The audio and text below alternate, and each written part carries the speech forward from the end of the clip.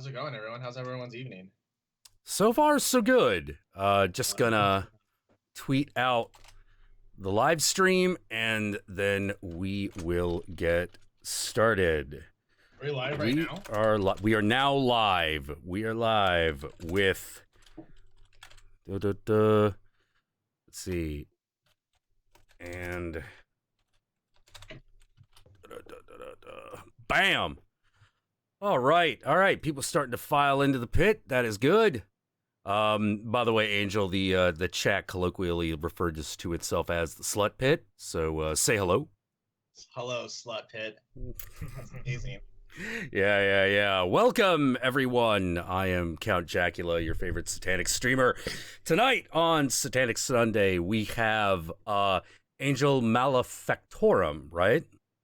It's according to Google, it's pronounced maleficus in kind of Maleficus. an Italian sort of style Latin accent. It's Latin for evil wizard. But I kind of use it because it's I just think Maleficus is a sick sounding name. It kind of reminds me of Maleficent and Yeah. yeah, it's like Maleficus, black you know. magic, so kind of it works. I like it. Yeah. And of Oh, well, course, no one knows that black magic like them Italians, though. yeah.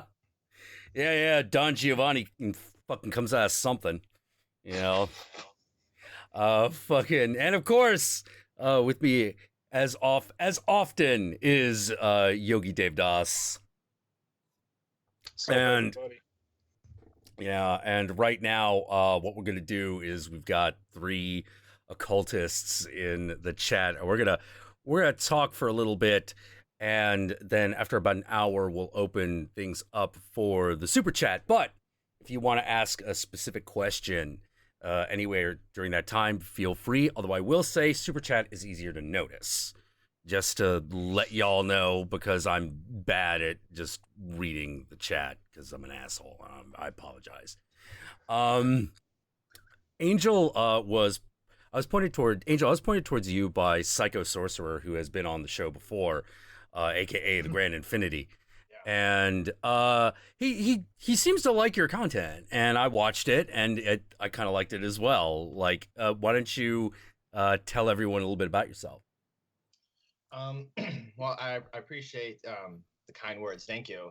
So on my channel, basically what we do, it's pretty chaotic and raw.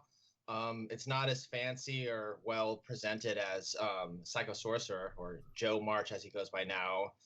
But it's what I like to try to do is to just communicate my ideas and theories in a really raw kind of way, because I feel like if people see just some weird fucker doing magic, I almost think it's like easier to relate to, because I feel like secretly, maybe not secretly anymore because of the internet, we're all really kind of weird and fucked up. Mm-hmm. And people, because like if I saw some like crazy weirdo and I was like, whoa, I'm like that guy too. He thinks about fucking unicorns and hentai at the same time, and so I feel like that people would be like, oh wow, I could I'm just trying to relax people by letting them know that like yo, it's okay. You don't have to hide your craziness. That's what gives you power. That's Yeah. dark energy. Yeah, there's something powerful about the shamanic mask. You know, the mask of like slight craziness. There's something to it. There's something to it.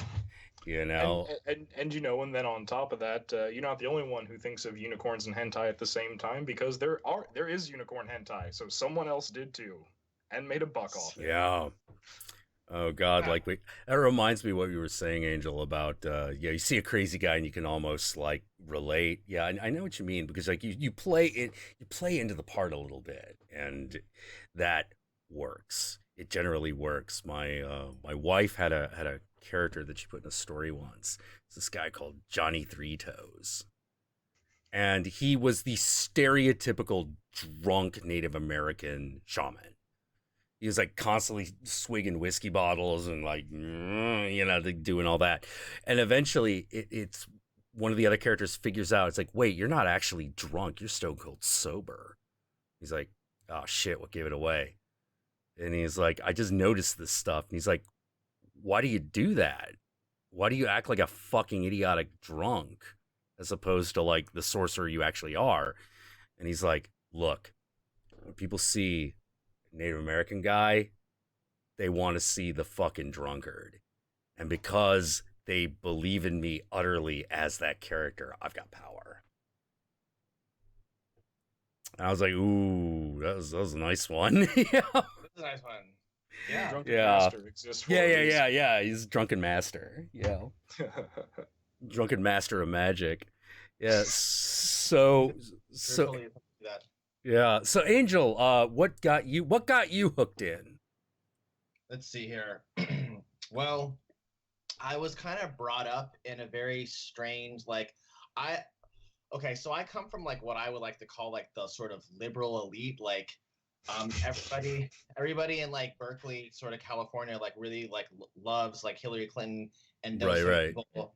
So like that's the kind of world I was brought up in, and like Wait, are you in Berkeley? Well, I live in Berkeley. Are you fucking shitting me? I live in San Francisco. That's so crazy. That's fucking awesome. I'm all the way on the East Coast. Yeah, I know, man. But the funny thing is I keep going like, dude, I feel like Yogi, you should be out here on the West Coast. I really do. You are like one of like at least a dozen people who keep telling me that. It's the spirits are telling you. The omens are correct. There's a lot of like, I mean, they don't call it Hollywood for nothing, man. California's all the best satanic parties. Oh yeah. I fucking love Hollywood. I fucking love Hollywood. It's one of those. I go to Hollywood and I'm like, oh my god, it's so fake. I really like it. You know, like. Yeah, there's definitely like a certain appeal to it. It's one of the most satanic places like that I've ever been to. Yeah. Like you can just, like I was saying, like you could just kind of just be a Satanist out there. As I was saying, I'm walking around in Burbank and I got the full regalia, you know, and I'm just like, yeah, I'm fucking evil, man. And there's this little old lady, just like, you know, obviously like, you know, she's lived in LA her whole life, you know, and she's just trying to cross the street in Burbank because like, you know, but she's a little old and rickety, you know, got a cane, and I'm like, and she's got a bag, and I'm like, you know, hey man, do you need any help crossing the street? She's like, well, thank you. And she like takes my arm and we walk across the street.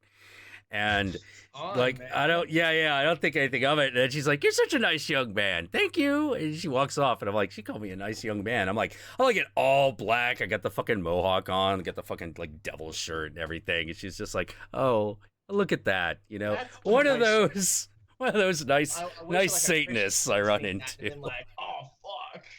Yeah, like she's just whatever, just like, maybe he's a Satanist, maybe he's a musician, you know. She's probably seen everything if she's an old lady. Oh God, yeah, you know, and I kind of find myself going like, man, I kind of want to be in that. I was like, don't worry, kids, I've seen it all. You know, I gotta worry about shit. Worry about that. What are you doing? You're doing inside out skin jobs? Whatever. Kids will be kids. Yeah, like. So to get back to that first question, what really got me into this was I really was into the ghost hunting first. There's like I feel like a lot of people get into maybe magic because maybe they watched an EA co-editing video or something. But I was really into like ghost hunting and that side of things. I was really into spirit boxes. I even watched some like paranormal It's like it's really interesting to me that like the paranormal investigation world and then there's like the occult world, and they literally like have no connection and don't really know about each other. I don't even know if they do know about each other. They're two separate scenes discovering the same shit, and I always thought that was insane. So I, as a paranormal investigator, got into ghosts and was like, oh, a poltergeist, demon, there's different types of ghosts. Like, are they life forms? And so to research that, like, you can't really go to the library. I mean, I guess you could, but like, I was just reading grimoires because that's like, where else was I going to learn about this? And I was like, what the fuck? Magic is real? And I was like, okay, let's try it then. And so that rabbit hole grew and grew and grew. And I basically went into like a black hole, as Leo from leo.org or actualize.org would say, because once I got through like the witchcraft sort of black magic black hole, I couldn't come out. And like, I was, whoa, I'm in this other reality that now I basically just became like schizophrenic to like all my friends, because now that I'm talking about black magic, it's like it changed my reality, because I just, dude, I just couldn't go back to my paranormal activity things, because it was just a completely different paradigm I was Yeah, operating. yeah, it is. It Like, is. deeper It's and deeper. very different. And it just sort of, I don't even know how I got here. It's just once you get to that event horizon, the black hole, it's you just go in there and you all of a sudden you have like crystals and pentagrams and tattoos and demons just chilling at your house. And I don't know, man, it happened so fast, especially with chaos magic. Yeah, yeah, Oh, yeah. God, Chaos yeah. magic is like that. You know, it's surprisingly effective for being such a recent phenomenon. You know, like it's really, how to put it. Like, the thing I like about chaos magic is in many ways it feels like uh the the Goetia without like all the bullshit. Yeah, yeah. You know, like I think the same exact thing. yeah, I don't really like the Gosha stuff, but I like parts of it, and I think chaos magic gives you that tool to sort of manipulate. Because without chaos magic, it's just goetic magic that, like, if you don't yeah. do it, you're doing it wrong. Yeah, yeah, yeah, exactly. And like some of the stuff about like, you know, goetic magic and hermetic, particularly hermeticism, where a lot of it comes from. Mhm. Like, I have this huge problem with hermeticism, which is basically, it comes down to this. Oh my fucking god. Shut up. You fucking pompous assholes. Like, every hermetic text I read, particularly that which has been translated recently or has like annotations, like like the Kabbalion, which the actual words of the Kabbalion are actually okay, but the annotations and the commentary by the three initiates, aka, oh god, I forget the dude's name, but it's like one dude, um, is so pompous and so fucking circular in logic that I'm like, oh, fuck you. You gotta be fucking kidding me. No, the one is all and the all is one, and to understand this is to blah, blah, blah, blah, blah. Oh my fucking god, dude. Like, get to the goddamn point, you You know, know? instead of reading the Kabbalion, I highly recommend everyone just watch like FMA Brotherhood. Like it's a lot shorter to the same shit. FMA Brotherhood? I might Yeah. do that then, because, I like, still haven't seen that, so I'm Yeah. actually stoked that you said that, because now I have like 101 reasons to watch that. Oh yeah. No, like there okay. Like first of all, there's like an entire episode where it explains the whole one is all is one shit, but it does it in a very unpompous, like humanistic way, and which that in and of itself is great.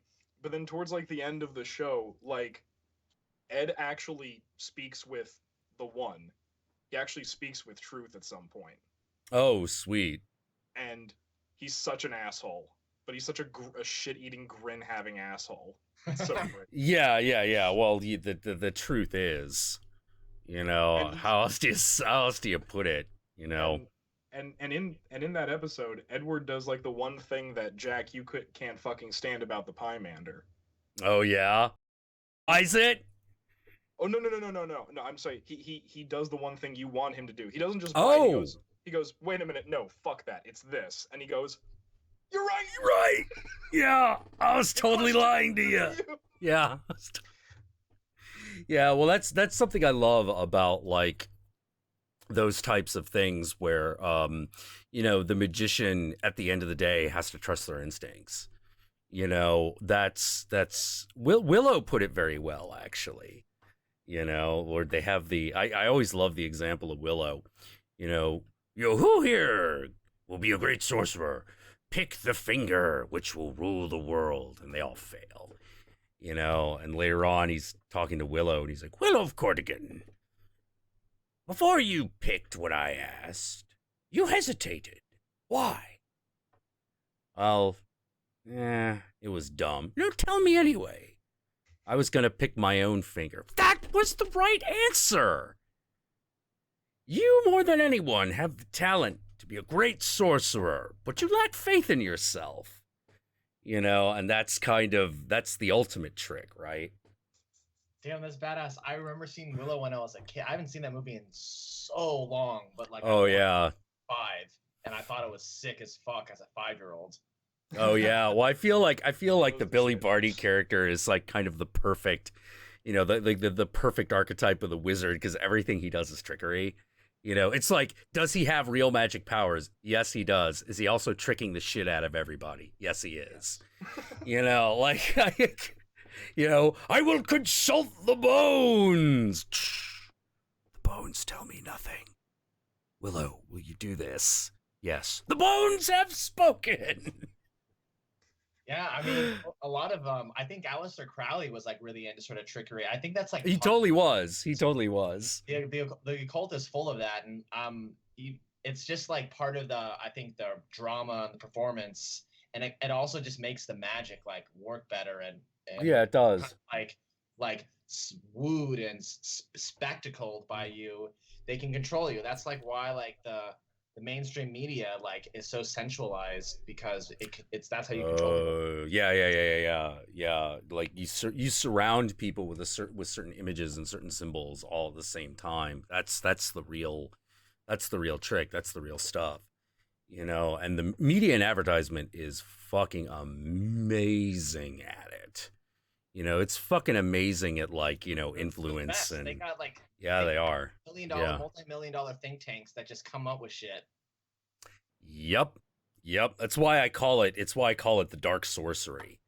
You know, because it's hey, if you just want to sell me coke, I don't mind. But if you want to sell me truth, I've got a problem. You know, cuz I'm like, "Oh, no. You do not sell me truth." You know, or fuck that. or no, we're not trying to sell you Pepsi. We're trying to sell you multicultural friendship. Oh my god. Yeah, no. Fuck you. You know, fuck you. Fucking multiculturalism is not just another fucking commodity. I'm sorry, it's just not. It is for them. It is for them, but that's problem is I don't want people thinking that it is because if they think it is, then they'll treat it that way, and if you treat it that way, It kind of ruins it. completely ruins it. You know, that's when people like praise advertisers, I'm like, don't praise them. They're fucking cheapening everything. Yeah, You know? You know? way to look at it. Yeah, they're ruining everything. Basically, just anything good. That's why like you'll always find like the more authoritarian like a state is, like the more sicker and cooler the counterculture is, and like the better like the punk art of that area is. Oh yeah, and the more dangerous. Yeah, the more dangerous. I mean, that's just what happens. Yeah, we had Jan Evernall, the director of Baskin, on one time, and everyone involved in that production was just up for the madness of that movie.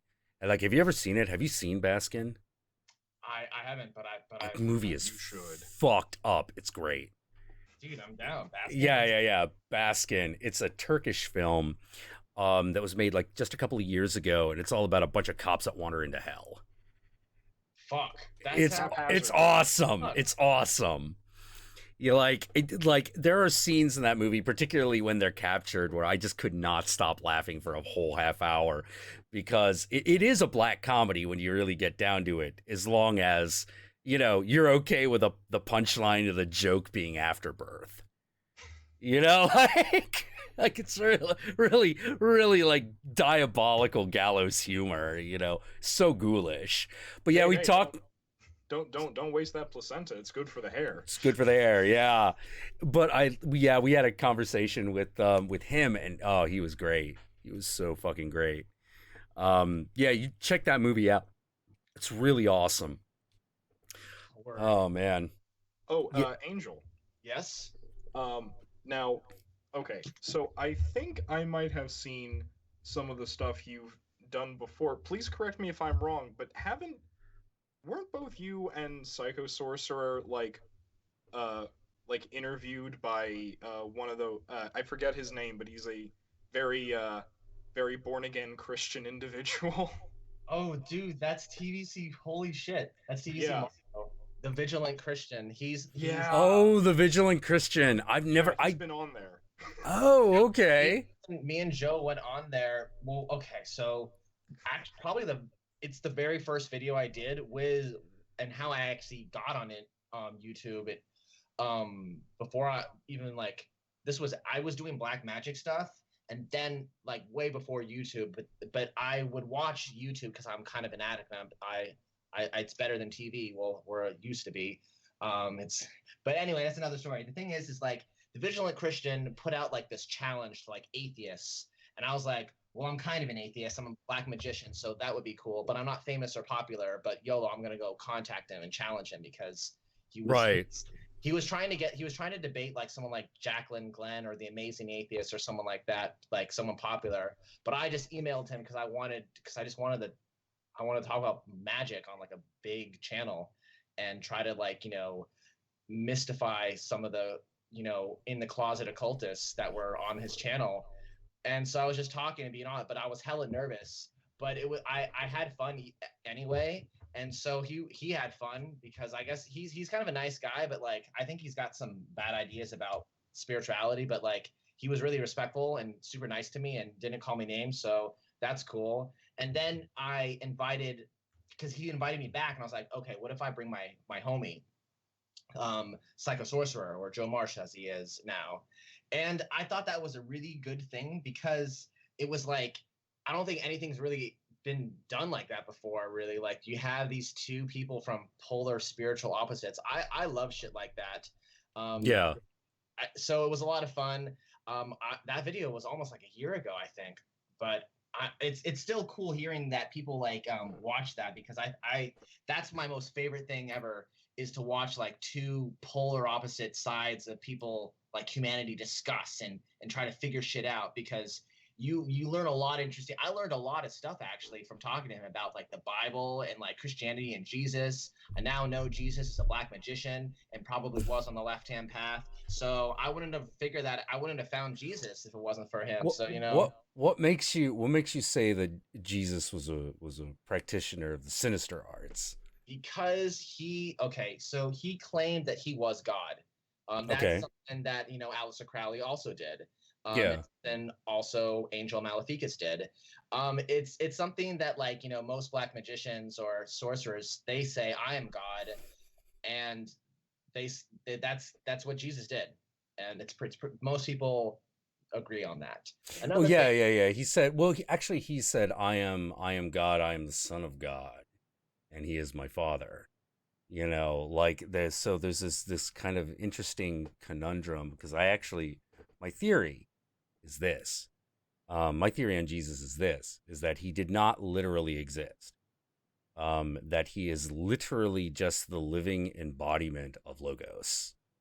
He is the literal embodiment of Logos as a character. I mean, there may have been a guy, but that has been superseded by the idea of Jesus as the embodiment of truth on earth, as close as it could possibly come. That's kind of how I feel about Jan Jesus, which is also why one of the things that I don't like about the Bible is that it doesn't deal well with probably the most critical aspect of the story, which is the confrontation with Satan. In the garden, this is a big deal. It's only got 4 sentences, which are just basically, hey, Jesus, if you're fucking God, why don't you move that rock? And Jesus says no.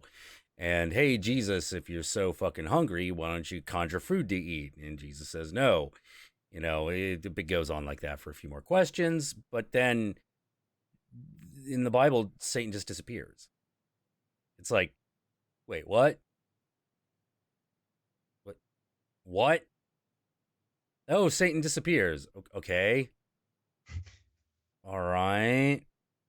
That's a little odd, because like for example, I keep bringing up the parallel of the story of Buddha. When he's like, meditating, and the thunder god is fucking with his shit left and right, just doing everything in his goddamn power to throw him off balance. And eventually, and Boo just sits there. He's just like, yeah, cut me to 1,000 pieces. I'm still a man. Like, send your beautiful daughters. I'm still a man on a mission. Gotta focus. I will fight this boner. I will fight this boner. Yeah. And at the end of it, he's like, there it is. Perfect enlightenment. Awesome. I see everything. I'm one with everything. Awesome-o. And it's sort of like, okay, but like that describes the real journey, which is like, yeah. You have to kind of detach yourself from both human desire and human catastrophe, and that's kind of a hard trick. That's why it's so difficult, Very difficult. Yeah, very difficult, which is also why I believe that chemicals were put on this planet, because I think they help, because I've always said that it's the experience itself that is valuable, not necessarily how you get there. It's what you get out of the experience itself, which is why these kinds of stories are a lot more common in areas that have a lot of psychedelic plants. Yeah, sure.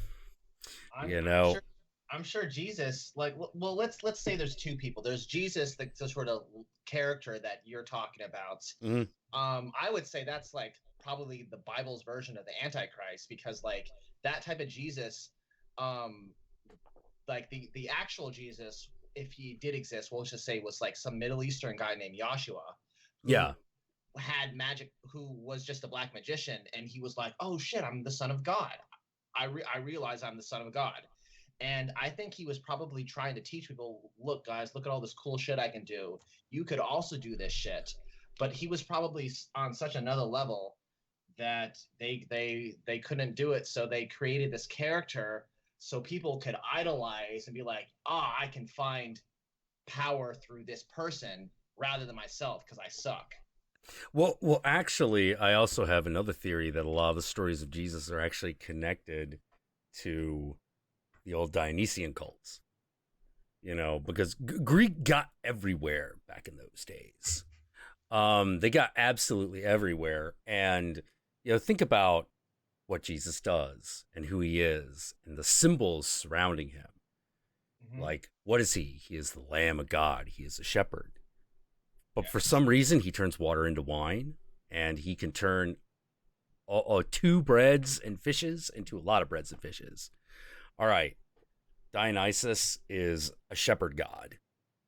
Mm-hmm. He is also the god of wine, and he is also the god of fishermen. Not the sea, but fishermen.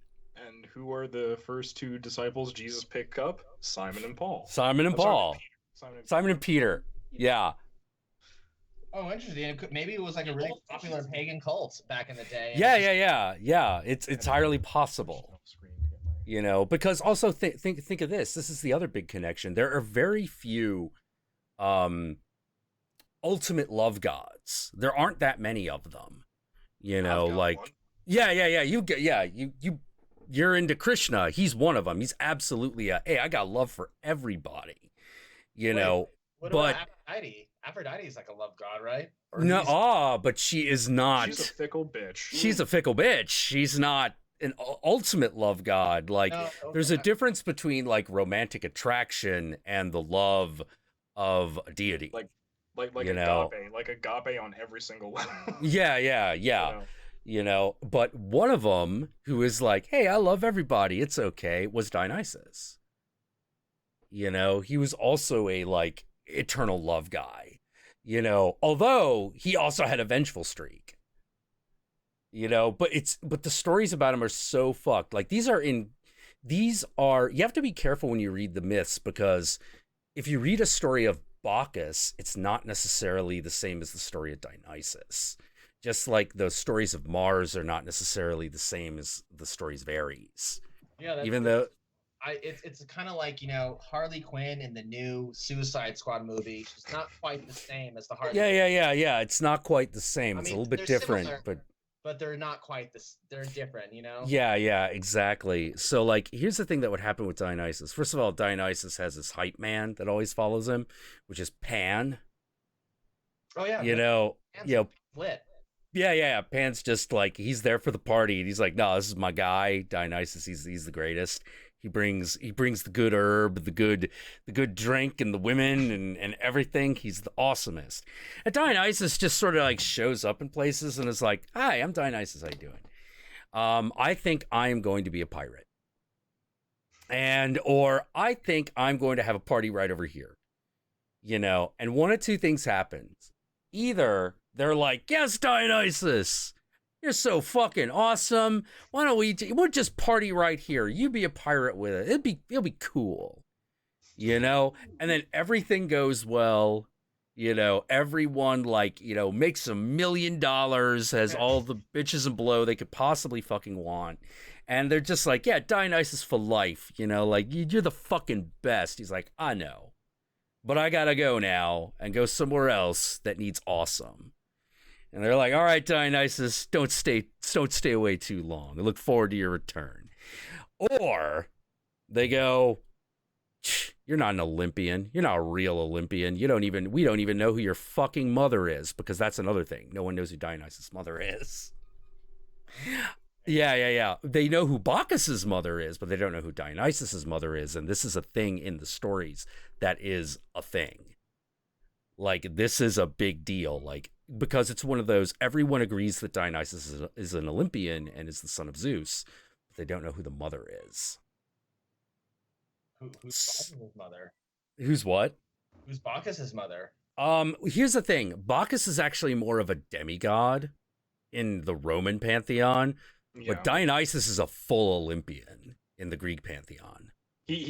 However, at the same time, though, it's weird also because in the Roman pantheon, Bacchus is a demigod, and he kind of has the feeling of oh, I kind of wish I was an Olympian, whereas Dionysus is like, fuck this shit, I don't need this pretentious bullcrap. Yeah. He's much more of a god brought down to earth as opposed to a man on earth wishing he was a god. And so if you're like, "Yeah, you're not an Olympian, Dionysus is a piece of shit, you fucker," he's like, "All right." And he never does anything malicious, but everything goes wrong. It's one of those, don't ever insult the god Dionysus. Why? Because the town of Sofa over there, over the hills, did that, and they were destroyed. But grandfather, there is no town called Sofa over there in the hills. Exactly. Not anymore. And those are the stories. If the sailors are like, "You're not," there's a sailing story where it's basically one guy goes like, "You're Dionysus," and everyone's like, "No, he's not. He's a fucking curse. We hate him, and we're gonna ban him we're gonna keel haul him." And Dionysus is like, "All right, you can keel haul me if you really want." And they're like, "All right, we do." And so they keel haul him. And as that happens, the enemy ships come in, blow them apart. Sharks eat everybody except the one guy that recognized him. And and this is part of the story, and as he's standing there on the water, he just pats the guy's head and is just like, "Thank you for believing in me," and then walks across the water to the shore.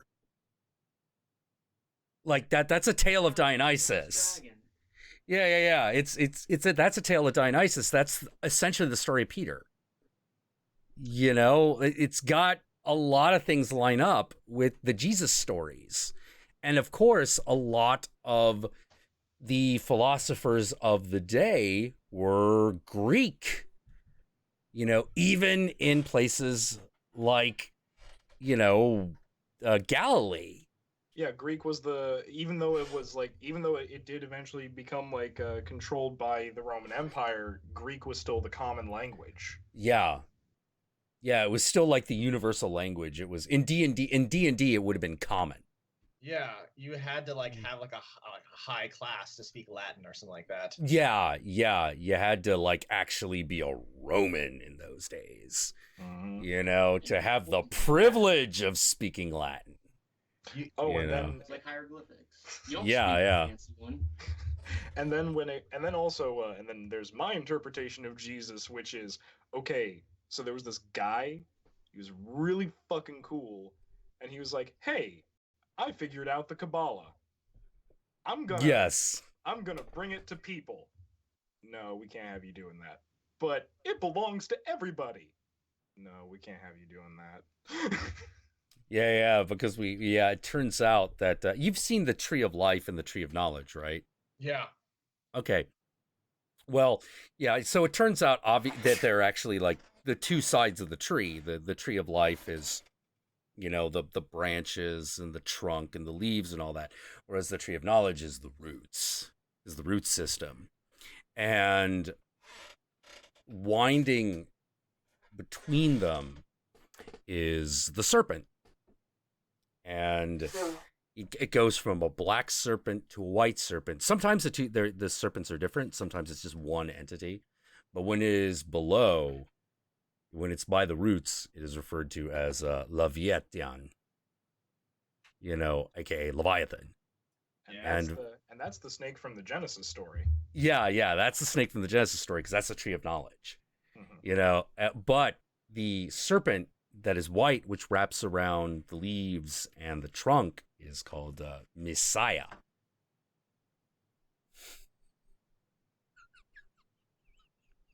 That's Jesus is the serpent of the light. Yeah. And some people might even say that like that also is like another evidence that points that Jesus is also like Lucifer. There are some Gnostics. Yeah. There's something to be said about that idea. Freeing people from the old Godhead. Being Yahweh or Jehovah. Yeah, what if like Jesus was actually like Lucifer, and Lucifer is the son of God, but just like in a human body, and then like when the Romans took over and became Catholics or however they did their shit, were like, fuck, Jesus almost ruined everything. Let's make him out to be our guy. Let's make him white. Let's make him a dick. And so everyone forgets him and just follows this dumb religion. Ooh, well, the thing is, now you're going into Mormon territory here. Yeah. Well, yeah. Well, there's actually a little bit to that, because Lucifer is a Roman deity. The name Lucifer is a Roman name, and the full name is Lucifer the Morning Star. Yeah. And he is synonymous with Prometheus. Yeah, because he's like bringing fire to humans. Yeah, exactly. He brings fire to humanity and enlightenment also, which is why he's associated with the Morning Star, and the Morning Star is also the Christmas star, so, and I went on this, I did this whole series of videos called The War on Christmas, where I reviewed Christmas specials that I really hated, and it all culminates me in explaining that the Christmas star is actually the star of Lucifer, and that Christmas is actually a celebration of Lord Saturn, who is, among many other things, Saturn's a very complicated god, super fucking complicated, but among some of the things that he is associated with, one of them is the underworld. Like he's not Hades, he's not Pluto, but he's still somehow associated with the underworld. And when you look at the rituals of Saturnalia, which is the Roman feast that happened when Christmas happens, what became Christmas, it actually is a lot more like Halloween. Everyone wears masks, there is the giving of gifts, but there's also a lot of drinking and sex. I was about to say, there's a lot of fucking. A lot of fucking, And it's really interesting because, like, yeah, Saturn is associated with a lot of things, but to associate him with, like, the Greek counterpart of Kronos is entirely no, incorrect. That's completely incorrect. Yeah. Yeah, because a big thing about Saturn is that, like, part of the story of Saturn is that he's the original god. He's the original everything. Yeah. Mm-hmm. And he ruled before the universe was ordered the way we see it now. And it's like, well, what was that like? It was fucking awesome. It was eternal spring, and people like fucking drank and fucked and harvested and planted all the goddamn time. Well, then what happened? Well, then the gods got born and shit went bad. Yeah, shit got real, and that kind of all fell apart. Kind of a Garden of Eden story if Adam and Eve had actually been like gods. It's interesting that these ancient pagan tales like echo so much like parallels to like just things that happen now. They're very close to us. Like the pagan stories are very close to human experience. You know, that's what I think is so significant about them. Like, one of the problems that I have with a lot of the stories of like Jesus and Christianity is that they're really far removed. They seem so remote. Like, the opening line of James Cameron's script for Aliens had what I thought was the perfect line that described the relationship of Christianity to its God, which is space, cold and remote like the love of God. You know, which I always thought was one of the most awesome lines in a script I had ever seen. Well, yeah, he changed the game with script writing. Oh yeah, he did. Yeah, just basically the idea of like using language to evoke a feeling, to put the director in a space so that he would make the movie that was on the page as at least as he saw it. Yeah. Yeah, really cool idea. But like that kind of shows you like how Christianity actually deals with its gods, which is like they're remote, they're up there. They kind of care about us, but they're really, really powerful, and or it's very, very powerful, and it's all kind of one thing. There aren't like, you're like, what? Like, who cares? If there's a big God of everything, then he is also the God of my enemy. I don't mind that he's there, but I can't curry his favor. You know, I need someone who's a little bit more on my side. Yeah. You know, who's sort of like, oh, you're the people I like, I'll help you. Here, golden fishes, you know? Like, let me do something that'll actually fucking help you, you know? Like, oh, thank you, you know? But you know, but that's why, seriously, like, props to like the Christians throughout history who have like tried to reclaim the mysticism and make it like much more a tradition of spiritual enlightenment and expression and shit like that. Like, you know, you got your St. Francis of Assisi's and Bishop John Shelby Spongs and shit like that. Like, you know, God bless you, because the rest of your religion really wants you to shut the fuck up. Yeah, which is bizarre. I always thought was very bizarre, because I'm like, but this is the shit, right? Yeah. This is the real shit. I mean, I think the Gnostics predate Christians, and the Jew, or at least King Solomon. Yeah, they predate Augustine. They predate Augustine. Mm-hmm. Augustine is the one that basically creates Christianity the way we know it. You know, back in like, oh God, what was it, like 300 BC, something like that. You know, but yeah, the Gnostics were the original Christians. They were the ones with the fish and all that crap. You know, like, you know, that was their deal. Like, yes, we are fishes of men, and this is our symbol, and we will eat of the knowledge fish. We are the Cathars. We wear white. Yes. We have beards. We live on a mountain. Fuck off, Jerusalem. Yeah. And did not give two fucks. You know, like, yes, fishes and bread for everyone, like our Lord said. Oh. We have a high priestess, but sometimes she can't do the rituals. Why? Because the period leaks through the white robe. Yes. I'm not kidding. That was yeah. That's the thing. That is a fucking thing. Yeah, women used to have a much more prominent part in Christian mysticism. That was all erased. Oh yeah, all fucking erased. Well, you've heard about like the early churches, like cave churches that they found, right? Yeah. Jesus Christ. Oh, literally, like, you know. Like the in the first like 90 years after the death of Jesus, like Christianity like finally separated from the synagogue, and like they met like secretly in caves and shit, and there's like murals on there depicting women delivering the sermons. So women were part of the Christian clergy originally. Yeah,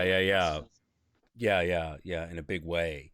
You know, like let me put it this way: it's not an accident that the two important women of the story have the same name.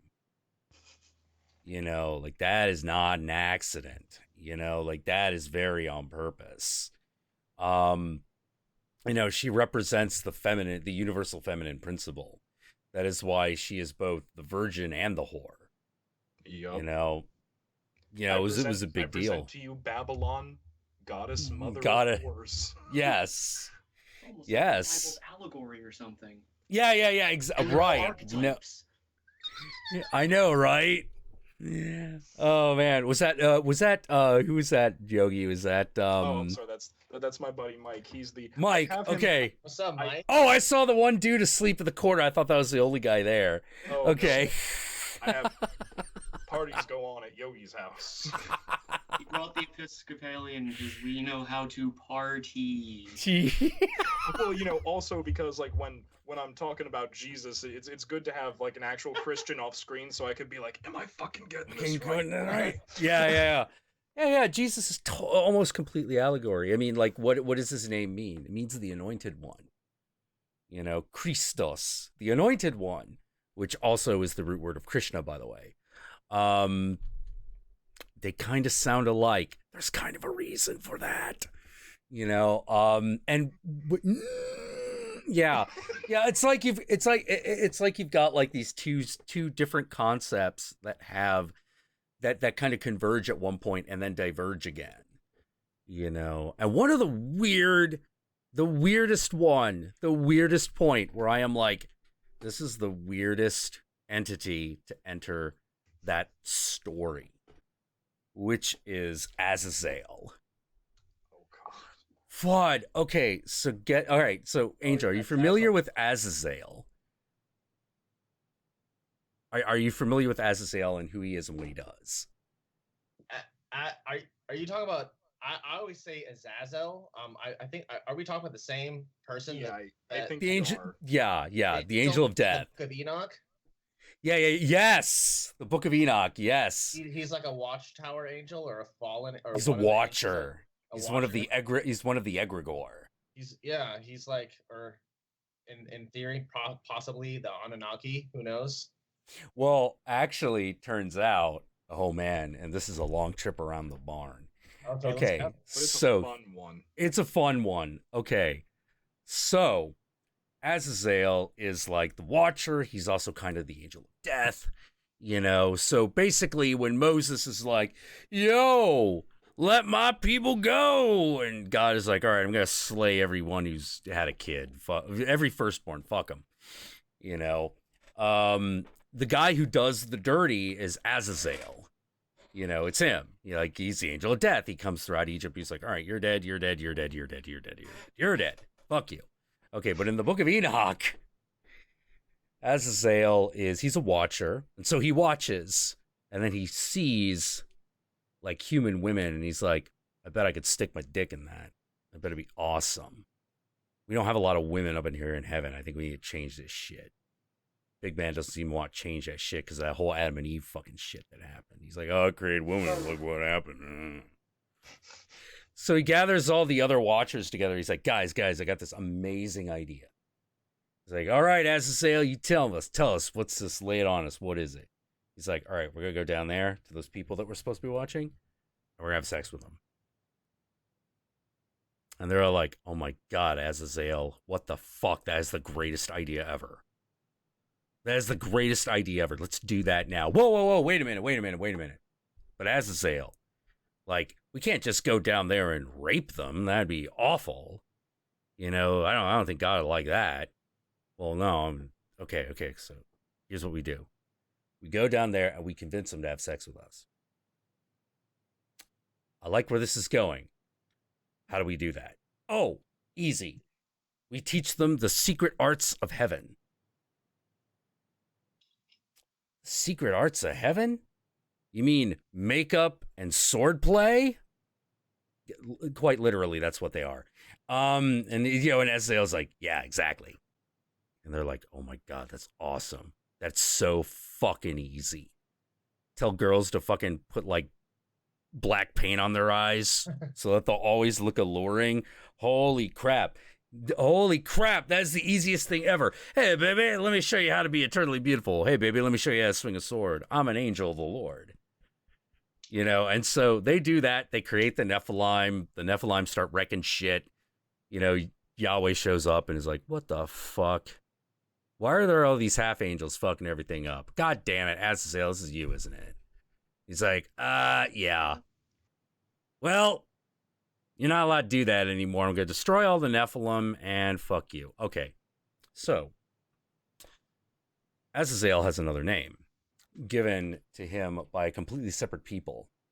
The people with whom he and the egregore are supposed to have had sex with. And they are currently known as the Yazidi. They are a real ethnic group in Kurdistan. They live in the mountains, and they worship a god called MALEFICUS, whose origin story is almost exactly that of Azazel. Like, almost exactly, with one difference. Yeah? Yeah. Basically, God creates man in the Garden of Eden and all that good shit. He gathers all the angels up, and he's like, yo, guys, look at that. Look what I made. It's awesome. I want you to all bow down and tell me how awesome that is. Everyone's like, yes, God, it's awesome. And then this one guy, MALEFICUS, goes, no. He's like, what?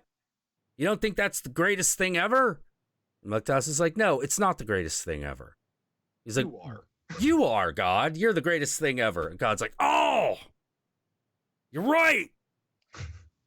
You're right. So you know what I'm going to do, MALEFICUS? Now that I've finished making the earth, I'm going to make you the king of earth, and I'm going to fuck off and do something else in the universe. Wait, where are you going? I don't know. Somewhere that's not the universe. Bye. When God fucks off, leaving the earth in the care of MALEFICUS. MALEFICUS means the peacock angel. And King Peacock. And peacock imagery has been associated with Satan and Azazel since time immemorial. Yeah. Canaan. Yeah, since the days of Canaan.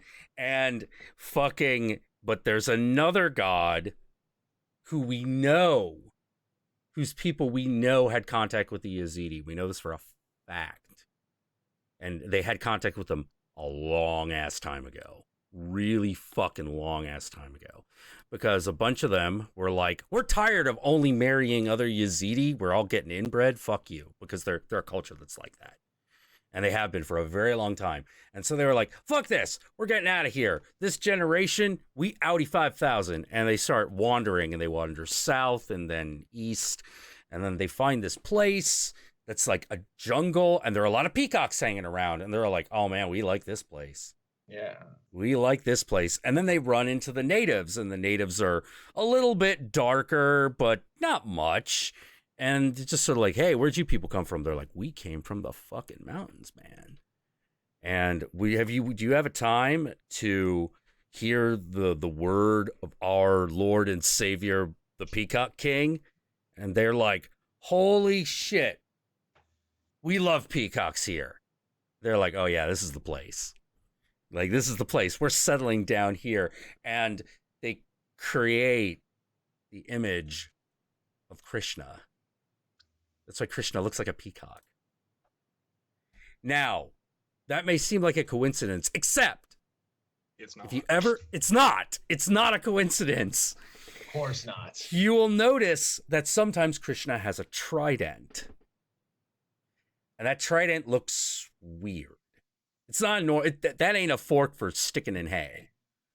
You know, that's because that's not what it is. It is an alchemical symbol that the Yazidi brought down to India, which is the symbol for antimony, which is an alchemical element, which is the element that forms the basis of makeup and tempered metals. Oh, so, okay. Yeah. And it's the exact same symbol. You know, it's the exact fucking same thing. And you're like, okay. And that's why the devil has a 3-pronged trident. You know, a lot of people say, oh, it's because Hades has a trident. But that's not true, because Hades' trident only has 2 prongs. It's actually this alchemical symbol that Krishna also has. Yeah, man, dude, these entities are just clever, and they get around. They do. They super get around. And I love, my favorite thing about all this is that I like about all this is you can never tell where the human belief ends and the God begins. You never quite know that. Yeah, I don't that's what I think is I don't think we can, and I don't think we should. I think that should always be somewhat mysterious. Well, it makes the stories much richer. Picture this. Mm-hmm. Imagine like in 1,000 years from now, when like Bible 2.0 is written, what would be the gods of our time? Probably like, I don't know, maybe Kanye West or Batman or Kim Kardashian or I think Pokemon. Batman's the most likely one. Well, you see, that's the thing, and Jack knows this. This is why this whole shit, we're trying to get ahead of the curve. Yeah. Yogi is not only actually a yogi, he is also a Freemason, which I get no end of joy telling people. I get no end of joy telling people, like, yeah, he's a yogi who's also a Freemason, and they're like, what? Yeah, And I'm like, they're like, no, it's rad as hell. But he is also a dudist of the Church of Lebowski. What? I am an ordained priest. I'm a dudist priest. I'm ordained in the Church of the Latter-day Dude, which is the religion of the Big Lebowski. It's a religion centered around taking it easy, having a limber mind, and chilling the fuck out. Wow, that's Sorry fucking to interrupt, but had to see if I could any- get in line for a chat. It's as real as that. It's as real as at least as real as the Church of the Subgenius. We'll put it that BTW way. Jack The and dude Company, is is it like wrong that a- I want to that's see like- the I vile always thought that Christian was like a Grey Jesus meat story. Pinhead? And It kind of is. well, It kind of is. Here's what's interesting about it, right? So the guy who started the church, Oliver Benjamin, who we call the Doodly Llama, the Doodly Llama, he was one night he got drunk with some friends in a bar in Thailand, and the next day when he was nursing his hangover in the cafe, they were showing The Big Lebowski, and he'd seen it before, but he like really paid attention to it this time. And the thing was that Oliver Benjamin has been like a student of like yoga and Taoism and Buddhism and Hinduism and all this other shit, and he's really started to pay attention. He's like, holy shit, the dude is Lao Tzu. Yeah, in many ways. This is a Taoist tale. This can also be a Zen tale. This is like, and he formed the Church of the Latter-day Dude, which is, it's a reawakening of traditional Taoist and Zen Buddhist philosophy, but retold for a modern Western audience through the story of the Lebowski. That's perfect. That's beautiful. This aggression will not stand, man. And you know what's interesting? Calling it a Jesus story, it's interesting that you say that, because I recently picked up on, and this is why I love watching this film all the time and why I belong to a church that's dedicated to it, because you keep finding shit in it. There's a Christian allegory in there that I had missed before. Oh, which one? Okay. The character Jesus, like the Latin guy, Yes. Yeah. he's the Catholic Church. Yes, he. Okay. He's the Catholic Church. Think about this, right? He's Yeah. a vaguely Latin man with the name Jesus. He wears purple. He wears ostentatious jewelry. Makes himself look very pretty. Preems around. And on top of that, he's a pederast. Hmm. He's a satirical allegory of the Catholic Church. And who is he opposing in those scenes? The dude, who is the representation of the actual Jesus. Or the actual Christian, the actual Christ-like figure. Sorry. I got a little confused. When you said Big Lebowski, I didn't realize you were referring to the character in the Big Lebowski movie as opposed to the movie itself. Oh, okay, yeah. So I was, okay, no, that's a good point. No, I could see that. I could see that. Fuck, that movie, see, in like 1,000, 2,000 years, like, because back in the day, what was a movie? A movie was a book. Nowadays, like the Bible 2.0, 1,000 years from now, will be like maybe a data stream you download to your brain or something like that. You could just Dude, Angel, I gotta ask, have you ever watched the movies of Alejandro Jodorowsky? Oh, you haven't? Holy fuck, you need to. You must. Holy fuck, you need to. There are two in particular. There's one in particular that you absolutely must see. What movies? The Holy Mountain. I will say no more. Is that the one? Yeah, I showed You showed me that one. Yeah. Yes. Yeah, The Holy Mountain. Like, and there's another one that's just a movie that's a documentary about him called Jodorowsky's Dune. This is a documentary about Alejandro Jodorowsky and the production and a failed production he was a part of that changed the face of modern cinema, which was the adaptation of Dune that he was attached to before David Lynch. And when he talks about it, here's one of the things he says. He's like, I do not need your craftsmen. I need, because he's Peruvian, I need spiritual warriors. I'm going to make a movie which will bring God down to earth. And He's completely it serious. will be the Messiah. And you're just like, what? He was like, no, I'm going to make a movie which is literally the Messiah. I will make this and it will be an adaptation of Frank Herbert's Dune. It's the most insane fucking thing you've ever heard. But you watch him and you're just like, I somehow believe you might have been able to pull this off. Yeah, holy fucking crap. Like, that was his... And I've told you why I believe that it will somehow get made. Eventually, someone is going to make that movie. I just kind of hope that it's while Jodorowsky is alive. See, I don't know if we're going to get that lucky. See, that's the thing. I do believe it will get made, though. And the reason, and I've said this before on here, the reason I believe it shall get made is because this is a world where duality and polarity exist. And we already have a film that is the Antichrist, so therefore we must have a film. Oh my, yeah. Lords of Salem. Yeah. Rob Zombie's Lords of Salem is in many ways his attempt at doing a Holy Mountain movie. Yeah. But instead of bringing down the Messiah, it's supposed to bring forth the Antichrist. He's openly said that. He said, no, this film is the Antichrist. Yeah. It's one of the reasons I love that movie so much. I'm watching it, and I'm just sort of like, oh my God, this movie is genius. No one's going to appreciate it. Right people will, yeah. But if you want a movie that will show you, like, this is the other thing you got to understand about Jodorowsky. He's a mystic and a magician, and no movie illustrates his internal philosophy better than The Holy Mountain. Oh God. Yeah, and oh my God, that movie is amazing. I love it. I still love my brother's reaction when he finally saw the movie, where he was just like, oh my God, that ending is genius. It couldn't have ended any other way. Because you do get to a point where you're like, what's going to happen when they get to the top? Yeah. What's going to happen? It's perfect. And it's perfect. It's perfect. See it. Alejandro Jodorowsky's The Holy Mountain. And I think it's perfect.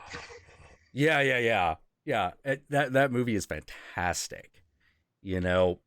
It's the closest he came to realizing his dream. Yeah, the ending breaks you. Yeah, it does. It does. That's part of its magic. It breaks you so that you may be remade as a real, so that true man. Yeah, exactly. Yeah, dude, Angel, you gotta check it out. It is. Literally and figuratively, that movie is magical. Yeah. I won't like ruin it, but I will say the alchemical processes are literally involved in the telling of the story. Oh yeah, totally. Is meant to do that to you. Yeah, I truly believe that if Jodorowsky felt like he could have gotten away with having a goat head throughout that entire movie, he would have.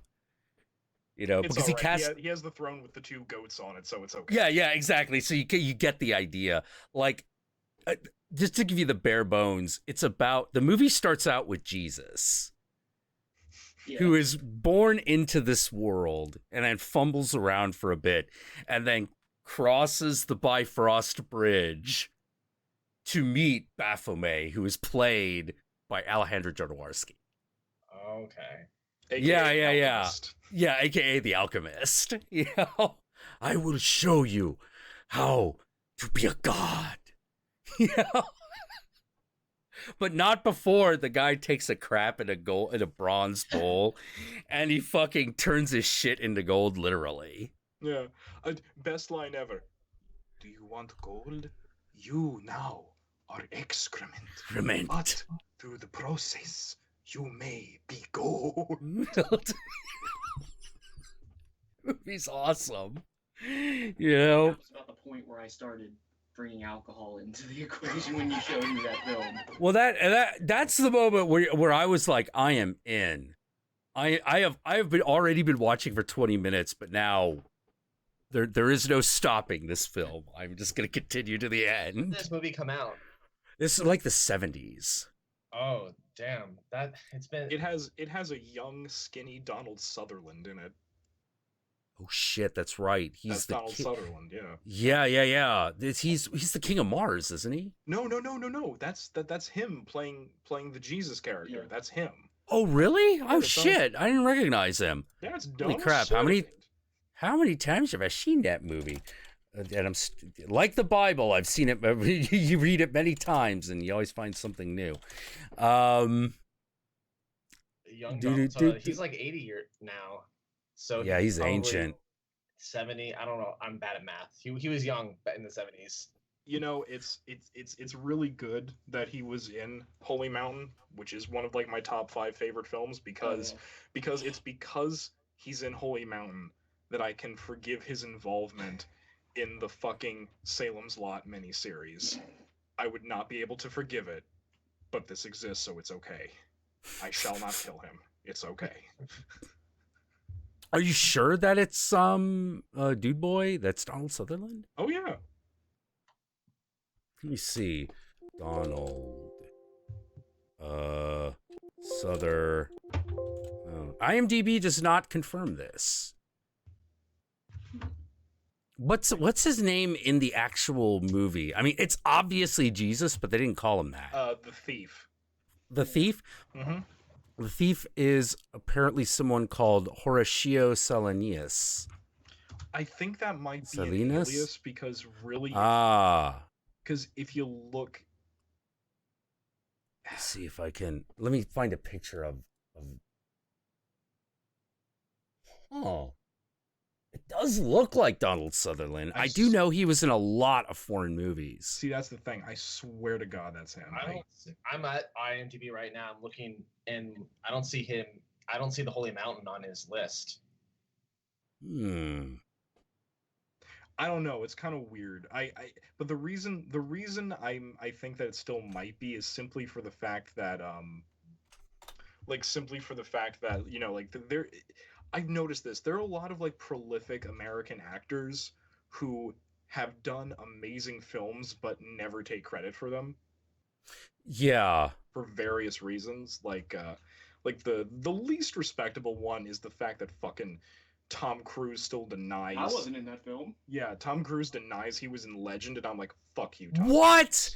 You can't fucking do that. That's fucking. He doesn't talk about it. He God. said, nope, I didn't do that film, and I'm like, that's one of the better things you've made. Fuck you, Tom Cruise. Yeah. Why would someone do that? Are they trolling, or is there like some sort of strategy? I don't. Okay. Well, here's one potential reason. Sometimes it has to do with SAG, the Screen Actors Guild. Like the reason that Robin Williams is not credited with being the King of the Moon in Baron Munchausen, instead he's called Ray D. Tudo, is because he took that job at the last minute and it wasn't a SAG job. So they had to use an alias. And Ray D. Tudo was his old, like, art school stage name. And so he used that instead because he basically did that role pro bono. He did not get paid, and there was no SAG contract. So he was just like, all right, so just put this name in instead. I won't get paid for this. I'll just do Terry Gilliam a solid because I love his movies, and he asked really nicely. And basically, the story behind that is Robin Williams was going to Pinewood Studios for a completely separate reason, and then that job fell through, and he had nothing to do for like a week. Terry Gilliam finds out and goes, I need someone to play the King of the Moon. Robin, you'd be perfect. And he's like, I got nothing else to do. Okay, sure. You did Time Bandits, right? I love that movie. Okay, I'll be in your Baron Munchausen movie. Let's do this. You know, so that's one potential reason. I know that Donald Sutherland was in a lot of foreign productions. He's also in a lot of Fellini pictures. He is. He's credited differently, I think, in some of them. Yeah, he is. Like my favorite one is probably his role as Casanova. So do their like agents get mad if they find out that they've been doing like Oh yeah, they get mad, but there's not anything they can do because the agent gets, 10% of whatever. What are you going to do? Stop the gravy train because the guy took an extra job? I guess you just don't tell them. You just do it on the and you don't do promotion for it. Yeah, exactly. You just exactly. Low, Yeah, you do it on the down low, and those aren't the movies that you promote. There are a lot of films like that, particularly during this period of time. Like cameos of like famous like A-list top tier actors, and then possibly in like these random movies that like you would never find. Oh yeah, I'm pretty sure like Raquel Welch shows up in a Fellini movie at one point. I would text Raquel Welch. And I have a feeling she'd text me. Oh, Monty Python. Oh, right. Oh man. But yeah. Like that kind of shit happens all the time. So it is possibly it really is him. But it's hard to tell because of all the facial hair. Oh, by the way, did you know that there's a hidden Knights Templar reference in Monty Python and the Holy Grail? Which one? The fact of who has the Grail. Newt? Wait, who does have the Grail in that movie? The French. The French. Oh. And I'm sorry, what were Mike? Jacques de Molay, yeah. Jacques de Molay, Godfrey de Gonneville, and who's the other one? Guy Laverne? No, he's Jeffrey Descharnay. Jeffrey Descharnay, that's and it. Hugh de Perol. That's it. Yeah, and I'm like, that's totally what they are. Oh my god. That's funny. That's fucking funny. I know, right? Oh my god. Genius. Okay, so Jamie Joanne donated, and we are past the hour mark. So here's what I'm gonna do. I'm gonna go get a cigarette really quick. I'm gonna refill the Boozahol, and then we'll get Jamie in here, and we'll all talk to her. Right on. All right. Be right back. So now it's just the two of us. How are ya? Get the fuck out of the frame. Two of us, just the two of us, you and I. Okay. Jesus Christ. But yeah, no, like when Jack told me that you'd be on this evening, I was like, holy shit, I know who that is. Oh, that guy is super fucking tongue in cheek. I love him. Thank you. Yeah, man, I'm having this has been a really fun, great, chill kind of evening. I feel like the dude sort of essence is you're channeling it pretty well. It's interesting that you say that because I'm actually writing this thing right now. I'm kind of working on like a dual project because the Church of Latter-day Dude openly says, hey, we have some books, but we want more. So anyone who feels qualified to write about this shit, please do. And I'm currently working on a thing where I'm writing a thing called Far Out Duditations, where I'm taking the 58 traditional meditation methods of Mahayana Buddhism and I'm dudifying them. Nice. You just like meditate with a white Russian or something? Yeah, kind of. And I'm like rewriting some of the litany and shit. And you know how like in Buddhism, Like in Buddhism, you have like the three jewels. I take refuge in the Buddha. I take refuge in the Dharma. I take refuge in the Sangha. Well, I've rewritten shit like that as like I seek to chill with the inner and outer dude. I seek to chill with abiding nature. I seek to chill with my fellow dudists. Dude, I'm stoked for this. I know, right? That is something that like if someone like finds some like historian like in 1,000 years finds like that, this is we literally are in the Bible. We just don't know it yet because it hasn't been for 2,000 years. And that's how things were back in the day, man. Like Jesus was just chilling probably like in the BC era or whatever year it was. And like they didn't have iPhones or internet or memes. Like they were just chilling and they didn't know they were going to be in the Bible. Jesus didn't know he was going to be in Christianity. He probably didn't even think Christianity was real because it didn't exist yet. So well, that's the thing about it, man. I always think about it as like, Jesus was just like if he was actually a person, he was like this really chill guy who wanted other people to also be really chill and be like, talking about things like, hey, God's inside of you. Find him. Yeah. And then like 90 years after his death, people start writing shit, and then it gets fucked. Yeah. Editing it. Well, yeah, because they wanted to suppress, like they wanted to suppress the power of Christ consciousness, essentially. Oh yeah.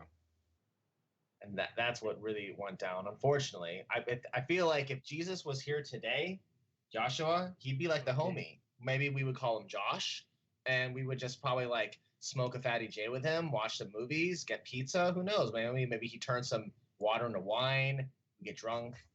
The man hung out with prostitutes, money changers, and whores. So, again, to me that doesn't mean he was like. To me, that doesn't say that he was like necessarily a sinister or sleazy character, but that he was just cool with everybody because he understood. Hey, fucking life is tough, man. You got to do what you got to do. Yeah. He was a carpenter too, right? So he built stuff. Oh yeah, and always remember that according to Mel Gibson, Jesus invented the table. Maybe he was a Freemason, or like the first Freemason. That would be amazing. Because he hella built shit, man.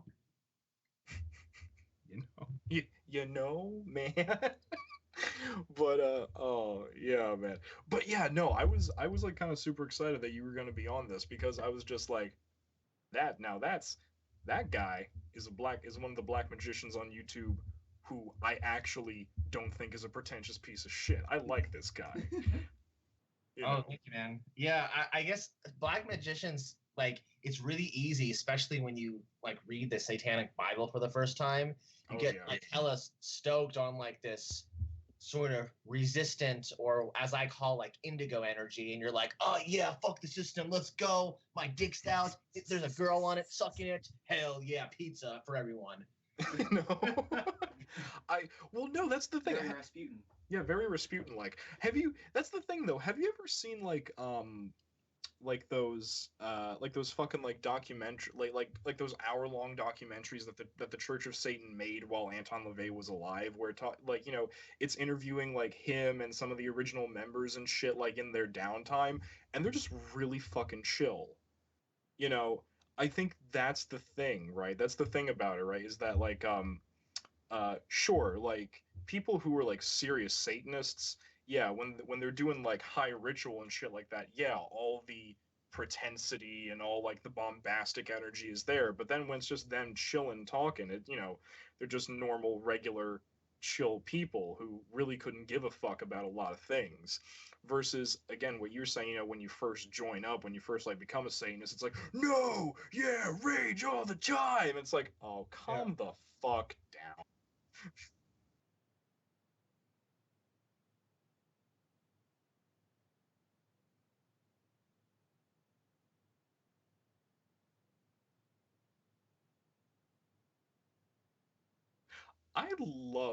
Here's something. I love the logic of having the naked woman as the altar for the high mass. That makes way too much sense.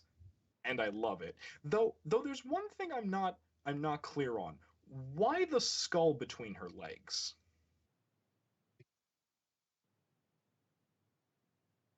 Ah, okay. Cool. Yeah. And it's All art. right. It's beautiful. A little on the nose, or I guess, I guess I should say a little on the vulva, but whatever. Uh,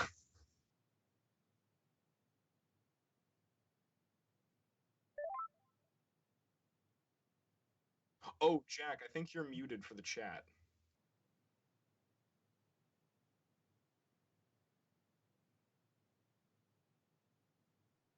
All right, there we go.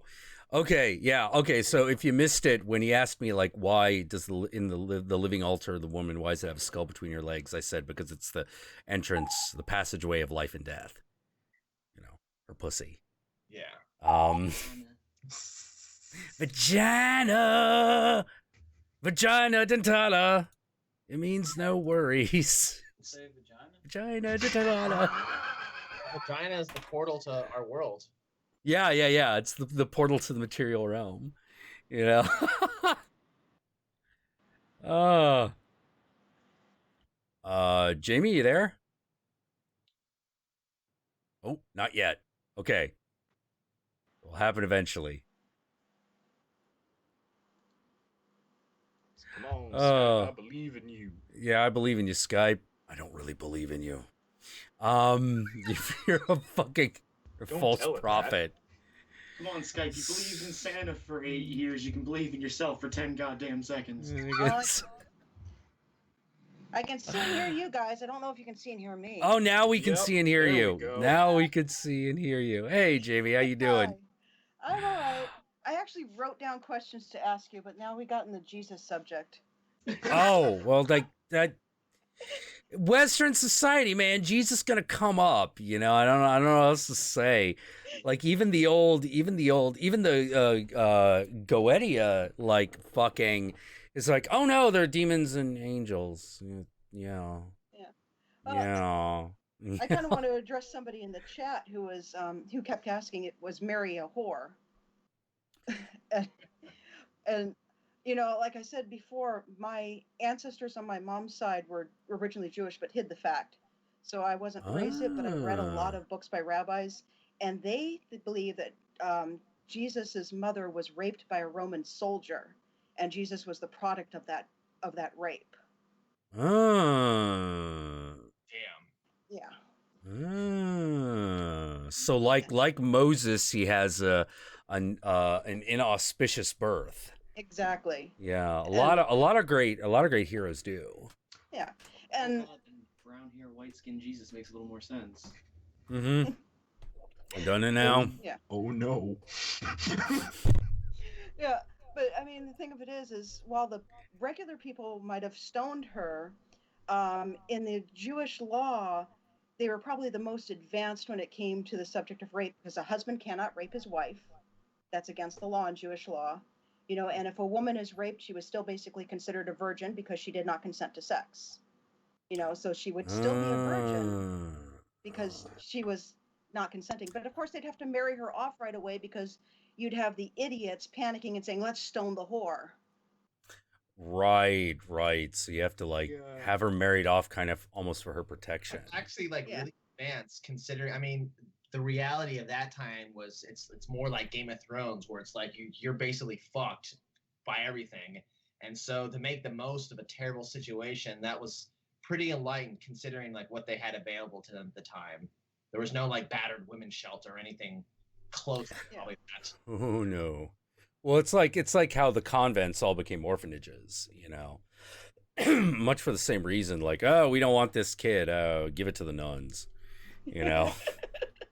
You know, it's really interesting. It's like you know what, if you know your European witchcraft history.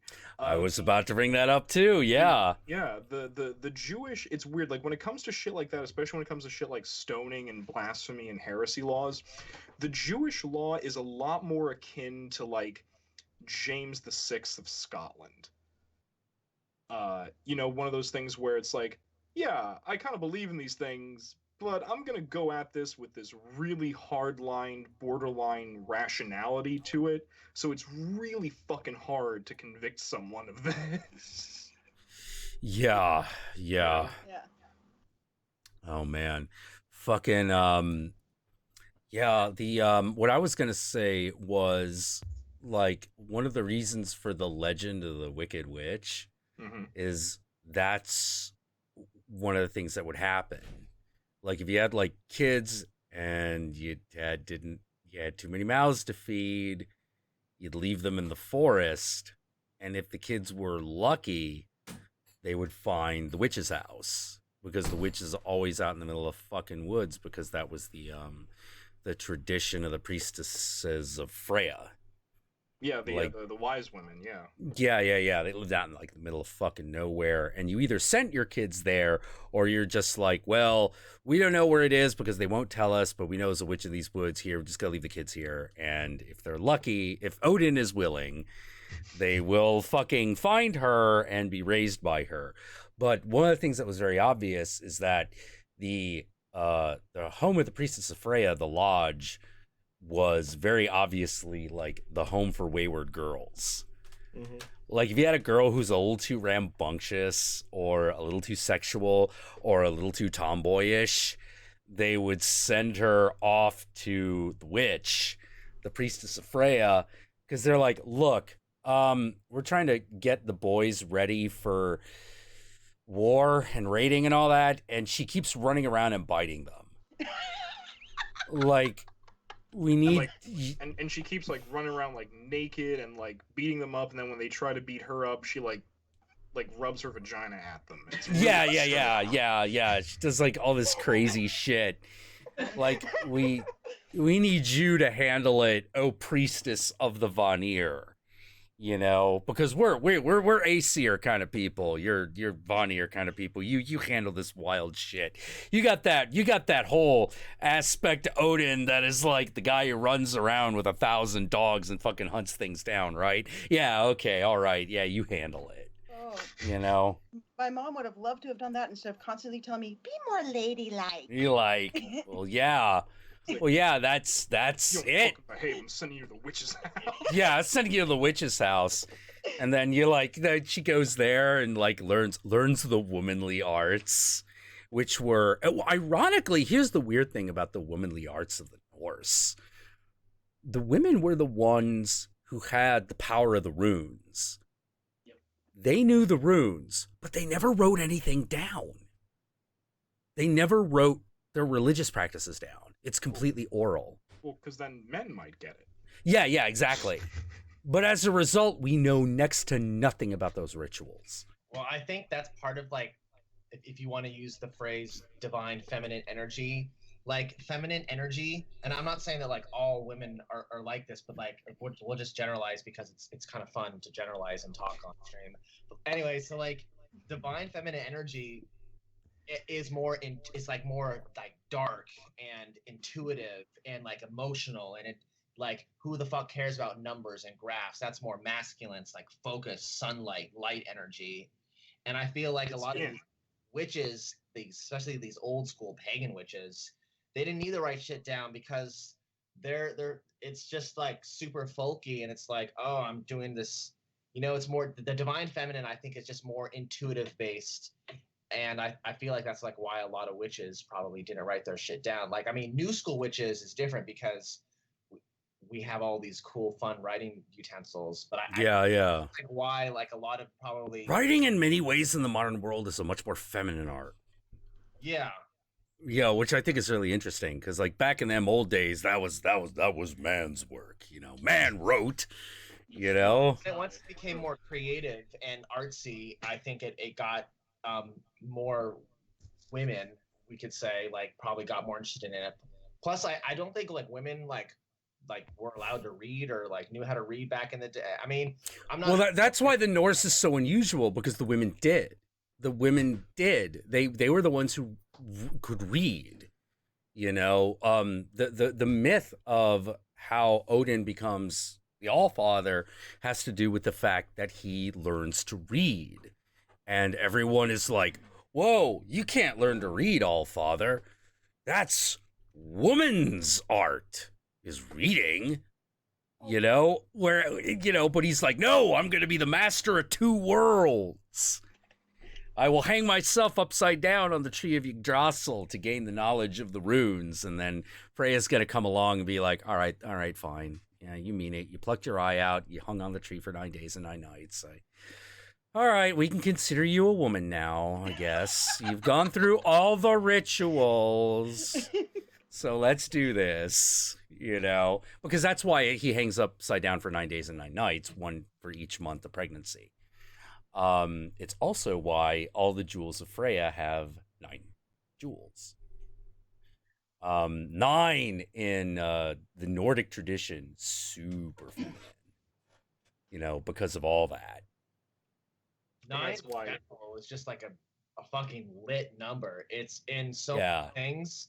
9 is probably like one of the most powerful magical numbers. It literally is the Trinity. Like, well, in Western tradition, in the Eastern tradition, there's a different number there are 2 different numbers that are powerful for different reasons. One is my favorite number, which is 4, and the other number is 7. I mean, those are, yeah, man, those numbers are pretty lit too. Yeah. Lucky number 7, that's Chinese. But 4 is considered, that's a scary number. That's a dark number because it 1 2 3 4 4 and 4. You can detect the difference. Congratulations. Well, one means you like, actually, emphasis. yeah. 4 in One Chinese means 4, death, right? One means 4, the other means death. Yeah. And that's why that is considered an unlucky number unless you are a sorcerer. You know, at which point you exist. Yeah. At which point you have mastered the dark number, the evil number 4. And 4 was always my favorite number. I don't know why. It just always was. Sorcery. Yeah. It's a sign. Synchronicity. Yeah, it's a sign. The omens are correct. You know? And now for some reason I have 1 is the loneliest number stuck in my head. Thank you, Jack. 1 is the loneliest number. 2 can be as bad as 1. Oh man. But yeah, like it's one of the things about numerology. Like the thing I love about Chinese is that about the Chinese mystical systems is they are simultaneously the most codified and the most nonsensical. Oh, well, you know, Jack, you should probably try to help me in some way because I've started going into a very insane and potentially life-consuming area of Chinese Which one? philosophy. It's got me, Jack. The Feng Shui! It's got me, Jack. The mastery of the dragon lines. Yes. Geomancy. Oh my god. No. It's crazy. It's crazy. Feng Shui is crazy. I love it. Are you talking about the thing that has to do with like making your room kind of cool, or are we talking about a different thing? One is part of it. Yeah, the moving shit around your room is part of Feng Shui. But what it really is, at the end of the day, is creating a space where luck enters, good fortune enters, and bad fortune leaves. That's the whole idea. Yeah, because you have to understand something about the Chinese and Chinese mystical systems. Everything about Chinese mysticism only makes sense if you understand that fortune is not, to the Chinese, is not just good luck, but also good money. It is literally fortune. They are fortune worshippers. That is why they have a sword that is made out of coins. The Taoist sorcerer has a sword made out of coins that he waves around. That's why. He is wielding fortune. That's why the yin and yang is a circle. It's a coin. That's why the most auspicious dragon is the golden dragon. And what does the Chinese dragon do? He gives you shit. He just comes out of the river and is like, oh, you people who live here by the river, you're so great. Blessings of heaven, have money. And that's also why, ever since that time, I left a $30 tip at my favorite Chinese restaurant. Whenever I go back, I get deep bows and good service. Oh yeah. Oh, Oh yeah. damn. Yeah. Oh yeah. Money is religious to the Chinese. You know, it's like, okay, have you ever seen Spirited Away? Yes, I have. Okay. Oh, Mary, you haven't seen Jamie, you haven't seen Spirited Away? No. Oh I've my only- god. You I've only would seen love You it. should. It's great. Well, Ponyo's Okay. good too, but you would love Spirited Away. You'd love Oh it. yeah. Spirited Away. It's very I like esoteric. Ponyo. Yeah, I like Ponyo. Spirited Away is a way better movie. I actually hated Ponyo. How can you hate Ponyo? I didn't Oh, hate God. Ponyo, but I did find its ending to be very anticlimactic. Oh God, the ending was so stupid. It's like, oh really? Damn. That's it? Yeah. Oh, because we reached the point in the story where it felt like we were about to meet the final challenge, the big thing that's gonna happen. Oh, it's over. The Earth is restored. The Earth is restored. Oh, okay. But yeah, Spirited Away is fantastic. Now, here's the thing you have to understand about Spirited Away.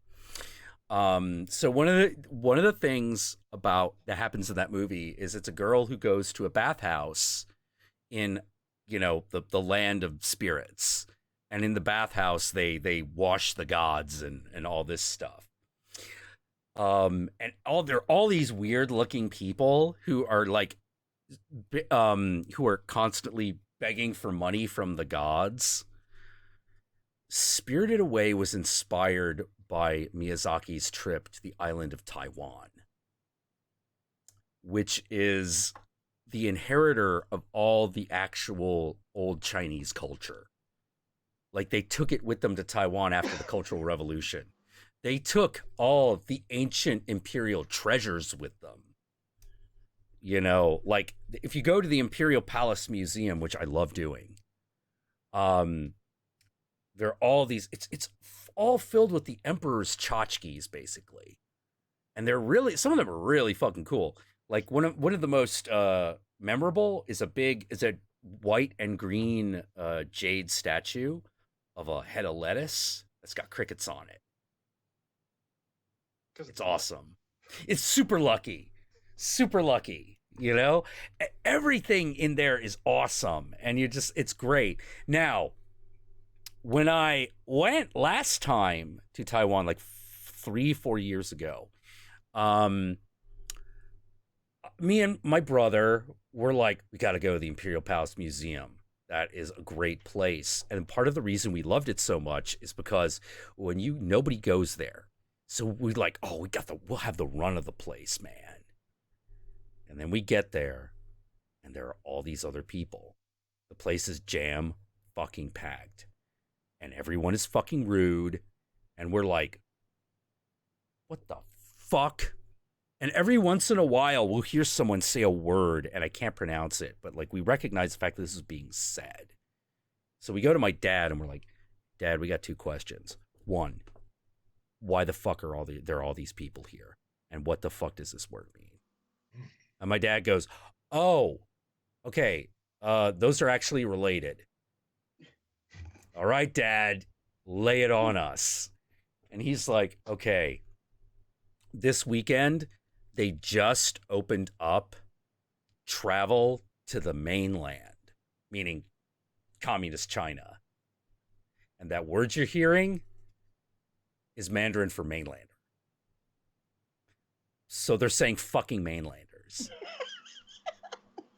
Fucking tourists. Fucking tourists. Yeah, fucking mainlanders.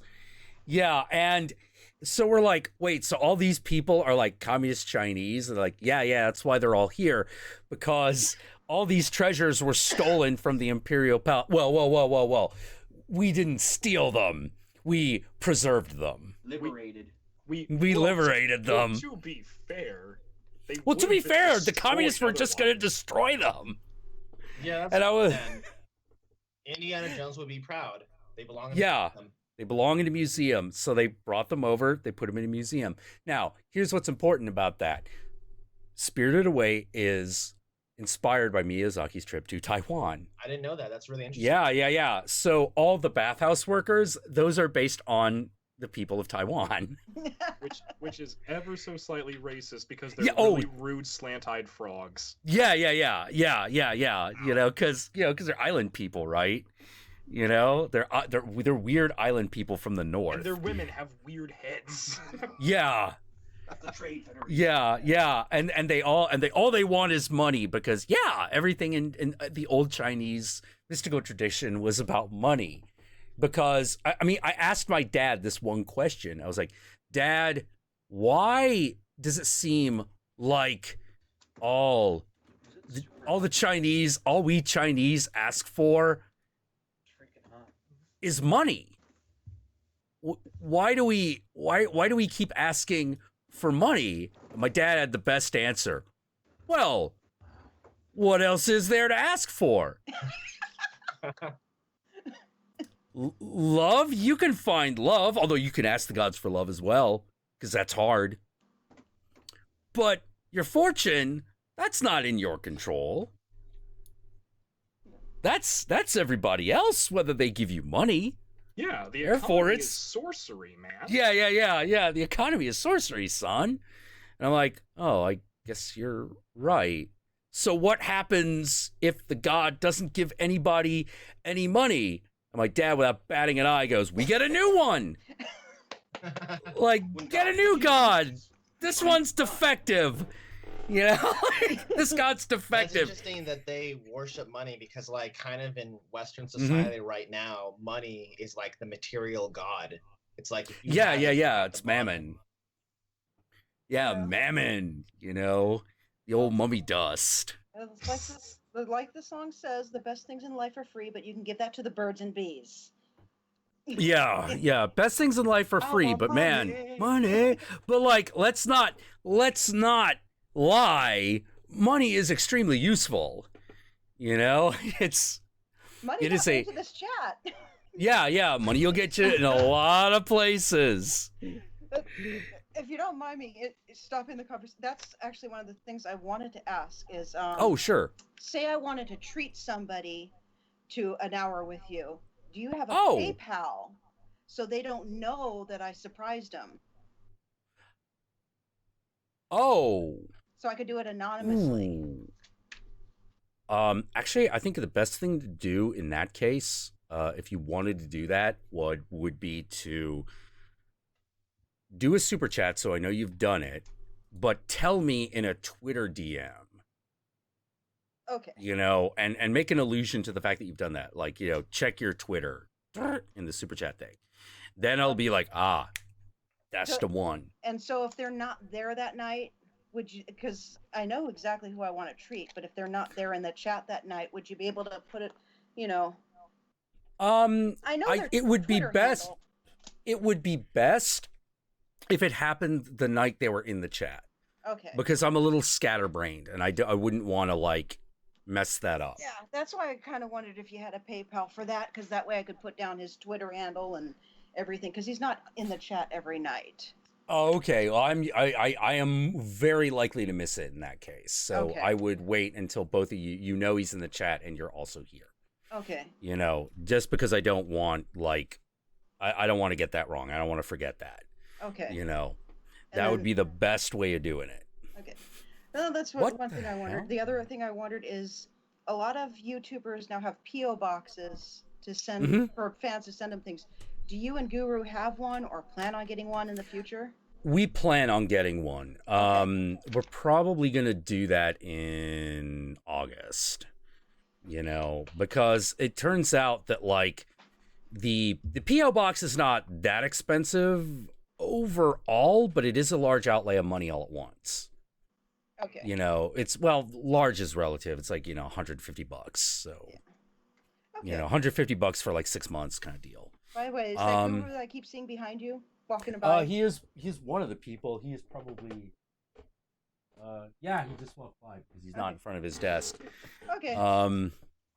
Yeah, Oh, he wow, just got, Guru is he went and saw Spider-Man: Homecoming, which I am hoping Lucky. was really good, because I like it when movies are good.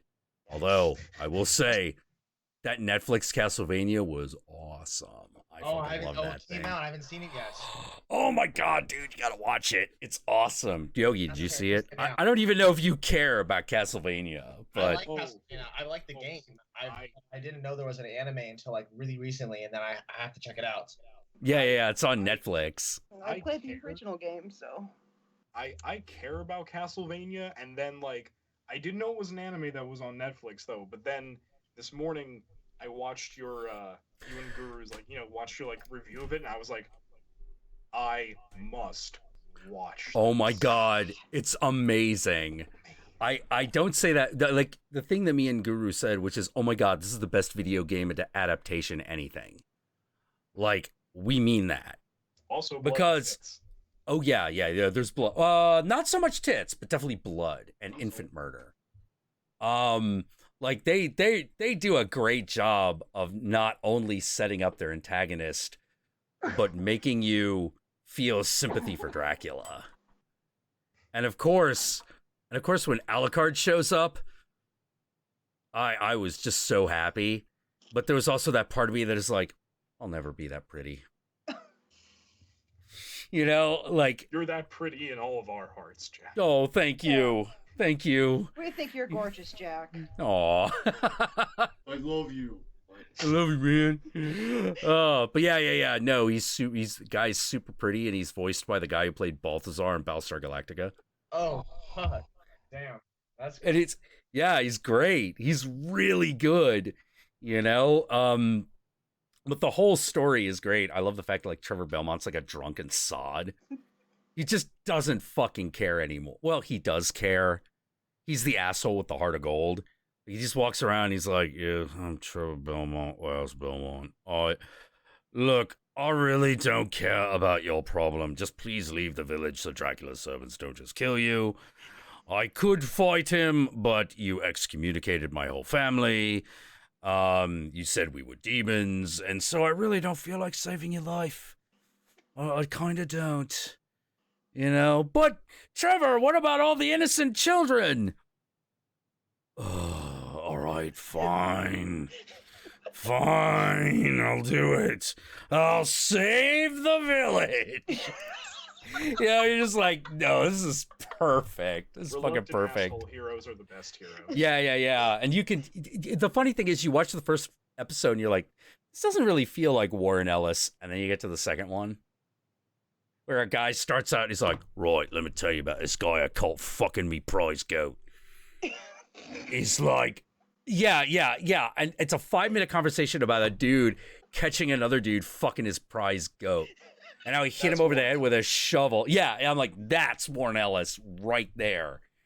I need to watch this now. Oh, you should. Yeah, the Castlevania Netflix show is really great. It's only 4 episodes. It's about an hour. 4 episodes? Yeah, it's about an hour and 40 minutes, you know, all told. They already got their second season, which is good because it ends on a cliffhanger. Why 4 episodes, though? That's like a mini... That's a very...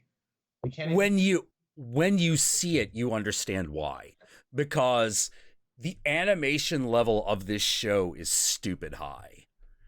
It's really high. Like, you're like, no, this is like 90s anime feature-length film quality of animation. You know, there are a lot of choreographed fights. Oh my god, I loved it. He threw an axe and it boomeranged. I was like, it's fucking Castlevania, man. The only thing that needed to happen is he needed to hit a wall and a pork chop needed to fall out. Which, hey, there's another season. It could still happen. It could still happen. Wall chicken, yeah. He does eat a hunk of meat great. at one point. Yeah, I love it's playing Castlevania, and I really liked like anime, and especially like Vampire Hunter D, vampires in general.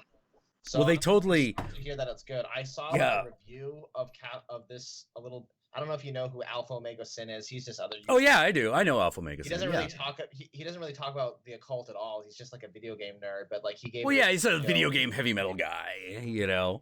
Yeah. So he said it was good, and that got me stoked because he has pretty good taste. Now you said it's good, so now I'm really stoked. I didn't know it was only 4 episodes though, but that's good. 4 episodes. Yeah. Second season's gonna be 8 episodes. Remember, 4 is like a holy number. It's like death. Yeah, death. Yeah, and then but 8 is heavenly number 8. Well, season You two. know? And Japan has that numerology too, so they know. Yeah. Yep. Oh yeah, they know. Well, it's a Western production that's anime inspired, Oh. but they well here's the Oh, I great have no fucking idea. thing. You would never know to watch it. You would have thought it was just an anime. It's that level of quality. It's fucking amazing. Like the minute a guy's eye fucking flies out of his skull is the minute I was like, no, I'm in. This is it. It's fucking perfect. Does You know, 'cause does it's it bloody ricochet as off fuck. something? Things do ricochet. Hell, fucking they recreate levels from the fucking game. Holy shit. Yeah. I am not kidding. It's the best video game adaptation anything. Like, there's a moment where, like, Trevor Belmont has to, like, swing between clock gears with his whip, and I'm like, I remember that level. I hope this means more Castlevania games because I'm dying to play a new one. I really... Okay, here's the thing. Yeah, I want to play a new one too. I really want them to do, like... They're supposed to be doing an old school throwback called Bloodstained, which is done by the creator of Castlevania. Yeah, I saw that. That looks really good. Oh my god, that looks so cool. Hashtag. And yeah, but Konami is not doing any more Castlevania trademark games. The last one I think they did was the second in the Lords of Shadow series, which, let me tell you, that story goes off the rails. Like, if you thought Castlevania stories were weird before, you ain't seen nothing. Okay, so we start out in, like, 1200s with, what's his name? Lucretius Belmont or something like that? Mm-hmm. Yep. I forget his actual name. Okay, turns out he's Dracula. And I'm like, okay, which confused me because also on the cast of that game was Patrick Stewart, and I thought that would have been a slam dunk to make him Dracula. Yep. You know, but here's how it... So basically it's all about, like, Dracula's got to get his dead wife back. Okay, whatever. But he gets to the end, and his old friend, who's played by Patrick Stewart, comes into this old Gothic cathedral and is like, Belmont! I know it's you. It's time for you to return to the world. You cannot allow your grief to control you any longer. I will do as I like. And they have a big fight. And then all of a sudden they go out of a window and it's like 2010 New York. And that's the moment my brain broke. Yep. I was like, what? And they're like, then they're fighting in like a neon street and shit. I'm like, what the? What just happened? What just happened? It's not like Castlevania never went to the future before, but it was always kind of weird. All right. Did he go through a portal? Was there any explanation? No. Nope. He just lived that long. You're talking about a series where we have flying Medusa heads and you can walk through mirrors.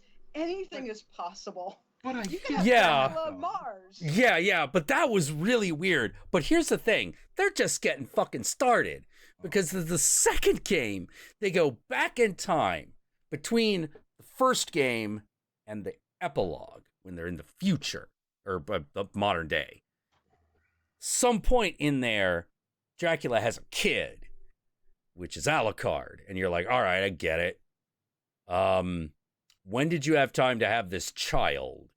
Sometime before the woman died. Okay, whatever. All right, so he's also a vampire somehow, even though Dracula wasn't a vampire until the end of the last game. Whatever.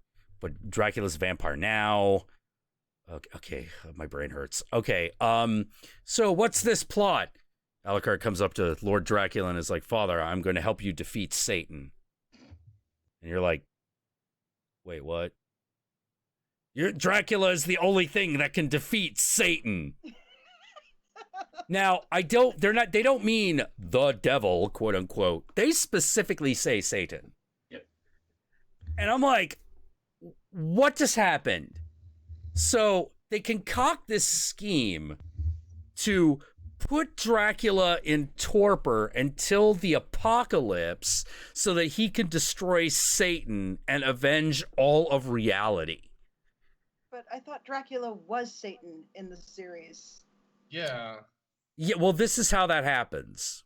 Oh, okay. Because he defeats Satan, and then someone got to take his place. Satan is dead. Long live Satan. Yeah. And you're just sort of like, yeah, but you still, I also did that thing where I was like,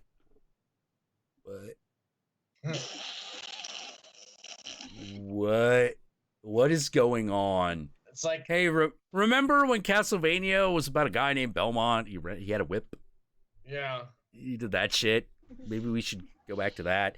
Hey, Alucard was okay. I liked Symphony of the Night. That's my favorite one. We could just have him do stuff. Like, I'm going to defeat my father again, and I'm going to run through a new castle. Like, we could just Mario Brothers this. It could just always be defeating Dracula. I don't care. Yeah. You know? That would be I mean, that's basically the story anyway. Yeah. They're always fighting Dracula. Yeah, it's just always fighting Dracula. Somehow, I feel that I would rather watch Tomb of Dracula than play this. Well, here's the thing. Kinda, yeah. Because you watch the story and you're like, this is not only unnecessarily convoluted, it makes no sense. Pretty much. I mean, Tomb of Dracula got Satan and Dracula fighting, but I kind of thought that.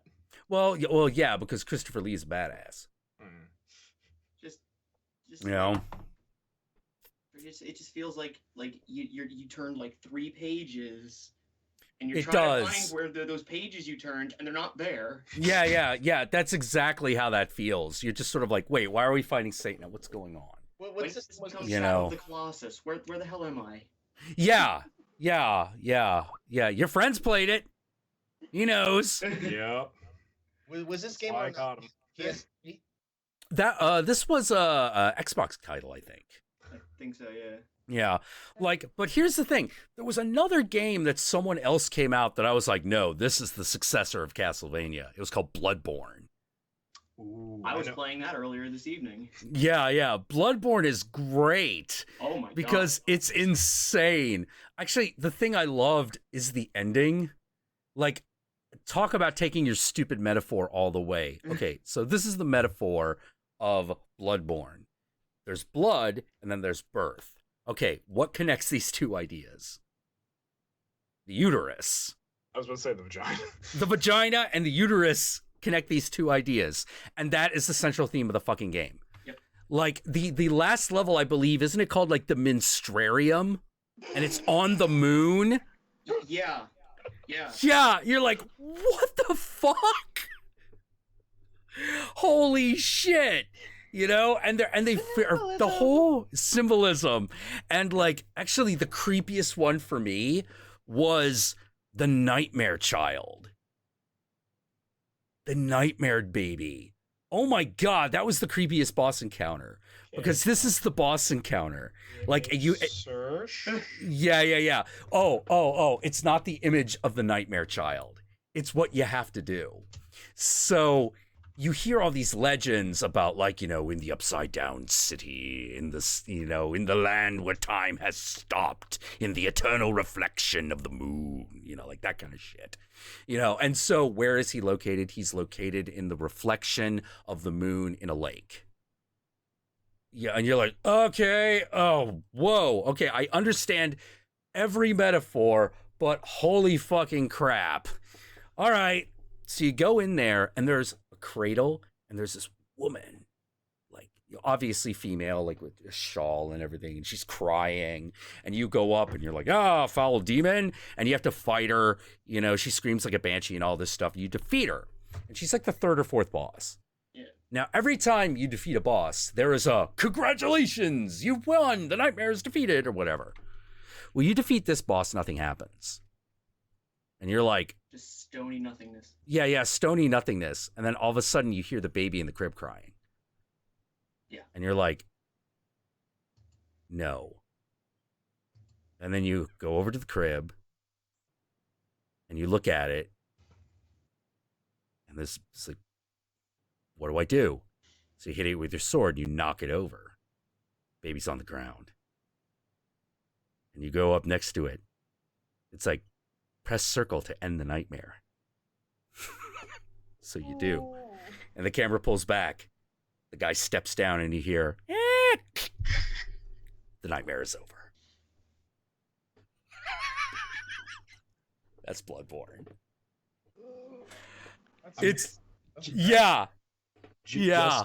Just to make it okay in my head, I'm gonna picture it like that fucking baby death with that like Trees movie. Trees movie? Which one? The Guardian? No, you know, you used the clip of it in your With the Christmas tree that smashes the baby's yeah. head. Oh, got it. Yeah, Treevenge. That's Yeah, Treevenge. Which is about Christmas trees coming to life and claiming revenge. Yes. I'm just gonna picture it like that baby death because that was hilarious. Yeah, but like, no, that's Bloodborne. There's infanticide in that thing, and you gotta do it because it's evil. So you kill baby Hitler. You kill baby. Well, you kill baby evil everything. You know, there's a point where you have to kill. There's a point where you have to kill Little Red Riding Hood in that game. I'm kind of Little down with Red that though. Little Red Yeah, Riding Hood's yeah. a bitch. Well, she's like an evil wolf goddess. You know, like, no, Bloodborne is crazy. That game goes all the way with its stupid premise. There's It's legit. There's legit, like I say Cthulhu, but like Lovecraftian. all the old ones type stuff. There's that kind of over, like draped over the entirety of it. Like especially early on, you're not. When I first played, I wasn't expecting it, and suddenly I'm like, I'm holding it like sneaks up on you. phantasm slugs that are like the secretions from where the old ones come from or something, and I'm like shooting magic from them. Yeah. Like, yeah, Bloodborne is sounds fantastic. That's Yeah. Okay, so I got 20 minutes left of my hour, and I want to ask my question before I forget. Oh, it. sure. Go for And it. that's and you guys can answer, including the guy who's off screen. Have you ever had a horror movie that you enjoyed until the ending because the ending was so lame? And how would you change the ending to make it better? I do. My answer on me and Guru have had like huge arguments over that. Mine is The Mist. You didn't like the Mist? I didn't. There's one the problem that I had with The Mist is I felt that the hopelessness that comes at the end kind of came a little suddenly. You know, like it's one of those, I wish that they had wandered that wasteland just a little bit longer before losing hope. You know, I was okay with, it's one of those, I was okay with everything that happened. I just didn't quite buy it. You know, it's the heel turn of everyone deciding to commit suicide seemed very sudden. But the ending of the guy being there, being the only survivor, and hope arriving just too late for him, that I liked. Yeah, That I liked. I could see that ending being kind of problematic or weird or just not working if like you saw it in a way where like it was almost too conveniently fucked up. You know what I mean? Yeah, exactly. I was like, I needed it to go on just Like, a little bit I feel longer. Like, I feel like life can like be pretty fucking hard, but like it's usually like very rarely like conveniently awesome or conveniently like perfectly shitty. Like, Yeah. in that way, the way the movie was, it was like everything is just like art, like designed to be terrible, but like it didn't. I guess it's not as viable, you know, as it could have been. I guess that's what written and direction does. So maybe. Yeah. The thing is that when you get down to it, it's a much better ending than the original story. You know, it's a much better ending than the original story. But like I said, I needed to be brought emotionally from point A to point B, but that's not something that a lot of people need. Like Guru didn't need that. Like he was just right there, and I was like, really? Oh, okay. I guess this is just me then. You know, just one of them things. So yeah, that one. It doesn't it doesn't quite shit the bed, but in fact, it does, it doesn't quite shit the bed for me, but it definitely I felt like, oh, that thing you were describing is like, I felt like the 2 pages got turned at once.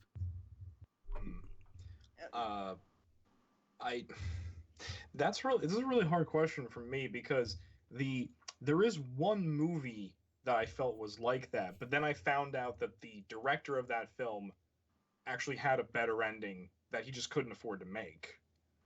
And that was Red State. Red State, yeah. Cause it's you get to the end of that movie with like the sound is getting louder, the chaos is growing, and then all of a sudden it just kind of ends.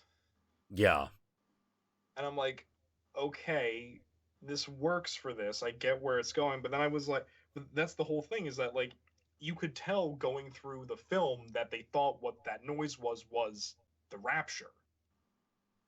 So I thought to myself, I'm like, oh god, I really wish Kevin Smith had done the rapture. And then I found out that he originally wrote that. Yeah. He'd originally intended for the rapture to begin at the end of the movie.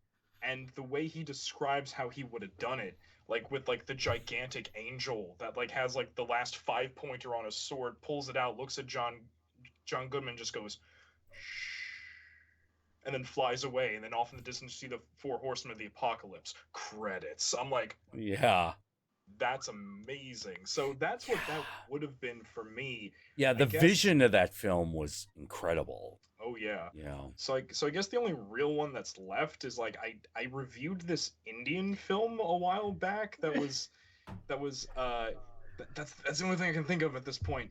Where it's kind of like a it's called Boots. It's kind of like a it's kind of like an exorcism kind of film, and it's like the style of the film is very much like early Sam Raimi when it comes to like camera angles and like using like the space to create like an odd off-kilter feeling. It's very much like that. And I was kind of with it all the way through. I was like, I'm not checking my watch during this. I'm like legitimately worried about these characters. And then the ending, when like the yogi, the spiritualist, the tantric comes in to defeat the ghost, it just kind of shits the bed. And I'm like, what? It gets like really weird. Like all of a sudden they have to like, oh no, the possessed girl, she's gone into the basement. There's a giant perfectly created round earthen tunnel below the basement, and we have to physically fight her. I'm like, what? What? And then it just kind of ends. It just kind of comes to the point where he's like, okay, I've had enough of this. Boom, everything's fixed. And I'm like, what? The fuck is this? Oh man. And I was just like, oh god, this could have worked. Yeah. Oh, thank you, Alazia. I just noticed Alazia was complimenting my singing in the Red State review. Ooh, death. Ooh, death. I love that song. Yeah, oh, it's a good one. Yeah. I think my favorite version of it actually was on Supernatural. That fucking sequence where death appears is great, you know? That's pretty good. Yeah. I gotta go with Oh Brother Where Art Thou. I'm sorry, I just gotta. Oh, good point. Oh Brother Where Art Thou. Oh man, that's another good one. You know, I can't use that. I'm a Dapper Dan man. Yeah. I don't want thought. God damn it. Damn it. Watch your mouth, son. This is a public mark. Market. Jamie, to answer your question, a movie I really liked, but I didn't really like the ending, was Paranormal Activity. That's one of my favorite movies. The first one? The very first one. That's one of my favorite horror movies. I really like that horror movie. It was my favorite for the longest time until I saw other horror movies that I think are better. But I don't really like the ending, and I think the ending could have been much better. But like I understand probably why they didn't do it, because like the ending I think that movie needed was something like really viscerally like horrendous looking But like it had to be like super good special effects, so it like doesn't look fake, because the whole premise of that movie is like believability, because all the supernatural stuff is happening like how people in real life actually report it. It's like kind of vague and weird, and like no one believes you. It's like, yo, a demon's attacking me, and they're like, ha, nah, and then they just die, and you're like, oh, I can't tell anybody. I Yeah. The movie would have been more like we have to like, I don't know. I'm not a director, but like the way I would have done that ending is make it so like things get so bad they try to call like their family, but they like think they're crazy or something like that, or something. Just like it ends with like maybe like their family like thinking they're schizophrenic or something like that, and they just, or just something really believable happens to them, and they're just fucked in a believable way. Like, what would happen if you told your Muggle friends that you're being haunted by a demon, and you tried calling a psychic? They'd be like, "Okay, take your meds," or something. You know. You were asleep and you were dreaming it the entire time. Yeah. That sort of thing. Well, like you kind of, so if I may, you kind of wish Paranormal Activity 1 had the ending of Paranormal Activity 3. Yes. Because that fucking last scene of Paranormal Activity 3 is gruesome. Yeah. I fucking loved it. I was like, oh, jeez. That was motherfucker is dead. That was the last Paranormal Activity movie I thought was good. I mean, I think the first one is really good, because it changed the game. The second one is like, it is good because it's like, oh, it's more of that. And then the third, yeah, I thought was cool and interesting.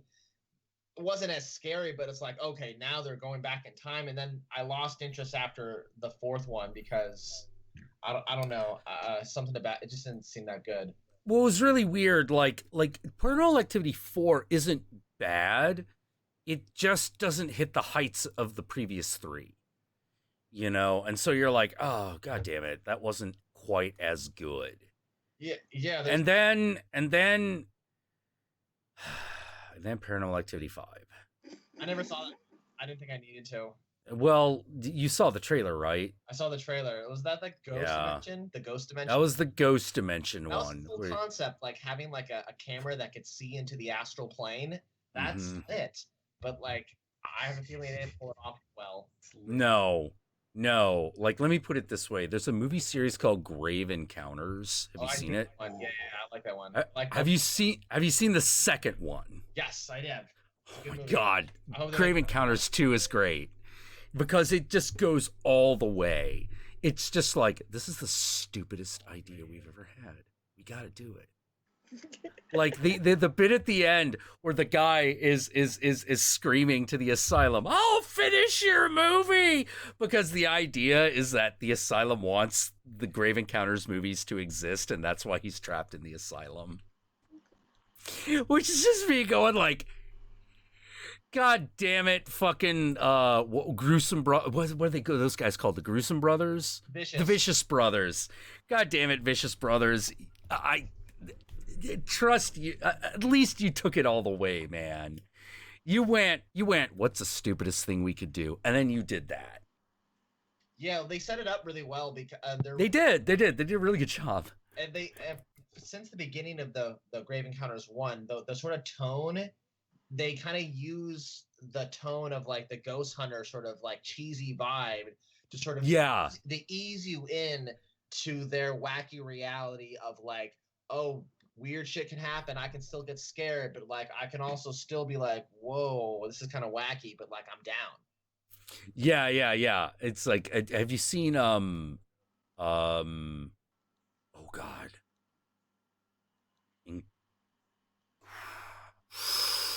Crap. Extraterrestrial.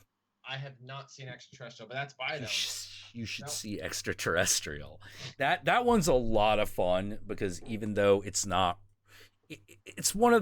really a found footage. It's not a found footage movie, but it does go all the way. And you can tell that it was like, we're doing stupid shit with aliens. Like, that's the whole idea. It's got John Saxon in it. Oh, you know, this thing. Yeah. It's got that anal probe scene. Yeah. Oh no. Oh yes. Oh yes. Now, You and the believe thing, that the probe is real. yeah, and it's just one of those like, why are the aliens doing this? No explanation.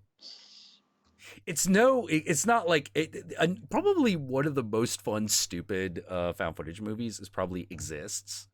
I haven't seen that one. It's about Bigfoot. Oh, that sounds sick. Yeah, it's done by the guy who did the Blair Witch Project, and the whole idea is that it's probably the best Bigfoot movie that exists because, ironically, because it's just basically they run over little Bigfoot and then mommy Bigfoot. It just fucking starts wrecking shit, and that's the movie. You know, It's the whole movie. I was about to say it can't possibly be better than The Geek, but you know what? You just proved me wrong. Oh my God, there are tons of things which are better than The Geek. No. There is there is. Let me tell you. Bigfoot fucking is the height of entertainment. Oh no. Oh, would you believe a Bigfoot movie that is also a remake of Rear Window? That exists. I'm out. That's a real movie. That's a real movie that was made and released. I can't remember what it was called. I think it was called Abominable. Let me double check. Like, this is one of those things. Wait, Abominable. So it's like a Yeti? Hold on. Let me double check the title. Let me double check the title. Let's see. Sasquatch Rear Window. God, what's this damn thing called? Sasquatch Rear Window. Yeah, you could be looking for that shit. Street Smart. No. Movie. I better put movie down here. I'm just finding Bigfoot sites. Yeah. It's called Abominable. Abominable. Now, is it a Yeti? I don't know. Maybe. But it's definitely Rear Window with Sasquatch.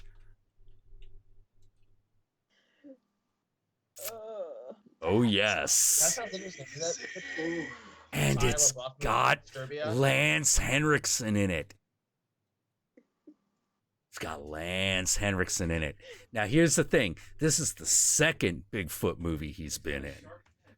Because there's another one, which is called Devil on the Mountain, also known as Sasquatch Mountain, in which Lance Henriksen plays a survivalist whose son was killed by Bigfoot. And so he has got to lead, this is a sci-fi movie, by the way.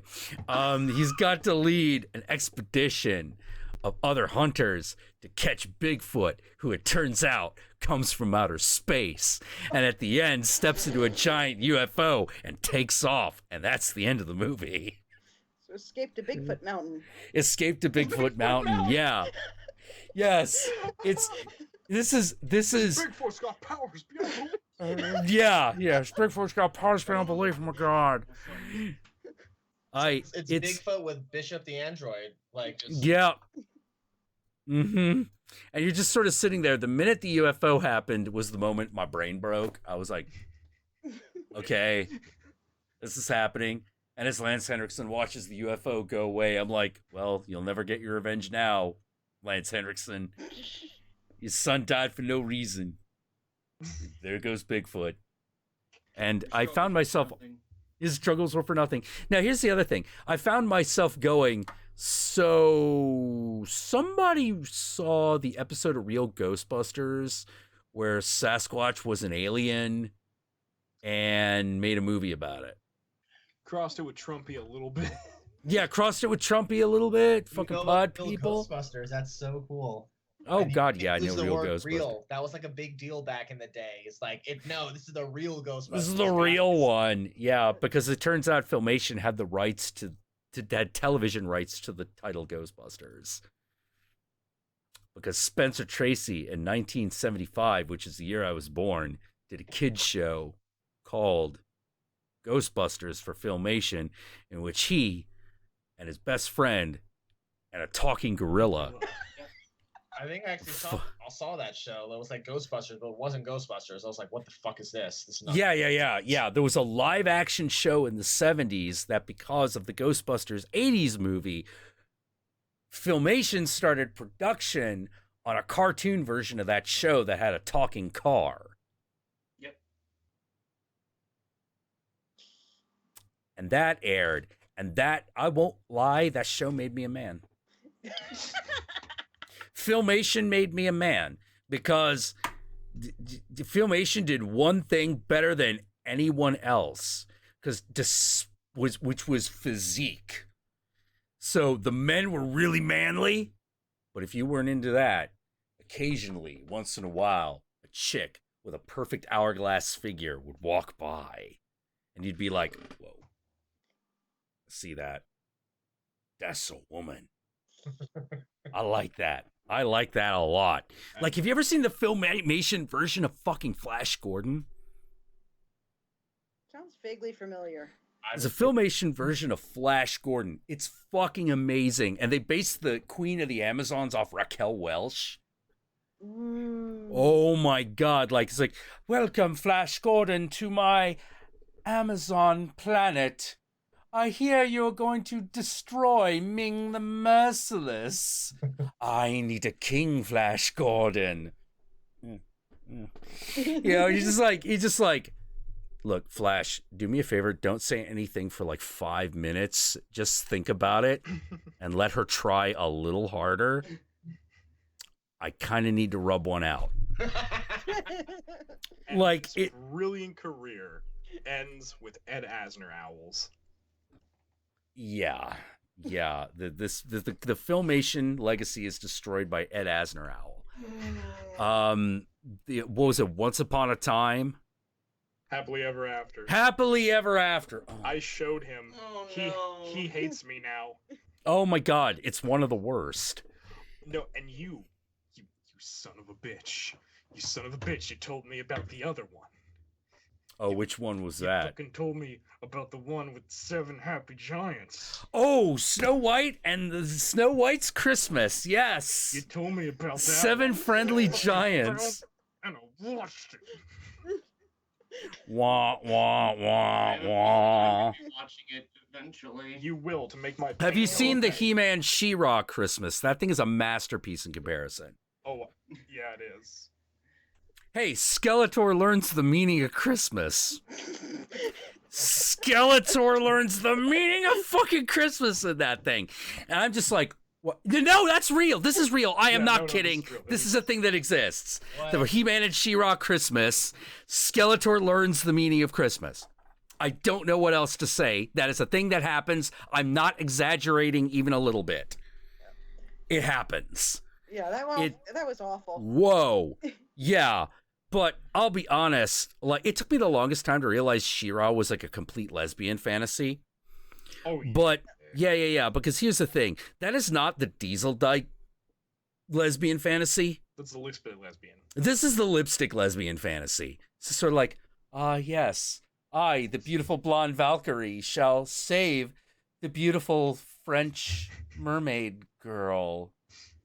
I'm saving you. And I will have a strange on-again, off-again, maybe sort of not quite relationship with the older, silver-haired angel woman. Yes.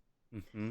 And then her little daughter can be there too, who's cute and has purple hair and waves crystals around. Oh, yes. We might need a man around just so that the audience doesn't catch on to what we're doing. You may have him, but he must be pretty and he must have a very gay mustache. He did. It was an He did. extremely gay mustache. Mm-hmm. You know, Just like, yeah. I was going to say, it's surprising actually how many people's childhoods I ruined by informing them that She-Ra and He-Man were twins. Because they were constantly shipping the two, and I was like, so you're into incest? You realize that they're twins separated at birth, right? And they're like, oh my God, my childhood is ruined. Oh my God. You should ruin it further by saying, no, it's okay. Because the studio that made that was totally manned by gay men who secretly totally gay and intentionally made the shows gay. So it's okay. It's totally all right. That explains so much. Yeah. Everything. Dude. When people are like, I'm like, He-Man's the gayest thing ever, and I don't mean that disparagingly. I mean literally. Yeah. And they're like, well, no. And I'm like, dude, see if you remember this character. All right, first of all, there's a dude called Ram Man. What's he ramming? It ain't doors, okay? I'm just saying. The other one, my absolute favorite, there was a red-haired dude another super gay mustache and a giant hand called Fisto. Fisto. Fisto coming through. Damn. I know other Fuck characters yeah. named Fisto. They're sex robots. We call him Fisto Roboto. But it doesn't just fist. He is a totally automated sexual android. That is the most disgusting. And the best thing is he's learning. So, for those on the stream, that's Fisto. That ain't straight. That is not heterosexual. Oh man. Not even a little. I love how much I'm learning about He-Man right now. Oh my god, yeah. Well, here, this was the interesting thing about Filmation. Filmation was actually incredibly diverse. They really, really wanted to promote minorities in media. You know, although I don't know if they would have put it that way at the time, because remember, that almost, here's the thing, like the kind of resistance to sort of moralization that was really prominent in the 80s, like kind of like forced them to be subtle, which is like how art should be. Whereas I don't think, actually, I disagree. Why? I actually disagree. Here's the thing. I don't think it's how art should be. I think it's unfortunately the way art succeeds. By slipping things under the radar. I don't think it should be that way, because we get so many glorious things when people are just unleashed. You know, but I think unfortunately sometimes it is a necessity, but I don't necessarily think that's how it's best. That's just kind of how yeah. It is kind of it is the way things are, but unless art is trying to be as free as possible, I think it's a bad idea. I think you can't do it the other way. It doesn't seem to work. It's gonna be free. It's just not free right now. You just have to we just have to keep making, once all the sort of the really old generations that don't think art is good, and all the old moralists sort of just die out, then a sort of renaissance of the 80s, I think, will happen, and everyone will just be making lit as fuck art. Maybe, hopefully, because I'm a little pessimistic and a little optimistic. I feel that one of the problems that I have right now is how young some of the moralists of the day are. They're in their 20s and early 30s, and I'm like, that's way too young. You know, when you have everything figured out. Yeah. That shit bothers me a lot. But thank you, Nicholas. We'll get to you. Kind of new to this live chat stuff, huge fan of your stuff. Yeah, you can join the live chat in just in a little bit. I'll finish my point, and then I'll let Jamie ask me one more question, because we Jack, unfortunately I'm tend to talk kinda over new Jamie. to And this live chat stuff, I'm and sorry. I'm a huge fan of Yeah, this stuff, but- and so I interrupt you guys. was wondering Oh, if you joined the no. live chat. Besides, like I said before, you guys tell the best stories. I love listening to your talk.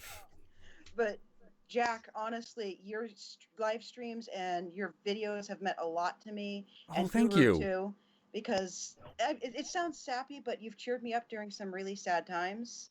That I can think of no greater purpose. You know? To be totally honest, this is becoming a little bit more of my whole I'm standing for nothing.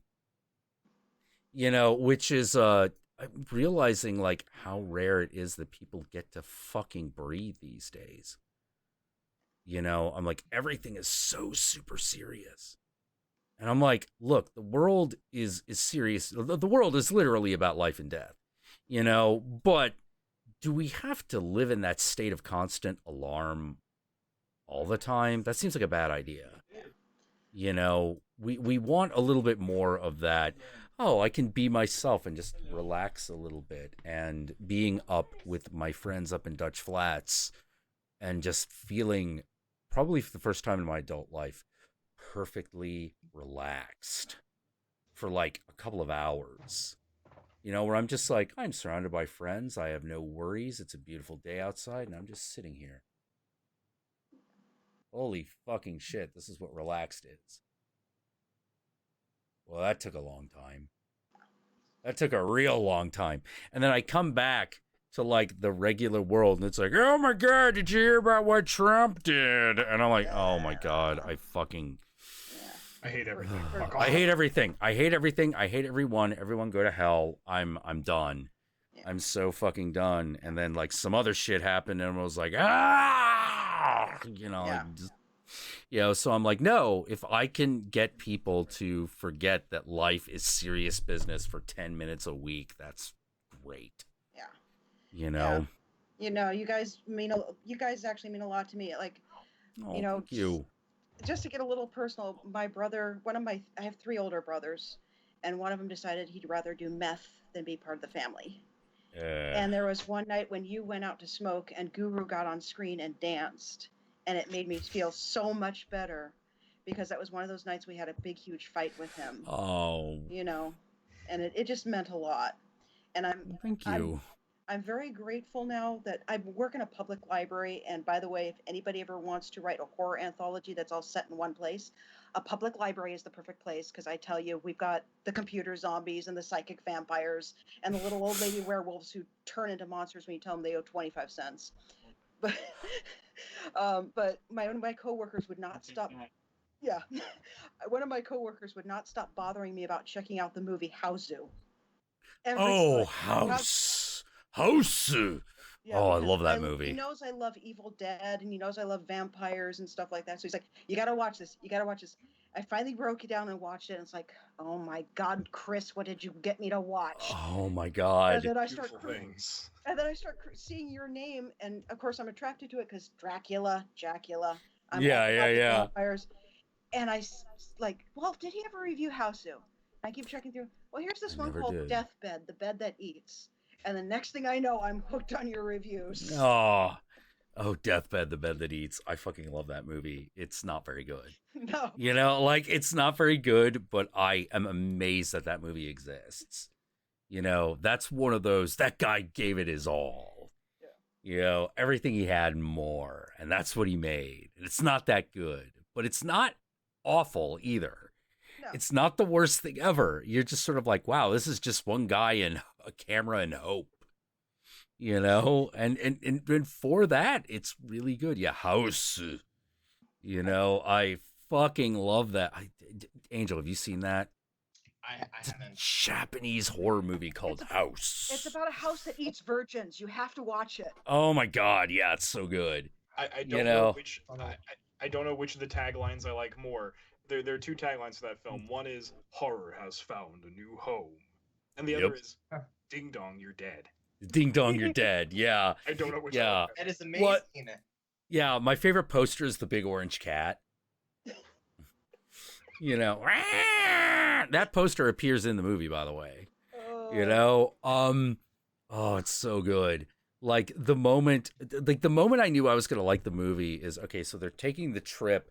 They're like, we're schoolgirls, we're taking a trip down the wherever the fuck, you know. There's actually a sing-along section in the beginning. It ends. Like, they stop doing that pretty quickly, but it's a thing that happens. Probably the best way to describe the movie is, you know, those crazy, like, 80s Japanese television ads? That's just, you're just like, what the fuck is going on? What are you selling me, Japan? All right. The guy who invented that style of television advertisement made a movie, and it's called House. And that's literal. It's literally him. It's literally the guy that created those. Well, You know. I always heard. Yeah. Like you know The Simpsons, where it's like Mr. Sparkle. Like the guy who made that style of Japanese ads. This is his movie. I always heard that his 8-year-old daughter wrote the script. Yeah, she wrote the story, but it was like these 4 girls, they go on a class trip to the house, and one of them eats hamburgers, and one plays piano, and, you know, like, it's that kind of deal, you know? So he takes this child's idea of a horror story and then makes it as horrifying as he can, but it's still got that little kid element to it. I'd like to imagine that she's just that fucked up. Oh my God. Well, let me put it this way. There's a point where a guy goes bananas and then literally turns into a pile of bananas. That sounds like a Japanese commercial in and of It is. itself. It is. It is. You know, he's just like, ah! And then they turns into a pile of bananas. I was like, why the fuck did that happen? And someone he went bananas. I'm like, ow, Yeah. ow, No that drugs hurt. involved. Yeah, like they're like this was a rediscovered Japanese horror movie that had like kind of gotten buried, and then when it came back into the light, everyone was like, this thing is great. Like this has cult film written all over it. Like, where the fuck did this come from? One of the guys who actually discovered it was Mr. Lobo. He had helped uncover this movie. God bless that bushy-eyed Oh bastard. God, yeah. Another one that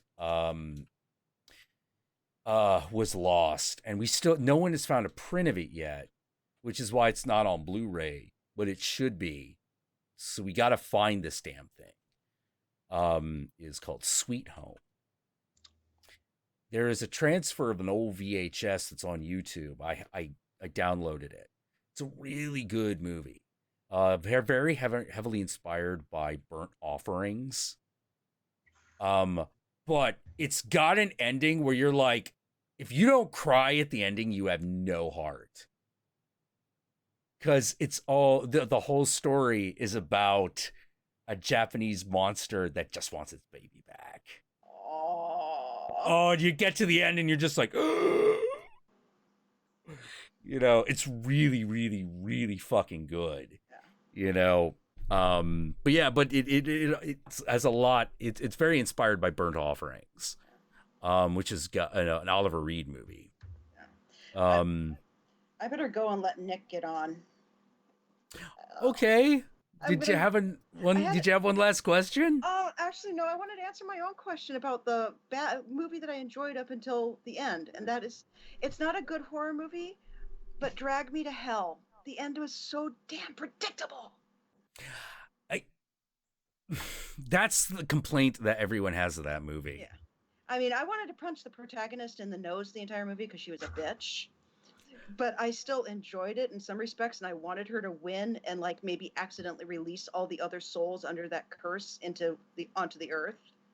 Yeah, or something, right? Something different. Just the ending was so lame. Yeah. You saw it coming a mile away. It was really telegraphed. My favorite part of that movie is when the demon possesses the goat.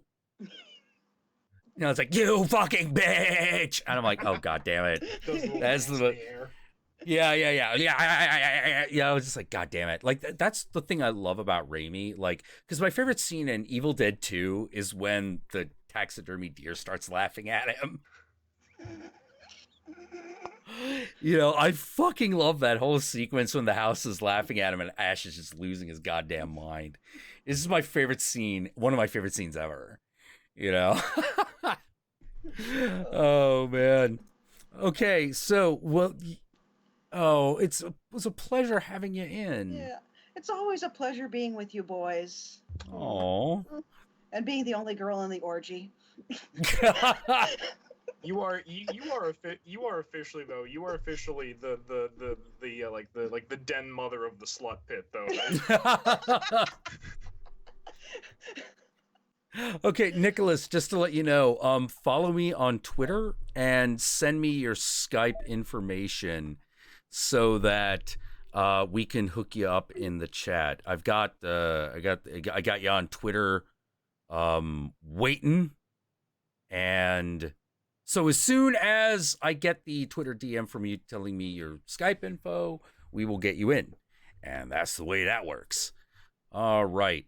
Until then, let's go back here. There we go. And so I got to ask, Angel. Yes? So,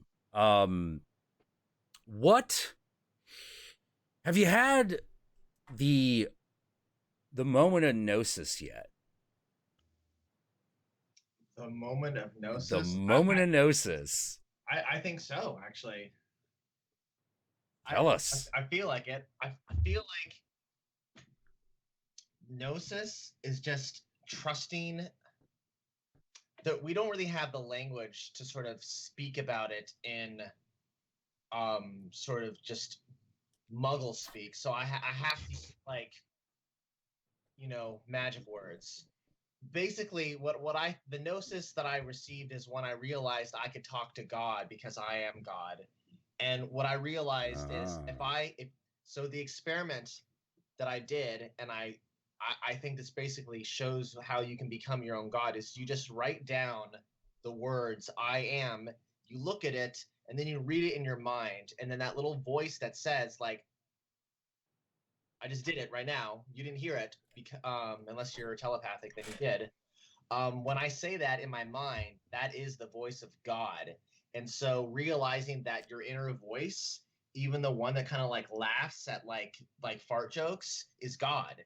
So that is the gnosis. And what that basically ties into is trusting your instincts and learning how to sort of like separate the more sort of, I call them archons, or like just negative self-destructive thoughts, from like the ones that are going to empower you to be the best. And once you like can separate the two, you realize that the one that like it always works out for you is like the first sort of like voice. And when you get that gnosis, you know that voice is correct. And I've had it do things where like I was just like, where's my phone? It's over there. And I go over there and it's fucking looking at me, and it just happens. So trusting yourself is gnosis.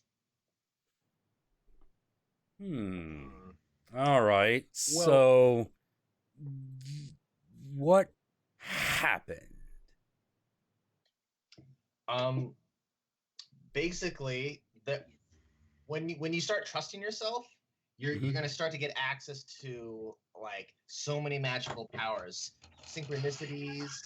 You're going to be able to like find stuff or use remote viewing to like find your lost shit. Like when I don't know where my wallet is, now I can just like remote view it and find it. And what that looks like in the real world, to like, an observer, is like, oh, all of a sudden your memory is better and you don't misplace things. So like you could say like, oh, I'm remote viewing, but I could also easily say like, oh, my memory is better. But like that's cool. Like, why wouldn't you want your memory better? Why do we do magic? Why do we practice all this weird shit? It's just to improve our lives. And so I feel like definitely, yeah. The gnosis, like once you like start trusting yourself, like all these cool things start happening. Like you're okay with just like, if you are a person that walks through life with a lot of anxiety, someone comes up to you and you're like this, and they say hi, and you're like, hello, sir, and you go, I kind of go over here. You're like, even like to like a normal person that's not into the magical community, they'll see the body language and be like, oh, okay, that person, okay, they're the thing. But when you start trusting yourself, you exude confidence because you are confident. And I feel like that's the message of Jesus. That's the gnosis. The gnosis is to trust yourself. Yes, but I'm getting the feeling. Whoa, hold on. Nicholas, I've actually got 2 hits on the information that you gave me. And neither of them seems to be to have the element that you described. One of these things says that they are in Nova Scotia. Is that you? Alazia. Well, no, job good. Money good. You need that shit. But yeah, I'll be sad to not see you around. I might be doing some more like video game stream things like during the week that aren't Satanic Sunday or Titty and Shrimp Thursday. So hopefully I'll see you there. But no, good luck with your job. Okay, so Angel, here's what I'm getting. Yeah. The answer is no. No? No, you haven't yet. But don't worry, it'll happen. No, yeah, he's asking not so much like, what is your opinion of gnosis, but like, have you had the experience, like the full experience of it? Yeah, because it's one of those things where it's like, it is like lightning fucking hitting you. It is crazy. Like, it's not We're talking like enlightenment in all of the grandeur that the Buddhists describe it. Are you talking about like ego death or something like along those lines? No. I mean, well, let me put it this way. That's part of it. But that's not the thing. It leads to it. It leads to it. Yeah.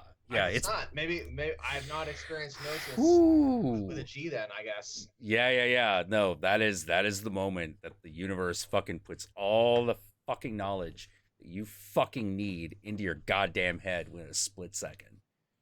You know, everything is lit up. You are seeing things that you are not sure are real, and they talk to you. They do not fuck around either. You know, if you need to be slapped around, they'll do it. If you just need to be gently reassured, they'll do that. You know, whatever it is your mind and soul need in that moment, they give to you. Also, they can tell you the thing. Whatever, and everyone's thing is a little bit different.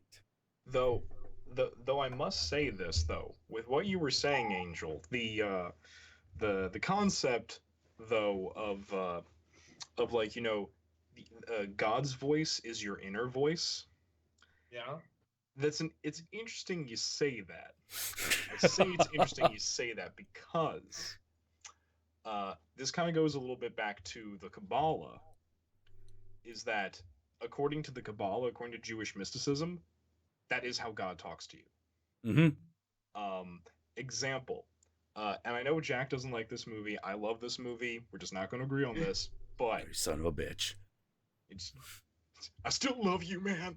But in Prince of Egypt, when I know you have your misgivings. Yeah, I have my problems with Prince of Egypt. Go on. Yeah. Point probably still stands. You know. But did you notice that when Moses is talking to God through the burning bush, it's the voice actor who plays Moses talking back to him? Yeah, I did notice that. That is one thing I did like.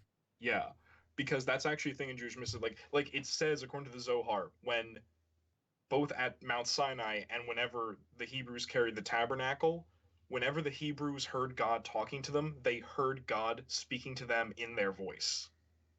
Yeah. You know, so yes, you're onto something with that. So congrats on that bit. But. Yeah. Mine did not use my own voice, but it used a voice that was familiar to me. And it was familiar not in the specific, but in the big general. Oh yeah, like that voice that it's that one voice that you know it, and it's from like the beginning of aeons. You can't describe it, but you know that voice. Yeah, exactly. It was that kind of thing.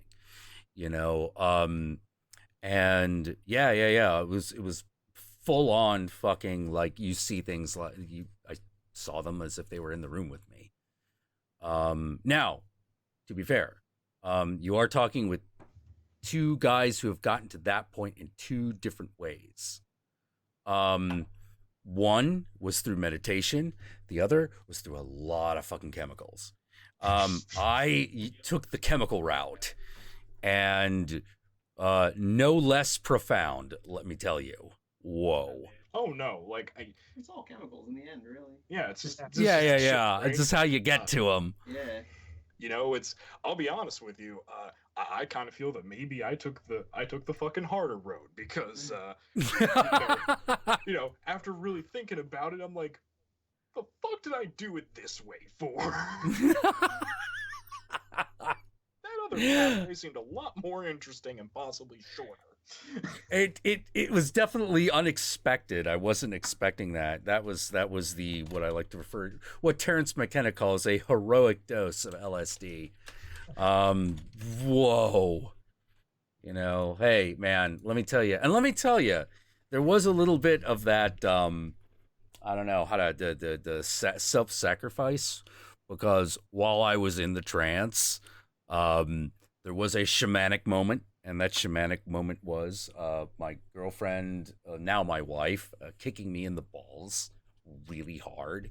couldn't tell if you were. I know. You couldn't tell if I was okay in my own head or if I needed medical attention.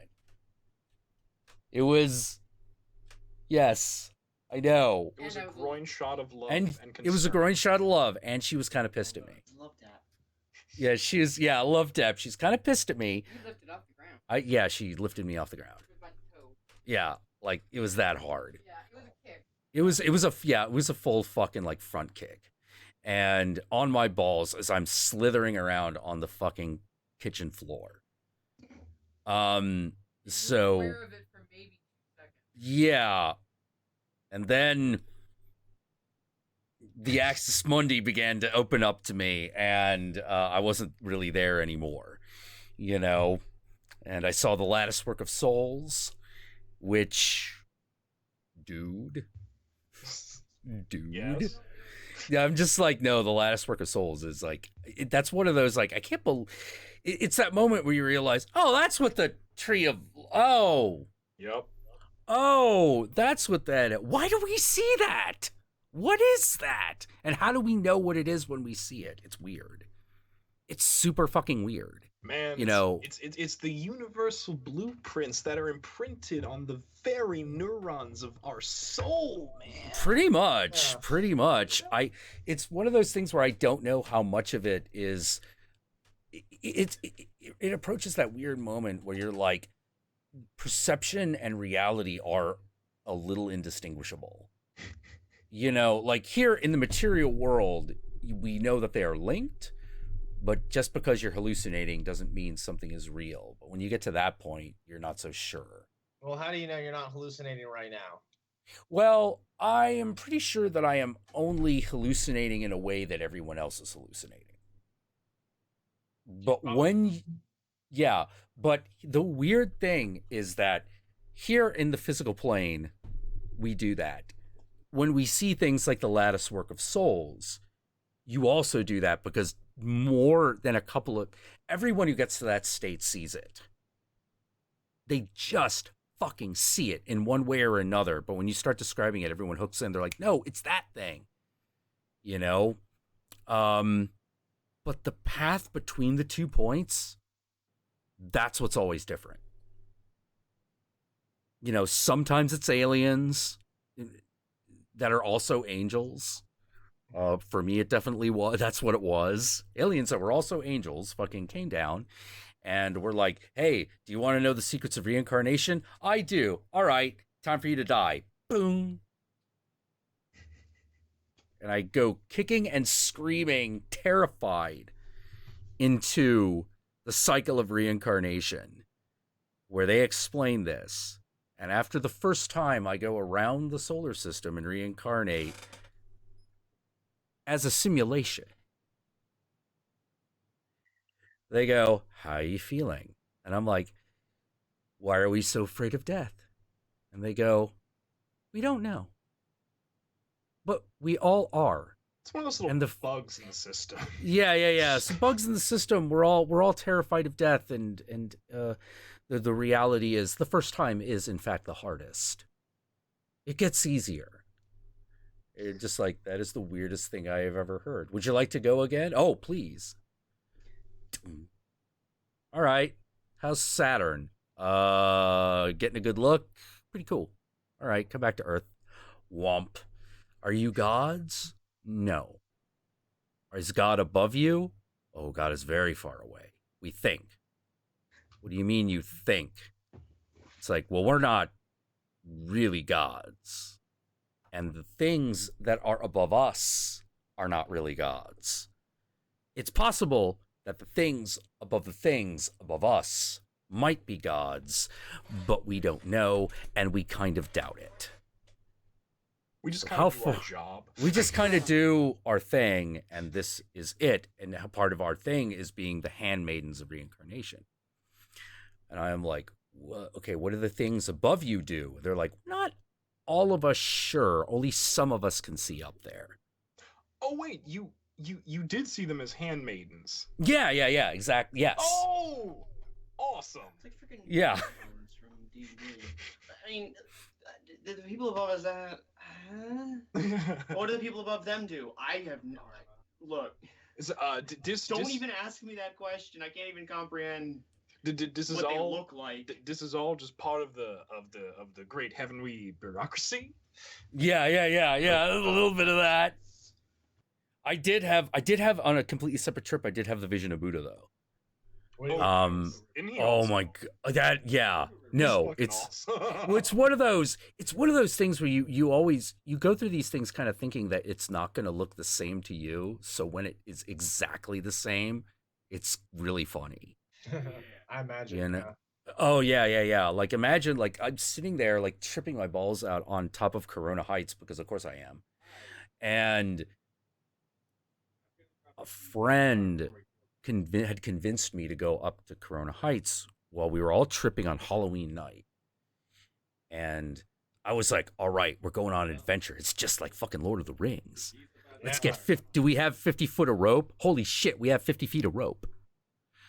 Let's keep going. Because someone had actually brought 50 feet of rope because in fucking Acid Land, we were going on an adventure, so they brought it. So by the time we actually were literally going up a mountain, they were like, I got 50 feet of rope. I'm like, holy shit. We are fucking set. Do we have iron rations? It's like, I got gummy bears and a pack of sardines. Good enough. You know? So we go up there, and the guy leading us, who was my best friend at the time, not so much my best friend now. And this is one of the reasons why. We get up there, and I go, okay, man, why did we come up this mountain?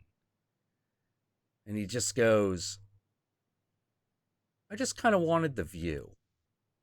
And I laughed my ass off. I'm like, wait, I just climbed up.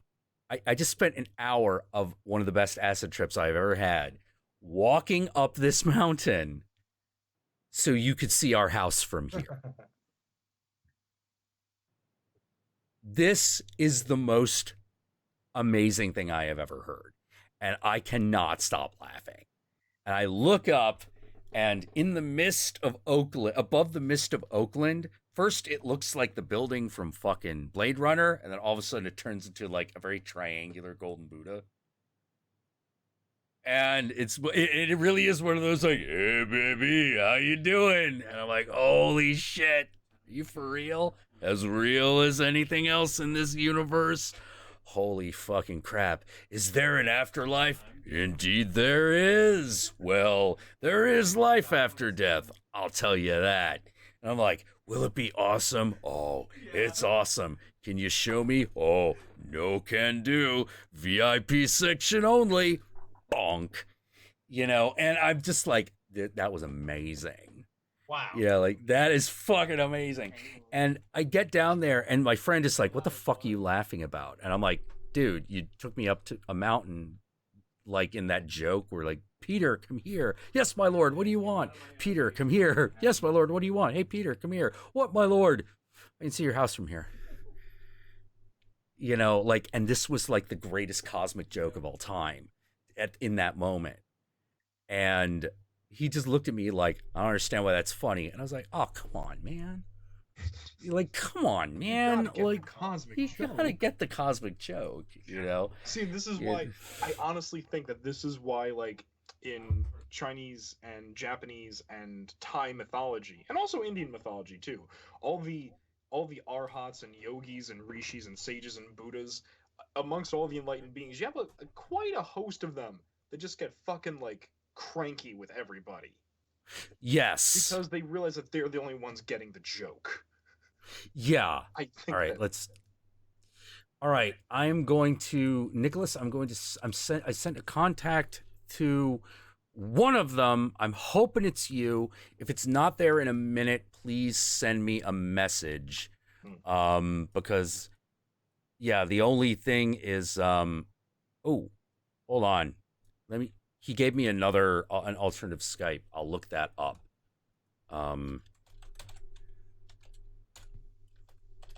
Wait a minute. What's the name of the guy? Wow, can't find it. Oh, wait. Oh, Moral Oral. That guy. I forget that guy's name. He's kind of a genius. Yeah. Here's the thing. I believe he's had the Buddha moment.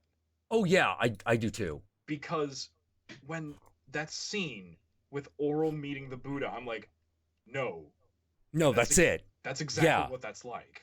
Yeah, it is. That's amazing. Yeah, it's they even got the fact that he likes to fuck around with his voice down. Yeah, it's amazing.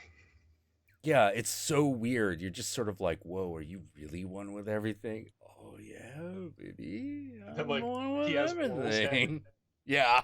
He has oral sex. He's like, hey, you look a lot like me. Yeah. It's like, well, I guess you're a little bit awake now too, huh? Oh, huh? Yeah. It's like, oh, are you Buddha? Yep, but you can just call me awake, huh? Awake? Yeah, cute, ain't it? Ain't it? Yeah. Yeah, it's. Yeah, there is nothing better. There's nothing better than like the golden Buddha floating in the clouds with a Texan accent going, ain't no thing but a chicken wang. There ain't nothing better than that. Ain't nothing. Oh my god. Yeah. Well, that's definitely the vibe you get from all those stories, that he's just like, whatever. Everything's cool. Everything is cool. Don't worry. Just chill, Hello. Oh, hey, Nicholas, how you doing? Good. Oh, welcome to the chat. You've been watching, so you know everyone's name. So how you doing? You're in Nova Scotia? Yeah. Oh, yay. Nova Scotia. Oh, New Scotland. How is it better than Old Scotland? Hey, can you hear us? Yeah. Okay, I was saying, is it better than Old Scotland? Nova Scotia means New Scotland. Something going wrong. Oh, okay. It's repeating for some reason. Yeah. Your mic is really low. It's coming in and out. Oh, let me just get my headset or some sort of. Okay, no problem. I can hear you, but. Yeah, it sounds like maybe an overactive limiter or something, or maybe the mic's not sensitive enough. Let me just try to find. Yeah.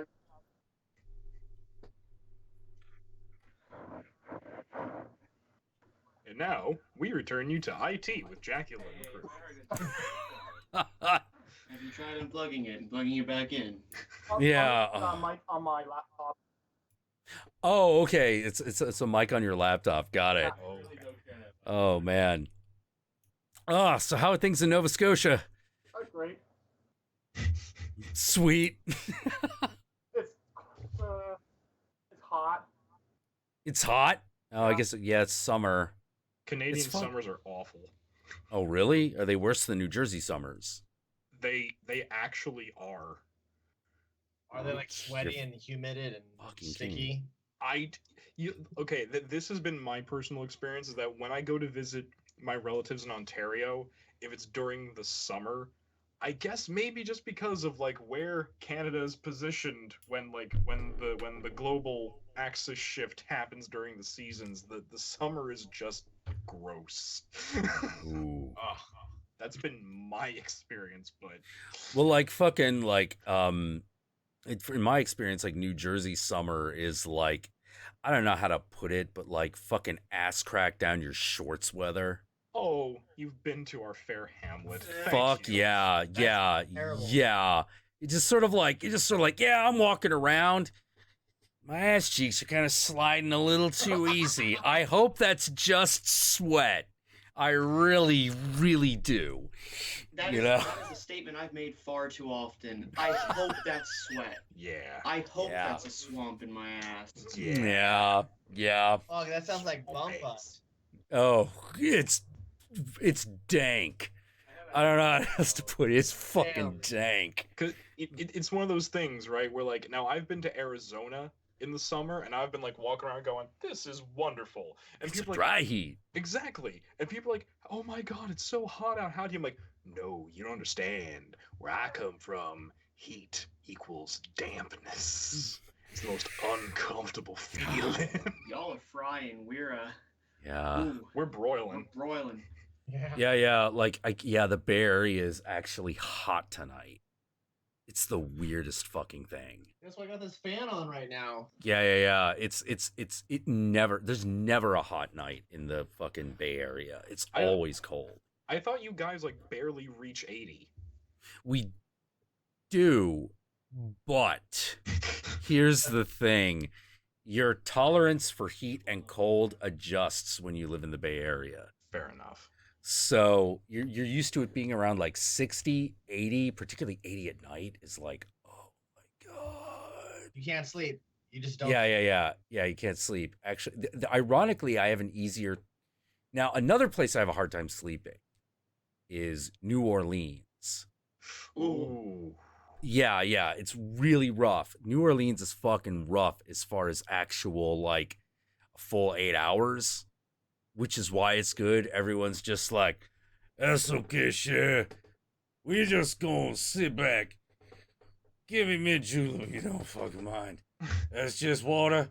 I don't care. Yep. Fry an egg on the side of Why don't y'all fry an egg on Uncle Daddy's head and fix us up mess of breakfast in a po' boy. Oh my fucking God. And make sure you eat it with the lemon. And no, like New Orleans is awesome, but oh my fucking God, is it hot. I didn't go during the summer, so I don't know how hot it is. I did. Winter. I did. I totally went during the summer. There were several. I had a blast. It was amazing. The nights are so warm. You're just like, fuck it. You can wear your beach clothes at night. So if you're like, if you think you're kind of studly, and you want to impress the ladies, you just walk around in like, your sleeveless outfit and just be like, hey, how you doing? and even if you got an ice cold drink in your hand, that's 32 ounces of fucking Slurpee and 151, which let me tell you, why do they call it the hurricane? Because it fucking knocks you out. That shit is no joke. That fucking New Orleans circuit. Oh, alcohol. I did, like, how else do you put it? Okay, here's what the hurricane is. The true hurricane is basically a Slurpee that is half Slurpee, half 151 in a 32-ounce cup. 32-ounce Slurpee cup. What kind of liquor is it? Like Everclear? One Bacardi 151. 151, yeah. Yeah, which is the step under Everclear. So it is a Slurpee. So there's so much sugar you probably can't even taste it, and you just fucking pass out because you don't know what you're drinking. Exactly. And people who aren't used to it are called the hurricane victims. Oh shit. Because they're just all laid fucking out, Sometimes with the pants down, often robbed. I was not a hurricane victim, but I was walking around with that 32 fucking ounces, which cost me in like the mid 90s. That shit was $5. Fucking $5. And now here's the thing. You're like, where do I go to get the hurricane? Oh, do not worry, Shell. The hurricane come to you. The hurricane come to you. A man, with a Creole accent and a fucking like push fucking ice cream cart gonna come up to you in the middle of the fucking night and go, hey, you want a hurricane? And you're like, yes. How much? You're like, for you $5. For you $5, you can have one. And you're like, all right, man, hook me up. And he opens the little refrigerated push ice cream cart, and inside is a blender and a bunch of pre-made hurricanes and the bag of Slurpee mix and bottles of 151. And it's one of those, I didn't realize that they made like fucking, 120 ounce jugs of fucking Bacardi 151. Oh yeah. But indeed they do. Yeah. Yeah, by the way, just oh my God. Oh. Apparently they're not, I heard a rumor they're not going to make it anymore. Really?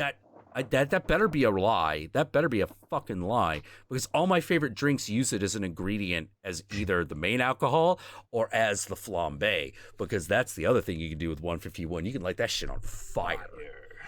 Yeah. That's why I can't drink 151 anymore. Oh man, it is, drinking it raw is like drinking varnish. Yeah. It is rough as fuck, but it mixes with everything beautifully. But but that's the thing though. Children. Papa Jack's point, it still stands. Le hurricane veut son vous, n'est pas? Yeah. Yes. Yeah, totally. Oh, and if it's a black guy with a fucking Creole accent, that's like even better. According to Wikipedia, it's still being sold in Canada. In Canada. Okay. I got it. Oh shit. Canadian imports just got harder. Fuck. Fuck you, Trump. Maybe Why I can't get fucking 151. Maybe you need to, take a trip up to make a run for the north border. No, I'm just saying, take a Yo, little, let's go. Take a little vacation It was only discontinued last year. 20. Yeah. Just like not run for the border. Just take a little calm vacation to Montreal, specifically the old city. Testing. You can hear this. Yes. Yes. All right, there you go. Wunderbar. Yeah. Yeah. Apparently, I am told by New Orleans locals that the price of the hurricane has not significantly increased. Although I'll have to find out what they're going to make it with if they can't get a hold of 151. Although I have a feeling New Orleans is going to be able to get 151. They're going to import it from Canada, and it's going to be like port. Yeah. Was a brand. It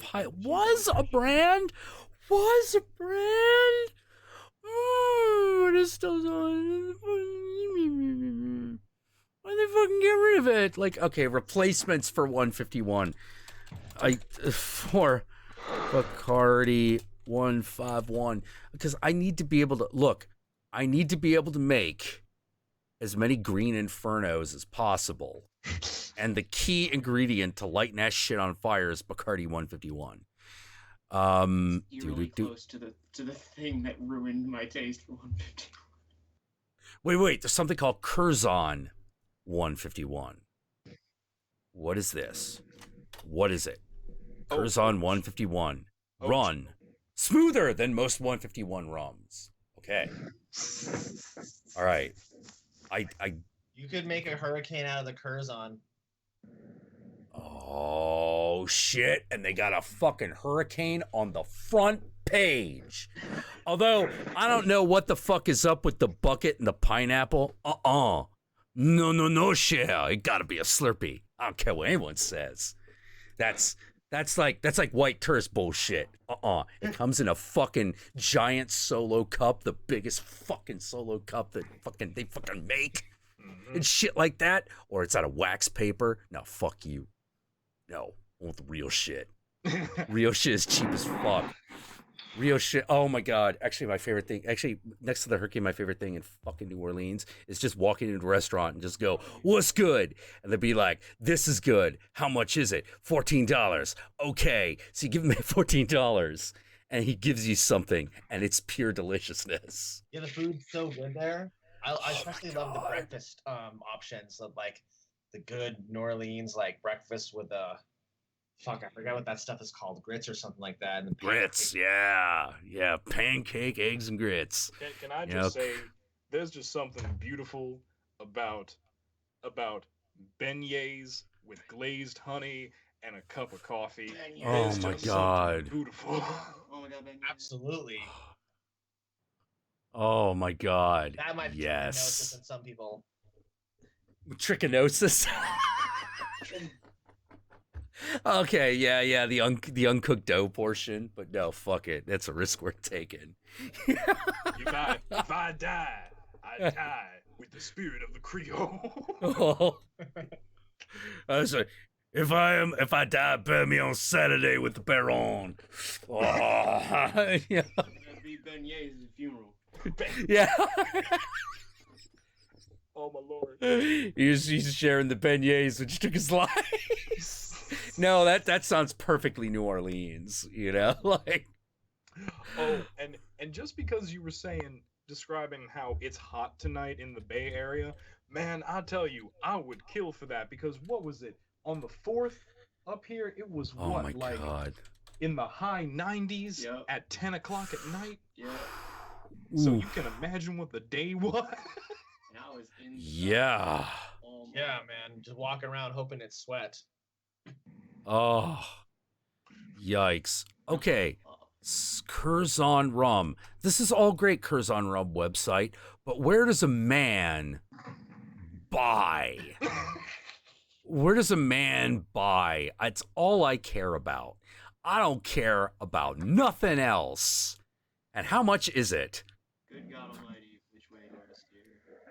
God damn it. That's fucking Curzon bucket list. Is that like the... You probably can go to I forget that one place. It's not Vimo. It's like what's that like famous like alcohol store called? Bevmo? Yeah, Bevmo. That's what it is. You can get it there probably. Oh, good point. Let me see. Curzon 151 Bevmo. I don't know why Bacardi decided to stop making this shit. They fucking assholes. All right, come on, Bevmo website. Give it to me. I have like the last... Yes, I'm over 21 years old. Fuck you. Out of fucking shipping to California, select. I don't care. Just fucking take me to the website. Assure me that this thing exists in a store. Out of stock? What the... I'm gonna fucking kill. What the fuck is this? What do you mean out of stock? I hate You you. looking for your Curzon? Yeah. I think Uncle Jack might be a little upset. I am a little upset. It's gotta be rum, and you have to be able to light it on fire. A little saddle sore, a little foot hurt now. Yeah, I am a little butthurt. Come on, my anus. You put pain in my anus, fucking life. I see something on.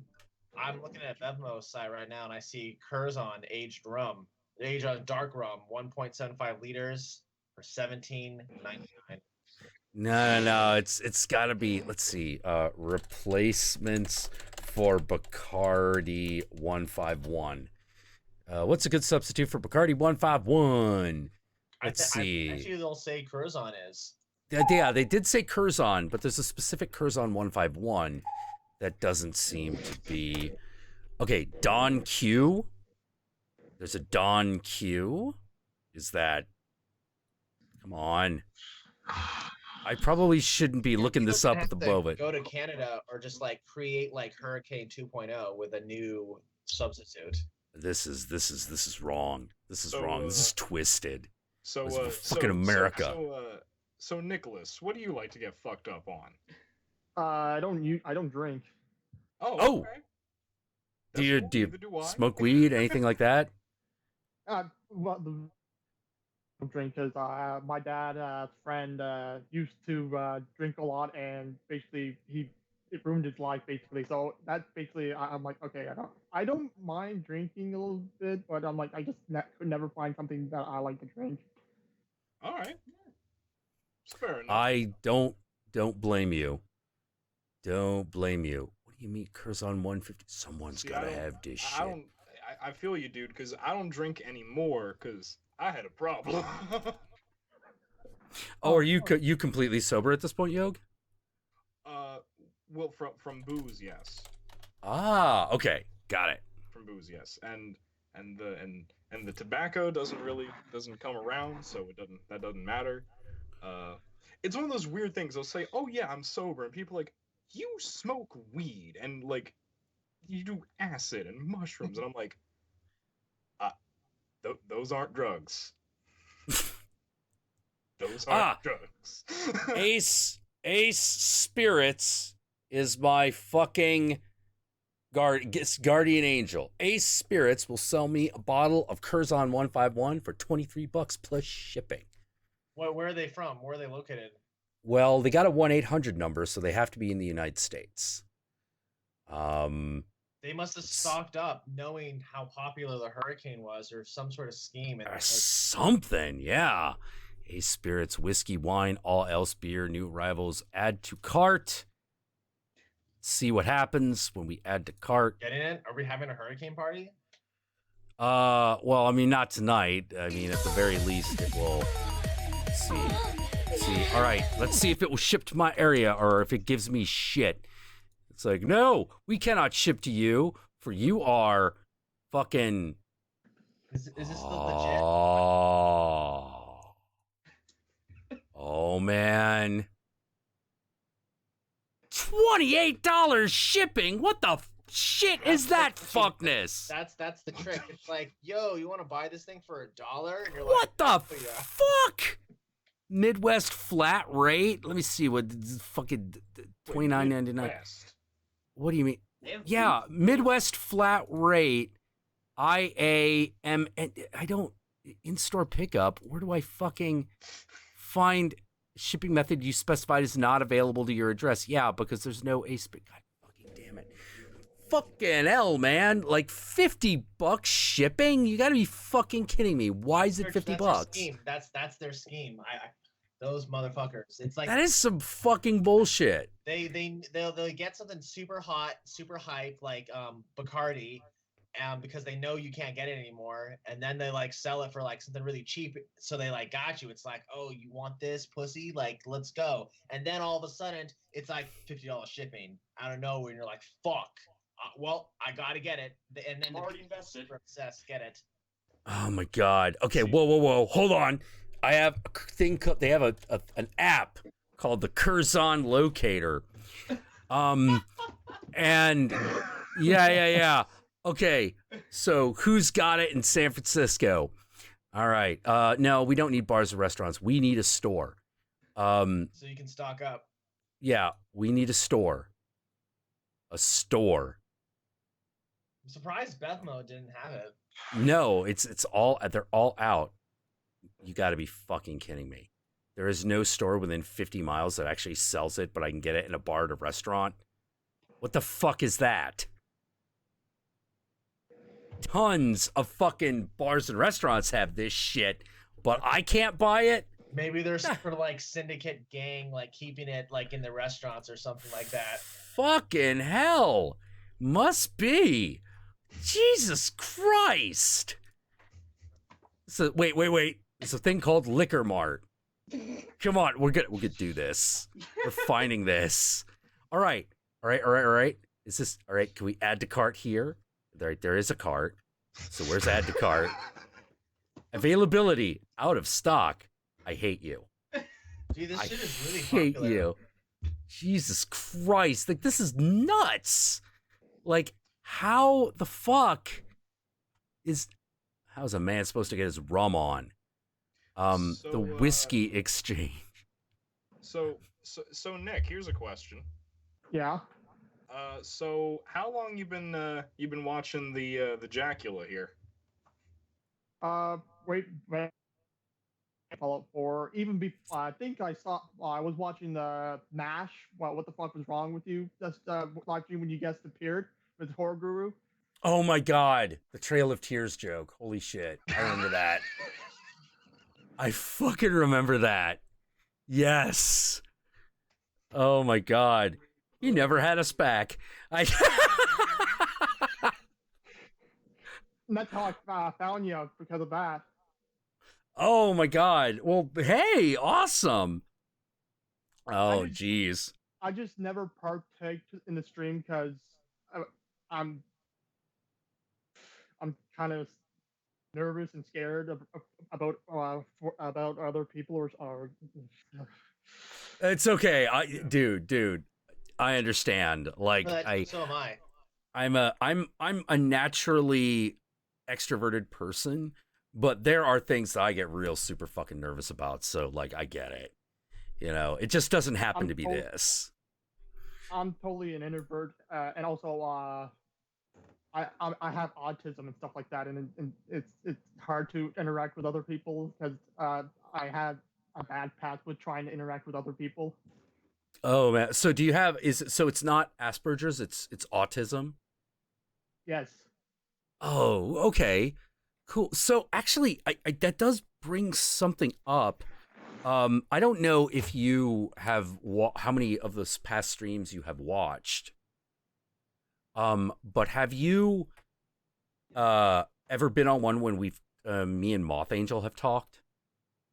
Yes, I tried to talk, but no one noticed. So and that's typically what happens to me almost all the time. No one really noticed me, so I'm like, okay, so I'll just Yeah. stay behind. Oh, sorry about that, man. Yeah. So yeah, like one of the things. So is your autism like relatively the same? Like you have to think of a specific house as opposed to just the vague idea of a house. While I'm actually learning visually, but when it's involving numbers or words, I some may forget or try. You need to remind me a couple of times to remember. Wait. I didn't quite catch that. You cut out a little bit on my end. Oh, I'm more of a visual learner, and I'm good at remembering stuff like that. But if it involves numbers or words, I tend to forget, or I need to be reminded to remember what they are. Oh, okay.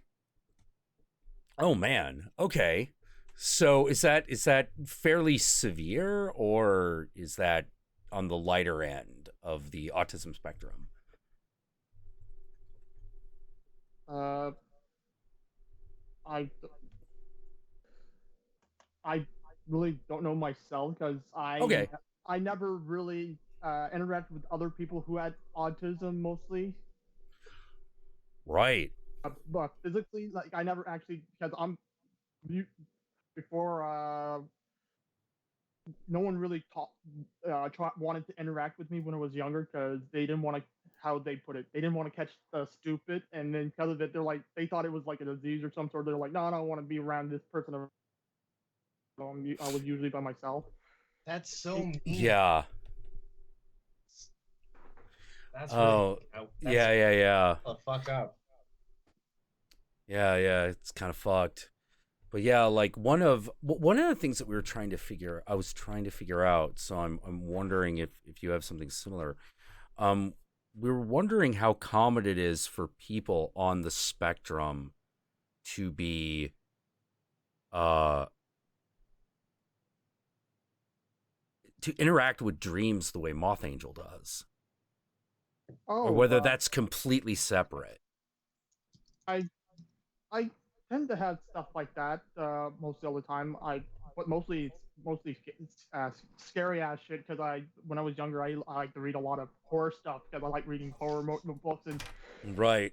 it got to a point where my teachers in my elementary school told me like, please stop reading those books because if you keep reading those, we're not going to mark you down as reading books anymore because they wanted me to read other stuff. And every time we had like reading classes and stuff like that, they like, can you please read something else? I'm like, nah, I like these books because I usually would read Goosebump books a lot, and they're like, Yeah, I was gonna ask if it was Goosebumps. Yeah.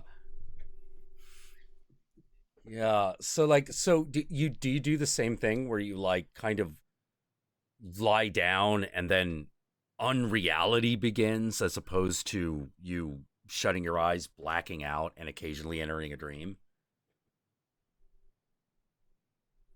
but sometimes when I pass out, I don't even dream at all. I just get up like, what happened? And I look at the clock like, oh, I passed out for 2 or 3 hours, and I don't know how or why.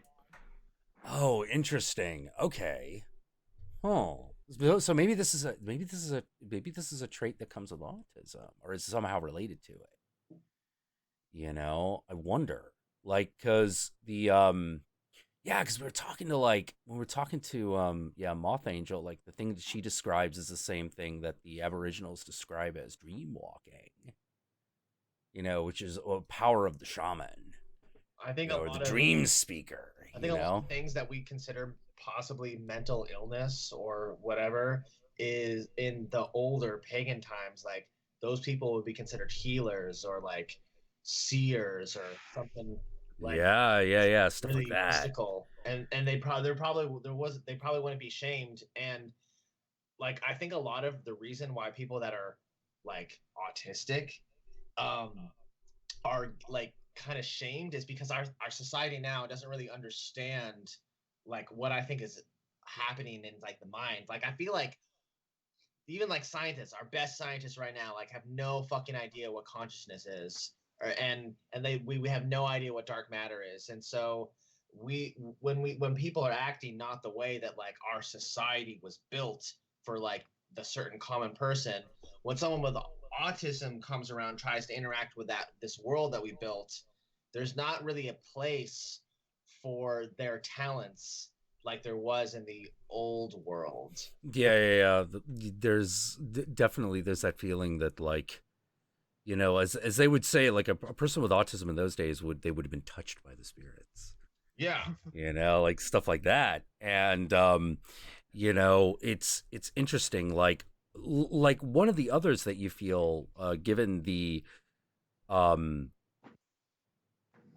descriptions of the way it worked, the Oracle Delphi, you know, in Grecian times was most likely a girl with autism.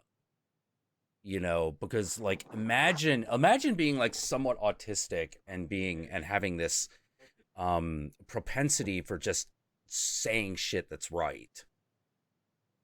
You know, it's just because they can see that pattern.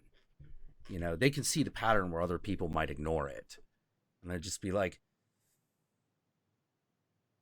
there will be a tidal wave. It will come at night, as others have in the past. And then it happens, they're like, oh, she's an oracle. Okay, let's fucking cloister her, take her to Delphi, and have her breathe of the fumes, you know, whatever those the fuck were, probably some sort of psychedelic. Get her good and loaded, and then just say, yes, tell us what you see, and we'll just write everything down. The 100% for sure happened. Yeah. I'm pretty sure that's like one of the things that was going on with a lot of people, where they're just like, oh, what's going on? Okay, I'm in this weird position. Tell us what you see. I see the ham rising far in the east. You know, like, you know, and then someone interprets that. Yeah, that was when you don't have the internet, and like that's what you got. That's probably great. Yeah. That probably works. But also if being autistic somehow has a strange effect on the way that you sleep, has anyone done a study of that? That seems like something that someone would have thought of looking at. Sleep and autism. I mean, there's like a lot of weird autism, like not corporations, but there's like certain autism groups, like pro autism, that are like against each other, and there's like infighting. There's like a really weird autism inner civil war happening, where there's like people that like at this website called Autism Speaks that oh my god, Autism Speaks. Oh my god, yeah. Like, you know what I'm talking about? There's like this. I do know what you're talking about. That is the strangest advocacy group I have ever seen. Where I'm just sort of like, you're acting like these people have got like the devil's illness. What the hell are you talking about? I thought you were their advocates. Yeah, so there's a lot of weird shit with autism. I don't know what it is, but I think sometimes we forget that we're like not a modern society, so we have to like watch Game of Thrones to remind us like how like kind of weird we are. And so like when we see these things like Autism Speaks, it reminds us, oh, we're still a bunch of fucking crazy humans trying to figure out like we're still essentially monkeys, you know, just trying to figure things. Oh, this is interesting. Apparently people with autism are also have higher rates of epilepsy. Yes, because when you're autistic, you get overstimulated. In fact, you do these when you're autistic, you stim. Oh my which is god! Like autism nomenclature for doing like an activity that kind of keeps you down, because you kind of have to. The soothing nature of like whatever sensory it is, whether it's tactile or whatever. Oh, interesting. So apparently, this same that led them to look into the way that it. Officially, no. Probably yes. Yeah. They're talking. They think there's a link between autism, epilepsy, and sleep disorders, but they're not exactly sure what it is. Yeah, like basically there are higher rates of irregular circadian rhythms, which is the wake sleep cycle. Mm-hmm. People with autism have greater irregularities with that, and that also seems to be related somehow to epilepsy, but they don't know what it is. See, someone has noted that there is a correlation, but they don't know why. See, shit like that's always so frustrating because you're just like, I see these are related. I just can't make it. Can't figure out how. Yeah. Well, like, it's like, oh, it's fascinating. Like, yeah, but back on the Autism Speaks thing. Yeah. Like, I went through a period where I was trying to figure out what autism technically was because I realized I didn't know. You know, it's like, okay, is autism more than just all these behaviors? You know, I wanted to know. And I was going all over the place. And the more I looked on the internet, the more I got convinced that it wasn't real. But I knew that that was wrong. But if you just listen to like advocates and those people, you either come away with the idea that autism is the devil's work or it doesn't exist because it's gobbledygook nonsense. So actually talking to people with autism was really important in me having any sort of understanding of what it was. So it's one of those situations where the people who have taken up the banner of, like, you know, defending the autistic, yeah, have made it sound like a bunch of like bizarre nonsense. Because yes, they basically made everything worse and were not helpful at all. Yeah. Yeah. Alex and Moth Angel helped a lot in that regard. I'm pretty sure I think Alex is pretty sure that he has Asperger's, not autism, but it comes under that same banner of symptoms. You know, but they are thinking that Asperger's and autism have two different causes. Well, actually, wait. Like, Nick, as someone on the spectrum, like, have you had any like personal misgivings with like advocacy groups or things like that? No one cared at all about me at all. No, there was no visit stuff like that to help me or my family at all. No one came at all. Oh, geez. That sounds like something. That's like a common problem that I feel like happens. Is like the people that really like need the advocacy never get it, which is why I often wonder if, like, especially if the social justice warriors is like some sort of CIA side conspiracy to, like, you know, fuck everyone up because they're not actually helping the people they claim to be helping. Yeah, Autism Speaks in general seems to be a very bizarre organization. They don't understand their motivations. Nick, go on, Nick. Conspiracy. Usually, for me, how I see it, usually people like that, they usually do that because they want to feel high and mighty about themselves. Like, oh, I'm helping be broken or some sort, and I'm doing it because I want to make myself feel good about it. I'm like, then stop being an asshole then about it. Then yeah, here. You know, when I was in elementary school and through high school, they didn't understand what autism was. It was around the 90s, and that was during the era of like it was starting to come up, but they didn't understand what it was. So mostly they usually put me in the corner, or they put me in a quiet room, say you're in like you're in the detention for because I was doing stuff like I was screaming or loud. I was times about stuff like why this and that, or I would blurt out something, and they're like, please just go in the corner or some sort. And they just labeled me as a troublemaker. So I'm like, and as for high school, they program per se for people who had autism or some sort, but it was like my high school was like through 7 to 12, but through 7 to 9, they're like, well, this program will help you through stuff, but after 9, you're on your own. I'm like, okay. And my mom and dad try to get involved. Not my problems. Oh. So you had that problem where like no one knew what was going on, so you just kind of get swept under the rug and. Well, they knew what was going on, but they just didn't care. Oh. Because there's I that. graduated from high school, and after I graduated from high school, then they're like, okay, let's start helping people with disability. I'm like, what? But yet you didn't help me at all. Yeah. I left high school, and all of a sudden there was all this stuff about tolerance, understanding, and multiculturalism, and I was like, fuck you.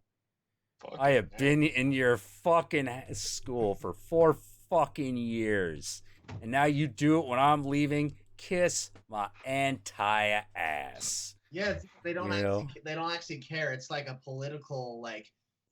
Yeah. Let's feel better about ourselves, and I'm like, oh god. When I was in high school, the most powerful of the clubs was the Christian Youth Coalition. Yep.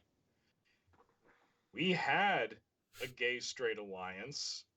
It didn't last too long. Oh. And we were under constant barrage from ignorant assholes. And now I go back as a sub. Yep. And what do I see? All this.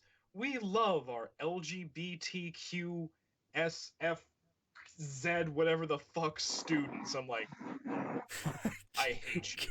Kiss my entire ass. I'm just like, I'm just like, no. Yeah. You're fake. Oh my god. Oh god. Oh. Wait. Hold on. Trev Apocalypse sent me an article. The Maori language of New Zealand has expanded. Oh, okay. Yeah, apparently the Maori are moving to. They have a word for autism. Huh. Interesting. It's always interesting when like primal languages change.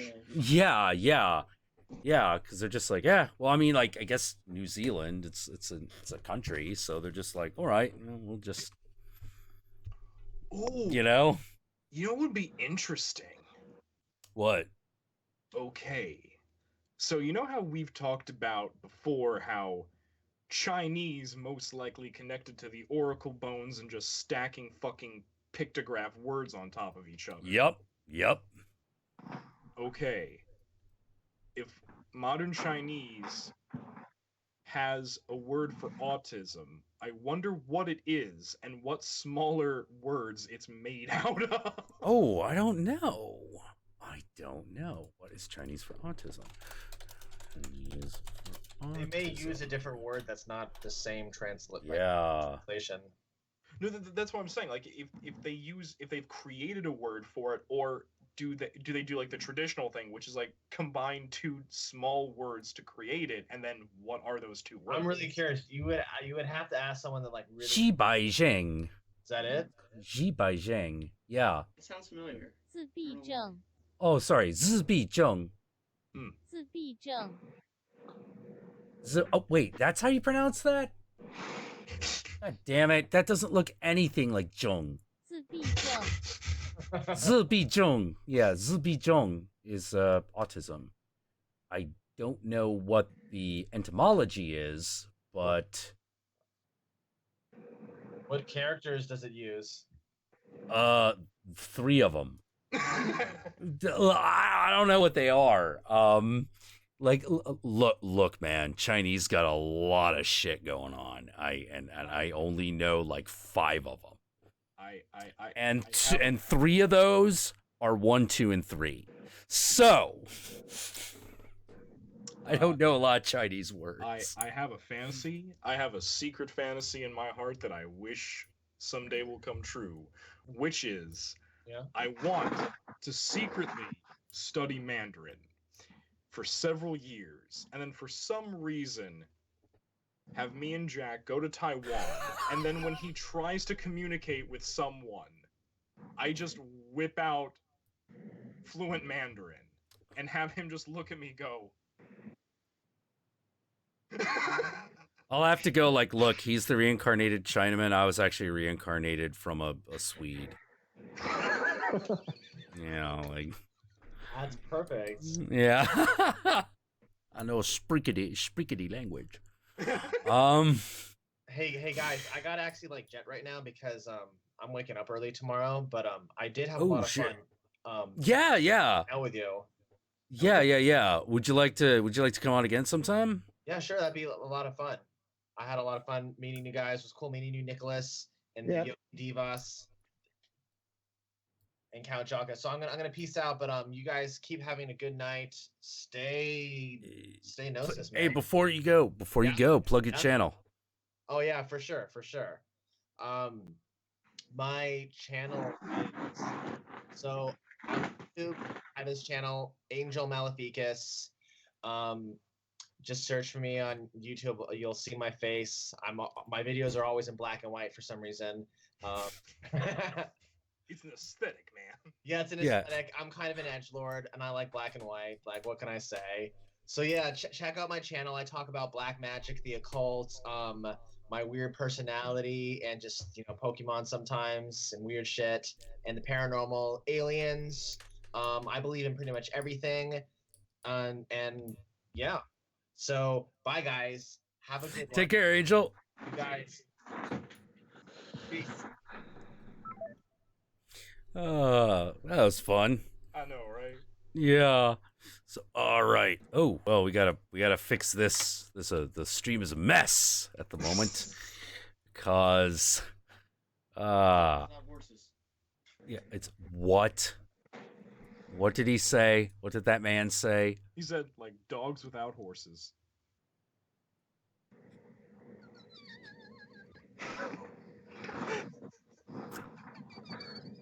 Okay. All right. That's the way it's gonna be. That's the way it's gonna be. No, it is. That's the way it's gonna be. So Nicholas, what do you do? What do you do? Right now, I'm just waiting for September because previously during January was last March or the March that just passed I was in college. What are you studying?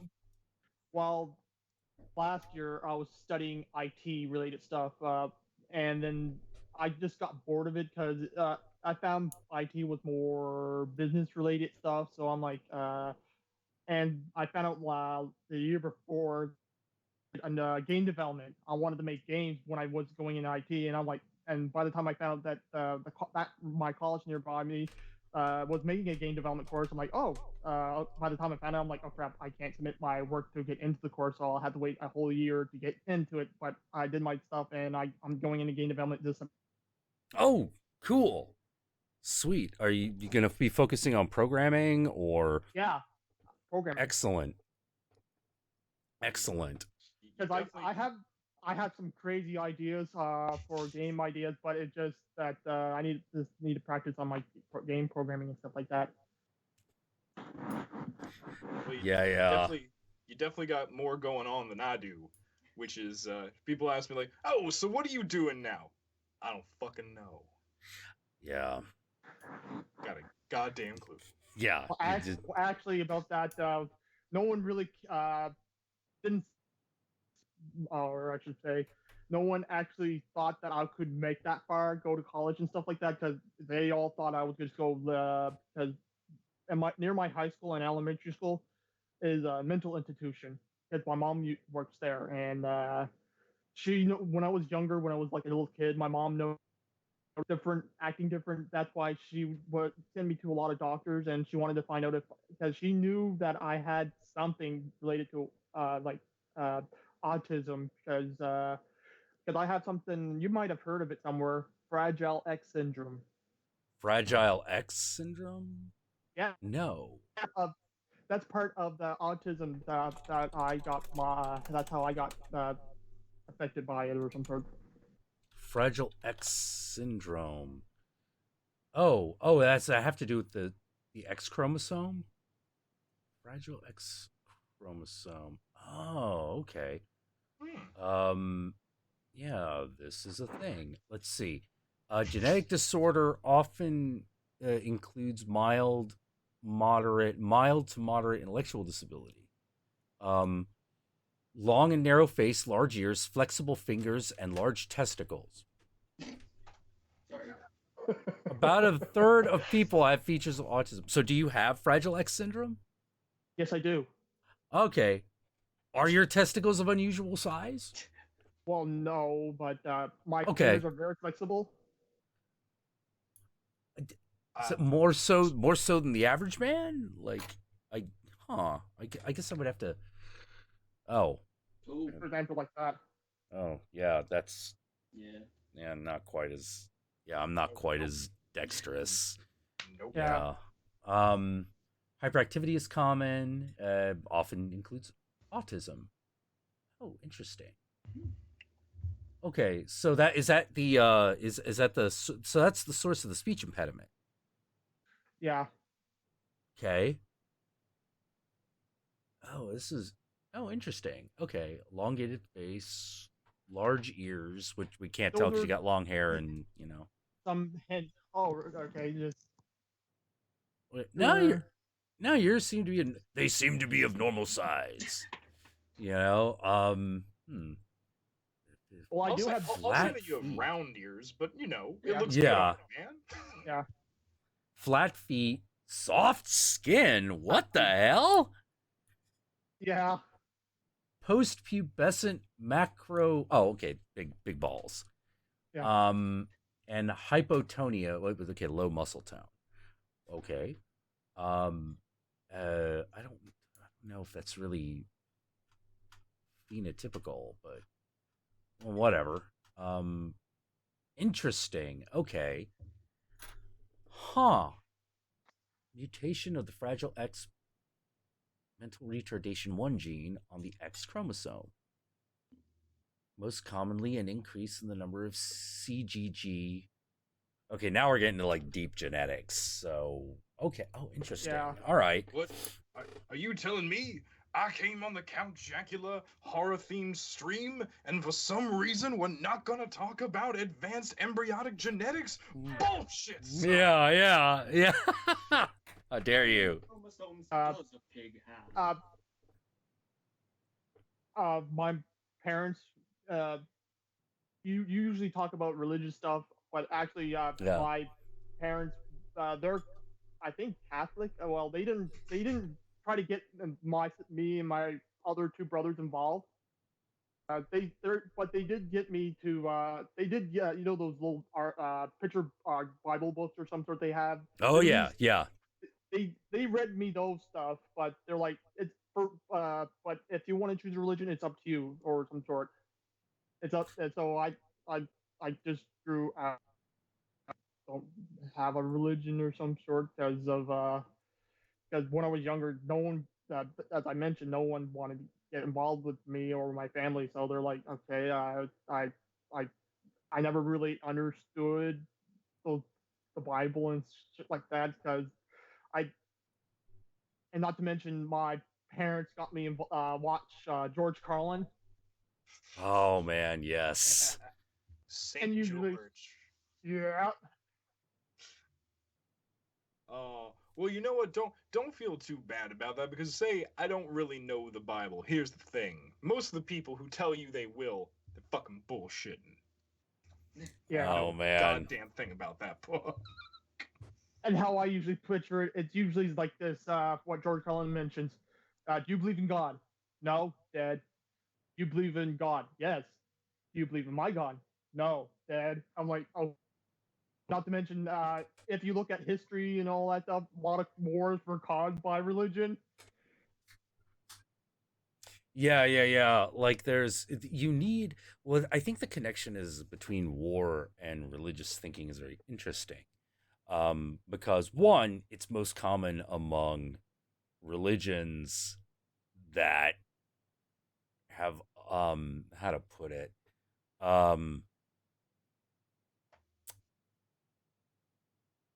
I don't even know how to put it. Like, Buddhists don't tend to go to war with people. That's not generally a thing that people of that religion do. You're saying that the inclination to be connected with, like, the inclination to the connection between war and religion is more observable in high stakes theology. Maybe. Yeah, what do you mean by high stakes? Like, okay, like, example. Okay, if the Buddhist view of the universe is true, what exactly are the stakes of living the correct way in this life right now? If the Buddhist view is true? Yes. Life might suck more. But again, with things like Buddhism, Taoism, technically even Shintoism, Hinduism, Jainism, you get it eventually. Yeah. It's like, it's okay. You'd be okay. Oh, did Nico Ramus donate? Yeah, I did see it on the chat. Oh shit. Oh, we're gonna have to do something about that. Okay. So we'll get Nico Ramus here in, like, say 20 minutes. Because I think we've been with you for like 40, unless I've missed my guess. But I usually never talked throughout the whole thing. Yeah, well, like, this was really. I'm actually fairly interested about, like, your life, actually. Nick, what, like, so you have this Fragile X syndrome. Yes. Yeah, you've got the speech impediment, but I take it your mental facilities are fine. Well, at times, yes, because I don't, I can't grasp the emotions. Like, I can't understand emotions, so I tend to have that sociopathic tendency there, where I'm like, I don't really understand why you're doing like smiling at me, or why you're doing that, because I really don't understand emotions, because I try to interact with other people, but earlier that don't want to get involved, so I never really understood other people. Yeah, you don't have that innate, like, oh, that person is happy, that person is sad, that person is angry, like. Not to mention, in high school, there was a teacher who was monotone, so whenever he would tell, he was telling a joke or being serious, so I would laugh at times, or when he was serious, I'm like, and everyone would look at me, I'm like, what? I thought he was telling a joke or some sort. I didn't really understand. Got it. Okay, so, like, well, the thing I always thought was really interesting about that particular facet of it is no one gets that stuff 100%, but, like, the hit to miss ratio is worse. Yeah. And but it's interesting. So can you look people in the face for long periods of time? Oh. No. How come? Because I don't know, I feel nervous. Because not to mention, when I was younger, you would look at me because they didn't understood me, and because of it, I had a fear of people looking at me, because I'm like, oh, what, did I do something bad or wrong? Okay, but it's not. But looking at a face itself is not inherently distressing. But yes, I can't look at people's faces. Well, like, I'm trying to, but okay, I can't, because I can't look them right in the eye, kind of thing. Right. Okay, yeah, that was the question. That was because, yeah, that was something that a lot of that like Moth Angel said she also had problems with, is looking people directly in the eye is not something she can actually do. Like, she tends to get overwhelmed, which makes. Well, I can look them in the eye, but when I look at them, I tend to break. Like I will laugh or some sort, and they're like when they if they're being serious, like and they tell me look me in the eye and tell me if you're not lying, and I'm like and I laugh or I try to shy. So usually that's I can't usually look at them at in the eye. That's how. Ah, interesting. Yeah, yeah, because what some of the others were describing is that they couldn't do it because they were overwhelmed. Like Yeah. if like oh, okay, so you also have that. Yes. Got it. Okay. Yeah, it makes a lot of sense because one of the other things that they're finding with people with autism is that so for instance, if I or Yogi visualize the word house, we have a very fuzzy, almost child's crayon drawing of like a roof, a little square under it, and a chimney with maybe a window, maybe a door. Yeah. You know, and that to us is a house. And we take that image and we can superimpose it on anything that is vaguely like it. And we understand that if it's like this and there are people inside, it's a house. But our visualization of it is not very specific. It's really, really, really, really fuzzy. Unless we're trying to specify. Yeah, unless we're doing a specific house that we have seen. Then it gets more specific. But Moth Angel was saying that she has to think of a very particular house every time she thinks of the word. Well, for me, it doesn't really matter. But if they're asking me like, do you remember this house? I can't try because there's so many houses I saw. I was like trying to remember which one was that again because I saw since I'm a visual learner, but too much information is like okay, what was that again? Okay. So, but when you picture a house in your mind, what do you see? That would depend on what type of house. Okay. I think that answers my question. Yeah, because they're thinking that one of the symptoms of autism is a problem with abstraction, which is why language is difficult. Like people who don't have autism, to varying degrees certainly, but have a much easier time with abstract thinking. You know, weirdly enough, the exception seems to be numbers, because numbers are visualized very concretely. Well, I'm the opposite. I can't understand numbers because there's so that I don't know for some reason I just can't understand numbers. And oh yeah, what was it? One of your earlier streams about you mentioning something. You asked Moth Angel about something about.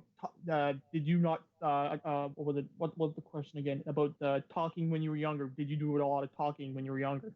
For me, I didn't do talk. I didn't speak at all until I was like 6 or 7. Oh wow. Oh wow. Yeah. That seems to be a common trait, but they think that that's linked to the difficulty with abstract thinking or abstract visualization, because that's all language is.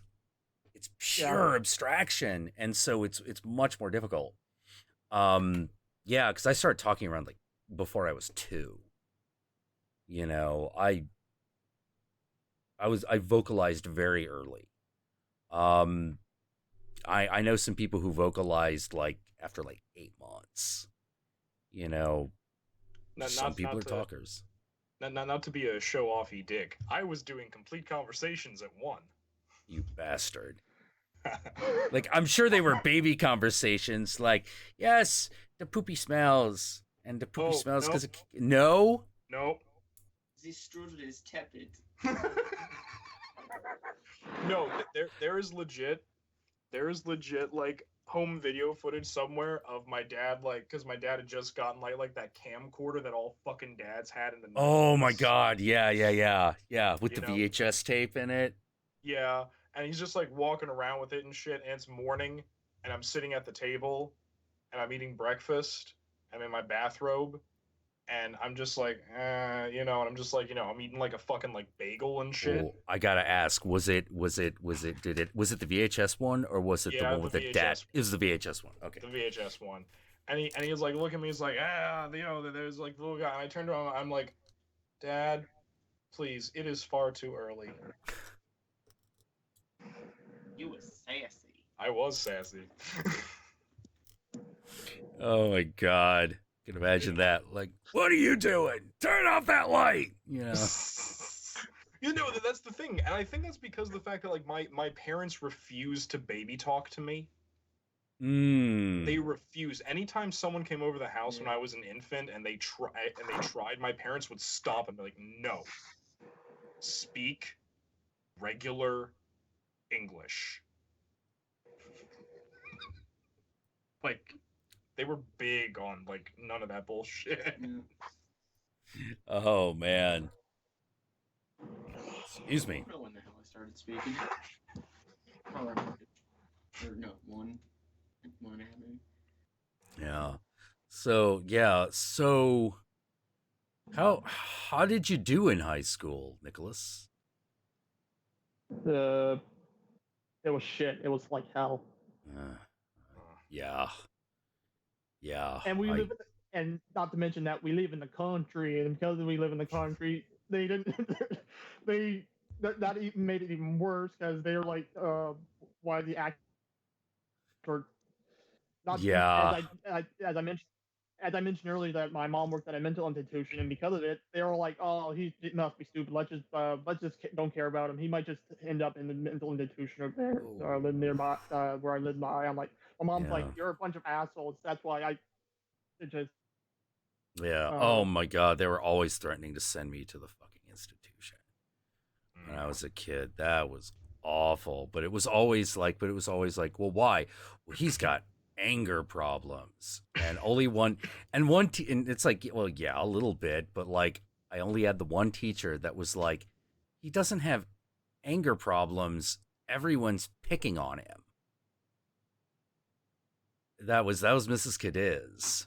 Oh, that lovely Filipino lady. Filipino lady. Yeah, the Filipino teacher. And she was like, everyone's picking on him. That's why he's angry all the time. You know, maybe that should stop. And I couldn't believe they actually told her, look, you drop it or you're fired. And I'm like, that I don't know how else to put it. That's how you know you're dealing with deep racism. Like, they're going to fire the teacher that's helping you. Like, that's a level of racism I can barely fucking conceive of, you know, but it happened. Yes, babe? Could you please move the dead mouse and try to bring it to her bedroom? The cat brought a mouse in? No, dead. It's dead. He's flinging it around. He's flinging it around. Okay. Did you remove his kill? He's having a good night. You're letting your He's having a game slip in. night.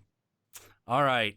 You guys hang tight. I'm going to remove this dead mouse. My tiny rat. Or a tiny rat? What the fuck? All right, well, at least it's not a bird. Nope. Good. I have killed Because a bird. he is fucking... Oh, my God.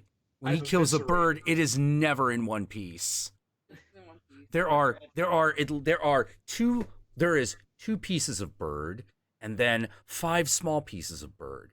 There is the big central piece. There is the wing that he has ripped off with his fucking mouth. That's going to be like over there. And then there is the liver, the heart, and the intestines artfully arranged. I was about to say, like didn't you say like he like delicately arranges the organ? Yeah. Like it's a fucking Egyptian embalming or something. And I'm just like, are you from Bass, the cat goddess? Do you know the secrets of the embalmed liver? Like, what is your deal, cat? And he is just like, I have killed the bird. I have taken its wing. I'll take its heart, and I will march into the underworld and have it weighed before the feather of Newt. You know, like. All right, I'm gonna deal with this mouse. Maybe that's where he went the other day. He just took all the bird hearts. He just took all the bird hearts up to the pyramid, to the Temple of Bast. It was just like, my offering to get into heaven, cat heaven, where it is tummy rubs and dry food all day. And there are a million cats, and there are fields of catnip, and I will kill birds all the time. All the time. All right, I'll be right back. All right. Oh. Oh my goodness. So wait, Nicholas, have you always like lived in VC?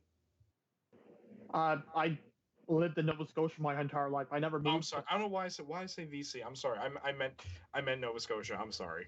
The farthest I've been away, almost to Ontario. That's the farthest I've been away. Well, yeah, that's the thing, because when you were saying how like, oh yeah, we live in the country, I was like, oh shit, that's right, you're in Nova Scotia. Yeah.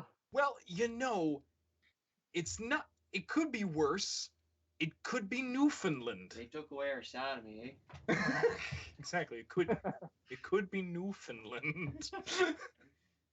Oh, don't get me started with Newfoundland. Oh, Newfies. What's with this voice, eh? Yeah, Yeah. eh, what the fuck is that? I've never heard that voice anywhere else in Canada. And actually, no one talks like that in Canada at all. Well, the ones in Nova Scotia, no one talks like that at all. That's basically, yeah. The shit's weird. I'm like, okay, I have been to British Columbia, I've been to Nova Scotia, I've been to Quebec, I've been to Ontario. Newfoundland, you are the only people who do that. Stop it. Yeah. I'm not done yet, but I just want to make an announcement. Oh. It was male. Seriously? Fucking beauty. Oh. Though, you know what's funny is that my dad's uncle Raymond, cousin Raymond, he is like, okay, with the whole A thing, he's the worst. Like, literally, after every 3 words. No one else in the family says it that much. He's like, oh, hey, I was down there, at the thing, and then we're like, Raymond, stop. Ooh. You have to know you're doing that. I don't think he does. I just think it's the thing. Oh my goodness. It's, oh. Oy vey. Yeah, because my family lives up in Kingston, in Ontario. Oh, so, yeah. My family on my dad's side, I mean, or all, because they think I'm country folk, and they're city folk, because they mostly all live in Ontario. I think one lives in Toronto, and another one lives in Vancouver or Alberta or something. Yeah, no, have you noticed that, though? The people who actually live in Toronto, they act like they are the metropolis of the North. You ever notice this? Yeah. I'm just like, say what you want about Beckers.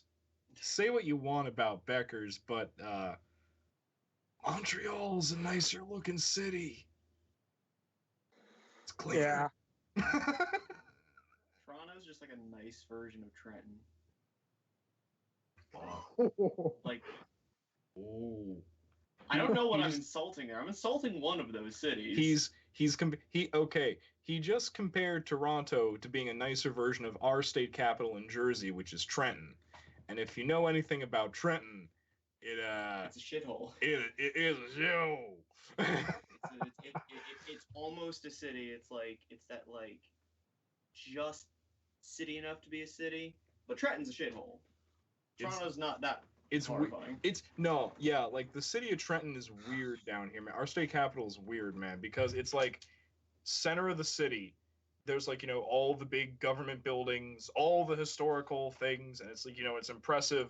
And then for like 2 miles in each direction, just low-income housing. It's bizarre. Yeah. So where in Nova Scotia are you? Like whereabouts? Like in the province? Truro. Oh, okay. All right. Hi. I'll say one thing. I will say one thing about the time I have spent in Nova Scotia, which is like the fucking fish is delicious. No, it is. There's just something about like how like, you know, there's just something about that this is a fresh salmon. Wait, really? How fresh? This fucking morning. Yeah. Free it a couple minutes ago. Oh, okay. Do you think this is weird? Because literally every Canadian I know who lives outside of Ontario thinks this is weird. The fact that Ontario, the bag of milk. Oh, I know. I had that when I was a kid. Yeah. But to my understanding, Ontario is like pretty much the only place that does it. Well, we used to do that, but I don't see that stuff anymore. See, that's the thing. Like every time I go visit my relatives, there are no jugs in Ontario, like at least not in their part of Ontario. There are no jugs. It's all bags, and I'm like, why? Yeah. Nowhere else does this.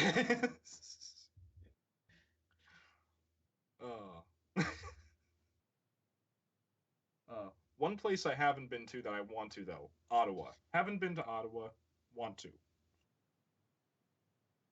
I have. Oh. So I don't know. Well, you're kind of a huge fucking country though. It's kind of. It may be. It is technically bigger than the United States. It is. So But it's more country. Well,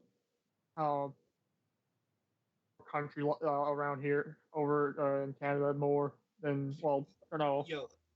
Yeah, like more like unspoiled land kind of thing. Yeah. Oh, to Jabon the Wanderer in the chat, how do you pour a bag of milk? Okay. With great difficulty. Well, what it is, right, is like the milk comes in these plastic bags, like, you know, kind of like how you would get a like a fucking like if you open like a box wine, like the bag that's in there. Well, no, not even. It looks kind of like an IV bag almost. It's like this floppy. Okay. It's like this floppy bag. Yeah.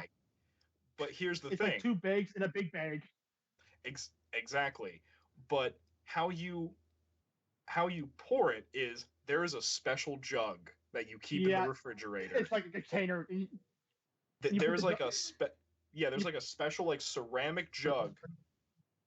Exactly. Yeah. And you slide the bag into the jug, and the top corner that's near the spout, you cut it, and then you just pour it from a pitcher. Yeah. So that seems way too many steps. It is way too many steps. When you can just get it in a plastic jug. That's why most of Canada has jugs. It makes more sense. I just figured you hung it from something. Or or you put it in a box or something. No. You're thinking of this in simplistic engineering terms. There are no such things here. At least you didn't see around Halloween when the same people that made that type of stuff would make juice, and they would have these juice bags, the same concept, but instead of using scissors, you have to use a straw. Like a plastic UV, one of those bag things where UV bags, and you're trying to stab it, but it doesn't really work at times. So most of the time, you stab it, and it's like it goes all over the place. Where it's like stab, oh crap, it's all over the place. So like a really fucked up Capri Sun. Yeah. It's more weaker. Stupid. So one stab. Yeah, but the juice is fucking good. You see, you know what? Okay. You know what I always thought was cool is that so we have fucking like juice bags and shit over here. We have like the Capri Sun bags, right? What I always thought was awesome was that in Japan I've noticed this. They have juice bags with like a sealable twist off spout cap, and I'm like, that actually seems like a much better idea. Yeah. Why don't we do that? We're starting to. There's a few like juice companies are starting to do like specifically like as this on the go sort of sport juice thing. I've been seeing very, very sporadically and consistently. Jim, you all right? Yeah. Okay, cool. Huh. But You know. But yeah, Japan's crazy. Japan is crazy. Hella vending machines. Oh, Asia. All right, that's dealt with. It's dealt with. So Oh, the situation. you- What I miss. You missed all our rantings about like various odd things that our neighbors to the north do. Yeah. Like what? Milk in a bag. Yeah. What is with milk in a bag? Like, Well, no, as we were just saying, it's like literally at this point, it's like only in Ontario at this point. Like nowhere else in Canada does this shit anymore. yeah, because it's kind of the inferior way of doing it. Milk in a bag. Yogurt in a bag, I might be able to see. Yeah. What? Yeah. Well, we That's said that. Yeah, we got Well, that too. I buy sour cream in a bag now. Yeah. Now, it's a bag that has like an openable spout.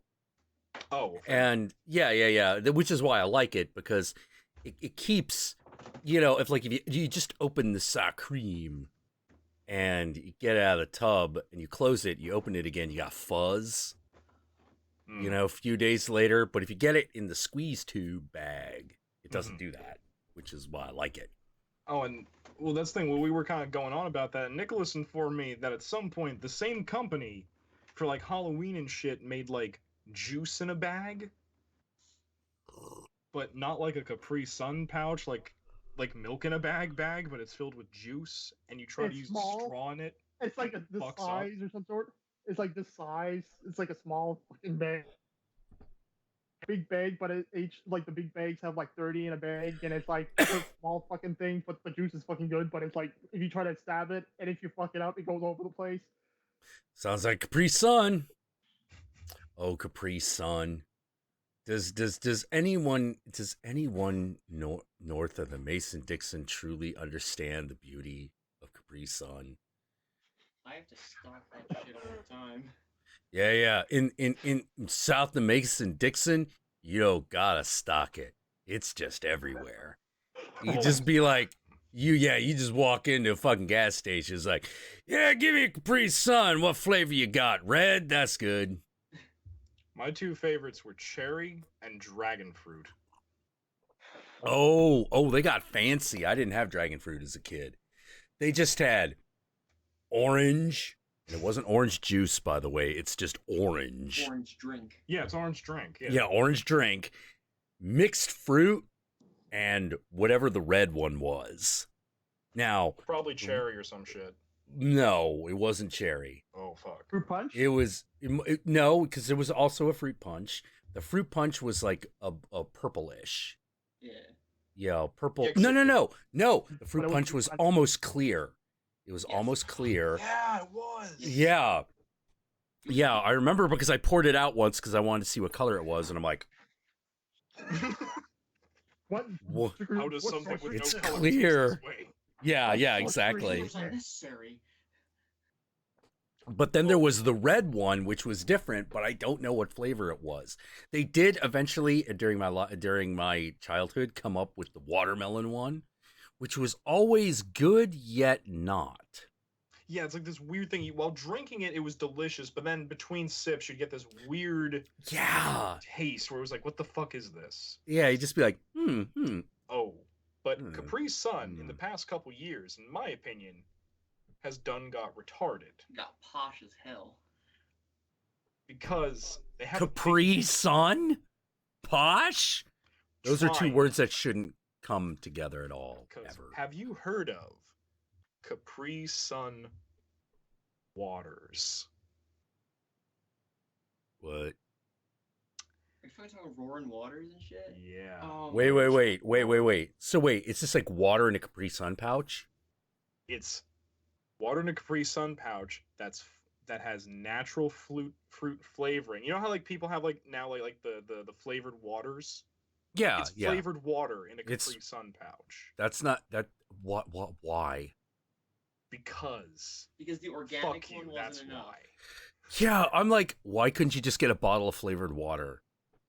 Why do I need it? Look, the only reason you drink Capri Sun is because it's pure sugar. Yeah. With natural Yeah. flavoring, with fruit flavoring. I don't think there's anything natural about a Capri Sun. No. Unless it's the Well- organic one, then it's the same thing, just with the word organic in front of everything. There's an organic Capri Sun. There's a line, yeah. What? No. What? No. What? No. No. No. That's wrong. Yeah. That is I am wrong. Death, destroyer of worlds. Oh. Chaos. Oh my god. Organic Capri Sun? How? Like, fuck even why? How? Oh my god. I got It the other day, which meant organic Capri Sun. Oh my Well, if I god. can think about it, if they gotta impress the millennials bullshit kids or some sort of like, wait, this shit is organic. Ingredients. Organic Capri Sun ingredients. Filtered water, organic white grapefruit juice concentrate, organic apple juice, citric acid, organic orange juice, ascorbic acid. Oh, so it literally is the same thing, just with the word organic slapped in front of all the fruit words. Yup.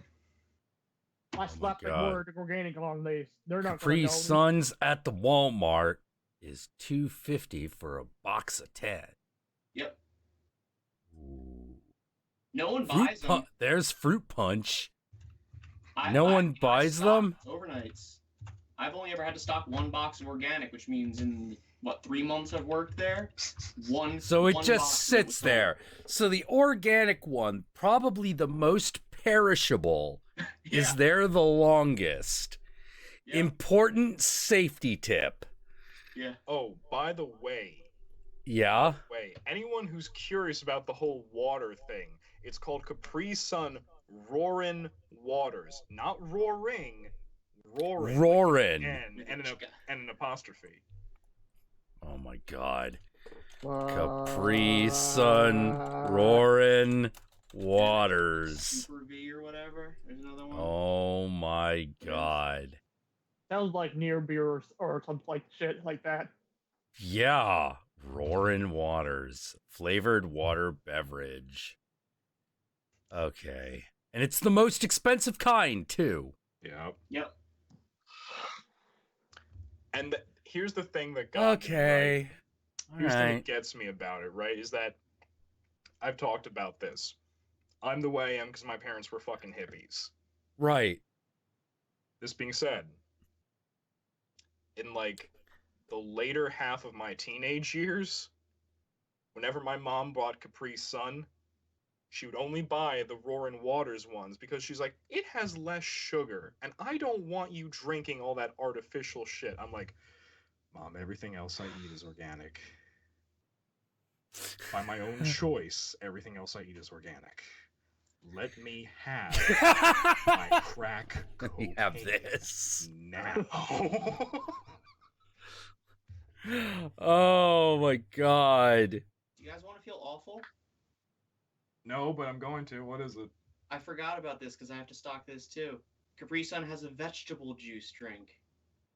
Capri Sun Super V. Ew. Yeah. You could have had a V8. I could see it. Yeah. I could see it, but Oh my god. I will tell you one thing though. Do you know something? I swear to God, the flavor of this shit changes with altitude. Tomato juice. That's true, yeah. Yes. Yeah, tomato juice at high altitudes is amazing. I don't know what it is. Every time I'm on a plane, they're like, what would you like? I'm like, tomato juice. And they're like, why? And I'm like, because this is the only situation in which it tastes right. Is in high altitude. Like you're like high up in the mountains and you go to the Taiwanese beverage thing. Well, as you're surrounded by the peach fields that grow the softball sized fucking peaches and shit, you know, but you're up in that air and you're breathing clouds. No, I'm not kidding, by the way. Like I now know what a cloud looks like from the inside. It looks like fog. Yeah. Yeah, I was like, as a kid, that blew my mind. I was like, wait, that's a cloud? They're like, yep. And then my Seems much more grandmother, solid from down there. I know. And then my grandmother told me the story of how she first encountered it and how, as a little girl, she was like brushing it out of her eyes and everyone was laughing because it was a cloud. You can't brush a cloud out of your eyes. But she's also describing the situation which is happening, which is she is being transported by palanquin. So they're like 6 servants carrying her over this mountain. And I am like, what? You know, because my grandmother was the daughter of the imperial translator. Mm-hmm. You know, he was the imperial translator. He translated the works of Charles Dickens into Chinese. And that was his huge claim to fame back in the days of, like, I don't know, what was it, like 1920s or something? Mm-hmm. You know, in China, when it was basically kind of still pretty much the Dark Ages. And I'm just sort of like imagining this. I'm like, wait a minute. So you're telling me that Grandma, Nai, she was a lady of high status who, as a little girl, merited being carried over a mountain by 6 servants in a palanquin that was a golden palanquin. They're like, yes. I'm like, what the fuck? Who is my fucking family? Like, who are these people? Amazing individual. Yeah. Yeah, she's describing the whole thing, and I'm just like, Dad, what the fuck is going on? Like, yeah, look, son, this is our family. I think you're just gonna have to get used to it. You know, like, okay, why are we here? Because the peaches are delicious, son. Are they in fact delicious? Yeah. Here, have a piece while we watch this imported show from Japan called Super Sentai. And I'm watching, yeah, like, for real, no joke. I'm watching this damn thing, and I'm like, I have no idea what's fucking going on, but there's a giant robot dinosaur beating the shit out of something. I love it. I can't understand a goddamn word. Now, because here's the thing. Oh, the other thing you gotta understand about Taiwanese television, everything has to be translated into Mandarin characters. All television is subtitled. Yeah. All television is subtitled into Chinese because of the 2 dialects. So the Cantonese people know what Mandarin people are saying, and that Mandarin people know what the fuck Cantonese people are saying. And it's a common joke to fuck the translations up in comedies. Now, in order to get the joke to come across, and you can tell when these jokes have happened, they translate everything twice. So half the fucking screen is subtitles. So that you get the fucked up translation and the real translation. Exactly. That's hilarious. Yeah. I And love Asian humor. Yeah. I do. And if you watch the channel where they subtitle everything into English, that's not television anymore, let me tell you. That's a visual novel. It is. Like, so years later, when I came back to the States, and I'm like eating, I don't know, terrible pizza that I got at the fucking mall. You know, after spending all my quarters on a new game called Super Mario Brothers. Oh yeah, I remember my very first game. I think mine. Yeah, because my mom loves Pac-Man and she's a gamer, so she got. And yeah. The very first actual game I started playing, if I remember correctly, were the very first game. While my mom got me the secondhand NES system, and she got a shitload of games. And she was like, "Okay, well, before that, I had a Commodore 64 with Pac-Man and stuff like that." Oh my god. Around 3 or 4 games. I'm trying to remember which one it was the first one, but one was Super Mario Brothers. The second one, The Little Mermaid for NES. I don't know why, because I like it. The third one was Batman NES. Oh, the NES was- Batman was great. and the fourth one was Ninja Gaiden. Oh, Ninja Gaiden. And Yeah. that was a bitch, but I actually beat the damn thing. I gotta ask, the version of Pac-Man that you had, was it called Commander Crunch? No. No, oh, it was actually Pac-Man. Yeah. Oh, okay. See, the first game system, I didn't own it, but it was the first one I interacted with. Yeah. Also the first computer I interacted with was called the Commodore VIC-20. Yeah.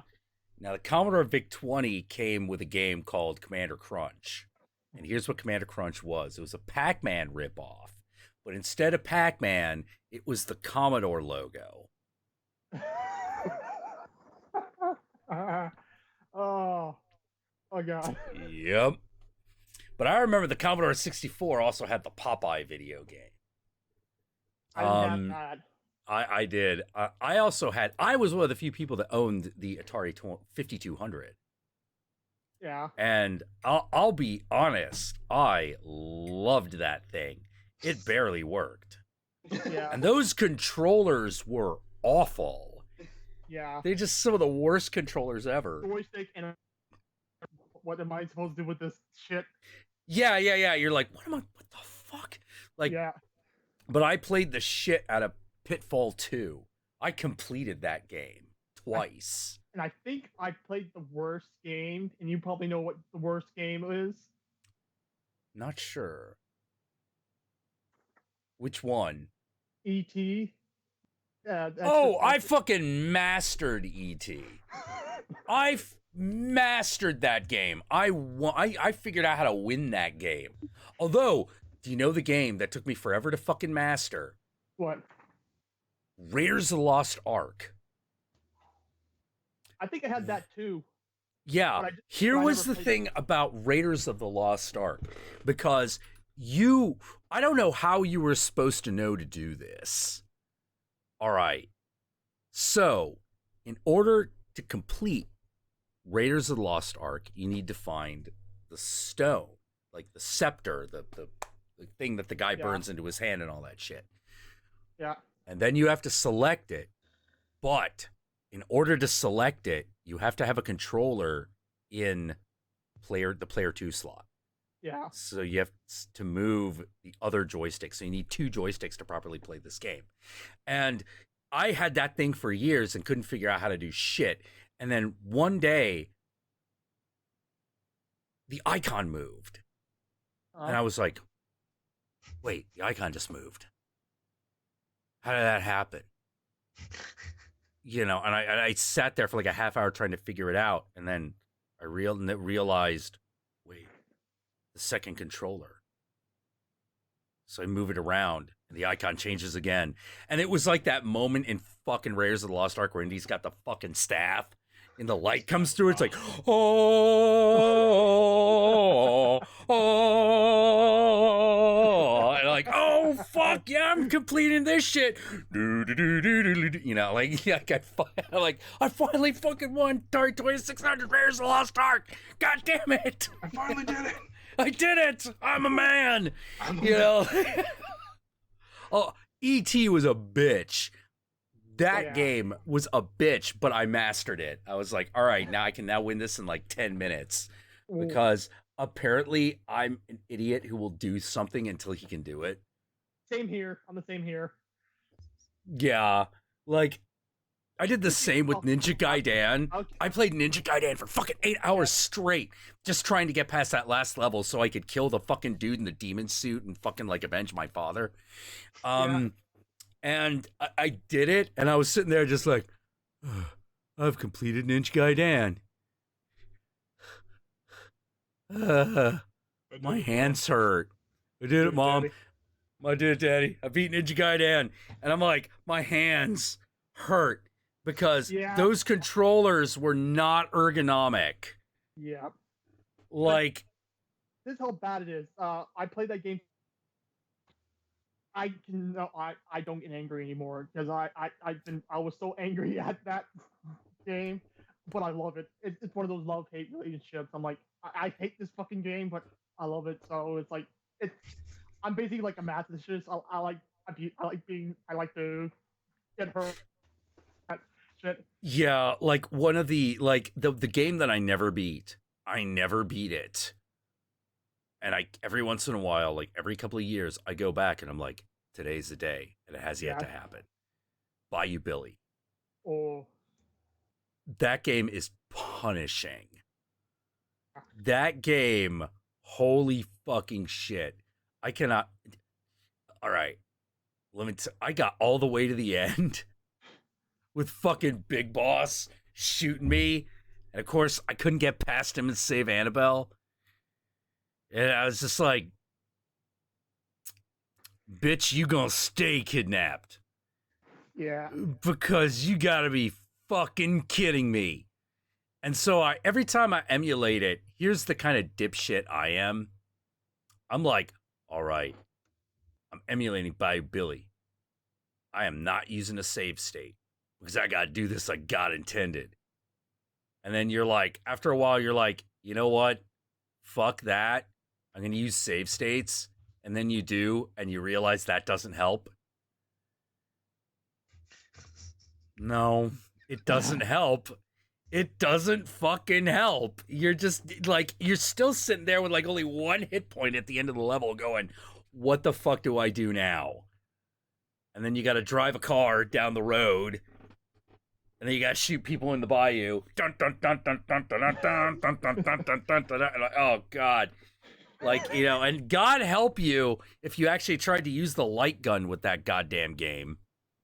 Because, like, that fucking pad is slow as shit, but it will hit things. The light gun. Ooh. No, that fucking, there is no fucking God here. Like, I literally was doing that thing where I was sticking it right up against the screen and pushing the button. Same here. Yep. Yeah, same. That fucking goddamn thing still wouldn't happen. So I'm like, okay, fine, I'm doing it the shitty way so it at least functions.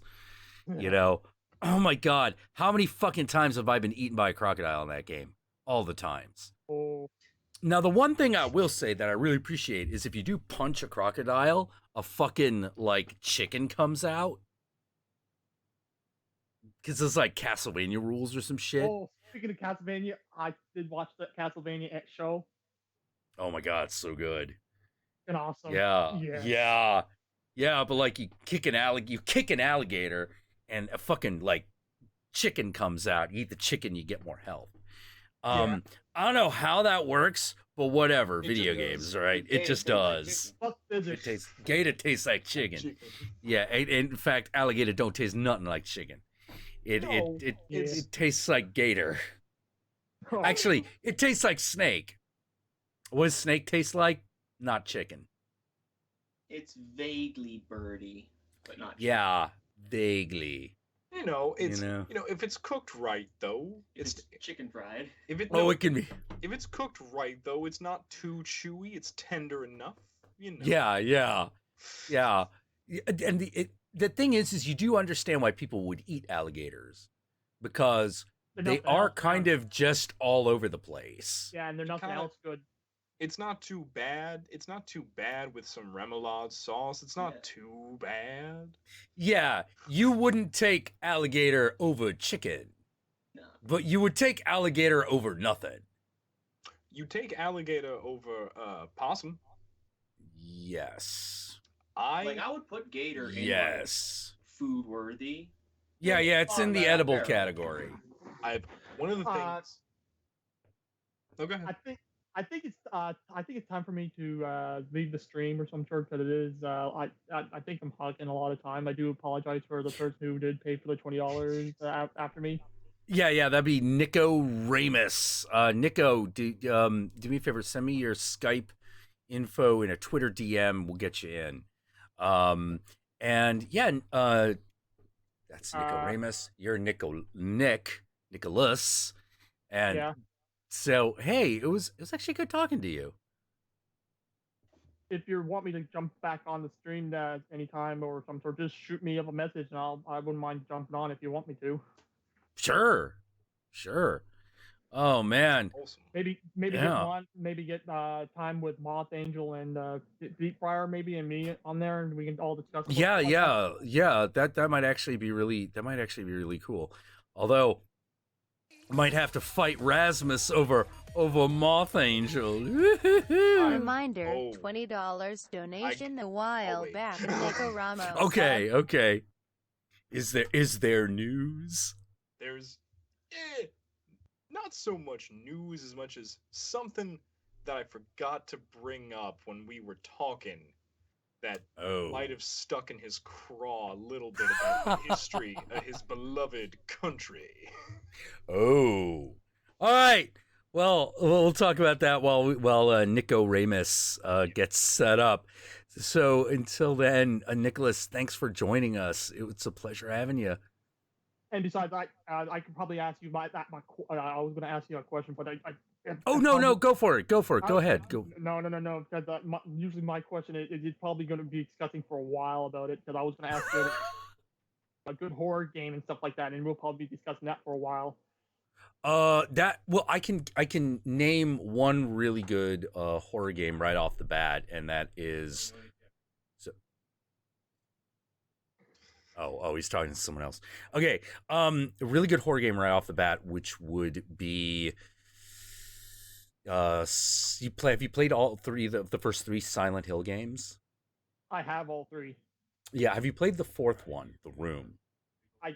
No, I haven't played that one. The Room is good. The Room is actually really good, but it's really underappreciated. Another really good one is. I love Dead Space. Oh, yeah. I played Resident Evil. I played mostly all of them. What else did I play? I started playing Outlast, and I'm like, What about Fatal Frame? Oh, I have that. I have all. I think I have all three. Oh God, I haven't played the third one. I gotta check that out. They're available on the PlayStation Network for like not $10 or where I am at. Well, I got to get a PlayStation. Yeah. Yeah, I have to get a PlayStation somehow. But I wanted to talk to you about more about like the game theory, game stuff like that.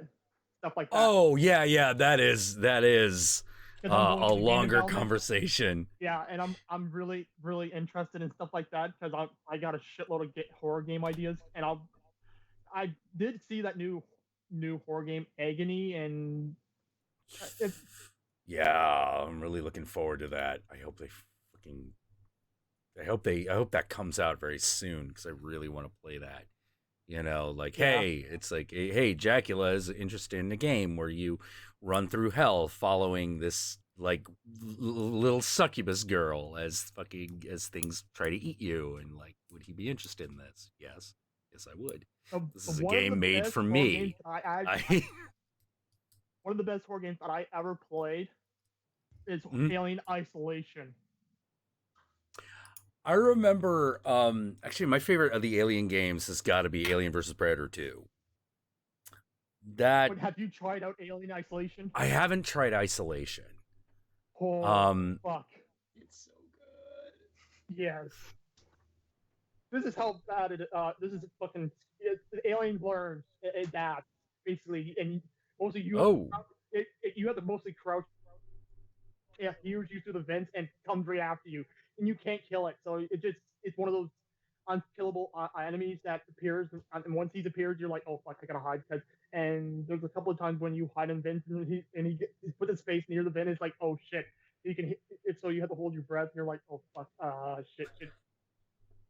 So you have to nice. You have to craft shit to distract it to go somewhere else. Because once it doesn't see you, but then well, I haven't learned myself, but it can't see you, but it can but it can hear you. It can hear you, and I believe may smell you. Did the xenomorph have a nose or some sort? Well, I don't know. I have no idea. They haven't really gone into that part.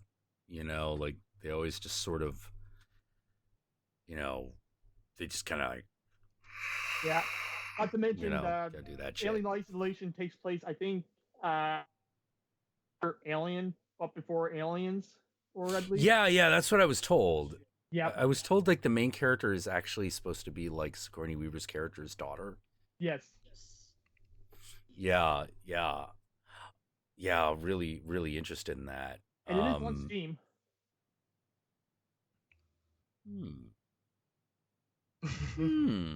You could probably try it on.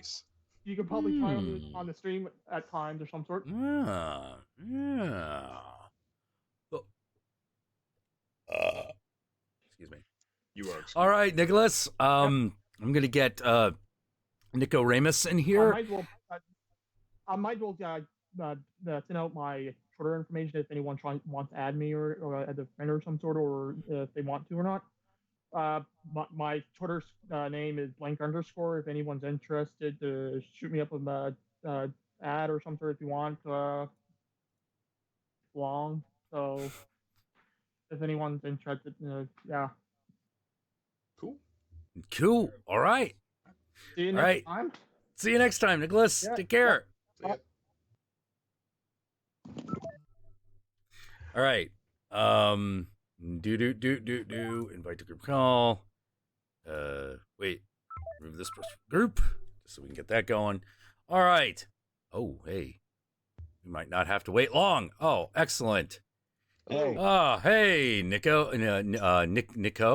Nico. Got it. Nico. That's Got it. Greek. Nico Ramos. Is that Greek or? The name is Italian, but I'm Mexican, so go figure. Yeah. How did that come to be? How did that come to pass? My mom says it was an Italian actor. She named me after an Italian actor.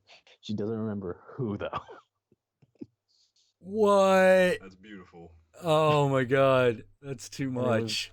It was my grandmother who suggested I get the second C. So that's beautiful. So where are you located? I live in Anaheim. And you live in Anaheim, California. Yep. I'm oh man, you are in. I would like.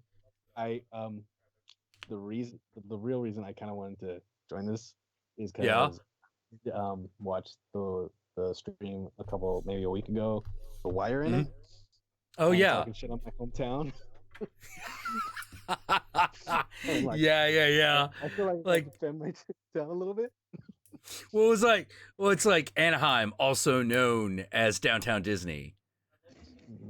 You know, like there's like Anaheim, there's Downtown Disney, there's the convention center, and then there is the rest of Anaheim. And the funny thing is after both of those things, there's not a lot left. There's not a lot left. Border of Anaheim, although it's still in Buena Park, which but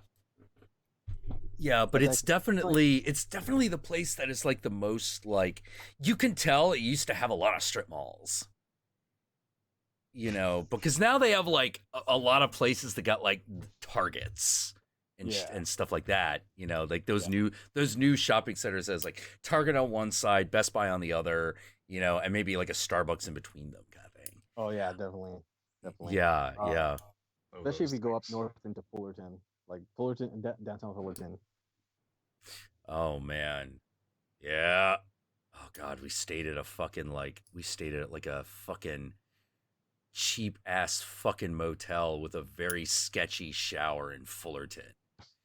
You know, holy fucking crap. It was definitely like, we were definitely like, so the situation was like, this is when we were filming the Haunted Mansion, and there was just one wall separating us and Tony, because Tony always gets a room by himself.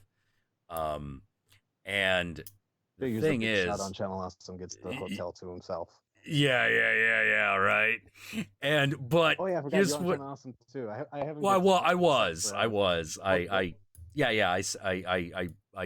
separated from the site a while ago. Yeah, I haven't watched. You know, I haven't actually gone to the site in years. Exactly. That was part of the reason, because I'm like, I don't mind this, but I feel like this is taking attention away that I need to be putting elsewhere, because this isn't growing. You know, everything else is, but not this audience. This audience is not growing. And oh god, it also got to the point where a lot of the Channel Awesome audience just hated me. Or rather, a better way of putting it, a lot of the really hardcore fans hated me. And it was like, what's wrong? Well, you're just trying to be Diamanda Hagen. And I'm like, excuse me? Like, what? Like, we're goth people. Other than that, like, there's not a lot. You can tell we're different people, right? That's racist. Yeah, that's racist. I don't know against what, but it's racist. You know? But anyway, so the thing that separated, how to put it, walls are thin when you're sitting up. It's a fucking middle of summer, fucking LA, where it's like, there's no air conditioning in this fucking place. You know? So we're just like, okay, run the cold water. Maybe that'll cool things down. Oh, wait, can't do that. Drought. Because the drought was still on. And fucking, it was awful. And waking up was a joy. But because you're like, oh, it's a beautiful LA morning. I understand why everyone here jogs. You know, like, it's just everything's warm and you're just like, yeah, let's put on shorts and run and say hello to people like we're famous. You know, that's just what you do. And I was kind of into it. But what I was into, not in, something I was a little less into, was the fact that, so you're sitting there like this, and you hear something coming from the other room, and you're like, is he jacking off over there? And can we hear it? These walls are thin, man. Fucking just gotta color commentate. Thin. Yeah. It's like, hey man, can you fucking Yeah, exactly. Yeah, with a little bit of you know, it's just like, and it's one of those like, well, you know, if you can't please yourself, you can't please anyone. You can't please anyone. I agree. It wasn't so much the fact that he was doing it that didn't bother me at all, because I'm like, well, you know, I'm a guy. You know, if we hadn't been sharing a room, that I probably would have done that. You know, so that wasn't a problem. I was a little distressed that the wall was thin enough that I could hear it. Yeah, that's that was the distressing part, you know, where you're just like, oh god damn it, like, this fucking place, man. What the fuck? This was a motel that had, like, at one point it had two fucking like Winnebagos in it at one point. Oh, in the God. 3 nights yeah, that we were there. We get a lot of those. That's like, wait, were they those new ones, or those ones where the rust is visible along the skirt? It's old, man. Like, these things had been around. And there's definitely, like, you look at the inside and you're like, I can't tell if that's newspaper covering up the windows or there's just that much garbage in there. No, I've seen plenty of those around. Oh my god! Like, I can't deny that. Yeah. So my question is, what? Like, let me put it this way: I can kind of get that out at like Venice Beach. Why in Anaheim? Are people literally just traveling in Winnebagos and spending their last dime going to Disneyland? Actually, it's in a sense, it's a homeless problem. There's a lot of people who lose their houses. I lost my house. I call myself an Anaheim person. I technically live in Buena Park, but I still consider Anaheim my hometown. But no, yeah, a lot of people ended up losing houses, and then you see like those RVs, those Winnebagos all around. Yeah. People living out of their RV because that's, you know, they have it, and a lot of times cops would come and like eventually come and kick them out. I remember the longest time, the first apartment that we moved into, my parents, there was a side, or like it was a main street, and on this side was like a junior high school, and it was always packed this one spot. Eventually, by the time almost when I moved out, they completely like painted it red and that's how they had to get rid of those Ooh. RVs and shit.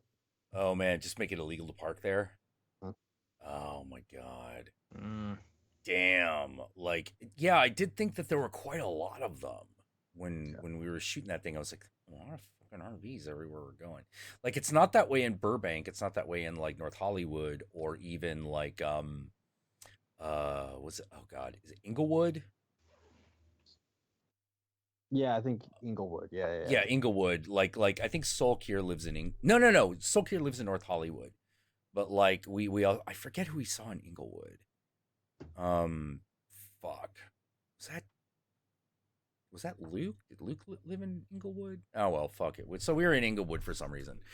And yeah, like, and that's a pretty fucking poor neighborhood. Like that's a pretty poor place.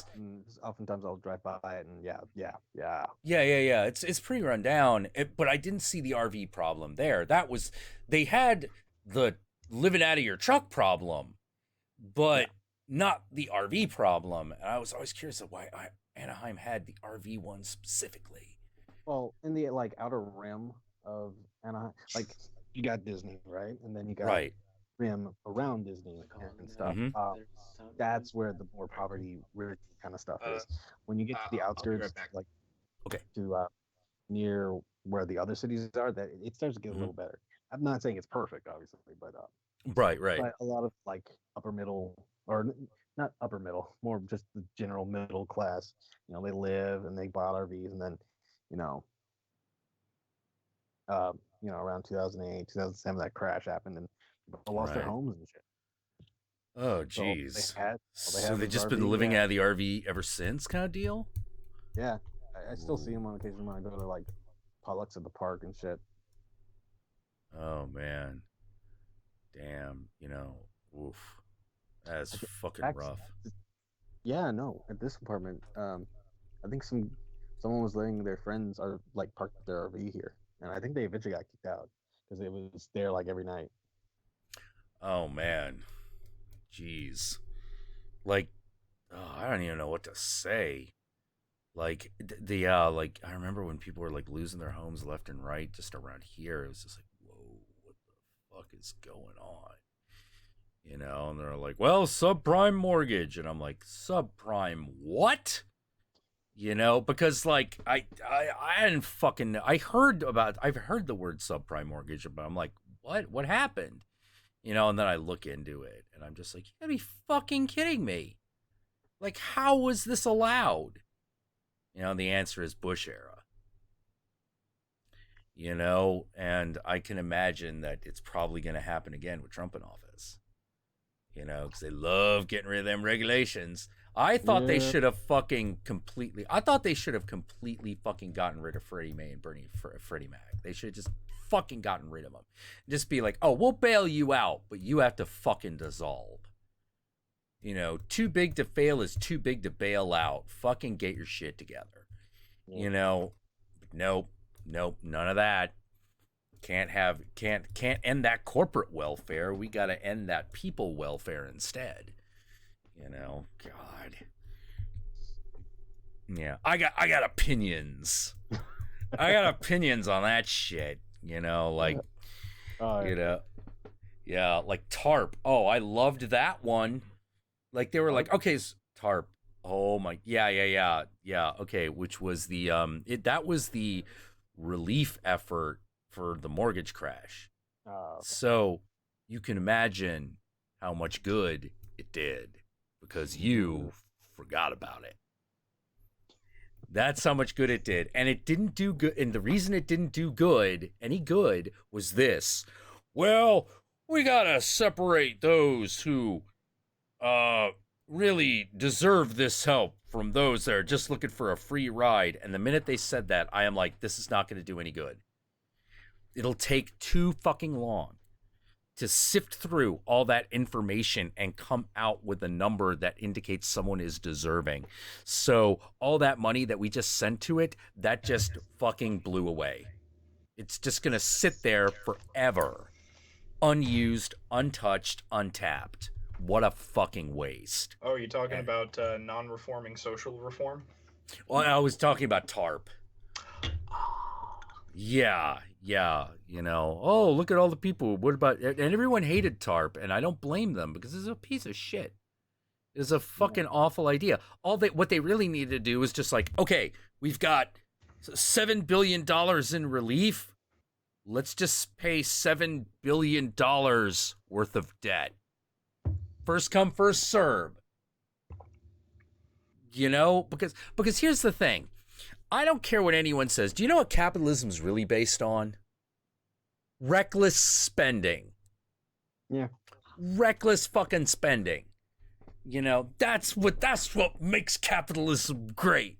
So when people are like, well, we don't want to give people a free ride, I'm like, motherfucker, you want to give fucking people a free ride because they will waste that money like a motherfucker and then we can make some cash.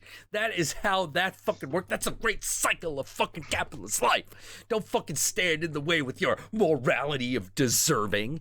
Just fucking put money in the hands of the irresponsible and the economy will return. That's how shit goes, man. Yeah. Well, that was my feeling. It's like come on, don't give me this. Well, I earned it crap. I don't care.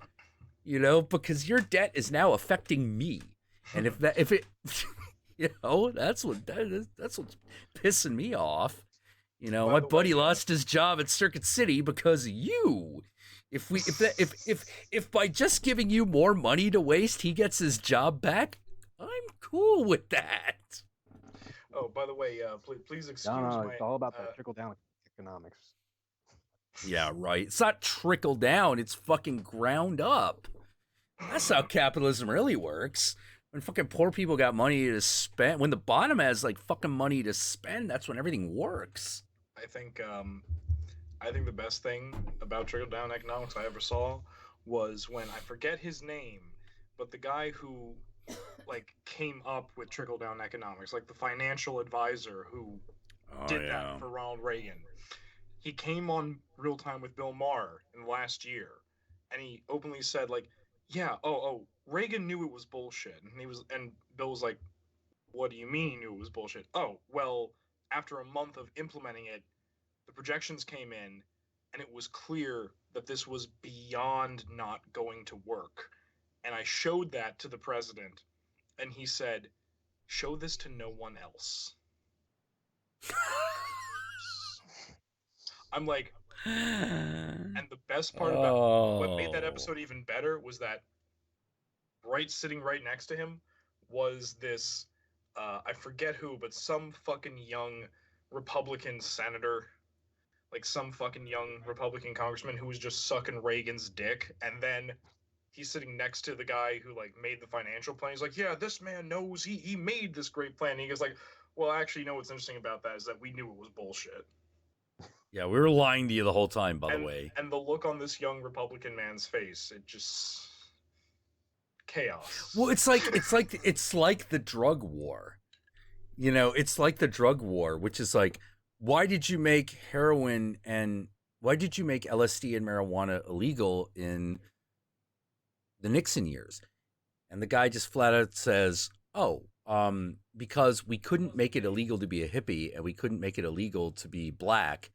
But but if we associated them with a particular drug, then we could pillory them every day on the news. Mm-hmm. And that's why marijuana and LSD were made illegal. Yeah. They're like, wait, so did you know that the studies were bullshit? Of course we did. It's just like, so all of this, yes, it's a complete lie that I helped make. And I made it specifically for the effect the lie would have. Yep. By the way, speaking of racism, yeah. I had an interesting Chinese moment last week. Oh. And when it happened, I really wished you could have seen it. You would have been proud. Oh my God. What happened? You would have been well, not so much racism as much as like Chinese person getting confused at my ability to understand. Which was hilarious. Okay, there's like this one, there's a couple Chinese restaurants. There's a lot of Chinese restaurants around here, but there's like only a handful that I go to because I'm like, most of these are bullshit. These are good. Right. One of which is okay. I fucking love bean curd. I love fried bean curd. It's delicious. Oh my god, yeah. I specifically love. There's a couple restaurants. There's only like 2 restaurants that actually serve it this way, which I'm really fucking pissed off that there's only 2. There's 2 restaurants around here that do General Tso's bean curd. General Tso's tofu? No. It's not General Tso's tofu. It's bean curd made with General Tso's sauce. It's really fucking delicious. Wait, what's the difference between bean curd and tofu? Well, I mean, in the sense of like, it's really weird. Like, over here, when it says tofu, that means it could be prepared in like various different ways, because tofu can be prepared in a lot of different ways. Yeah. When it says bean curd, that means that's tofu that's been fried. Oh, okay. Yeah, here it's just. I know it's like tofu and bean curd are the same thing. I know it's the same thing. Okay. It's curdled beans. That's what it is. Okay. But yeah, it is a colloquial difference. Yeah, it's just like this weird regional difference. So it's like, it's like this like lovely fried bean curd in General Tso's sauce, and the 2 restaurants that I go to that have it, like, it's the real General Tso's sauce where there's like chilies in that shit, like the chopped up chili bits, and like it's fucking spicy, and it's delicious, and it's tangy, and I love it. And so I went last week to go pick up an order because I had ordered for pickup, and there was like a lot of people. It was kind of like they were like really busy that night, and this kid comes out from the kitchen, which is in the back, and he comes out with a bag, and new kid, like I can tell he's not like I'd never seen him before, right? And he had like the most thick Mandarin accent I've ever heard in my life. He was trying so hard to like find the person who belonged to the bag. He was like, General Tso bean curd. Like he was really trying, right? And so I kept trying to wave, and he didn't see me, and I just went, Yai ban tofu, tofu, guai lao. And right away he just went and like made like the beeline. But he didn't have like this confused look on my face. He's like, you speak a Chinese. I'm like, little Danny. 一点点. Yeah. 一点点. Yeah. Because that's the thing. I'm like, because that's the thing. Like, I know that like General Tso's is yibanzo, and when it's tofu, it's just yiban tofu. And I'm like, motherfucker, that's me. Yeah. Oh man. And everyone else, but it's funny because everyone else just kind of turned and looked at me. It was very confused that those words came out of my mouth. Yeah, I still remember. There was a restaurant. We went to Dragon Con. We used to go to Dragon Con all the time, and Atlanta has like the one Chinese restaurant that's obviously run by like one family. And so we walk in because we're feeling like, yeah, let's get some Chinese food, get some fried rice, get some stuff. So this is like a real restaurant, and I'm like, wait, these are the only Chinese people we have fucking seen. And I just go like, ni hao. And they're like, and I'm like, yeah. Ni hao ma. Ni hao ma. Like, oh, you speak Chinese? Dian dian. All of a sudden we get seated immediately, and a different menu comes out. Completely different menu fucking comes out. And I'm like, oh, this is the good stuff. Okay. That. And like Linda and her sister are like, what the fuck? And I'm like, yeah. Okay. Important tip. A place like San Francisco will not do this because there are enough fucking chinks around San Francisco. Let's be honest. There are quite a few of us. But in a place like Atlanta, I guarantee it's like one of the few Chinese families around. If you speak Chinese to a Chinese family that runs a restaurant in those areas, the service changes. The service completely changes because they know that if you are Chinese, you want the actual shit But if you're an American, you don't want the real shit. You want the bull crap. You want Chinese light. Yeah, you want Chinese light. So they usually have two different menus. And they don't get to bust the other one out very often. So they get very excited when they do. See that it's like you talking about that menu where you actually see the fish head soup written down. Yes. Yeah. Yes. Where you can actually get the shark fin soup, even though it's fucking illegal. Yeah. It gets things get a little shady at the Chinese restaurant sometimes, but no.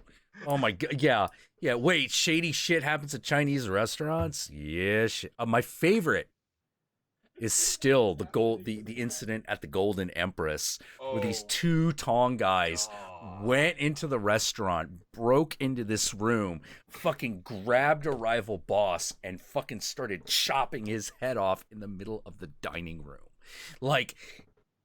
Everybody sees it. This was in the 90s, by the way. Yeah, this is in the 90s. This is completely, I forget what they were called. I think they were called, the Thunder Dragons or something. Yeah, they were a rival. Yeah. They were up-and-comers. They were trying to, take the territory. Yeah. Basically, they were a street tough gang that was run by the rival Tong, which was larger. And the established Tong, the boss, was, eating lunch. Yeah, he was like the boss from the Golden Prosperity Group or some shit. Yeah, the established one that actually has a building in Chinatown that you can walk into that's got a big fucking gold disc in it. It's sort of like basically Europeans have Freemasons, Chinese people got the Tong.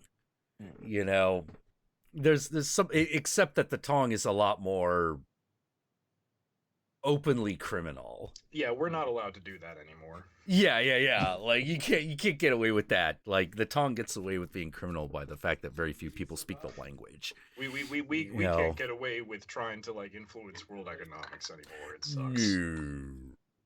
So, yeah, but we can run but Tong can fucking run guns. I couldn't believe it.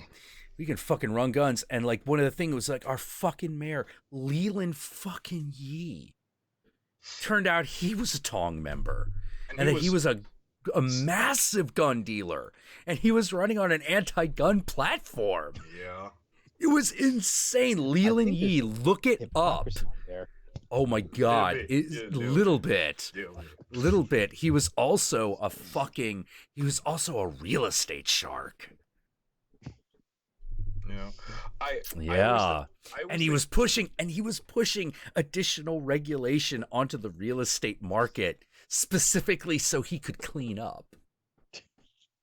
So he could just push everyone else out of business and take all the property and then drop the regulations. It was so corrupt. It was insane. It was almost artistic in how it was done. Yeah. It really was. Fucking arrested this guy. Cops. God, the way he got caught. Basically, he gets pulled over, and the cop doesn't recognize him. He's just all right, some guy, because he's not in his mayor outfit. He's just t-shirt and whatever. And he's all right, riding a little low there. Open the trunk. He's no. What? No, I don't have to. What do you mean you don't have to? He's I'm the supervisor. He's I don't fucking care. Just open the trunk. And so he does. Oh god. And there is an arsenal in there. And he's Mr. Supervisor, you're under arrest. Because none of these guns are legal in city limits. You're not even allowed to have them.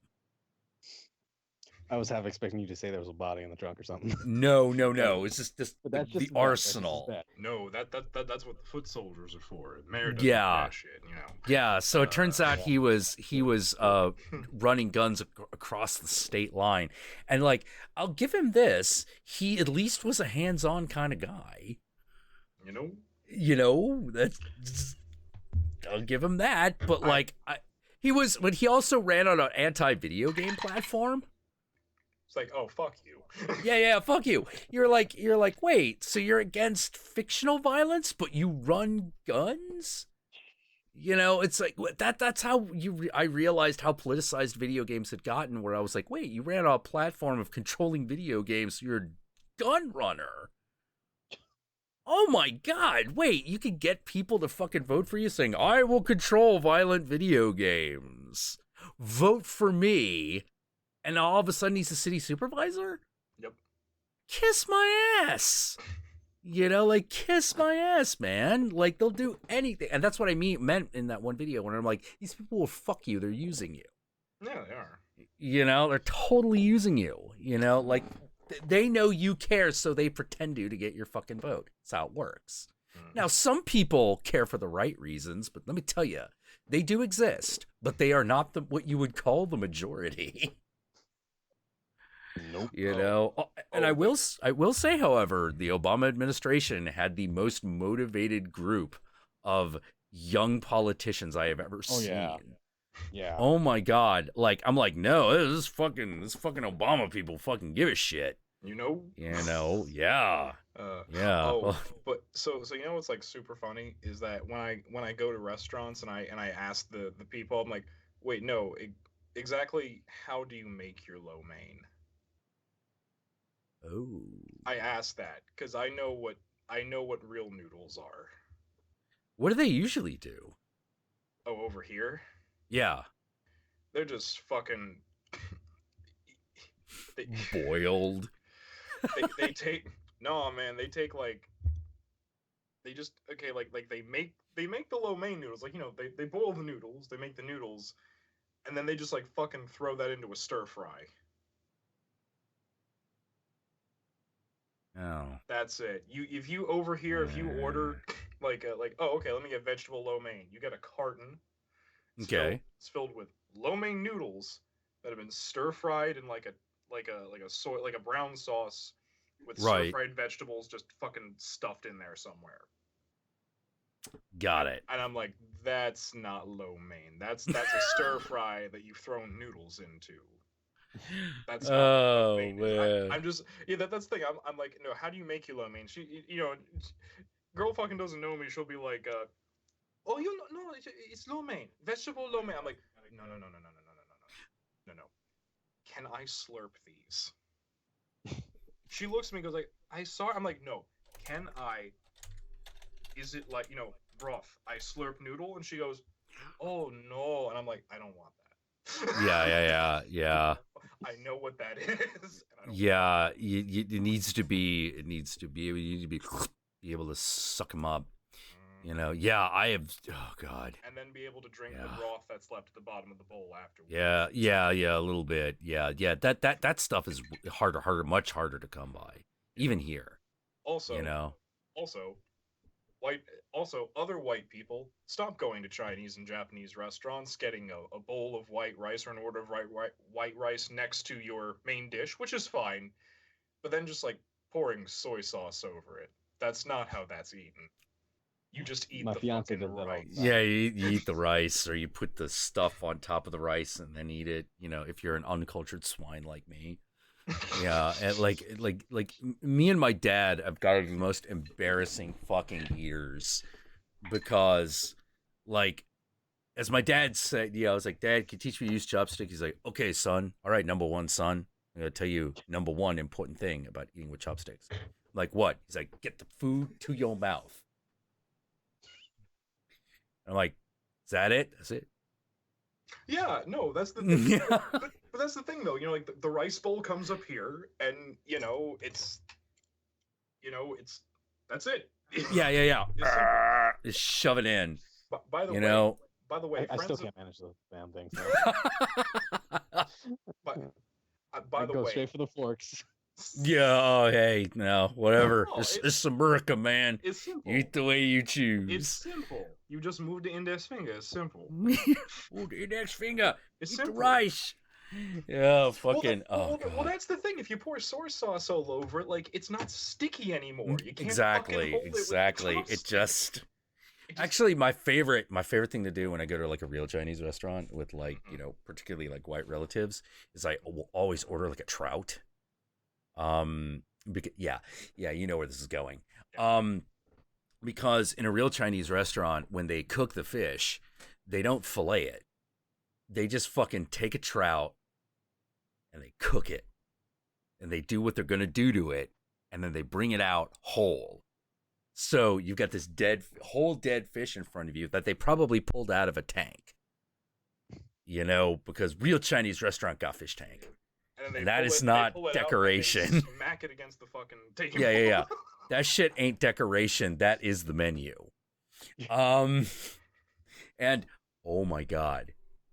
This one time I went with my aunt and uncle and Linda. I don't know what kind of fish it was, but it was a big one. It was like that. It was very wriggly. And so we're eating and we're talking. All of a sudden, one of them breaches out of the tank and starts flopping down the dining hall. And I'm just sitting there, and they catch it easily, but I'm just sort of like, there are two thoughts in my mind. One was one I kind of feel bad because like he tried so hard. He got farther any fish could reasonably have expected to have gotten, and yet it was just not going to be far enough. He was never going to make it home, and I felt bad. But the other thought I had was, we should eat that one. That one's lucky. Yeah. That's how you know. That one's got spirit. That's how you know you're Chinese. It's got spirit. That one tastes real good. You know, I fucking no. I thought like the best thing ever was one time I was over at a friend's house. Another friend of mine who his parents were born here. His grandparents are from Taiwan. Got it. I was over visiting his house, and I was like, hey, you got shit in here to eat. Do you mind if are you hungry? I'll whip us both up something. Even I know it's your house, but I'll whip us up something because I fucking love to cook. And he's like, yeah, sure, go ahead. His grandmother just starts staring at me cooking on the stove. She just stares at me. And I'm like, hello, yeah. So now, hello, Nini, hello, little Chinese lady, how you doing? What is this? And she looked at me and she was like, you know Chinese? Little bit. And I was like, no. I mean, well, now apparently I know that I am, but I was just like, no, not really, no. And she's like, you know why? You know why? And that's the thing. It freaked me out. I was like, what do you mean? Because apparently the thing was, I didn't know this because I was frying like bok choy in the wok. Yeah. And here's the thing, I wasn't using a spoon. I was stir frying. You're using the sticks. Yeah. Sticks. That's how you're supposed to do it. Yeah. That's the thing. So you could turn them over. You know. You can't so you can flip them, man. You know. Yeah, exactly. Particularly bok choy. You can't fucking do that shit with a spatula. It's slippery. No. Won't you work. fry it, the juice comes out. You need to fucking flip that. Yeah, you need to pick it up, flip it over, and you're done. And she like, no, come on, you know why? I'm like, no, really. She's like, you put rice wine in bok choy? I'm like, yeah. She's like, how much? I'm like, I don't know, as much as I thought. And she's like, you Chinese. I was like, the elderly have. I was like, the wise old woman has accepted me. Oh my God, I think my favorite little Asian story isn't even mine. It's my friend Mike's. He's like, guys, I've reached a new level of life, a new level of real, and I'm like, what are you talking about? He's like, all right, so I was coming home from the farmer's market. Because all the shit is dirt cheap at the farmer's market, and I'm poor. And a little old Asian granny, with her cart, They always have You know, that fucking cart. yeah, they always have the cart. I have that fucking cart. The little shopping cart yeah, a little Asian lady shopping cart. folds up You it's know? behind the door. Yep. That's exactly where it is. And she gets on the thing, and all of a sudden one of the bags in the thing moves. There's sound that comes out of it. There's like... So she's got a live chicken in a bag in this cart, because at the San Francisco Farmers Market for the longest time, and you might still be able to do this, you could buy a live fucking chicken. Yeah, so you can take it home. You ring, chop it, snack, and you make it fresh. Exactly. Unless you're and Mexican, you have them in the backyard and get free eggs. yes, and that also happens. That also happens. There are actually quite a lot, because a bunch of people lost their property. So what the neighbors a lot of neighbors in the Mission District did was to just start breeding hens in empty lots. So like on the block that my friend Seth lives on, there's one of those. And I'm always like, who owns damn chickens? Not because I'm suspicious, but I'm kind of doing that like, I could use eggs. How? Is anyone gonna notice if I take one? They probably will. Is there a hunting dog somewhere nearby? And anyway, so this chicken clucks in this bag, and the Muni bus driver, the name of the local transit system is called Muni, goes, "You can't bring that on here." She's like, "Why?" It's like, "You can't bring a live animal on to the goddamn bus." And she's just like, "Okay." She reaches into the bag, takes the chicken out, kills it, puts it back in the bag, and is like, "Okay." And he's like, "All right." Well, what do you think it was? It's fucking dinner. Yeah. And he's just like, "Okay, get on." Like the guy clearly does not know how to handle this, so she just fucking gets on. And I look at Mike, and I'm like, "So what happened then?" It's like, "Well, she sat right next to me." Which was really awkward. And do you know the only thing I could think of at the time? And I'm like, let me guess. It wasn't a chicken, it was a baby. You were thinking of MASH. And he went, I was. I fucking was. Oh my and God. Yeah. And there was they had this protest. They were like, "You can't sell live animals at the farmer's market." Oh my God. And I'm like, yeah, look, please stop this protest. This is retarded.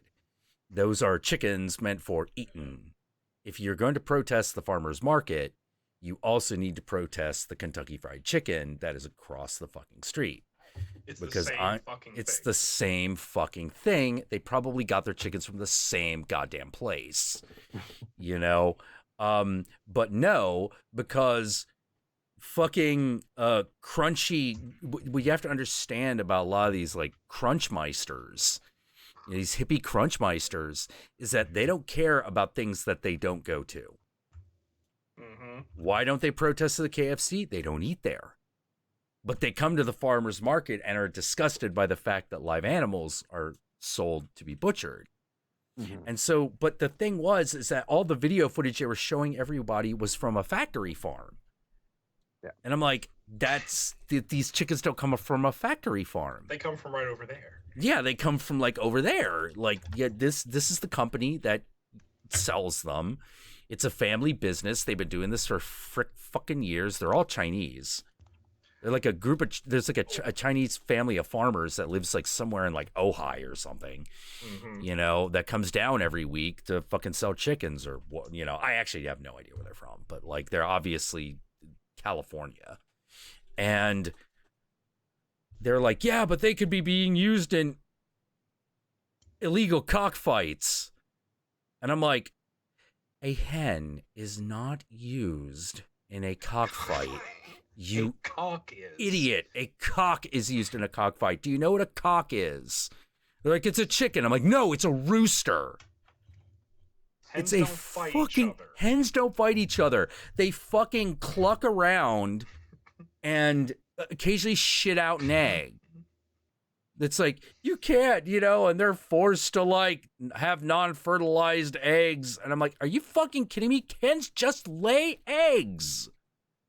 It just comes out of the chicken. Yeah, it's one of those things. It doesn't need to do anything. It's one of these things where I'm like, and people get so, okay, people who eat eggs get so disgusted where I explain it like this. And I'm like, but this is true. You're eating an aviary, period. That's what an unfertilized egg is. Yeah, it is. It is. It literally is. Basically, it's just much bigger. It's much bigger, and the shell is hard. Yeah, but that's it. Like, the hen passes the egg, and if somewhere, as it grows down the ovipositor or whatever it's called, if a rooster gets in there and fucking does his rooster thing, then the egg fertilizes and might have a chick in it eventually. But otherwise, the hen just finds a place to crap out her egg and then goes about her life. And if a rooster hasn't fucked her, then it's just an egg. Yeah. Like, nothing is not a chick because it doesn't have the all-important fucking sperm in it. At all. You know what I also think is weird? What? I fucking... Okay. I hate P.F. Chang's. Can I just express this? I hate P.F. Chang's. Go on. I've only ever seen the sign. I've always driven past. Because that's the thing. Like, they're like, no, this is artisan Chinese. I'm like, this is a fucking infusion dish. Yeah. Fucking It's not the worst thing ever. No. Eaten wise. But you do. I will say this though, there actually is a P.F. Chang. He does own the franchise. Oh yeah, no, it is his restaurant. Yeah, no. Him and his mother's weird recipes. It's Asian infusion, and that's fine. Yeah. But whatever. It's overpriced. Strangely enough, I actually prefer Panda Express. Oh come on, it's that orange chicken. Come on. It is the orange chicken. Yeah, it is. Yeah, it totally is. Oh, interesting thing. If you go to Panda Express, if you say that you've never had something on their menu, they will give you a full portion for free. I need to go to a different Panda though. Yeah. It's one of those like secret menu things they don't tell you about. It's like one of those things. Awesome. No, that's brilliant. I actually love it. I don't know why, but it seems like Chinese people are the only ones to master the art of the giveaway. I know, right? Yeah, like that was in Taiwan. We went into this tea shop. They're like, here are our tea cakes. Here is our tea. Would you like some tea? And you're like, I'll take a small sample. No, please take a whole cup. Here, have a cake. Well, how much are they? No, it is free. How do you guys stay in business? Wait, I seem to be leaving with $40 worth of product. Mm-hmm. Like, how did that fucking happen? You're just leaving with it, and you just go like, I guess I just bought $40 worth of fucking red bean paste tea cakes. They're delicious. Yeah, red bean paste is fucking amazing. Oh yeah. But here's the thing. Before we get away, having driven left, the one thing that really shocked me, because all of the Panda Expresses I go to, right? There's no drive-through, right? I have seen a few drive-through Pandas. What? Yes. I'm like, why? Right. Why is that? Hold not on. Hold it, dude. I feel like I need to. Oh God. You know what? I feel like that. All right. Here's the image in my head. I need a car that looks like Hong Kong Fooey's car. And I need to fucking like drive through that shit and just be like,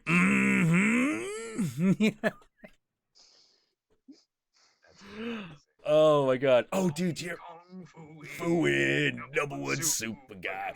It was. I remember like back in the day, there was like a webtoon that was like Hong Kong Fooey. If it was like an extreme 90s cartoon and it was kind of a joke. But here's the thing, you watched it and you watched it and you were like, holy shit, I would watch the shit out of that show. They showed it a lot on Boomerang, I believe. Yeah. They showed that short on Boomerang. Like, how to put it, like, imagine Hong Kong Fooey if it was done like Cartoon Samurai. Yeah, as if it was done like Samurai Jack style. Oh, yeah. And and the funny thing is someone brought that up and I was like, God damn it, I know. They were like, what would you do with a Hong Kong Fooey show? And I'm like, no, we would totally. All right, first thing, it would be we would samurai jacket. That's the animation style and the tone that we would take. But I would want it to be like super beautiful. Oh, and it would be in Shaw Brothers, the exact fucking dimension of the Shaw Brothers scope. All the time. So it looked like a Shaw Brothers movie. Oh my God, yes. Yeah, and I wanted to edit it like a Jackie Chan film. So it's just long takes of shit like hitting Hong Kong Phooey and all that jazz. And I wanted it to be the tale of like one of those like it starts kind of like The Last Dragon where like Hong Kong Phooey's come into town. He beats a bunch of guys up, and as soon as like pulls back, don don don don don don don don, and we would tell the story partially in flashback, like like he would go somewhere and then he would like fucking flashback to like his time in the Shaolin Temple where like retarded shit is happening, but the whole idea is being that he is first rejected. He is like the worst martial artist ever, and no instructor will have him. And, and I did want him like voiced by like Samuel L. Jackson or the guy who played Lee in the Walking Dead video game. I definitely wanted it to be a black voice actor. I know who you're talking about. Yeah. The name. Yeah. And, it's basically his tale. I wanted his mentor to essentially be the Monkey King. It was a monkey, and it was just like, why are you here? It's like, I'm here to learn kung fu. It's like, Hong Kung Fu, you don't know, show me what you got. And he fights, he sucks. He's like, that's not Kung Fu, that's Hong Kong Fui. And thus he's named. Yeah. Best origin story. Yeah. Like his fucking cranky mentor gives him this horrible nickname, and it sticks. After he is done, and we never find out his real name. Yeah, I would never find out his real name. Like. By the way, speaking of Samurai Jack, that was one of the little things that I kind of got pissed off. They never revealed his name. But, no, they never tell you. He's just Samurai Jack. It's okay. It's like Lone Wolf and Cub. He's just Lone Wolf. Yeah, or Zatoichi. Yeah, he's just the blind swordsman. The blind swordsman. Oh, yeah. So here's the thing, right? So why I hate PF Chang's? Okay. Beyond the fact that like I'm like, stop trying to market this as traditional Chinese when it's an infusion. One, stop doing that. Two, this food ain't the best. And three, these portions are way too small for these fucking prices. But the thing that gets me... That last one is the one that kills me. I'm just like, don't get me wrong, the restaurant itself is beautiful. It's a beautiful setting. It's nice to sit. I don't want to fucking pay for the food there. Now, this being said, right? Okay.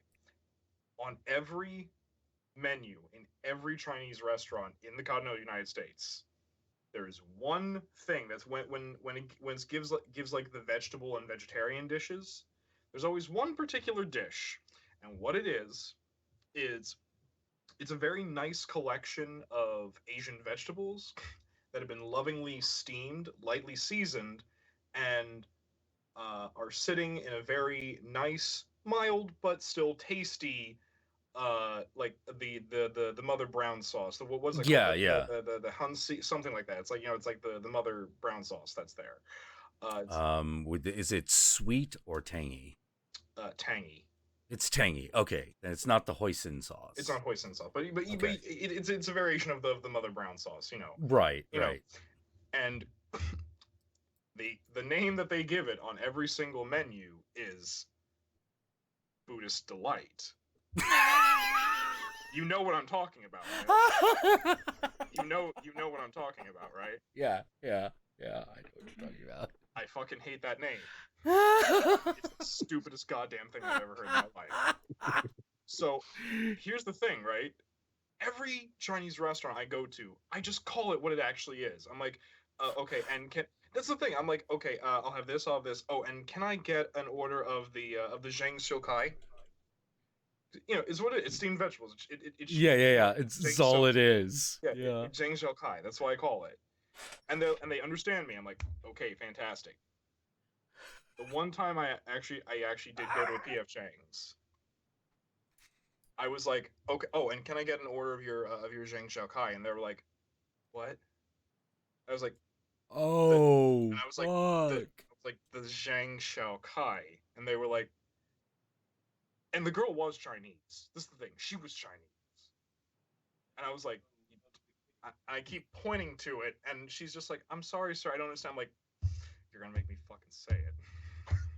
I don't. I was like, can I have an order of your best delight? Alright. Grit teeth. Exactly. Yeah. She was just like, oh, okay. And now they own a said piece that. of your I was soul. like, Yeah. Now they own a piece of your soul, man. yeah. Oh, and did you see my complaint on Twitter the other day that my favorite of the restaurants around me, what they did? What did, no, that one I didn't see. I went in the other day. It's a nice sit-down restaurant. It's called Hong Kong Palace. I fucking love this place. They took away the Lazy Susans from the table. What? They're not there anymore. No, that's heresy. And I'm pretty sure the kitchen god wreaks vengeance upon you if you do that. Here's the thing. What makes it worse? You see, fucking Josh saw that and he was like, "Holy shit, what?" He saw that. I put that Yeah. I was like, and what makes it worse? The fucking giant gilded pendant of the phoenix that hung on the back wall. No. It's gone. No. What the fuck? No. I didn't even ask. I turned around. What? No. No. Not lucky. That's not lucky. What the fuck is that?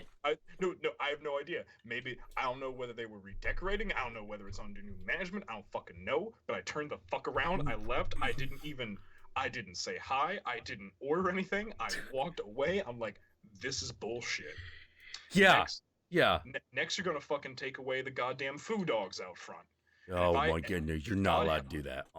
If I ever fucking no, they have these two beautiful foo dogs out front, and it's like they're not right up next to the doors. It's actually like properly at the end of the pathway. Yeah. There actually is a pathway. Yeah, so they're full sculptures. Yeah. I gotta ask, do they have penises? I believe they do. Yes. Ooh. That's that was a real place. Why the fuck would they get rid of the Lazy Susan and the giant golden phoenix? That's like getting rid of the fish tanks. That's not allowed. See, I have a similar thing with a restaurant, a specific restaurant. You might have heard of it. It's called McDonald's.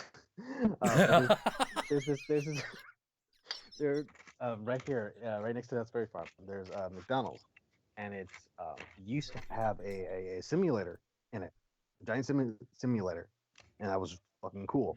But for me as a kid going to that one, they also have all these train sets that just fly around you. Man. And that was it was the coolest McDonald's ever. Now the simulator's gone. It's been gone for a while. But like none of like barely any of the trains work. Like only one or two. Like I think someone else took over and they never really took care of those trains. Some of those sets, because they have beautiful sets in there too. Yeah. Like and shit. And it's like, man, this place was so cool. I can never go in there anymore. The only thing they do have that's kind of cool is they actually have an arcade in there. But an arcade inside a McDonald's? Yeah. Damn. With, they have Galaga, like old school, like Galaga and shit. Nice. So that's pretty cool. But Thank you, Moth Angel, in the chat. She says, "My rats and I will stand by your side as we fight to get your restaurant." I'm like, thank you. They've ruined my sanctuary. Oh my god! Like, well, it's like okay. Let me tell you about the biggest sacrilege that happened in my neighborhood. I am like, people are like, "Oh, geez, Jack, that's a little racist," and I'm like, "Yeah, it fair bloody fucking well is. This is Jack's most racist." Okay, so there used to be a place in the neighborhood called Brother-in-Law's Barbecue.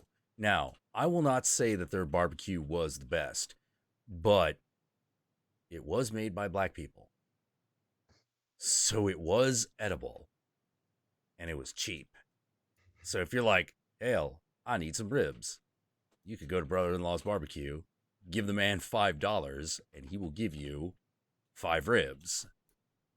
This is beyond economical. You could also get chicken. You could get several different types of anything. Now, at one point, Brother-in-Law's Barbecue does become like Mother-in-Law's Barbecue for some strange reason. I don't know why. And they did change the recipe, and it went from a wet barbecue to a dry barbecue, which I was not a fan of. But what happened next was a crime against humanity, which is this. Another barbecue joint. Okay, there are 3 rules of the barbecue joint. 1, fat chef, preferably black. Does not have to be, but that's a better sign. Now, if it's a big white guy back there, he better have a crazy accent. I was just about to say. Yeah, he needs a crazy accent. No, I'm the same man. I'm going to make these whip down, don't man. Exactly. Yeah. You know? So you're like, okay. Number 2. Choice of sides, fuck you. There are no sides. You look at those sides and they come into a cheap fucking styrofoam container that they probably stole from the grocery store on the way to work that day. And macaroni and cheese, you look at the noodles, you could tell that it's just Kraft. Yes. Just fucking Kraft. No real cheese. Velveeta if you're lucky. Velveeta. If you're lucky, it's Velveeta. Next thing, and this is the final ultimate test. Does the cooler have any brand soda other than Royal Crown? If the answer is yes, you lose points. You got everything in there has either got to be, you are allowed to have Professor Skipper as opposed to Dr. Pepper. But if you have actual Dr. Pepper, ooh, no. The only brand name you're allowed to have is fucking Royal Crown Cola. No Coke, no Pepsi. Fuck that. And every other flavor is, and every other brand of soda that's not the basic brown, that better have a fucking grocery store label on it. ShopRite lemon squeeze. Yeah, like Safeway lime. You know, that shit. Hell yeah. Yeah, there is a place in fucking San Bruno, which is about 20 minutes away, called like the Barbecue Shack. It satisfies all these requirements, and that damn restaurant is always fucking packed. This is the place where they had the one thing called the Belly Buster, which was $140, and it was literally a one of everything on the menu, multiples of several. And you're just like, what the fuck? How often do people... as I was there for the first time, and I'm thinking, how many fucking people order that thing? You know, like, what the fuck? All of a sudden, guy in the back is like, all right, guys, gonna be a slow night. We only got 4 Belly Busters to make. And I'm like, that's a slow night. This product has got to be amazing. And so I got a brisket, and yeah, it was fucking amazing. Brother-in-law wasn't that good. Not by a damn sight. But it was what I call a barbecue joint. Got grease stains on the fucking counter. You know? So it gets bought. The 1 or 2 places you can sit down, you can tell that it's the same plastic benches and tables that have been there since 1975. Yes. Yeah, the chairs are probably older than I am. You know? There's that Oh, yeah. There's that one brown spot in the center of the push-up white styrofoam ceiling. Yeah. Totally. Yeah, that yellow fucking grease stain on the fucking plastic thing in the sunroof. Yeah, exactly. Okay, this place gets bought and remodeled, like, because no one went to Brother-in-Law's Barbecue. It was like a local place. It was only so good. Few months after its mother-in-law's or whatever, it reopens. And there's a remodeling. Okay. This place is packed every night. There's now a fence separating the restaurant from the sidewalk so that people can eat outdoors in a cage. No. Yeah. Now, You eat here's outside the a barbecue joint. You're leaning up against the fucking building. Fuck yes. Standing on the sidewalk. Fuck yes. Now, here's the thing. I look at it, and I look inside, and they're like, do you think that barbecue's good? And I'm like, it's going to be overpriced and only okay. And they're like, why? All right, first of all, I see Coca-Cola. Second of all, I see fucking, like, artisanal au gratin potatoes with green beans that didn't come out of a can. Fuck you. Second of all, and last and not least, not a single brother. Oh, that's wrong. Not behind the counter, not as a customer. That's and wrong. I am like, no. This is no. This, no. And I look at it and I'm like, well, this is gentrification.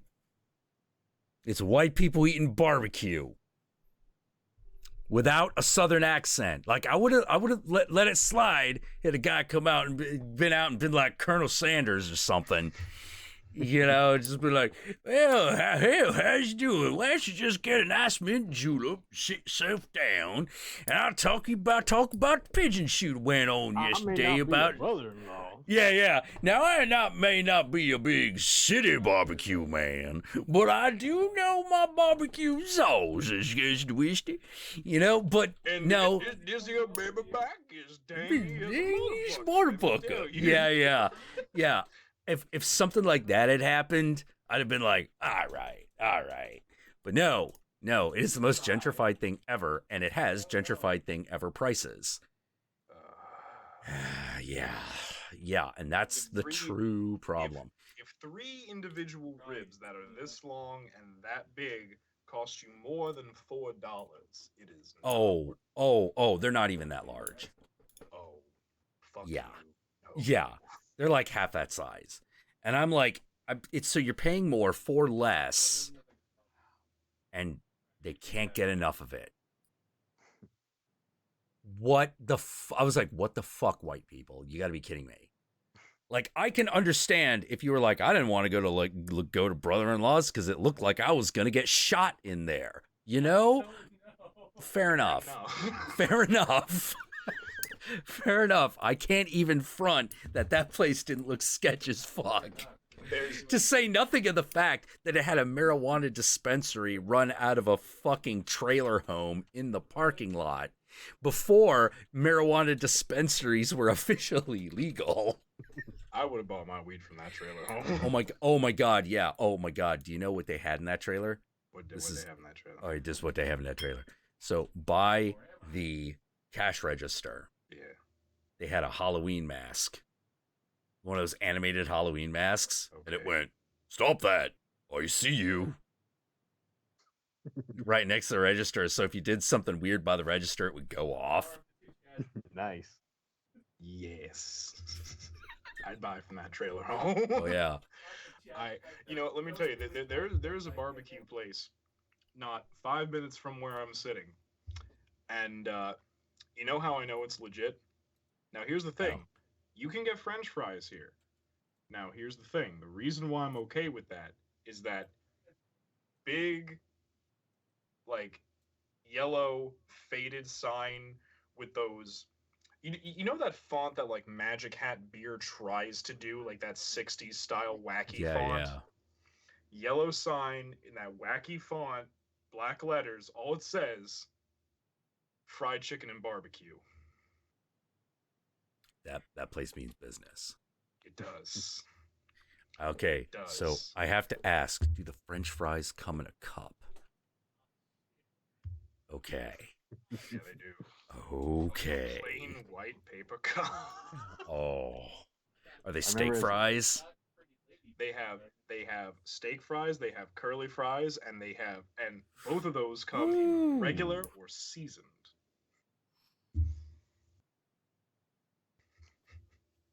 The only reason Five Guys fries is better is because of the peanut oil. That's the only thing. Yeah. That's the only thing making them better. I fucking love the Five Guys fries. The fucking in this fucking barbecue place, the floor is like it's that checkerboard floor, but here's the thing. You remember that type of checkerboard floor where it's like white and not white and black, it's like white and baby blue, but there's like little flecks of like pink spots all through it. Yep. And it's clean, but it just has faded enough that you know how long that floor has been there without being redone ever. I'm just They're probably self-sticking tiles too, for that matter. I think so. Oh man. That's the thing. Because again, now vegetarian, but X went in there a few times. I was like, how was that? And he's like, I've never had barbecued meat that tasted that amazing ever. And I was like, yeah. Fucking yeah. Where you can get like a piece of fried chicken that's like that big. Oh my god, like fucking Abel on fucking 4th of July, man. He always works the grill because, as I said, that man means business.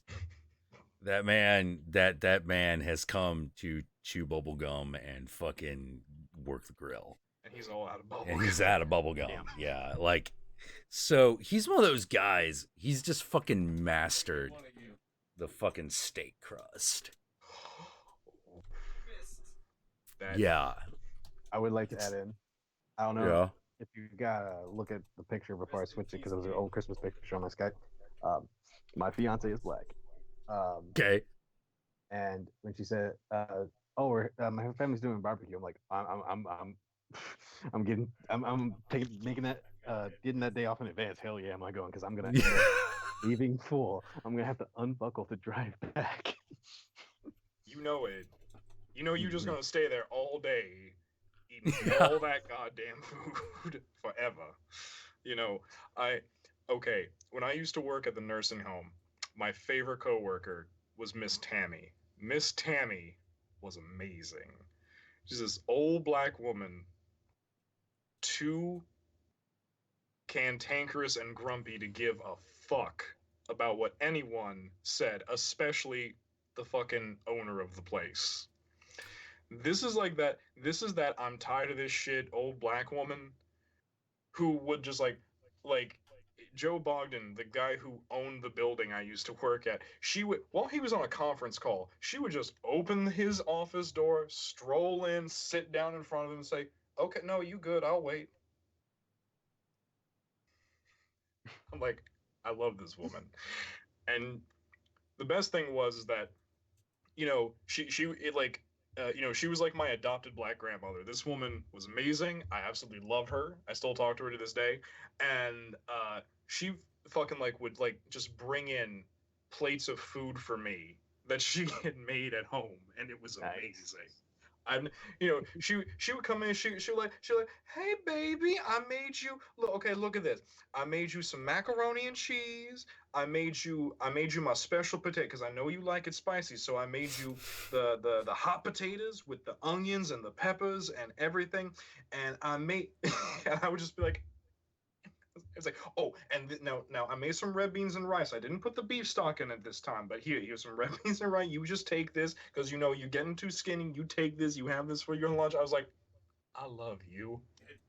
You're amazing. Oh, dude, I just saw this tweet from Total Biscuit. And I think I should share it with everybody. Oh, should you? You know why I figured out why everyone on at 7,000 tons is so pleasant. The ones that aren't don't buy a ticket and just complain on the forums instead. Hence why metal festivals are so friendly and online metal discussion so shitty. The trolls stay at home. Yeah. And I'm like, that's a very good observation because that's super true. You know, the metal show itself, fine. There might be a fist fight, especially if someone says something racist. You know, but the only way the racist wins is if for some reason everyone's at a skinhead bar for some strange reason. Yeah. Or security got in the way and fucked everything up. Because that'll happen. You let the marsh handle it. Yeah, you let the pit handle it. Like, we got it. You know, but yeah. Like, no, for the most part, I gotta agree. Metal shows are actually pretty nice, pretty friendly. You know, they are aggressively friendly. Sometimes a little homicidal. Sometimes they are like my cat. You know, they're very, very friendly violence. You know, but friendly nonetheless. So when people are like, I don't feel safe here, I'm just sort of like, oh, come on. Actually, I'll be honest with you, and I know it's a little sanitized, don't get me wrong, I know it's a little sanitized and a little, you know, but one of the most friendly and positive atmospheres I've ever been in was Ozfest. That was like one of the most beautiful and positive groups of people yeah. I've And that's a been big around. one. Oh, yeah, that's a big show. You know, and that was the year that like Behemoth was playing, you know. So that was that the free one? Yeah. Horror Guru was at that. That shit was awesome. He was at that too. I liked that. You know, that shit was cool. Oh my god, yeah. I love the fact that like Behemoth, like as soon as they came on, you know, because they're Polish, right? I think they're Polish. I think so. Yeah, like the minute like Behemoth came on, they were just like, okay, we come here to show you American pussies what metal is. And I was just like, oh my god. I was like, okay, bring it. It's okay. But that was like the chillest show ever because like, you know, you had like 3 stages going on, like Behemoth was over here and like Lamb of God was over here, and it was nice. It was a nice thing. And yet, you know, some of the most aggressive fucking music, and yet people just like chilling out, like passing so many joints. It's beautiful. So much weed. So much fucking weed, dude. Like I love going to concerts that are filled particularly with like for lack of a better way of putting it, the older rockers. Yeah, because since it's Ozfest, you know, like the old school guys are coming in for Ozzy. Yeah. You know, because like, old school rock fans are awesome. Like, yeah, they're old, like they're 50s or 60s, but like there's nothing like having the old guy just they're the ones who always like come with like 50 joints and are just like, and if you're just standing next to them, they just give it to you. It's like pass, you know, and occasionally one of them will get like, he'll get a joint and he'll be like, the fuck is this? And I was like, it's marijuana. No, not the leaf, brother. What the fuck is with this joint? Do you know how to fucking roll a joint? Oh, fucking hell. You know, so you're like a granddad's going to show you how to properly roll a joint. Because you are a young millennial that don't know shit. Yeah. That same guy is at every Fish concert, too. Yes, he is. Yes, he fucking is. And I'm just sort of like, oh god, like I kind of love this. Like that's what happened at like the King Crimson show. Nice. You know, and the funny thing is, I'm at this damn prog rock show, and I just going like, okay, it really is just guys playing on stage. You know, it's not like the Ghost show or the Ozzy show or the Alice Cooper show. You know. Oh man, it's not even the Marilyn Manson show. No. It's just, you know, 12 prog rock guys playing their music. And it's really good. And here's the thing about King Crimson that you don't realize until you actually see them live, which is it's music that is intended to be felt. Like, literally, you are supposed to feel the notes vibrations on you. That's part of what gives it its Allure. stuff. It's it's allure. It's magic, you know. And just hearing in the Court of the Crimson King live, I'm like, oh shit, that's an entirely different feeling. That's a completely different fucking feeling. Ghost is exactly what you expect when you go to the show. Like, you're like, all right, it's gonna be Satanism, a guy with fucking skull makeup, and it's the pontiff of Lucifer. That kind of shit's gonna happen. But like, King Crimson actually really surprised me, because I was like, oh, there's another dimension to this. Another dimension to this particular band. Interesting. I really want to see a guy I had never seen in concert that I really do, is King Diamond. I really want to see King Diamond in concert. Yeah, I want to see it, because apparently he's still got it. Yeah, he's... Oh, by the way, I just want to point out that at the Free Oz Fest, when it came to Jersey, I saw the most amazing thing.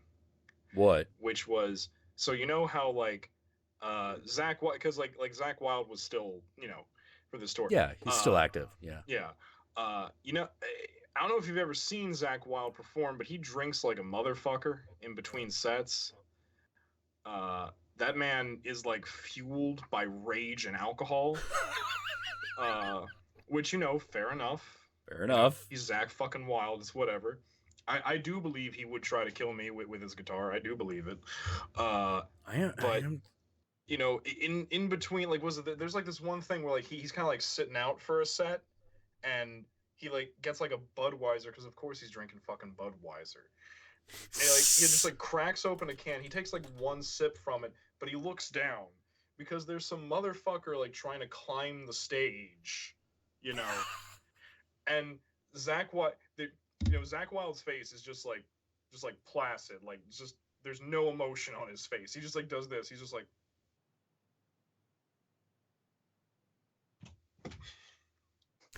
pegs the guy in the head with the full can. Oh my god. He gets knocked back, and Zach Wilde just like turns, gets another Budweiser, and cracks it open and starts drinking. I'm like, that was amazing. Oh my god. It's like I just saw a god smite a man. I've been unfortunate enough, not to be able to go to any concerts. Even when I never had money to go to any events I saw, and when I did have money, nobody wants to go with me. I was like, Don't worry, man. Oh, really? Yeah. In the LA area? I really want. Okay, the concerts they go to, Yeah. Ariana Grande, all that stuff. Like, which, some songs I'm fine with. I'm not as much of a pop hater, but I also had to live through, as a teenager, the 2000s, right? Yeah. The one band I want to see is Gorillaz, and they're playing at the Forum, and like, it's not my girlfriend's music or my fiance's music. It's not. It's like, I'm like, hey, anybody want to go to Gorillaz? Damn it. Oh, if it makes you feel any better, if I lived out there, I'd go with you. I fucking love those boys. Oh yeah. Oh my god, that album is really good. Oh man, God, this is gonna be such a weird lineup. Okay, so this year I'm going to Aftershock, and this is the weirdest fucking lineup. Okay, they got any pirate metal? What they got is this: 9 Inch Nails, A Perfect Circle. Okay, all right, you seeing the connection? All right. Now, get ready to throw that all away, because the next band is Run the Jewels. The one after that is Stone Sour, and then Mastodon, and then Gojira, then Ozzy Osbourne, then Five Finger Death Punch. Okay, all right. Then Marilyn Manson. Highly Suspect. The Eagles of Death Metal. Tech Nine, as in Tech Nine. Not a band. Frank Carter and the Rattlesnakes. Hollywood Undead. Suicidal Tendencies. In This Moment. Hailstorm. Beartooth. Power Trip. Fozzy. DED. Black Map. Then Evils. And more to be announced. Wait a minute. Isn't Fozzy Chris Jericho's band? I think it is, yes. Oh my god, I have not thought about that in like years. But He's he does it so well. He's entertaining, but like, how to put it? You ever known how like, oh, you look at The Rock, you're like, wow, The Rock plays is great as a heel, but like you see The Rock doing things in real life and you're like, oh, he seems like the nicest guy. Yeah. Rock is the nicest guy. Oh man. Okay, that's not Chris Jericho. Chris Jericho looks like a prick and he is a prick. You know, that guy that wrestles, that is him. Yeah. You Although, know, I remember reading in an interview, I used to buy the magazine, WWE magazine. Like that's what he wants to be. He wants to be the asshole. So yeah. Well, he picked it right. He picked it right. He knows how to do it. But yeah. Now here's the thing about Five Finger Death Punch. They just lost their singer. So I don't know who's gonna complete the. Yeah. He's like obviously way, like third named stringer. their band after a Muppet. Apparently Chris Jericho. Yeah. Like, I'm not gonna lie, Chris Jericho is an enormous whore. Like, he left.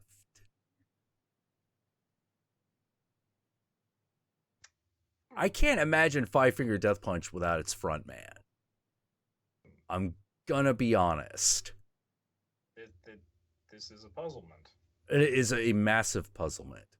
But not to me as much of a puzzlement as how fucking I get the connections, but they're weird. It's weird. Like, yeah. Like, let me put it this way. If it was like 9 Inch Nails, Stone Sour, a perfect circle. Marilyn Manson. Okay. All right. Makes sense. If it was 9 Inch Nails, Run the Jewels, and Mastodon, I would see the connection. But 9 Inch Nails, A Perfect Circle, Run the Jewels, Stone Sour, Mastodon, and Gojira? What? Also Ozzy, Marilyn Manson. It's like, Yeah. On the next day. On the next day, it's Ozzy, Five Finger Death Punch, Marilyn Manson, Hailstorm, Suicidal Tendencies, and In This Moment. Apparently Tommy Vext is going to finish the tour off until Ivan gets sober again. Oh. Okay. Well, that answers that question. Yeah. All right. Says, then. Apparently, Ivan hasn't fully left as it stands. He's gone into rehab for alcoholism again. Yeah, that sounds about right. That sounds about right. Like, he's about, how to put it, he's about due. He's one of those guys who, like, goes into rehab once every, like, 4 or 5 years. He's about due. You know, like, I can't imagine. Sabbatical. Yeah, I can't imagine being that kind of alcoholic. That's gotta blow. It's, it's weird. I was just like thinking about like different like lineups that could possibly work and shit like that. And for some reason, like my brain went to like, you remember that time period when like every club was just playing like like 9 Inch Nails, Marilyn Manson, and would every so often throw a Susie and the Banshees song on. Yeah, and, yeah. And that got me thinking to like older shit. And then I started thinking about like, it would be like great. Wouldn't it be great to have like a fucking jukebox that just played shit like The Cure, Depeche Mode, maybe Joy Division. Joy Division. Yeah. Yeah, It's the most depressing jukebox ever. You can throw you can throw some Susie on there, Spellbound, spellbound. Oh my god. Yep. Yep. Because that's one of those weird things where like I'll listen, like I fucking love listening to The Cure, and people be like, that sounds so depressing. I'm like, this is beautiful. Yes. It's beautiful. Oh my god, that was break up with my boyfriend music. Not girlfriend. Not girlfriend. No. Yeah, if I broke up with a girl, it didn't work, but for some reason The Cure always worked when I broke up with a dude. Depeche Mode for your girlfriend. Yes. Agreed. Absolutely agreed. Like, you'll listen to like fucking like your girlfriend dumps you, you're gonna fucking enjoy the silence, let me tell you. Oh man. Or fucking Pretty Blue Dress. Holy crap. God, yeah. You know? And then like maybe like when you start to get over it and you start to go like, okay, she's fucking gone, fuck it, I'm gonna like I'm try to build yourself back up again. You just like listen to like Personal Jesus on repeat. Actually, you know what it was for me? It was Dio.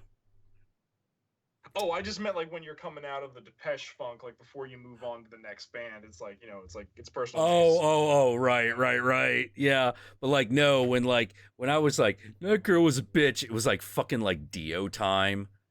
Or fucking like Bark at the Moon, because it's got that one song, overbearing woman, always coming down on me. Oh god, yeah. Look out, evil woman. Fucking, I always love the Dio like fucking like 3-finger fucking pointing at you. Look out. Gotta like that fucking joke. You gotta run around with like the fucking like towel wrapped around you and shit. Yes, like, yes. Oh fucking Dio! That guy was like a fucking like angry elf. Like angry Italian. He's an angry Italian elf. The guy was so short. Another guy who's super short. Steve Tyler. Oh yeah, that guy's. Who's also tiny, but God, it's impressive what he can do. He's a New Jersey son, so don't fucking laugh at me for listening to him or going to see him in concert, because as a New Jerseyite, it's like it's the law. You have to see him at least once. You good talking about the boss? Oh no, Bruce Springsteen is always amazing. I don't care. Bruce Springsteen. If you're I don't care if you're from New Jersey or not. If you're an American and you don't like Bruce Springsteen, get the fuck out. All right, bye. Bruce Springsteen's amazing, but fucking love the boss. Plus, like I love how much he loves gays. I love that man. Oh yeah, he's but no, it's Bon Jovi. Bon Jovi. Got it. Tiny. Really? He's a tiny man. He's so small and thin. But at the same time, that was like, okay, my dad loves Bruce Springsteen, he loves Bon Jovi, he loves Meatloaf, he loves a lot of guys. But he fucking loved Bon Jovi because, like, that was like, when he was growing up. It's like, this dude from New Jersey, and he's awesome, So, he did the soundtrack to Young Guns. Exactly, did the soundtrack to Young Guns, man. Fuck Skid Row. It's all about John Bon Jovi. Like Sebastian Bach's a bitch. Fuck that. Fuck that. But oh man. So I think it was for my Here's the thing. So growing up like that, I would like listen to it too. And me and my dad, like, we get on together, but we're not like we're not tight like you and your dad. Like we're not like Right. You know, Okay. we've got like the familial love and everything, and like we work really well together. But like, you know, we're not like best friends. You know what I mean? Like that shit's not. You know, it's just the way it's Got happening. it. Got it. Yeah. But that's the thing. When like certain songs would come on the radio, whenever like he was driving, we would just like act like fucking idiots and like sing like obnoxiously loud together. And John Bon Jovi was like one of those things. So like for like my fucking 18th birthday, he was like, you know, I don't know if like you want to go, but you know, I got tickets to see John Bon Jovi, and we're kind of like in like the front section. I'm like, yes. It's like we must make the pilgrimage as father and son. We must, you know. And it was, you know, it was an amazing show. It was really fun. But John Bon Jovi, he's this tiny little dude, man. He is so small and thin, but that dude has like fucking massive energy. It's amazing. Like like the regular like the basic like setup they have for like those kind of concerts where it's like, you know, it's like the platform, then it kind of like curves out around the sides. Yeah. I swear to God, this motherfucker ran across the stage back and forth, actually ran up the wall, came back down. Like this man like kind of ran up half the side and came back down. He's just like run all over the place going, yeah, and I'm like, that's amazing. He's got that David Lee Roth energy. Yeah, he does, man. That Oh shit was man. amazing. Oh, dude. So I gotta ask Nico. Nico. Nico. Okay. Yeah. So how did you find the show? So I'm pretty sure you have Tony to thank for that. But Tony Goldmark? Yeah, Tony Goldmark. I'm pretty sure it was, you know, when you were an Imagineer in the Star Wars Adventure Continue. I'm pretty sure. Oh, I remember that. Yeah. Unless maybe some other Channel Awesome contributor had you. No, that was me. Yeah, in that one anyway. Yeah. But I know I got to Tony through Mike J when he did the Tower of Terror review, and I found out there's the theme park reviewers. So I go and I check all that stuff out, and then I find these other guys, and you know, I generally watch people who make me laugh. You know, like a lot of the stuff you talk about never gets in my radar, but I don't mind watching you talk about it because it's fun, it's energized. You have a lot of energy. But yeah, that's how so Mike J and then Tony and then you. Oh, okay. I've actually I haven't met Tony, but I've met Dave Doggins. Doggins. Doggins is great. Yeah. I've met his brother. I used to work at Knott's, and Dave found my spot too. So oh man, yeah. I did meet Charlie and Haley too, but that was like well, they love the Knott's Berry Farm. Yeah, that was like a drive-by high because I was like, okay, I'm actually kind of a nervous person, and sometimes I need to prep a little bit. With Dave, he was like just standing there looking at something. I'm like, okay, all right, I got it, and I go and I talk, and it's like a cool casual thing. I see Charlie and Haley, and I'm about to go talk to them, right? And then I realize, oh, I think they're with family. I'm like, oh shit, I don't want to bug them, so I go, hi, I like your show, hi, and just I'm like, oh, I don't want to bug them with their family. Oh man, like, yeah. Like Charlie and Haley, like they live and breathe theme park. Like it's crazy. It was like, so we were staying with them when we were doing Monster Palooza, and they were like, well, we're not gonna see you Saturday. I was gonna go see you as well, but show was great. Bills came up, and I'm like, I can't make it. Yeah, no, that show was great. Like some of my favorite things I saw. I've said this a million times, but like, I fucking loved it. The Company of Wolves cosplay. The girl who is actually like Little Red Riding Hood with the wolf coming out of her mouth. I was just like, that's the greatest costume ever. I love it. And of course, like, she couldn't talk. Because she's got this thing over her face. You know, she's like, it's okay. It's okay. You know, fucking my buddy Raven, he's a fucking like I don't even know how to describe what he does. He's one of those guys where he builds horror attractions. Nice. Yeah. He's one of those guys. He came from a wealthy family, and he was like, I don't need a job. I don't want a job. So I'm just gonna make horror attractions and run nightclubs. That's what I'll do. And I'm just like, how'd you fucking get all this? Like, Dad was a wealthy boy, and he had real estate. And every once in a while, I just go to the real estate property, just look at it, and go like, all right, that pipe's busted. Get a guy in here and fix that. Okay, cool. So he just doesn't have to worry about money, so he just builds these attractions all the time. And the attraction he built for Monsterpalooza was a Hellraiser attraction. And by attraction, it's like 4 people in fucking like a full makeup, like full like fucking Cenobite makeup, like wandering through the fucking convention with like, a person like, like it locked up in a cage, like, and they're just wandering through, and that was the attraction.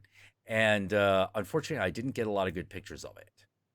Otherwise, I would show it. But it was really awesome. It was right up there with the evil mermaid that's being carried around by like the 3 guys are like Creature from the Black Lagoon. Yeah, oh man, hey, it's a makeup effects convention. They're like, oh, Mr. Director, you're gonna fucking hire us. You know why? Because we did that one. That's our baby right there. Nice. And oh yeah, I did fucking that. cool. You know what the fuck that's made out of? It's made out of fucking pipe cleaners and sawdust, and I built it for $20. Yeah. Well, here's one of. Hang on a second. I gotta think, like, because I remember at my high school, there was these kids that would always win every costume contest because they would be like everything. And they would. There was one group that just came as Slipknot, and they won scariest because they Slipknot. But no, there would be like kids with like, and this was like what 2006, 2007, like spears going through their heads and shit, and like. I am not in white middle suburbia because that would not fly there. No, my school is the one where someone got stabbed by a screwdriver. And wait, what was his name? I have no idea. Okay. I didn't know the person. I heard the news. Yeah. Well, it was funny because one of my friends was telling me the time he got stabbed by his girlfriend with a screwdriver. He was like, man, don't date Cambodian chicks. No, crazy. Most recent famous thing was hurt, man. in high school is, and I actually got him between like the 4th and 5th rib. It's. I was in choir. Yeah. My choir teacher turned out to have had sex with a student. So that's the most thing. Yeah. Awesome. So yeah. Oh my god. It's that's just a part of life. Every few years, an 18-year-old fucks a 45-year-old. Oh my god. It's just a part of life. I think one of my favorite, one of the things that was so great about like Monsterpalooza is I got to meet me and Guru got to meet a lot of fans. Because we were like, because it's a horror show, right? Like every other show we went to, it's sort of like, hi, I do the Count Jackula show. Hi, I do Blood Spread Cinema. Oh yeah, you did that thing with Doug once. But you go to Monsterpalooza, that whole thing flips. That whole thing fucking flips, and like people know who we are. They know what we do. Doug? I never did a full review with Doug. We just did cameos for each other. Yeah. But my favorite, other than that, my favorite moment at the convention happened very early on. I'm talking to one of the artists, and it's like, yeah, I finally got this guy out, my buddy who's an artist, to do a show, and this is it. Like, hey, you're Count Jackula. I'm like, yeah.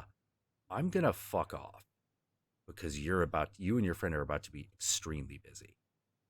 And he's like, what are you talking about? And I just walk off because what I had noticed and what he had just noticed as he turned his head is that there is a man, a white-haired man with a long ponytail, staring very intently, examining this sculpture.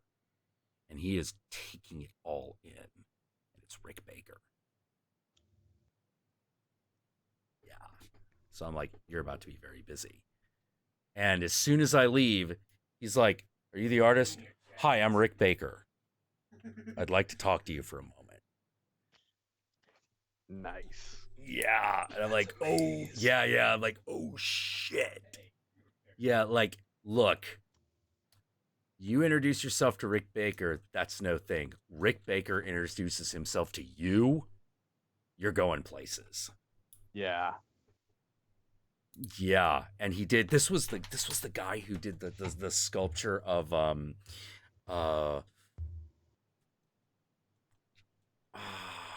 Stranger Things that I showed on the stream once. No, what was his name? The Gormagon? No, not the Demogorgon. Someone had done like a sculpture that was basically 7.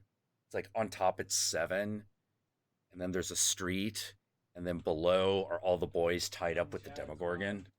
Oh. And they're upside down. You know, like, yeah, it's this beautiful sculpture, and you're just like, holy fucking shit, this thing is amazing. You know, like Rick Baker's talking to that guy. And you're just like, damn, dude. And why wouldn't he be? Exactly. Fucking exactly. You know, like that's one of those moments where you're like, oh man, dude, your career just started. You know, your real career just started in this exact instant. Congratulations, young man. Life starts now. Yeah. You know, because I was looking at it, like even I could tell, I'm like, oh no, this guy's got the goods. He's got it. You know, he's got it in the fucking bag. All others are second. You know, he's that fucking awesome. Yeah, and I'm just sort of sitting there like, good God, like what breeds that amount of talent? You know, that fucking amount of talent, where does it fucking come from? You know, magic. I know it's just magic, right? You know, like some people could just cast the sculpture spell and just fucking do it. Magic. Yeah. I roll for sculpt. I roll 20s. It's all I roll. 20s. All natural 20s. Yeah. Oh man. Oh my God. But yeah, like so anyway, Charlie and Haley. Yeah, so they work at Universal City. Charlie is actually one of Universal City.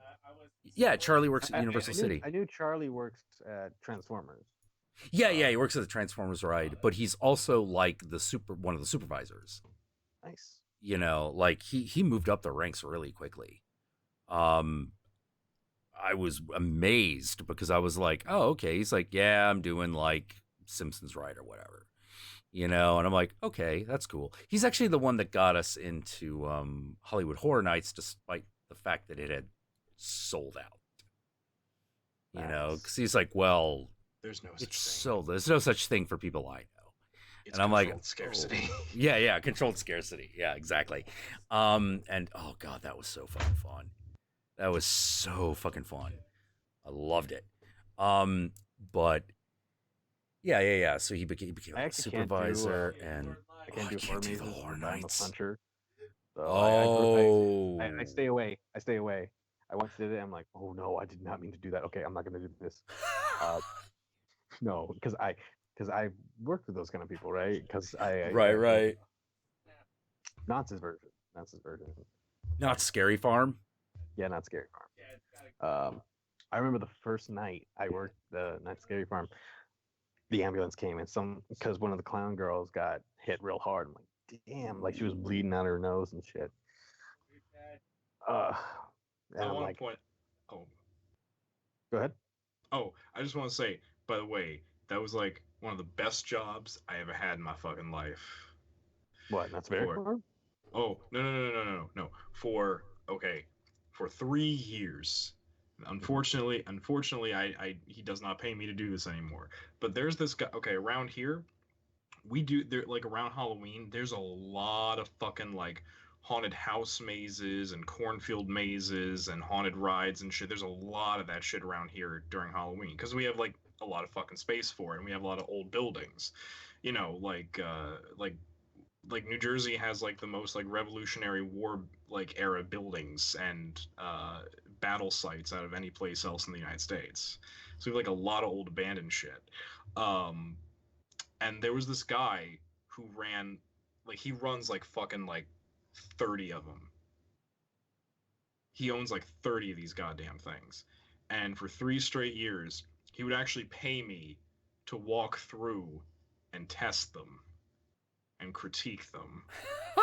Nice. And I'm like, this is the best fucking time of the year. I was like, I love you, October. Most wonderful time of the year. There'll be old ones awaking and everyone shaking, so be of good fear. Anyway. Oh man, that was like the best job ever though. Oh god, I can imagine. Can fucking Very much imagine. the opposite of my nuts job. Fuck nuts. Oh, I'm sorry. I love you. I'm sorry. So you can't do the mazes because you like punch dudes. Yeah. Yeah. I'm a fighter. Like, good. Oh my god, that's I awesome. punched the Grim Reaper in the face. Like, Blinked me. I fucking love that one scare video that's obviously done at a college. It's like they're like jump scaring a black student by having a guy jump out of a garbage can. And he just turns. It just happens. He just punches the dude. He's like, "Oh shit! I'm so sorry." He like slides back into the garbage can where he popped out from. Lid just slams back on top of him. Yeah. Yeah, I fucking love that moment. Yeah. Fucking, yeah, it was a lot of fun. So like, yeah, Charlie was telling me that he, 2 of the big events that happened at that Halloween Horror Nights. One was, is Eli Roth. Because when he comes in, everyone who works the damn maze absolutely knows who he is. You know, if you're at Halloween Horror Nights and a guy who looks like Eli Roth is walking around, it's him. Because he spends every Halloween Horror Night weekend that he can at that place. You know, because he's like, I love horror. I love it all. You know, so I hang out. And occasionally they're like, may we do a hostel maze? And he's like, sure. But you're going to hire K&B Effects to do it. Okay, we can do that. Good. Do that. You know, like, obviously because they got K&B, they also do like Walking Dead shit. Because K&B are the people who do the Walking Dead. And the other one was Max Landis going through the This Is the End fucking maze, because they had a maze based on This Is the End, tripping on acid. Because apparently it was one of those things where he was like giggling like a maniac and could not stand up. It's one of those, you know, he got scared, he got frightened, slipped, started laughing, and there's like this fucking, oh god, we got to get this guy up and out of the maze so people don't fucking step on him. This is how I also found out that all these mazes have have multiple routes. The walls move. Oh yeah. And sometimes you're not supposed to notice, and sometimes you are. Sense. Yeah, sometimes you're not supposed to notice because the idea is like, okay, we got a problem here, cut them off, now force them to go that way. Those ones you're not supposed to see. There are some other mazes where you're supposed to see the walls move. Particularly like if it's like they're doing like Amityville or Poltergeist or something like that. But yeah, apparently like they had trouble getting Max Landis out of the thing because he was so high he could not stop laughing. And he could not stand up either. And I was like, Go on the other side of the oh, fence and tell everyone he's part of the attraction. yeah, yeah. He's the inmate who's gone insane. You know, like,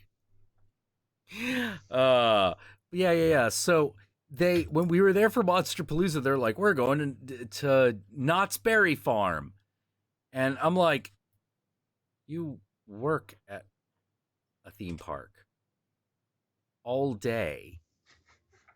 Yeah, so we never get to go to one. And I'm like, what? I would murder someone if they were like, hey, do you know what we want to do on your day off? Go to the theme park. And I worked at the theme park. I would flip my shit and go like, no, we are staying home. I'm playing Super Mario Brothers. Kiss my ass. We can go to the beach if you like. Want maybe Hollywood? You know, see walk of fame. You know, maybe some stupid tourist shit that isn't the theme park. But no, they love theme parks so much. On their day off, they go to another theme park. I'm like, that's hardcore. I don't love anything that much. I don't know. Yeah, I'm like, I don't know if I love would say anything I'm that like much. too. Yeah. I would Oh, like that too. you would do that? Although I wouldn't go to Knott's. Like, oh, but okay. Hopefully nobody from Knott's is working nothing high up, but my card still works. Nice. I ended up just I joined Lyft. I had surgery to get my gallbladder removed, and while I was out, they actually tore down my old place. Oh. And they never told me where to go. And at that point, I started joining for Lyft once I healed up a bit. I'm like, fuck it. So never went back.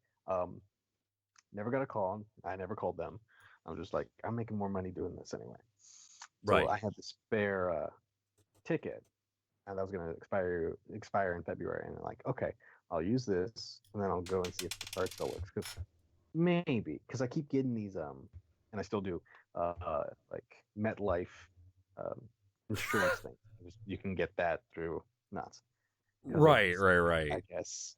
But because Snoopy is their mascot, yeah. Yeah. And my card still works.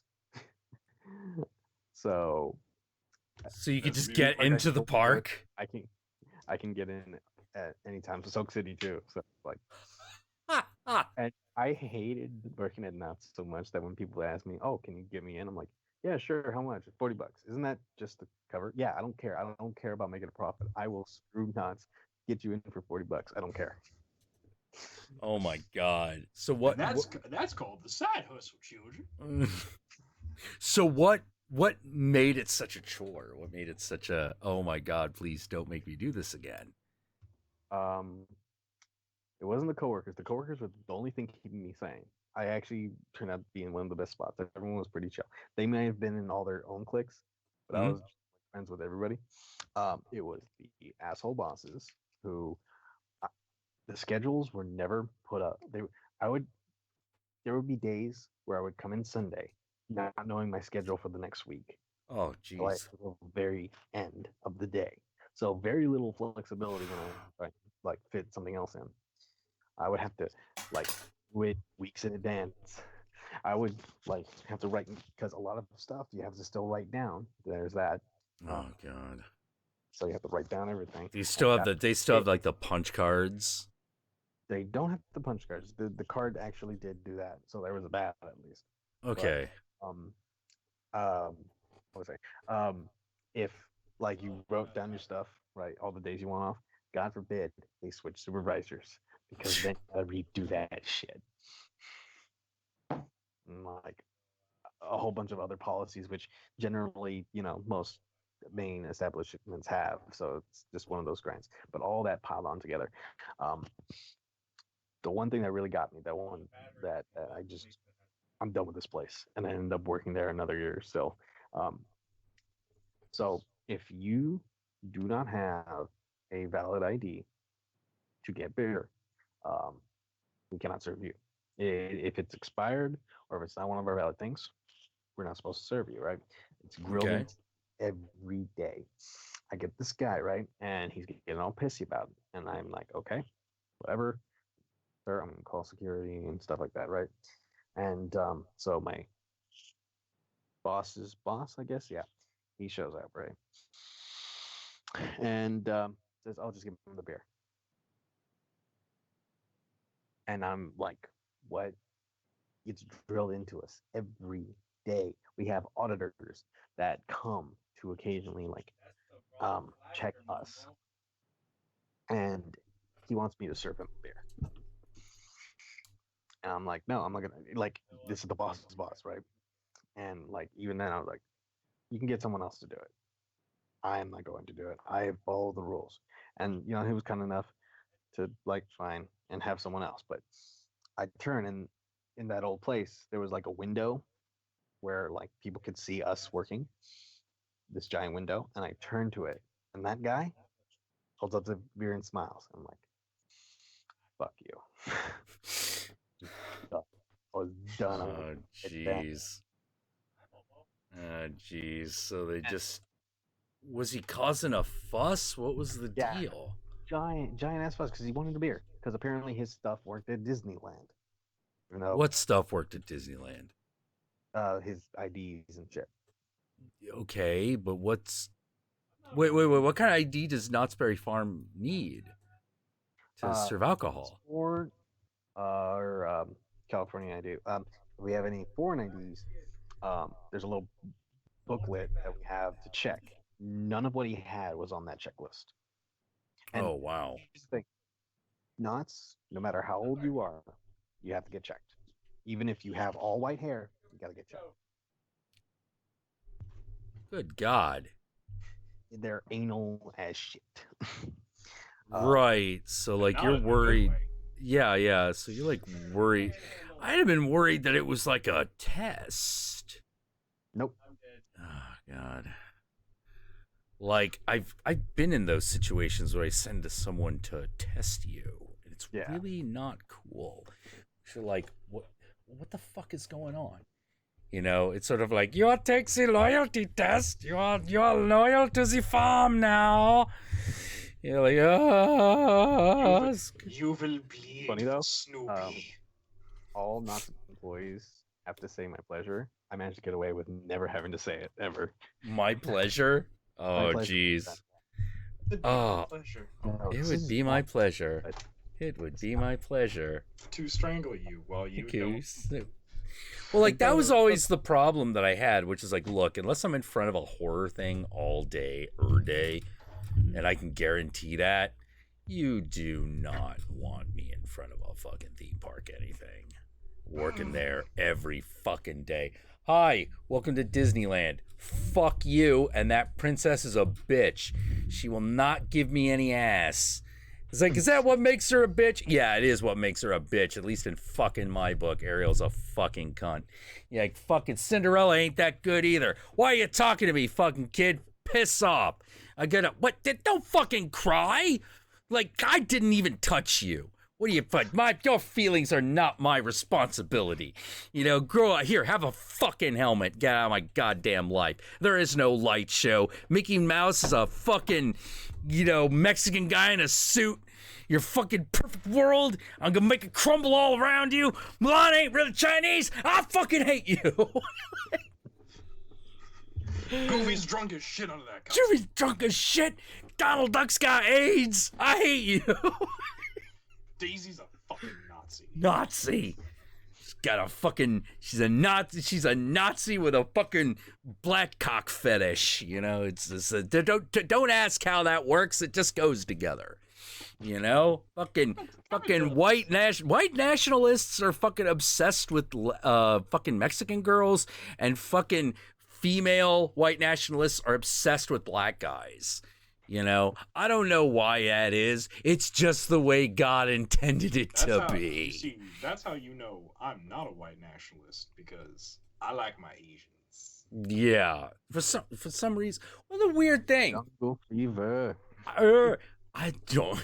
Rice Queen, bitch. Rice Queen. Someone got offended. Oh my god.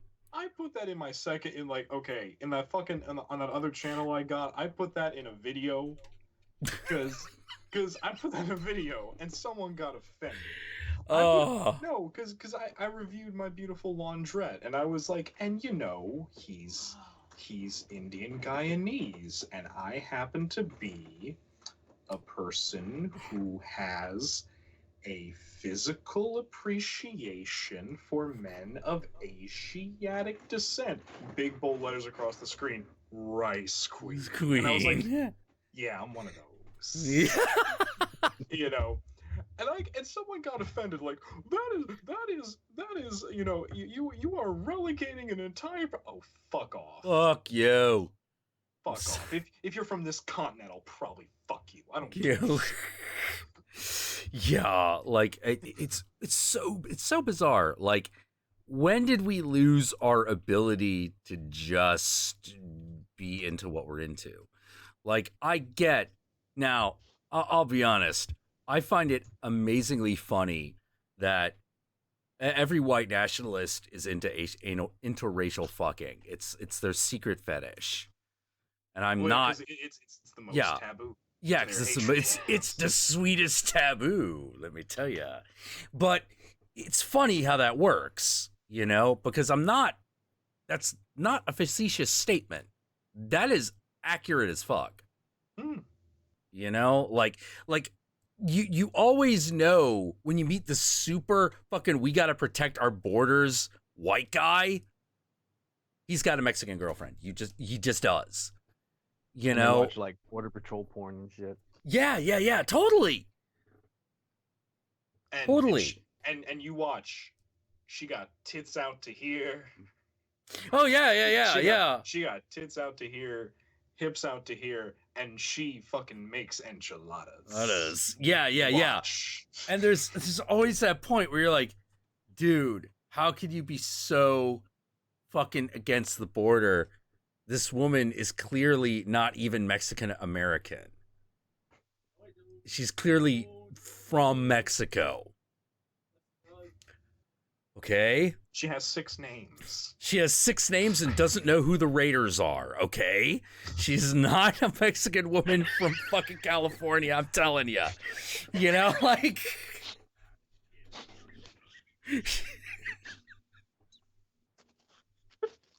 But you named like 5 of my cousins. Yeah. She's got 6 names and doesn't know who the Raiders are. Oh my god. No, it's so fucking weird, right? Because, okay, here's the thing.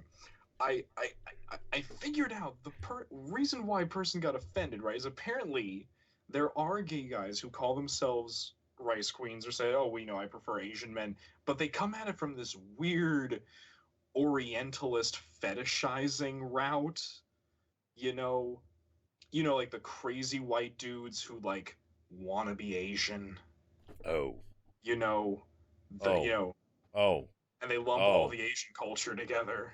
So we're talking like some weeaboo shit. Yeah, there's some there's like really creepy sexual fetishizing weeaboo shit, and I'm just like, here's the thing though, that's not me. Well, I recognize that cultures are different. It just happens to be that for some reason, between the stretches of India all the way up to the fucking Pacific Islands, I happen to like that. I'm sorry. Yeah. Well, what's this? I have to read an article on Christian identity by Tanya T. Sharp. Why? I don't know, but it's Moth Angel, so... Oh, okay. I trust her then. Yeah. A little bit more trust there. I wonder what the hell is this? The Identity Christian Movement. What? God and Apple Pie. Wait, hold on. The Identity Christian Movement of Ideology of Domestic Terrorism. Wait, what? No, that can't be right. Let's see. Tanya T. Sharp. Let's see if we can find out who this is. Tanya T. Sharp. No. Right. Fayetteville. Tanya Sharp found. She was missing. that was Like, easy. yeah. Okay, can I teach a Christian? Can I teach her? Yeah, the identity Christian movement, ideology of terrorism. Like What? disappearing and shit? Richard's. Wait, the exercise dude? Yeah, he's missing. He's been missing Richard for like Simmons? years. Yeah. Wait, who? I'm pretty. I might be saying the name wrong. Richard Simmons, missing Richard Simmons. On February 15th, 2014, fitness guru Richard Simmons disappeared. Wait, what? Hold on. Wiki. What? How? There's even a podcast about this. Like, a friend of his is trying to find him and has been like having this podcast for years. Trying to find him. Simmons has continued to promote health and exercise. However, he has not made a public appearance since February 2014. Okay. His disappearance from the public eye led to ongoing speculation and concerns about his well-being. Simmons and those who have been in contact with him have said the concerns are unwarranted. Okay. In the media, personality, Hurricane Katrina response, reclusive behavior. Simmons has not made any major public appearances since 2014 and stopped appearing in public at all in February of that year. In March 2016, speculation began that he was being held hostage by his housekeeper. In response, on March 14th, Simmons gave an audio interview on the Today Show denying the rumors. In November, the Simmons Fitness Gym closed without any public announcement from Simmons. In February 2017, the podcast Missing Richard Simmons launched, investigating why Simmons left public life so suddenly. Okay, I had heard that he had just gone completely, like, gone. No. Apparently they know where he is. He's just not talking to anybody. Okay, fair enough, but I'm like, a podcast dedicated to just figuring out this one thing? Yeah. What? First world problems. Yeah, I'm like, well, it's not like he'd gone missing. Like, no. In March, LAPD detectives visited Simmons' home to conduct a welfare check, issuing a statement that Simmons is perfectly fine and that right now he is doing what he wants to do and it is his business. In April, following a hospitalization for severe indigestion, Simmons made his first public comment in over a year, posting on Facebook a photo of himself and the message, "I'm not missing, just a little under the weather."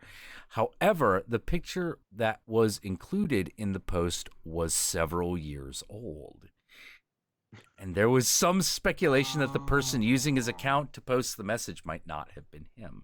In May 2017, Simmons sued the National Enquirer, Radar Online, and American Media Inc. for libel and false claims that he was undergoing gender reassignment and undergone numerous medical procedures. All right, so nobody knows nothing. I have an idea. Yeah? Here's the thing. Sure, he's a fitness guru in and of the sense that, like, yeah, he's skinny. Yeah. He's always been skinny and active, but let's be, like, for real, Richard Simmons never really looked that good. No, he was not haggard. Yeah. And he's got to be what? Like up in his 60s, nearing his 70s now? Yeah, he's got to be. 68. He is 68. So he's probably, I hate to say it, he's probably got like Michael Jackson ghoul face. I'm just saying. Got it. Well, yeah, the picture of him in like 2011 definitely doesn't look good. He barely. It's hard to sell. I'm just saying, it's hard to sell yourself as like a champion of fitness and health when you're really, really showing your age. It's unfortunate, but it's true. Yeah. And in not a good way. Like, if you're not aging gracefully. Yeah. Where's Richard? What the fuck? Holy shit. Like, okay, so it looks like there's 7 episodes of this missing Richard Simmons thing. What the fuck? How long like, I don't know.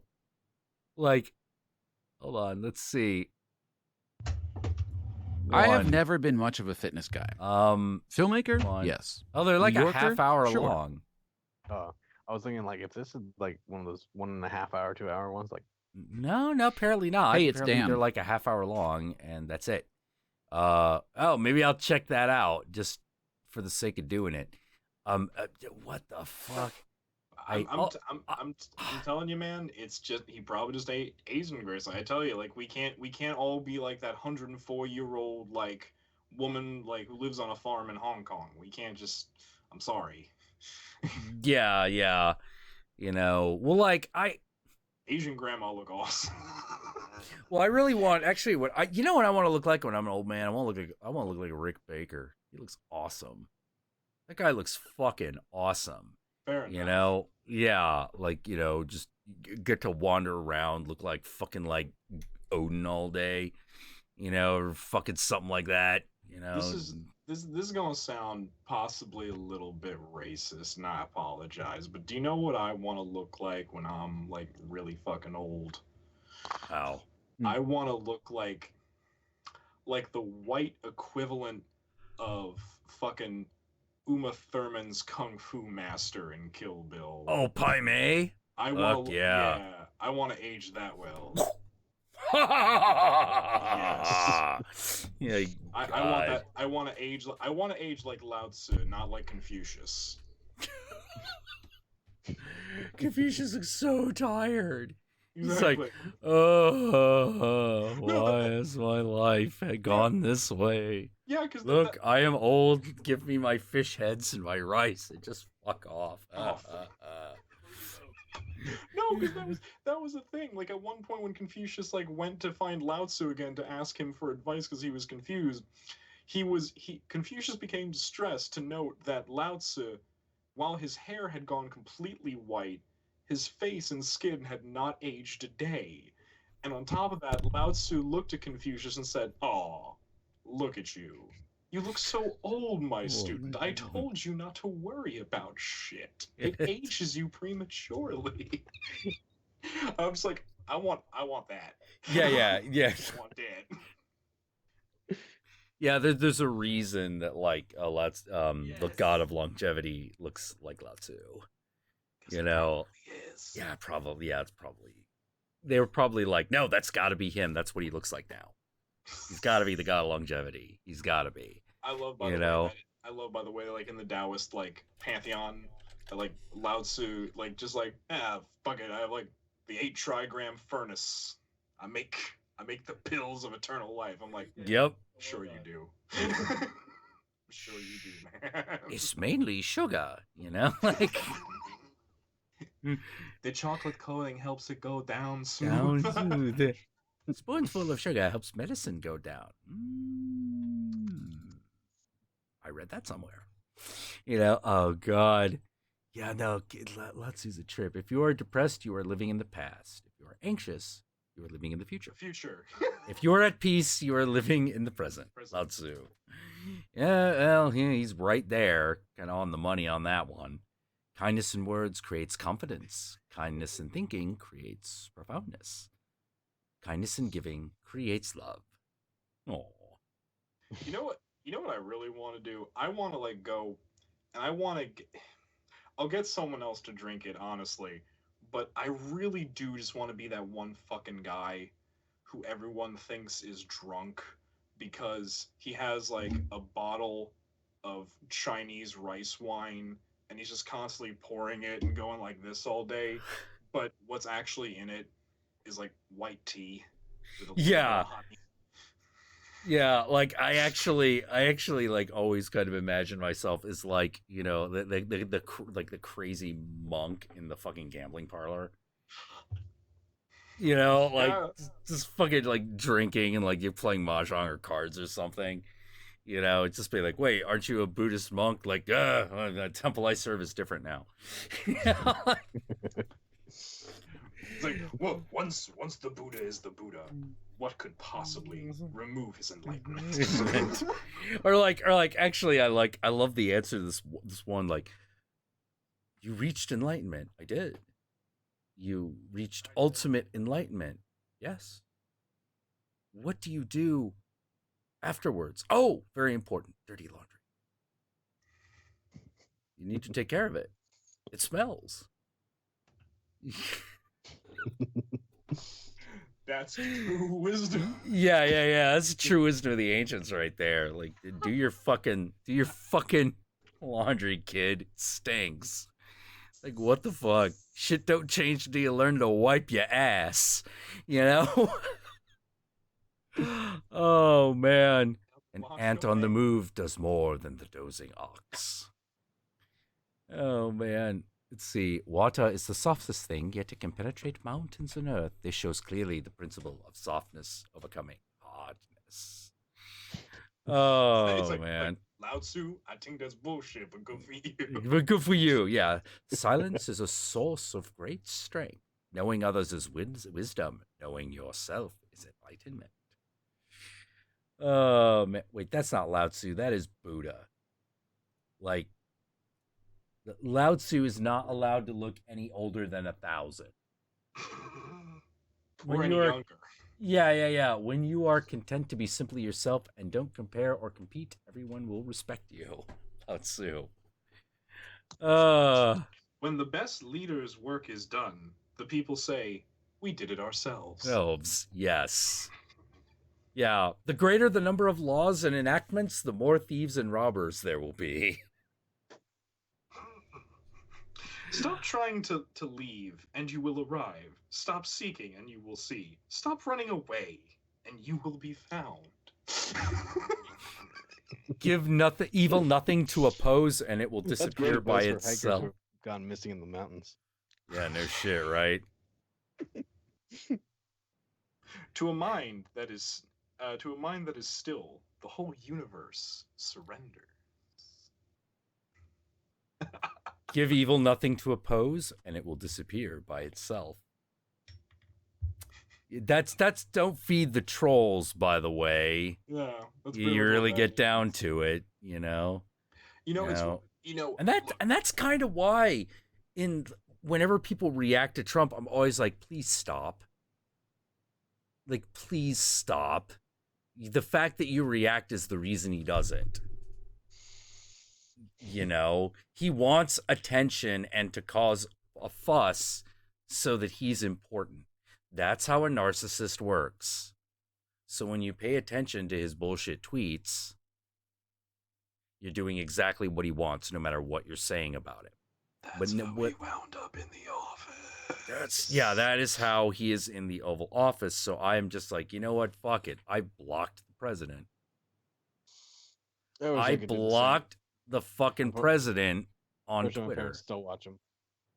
Oh. Well, you can block him on your Twitter account, right? Oh yeah.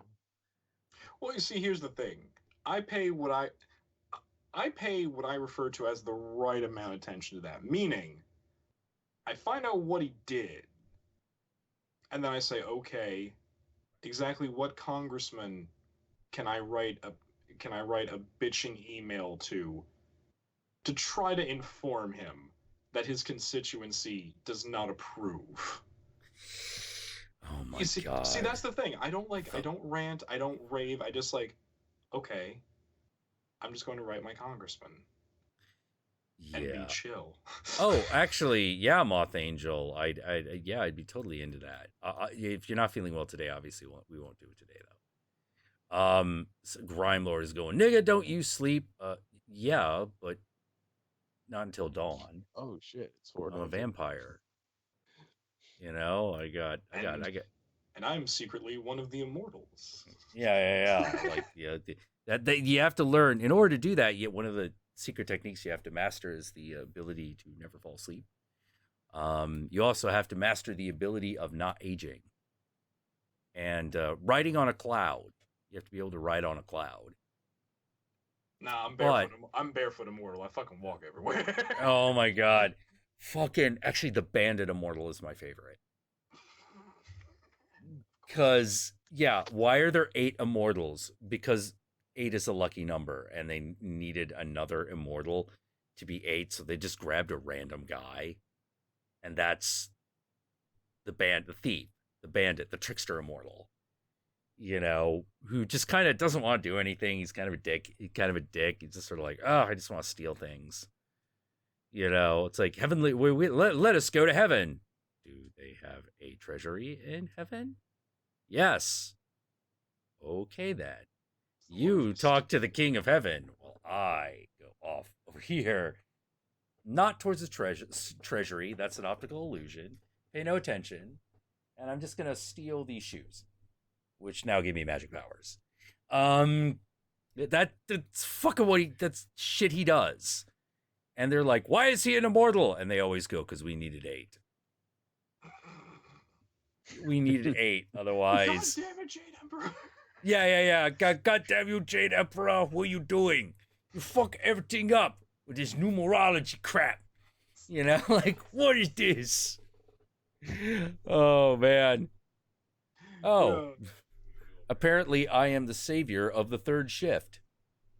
Wonderful. Oh, and apparently I'm king now. I've been promoted. Was there a revolution?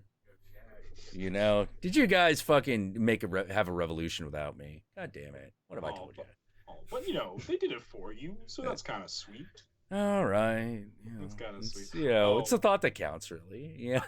I don't know if you saw that I did this, but I put up like a picture of you like when you're doing like that why Satanism video when you're like, you know, sitting like this. I put that up and I was like, all right, you guys can accidentally release all the ancient Egyptian chaos frogs you want. That's cool. There's only one king of chaos that I go with to. It's that motherfucker right there. Oh my god. Well, like the whole Kyrgyzstan thing is very bizarre. You know, I think it's very bizarre. Yeah, it's very bizarre, and at the same time, it's like I get it, I don't get it. You know. Am I not the only conservative in the chat? No, I doubt it. Like we conservative fucking people in the chat all the time. You know, I'm not one, but other people are. I mean, there are things called Republicans on the internet. I am told. You know, they are. No. Jack, there can't be Republicans on the internet because Jesus never talked about computers in the Bible. There you go. Use killer condom. Oh my god. Oh, killer condom. Oh man. I just rewatched that the other night. I was like, I love you, German films with your gay heroes. German adaptation of an Italian gay porn comic. Yep. Released by Troma. What? It is. It is beautiful. Set in New York City, where everyone is speaking German. Yeah, where everyone's speaking German. No, Condom, Frank. Actually, I think they're speaking French. It's weird. It's a weird movie. Are they speaking French or are they speaking German? No, they're speaking German. They're speaking German? They're speaking German. Okay. It's a weird movie. It is a weird movie. Yeah. I love how it's a creature feature. It's a film noir. It's an action movie. It's everything. And who is our lead detective? The magnanimous and hugely endowed Luigi Macaroni. Yeah. Yep. Who grew up in Sicily. Yep. Of course he did. Yep. Yep. Oh my god. No, that's I can't not like that movie though. That movie's adorable. It is. It actually is. It's sweet. You're like no, you root for the love interests. You do. You're like go boy, get him. Yeah. Go pretty gay bondage boy. You get your really schlubby, hairy, not particularly well washed love interest. Hey, the love between a twink and a bear is sacred. It's sacred. Oh man. I shall I shall find mine one day. Oh of like at a certain point, I heard the term bear, you know, for a heavy homosexual man, right? And that at the same time, my grandmother started calling me, "Oh, my bear," and I'm like, "Yep." I'm like, "Okay." I was it was probably in my high school years where I was like, "Oh yeah, it's all right to be gay, just don't get near me," which I'm not that kind of guy anymore. Fucking high school, I forgive you. Yeah. Oh, no, man. I hate high school me. I really do. Looking back, I'm like, I would Don't we be. all? I Oh, was God. a nice Fucking guy. high school. You know, nice guy. Actually, you know what's hilarious is that like I remember was it I don't know why I'm thinking about this. Maybe because because bears got brought up, but I remember like okay, like freshman year of college, the LGBT like the Gay Straight Alliance that we had like this. I forget why it was like to celebrate. It was like we had like some party was like superhero themed, where like the idea was like create a gay superhero and come to the party in costume. Mm-hmm. And mine was one person got upset with me. Everyone else thought it was hilarious. I was the masked wrestler El Oso Azul. Oh, man. Oh, That shit was jeez. amazing. Oh, the Dakota pipeline has a leak already. I'm not surprised. You know, fucking the problem with oil companies right now, like they can't pump shit. Like remember that fucking Gulf Stream fucking pipeline break? Jesus fucking Christ, what was that? Sorry. Sorry. Yeah, it's like that was a moment where I was like, can't. Like for a brief moment, I wanted it to be China so we could have someone executed. Because I'm watching this situation which was totally preventable, completely preventable. All they had to do was wait. Let's do a checklist and make sure all the safety shit that we're supposed to have is in fact there. And then, having discovered that an important safety measure was in fact not there, say, hold on, we need to use the thing that keeps the oil from spilling all over the place so we can get the oil and make tons of money off the oil. Oh, well, otherwise, yeah. Wait a minute. According to Jesse Williamson in the chat, there is no leak. It was a standard operational spill. What is a standard operational spill? Hold on. Dakota leak. Let's see if we can find anything.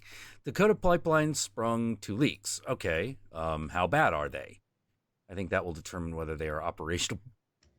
Whoa. Whoa. Whoa.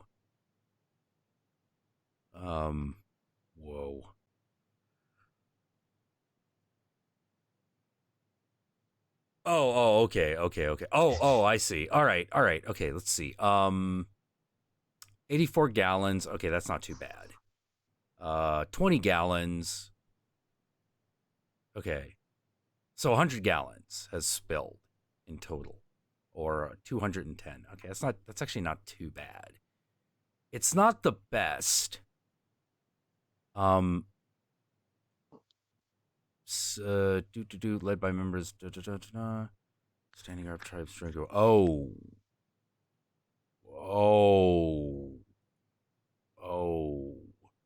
what? It's gonna dig under the lake. Oh, yeah, that's a problem. This is one of those okay.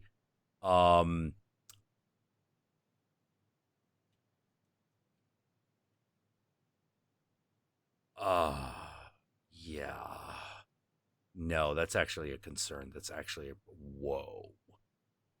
Okay, yeah, no. The problem isn't the amount of oil that is leaking. The problem is the pipeline is scheduled to go under the reservoir. Yeah, which I'm like, wait, what? Why would you do that? That is needlessly reckless. You don't have to do that. There is no reason you have to do that. You can go around. You can the make reservoir. you can make pipes go around the reservoir. Why does it have to go under it? That's needlessly dangerous. That is a risk you don't have to take. Oh God.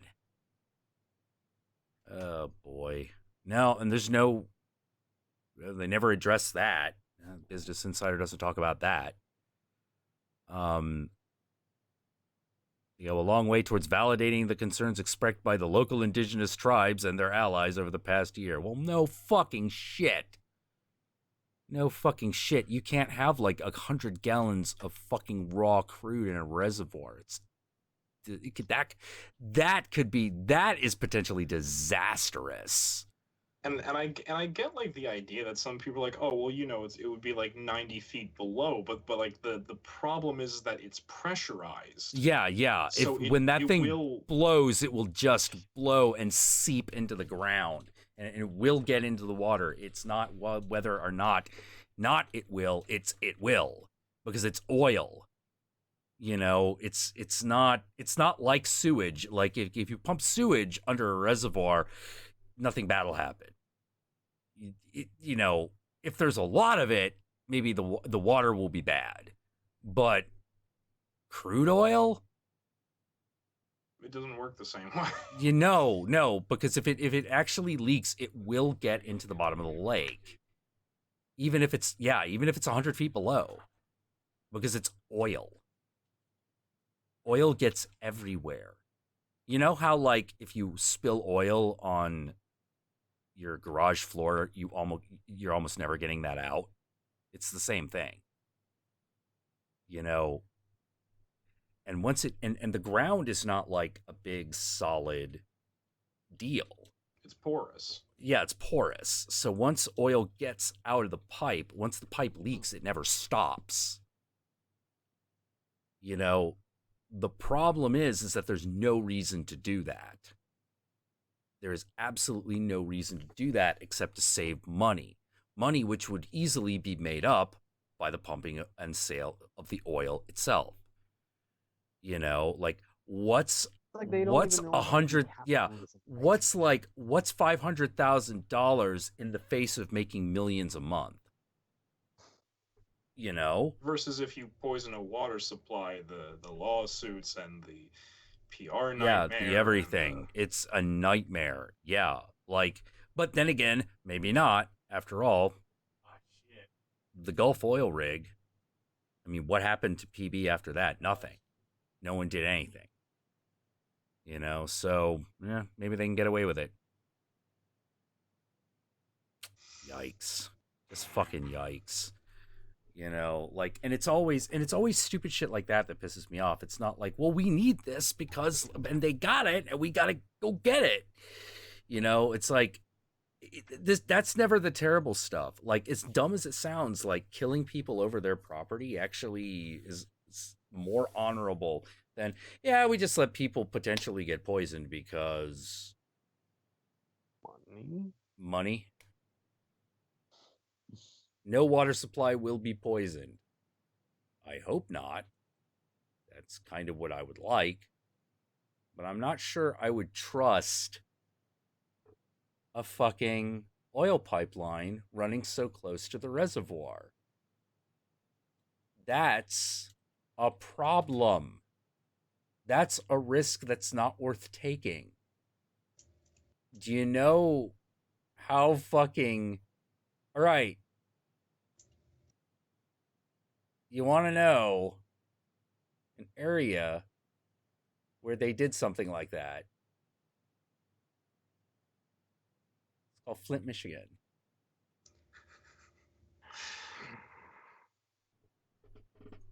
Yeah, they started doing that shit. Oh, it won't affect the water. Guess what? It did. Shit's still flammable. Yeah, shit's still flammable. You know, so don't say it won't.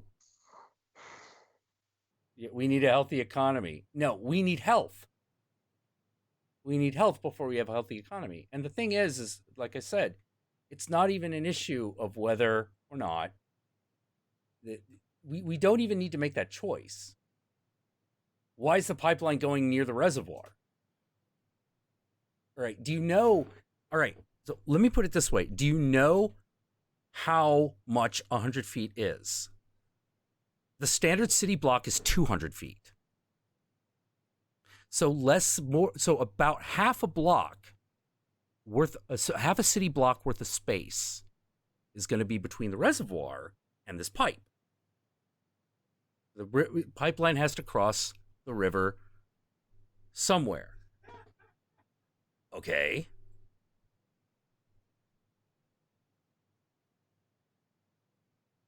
Why does it have to be under the lake?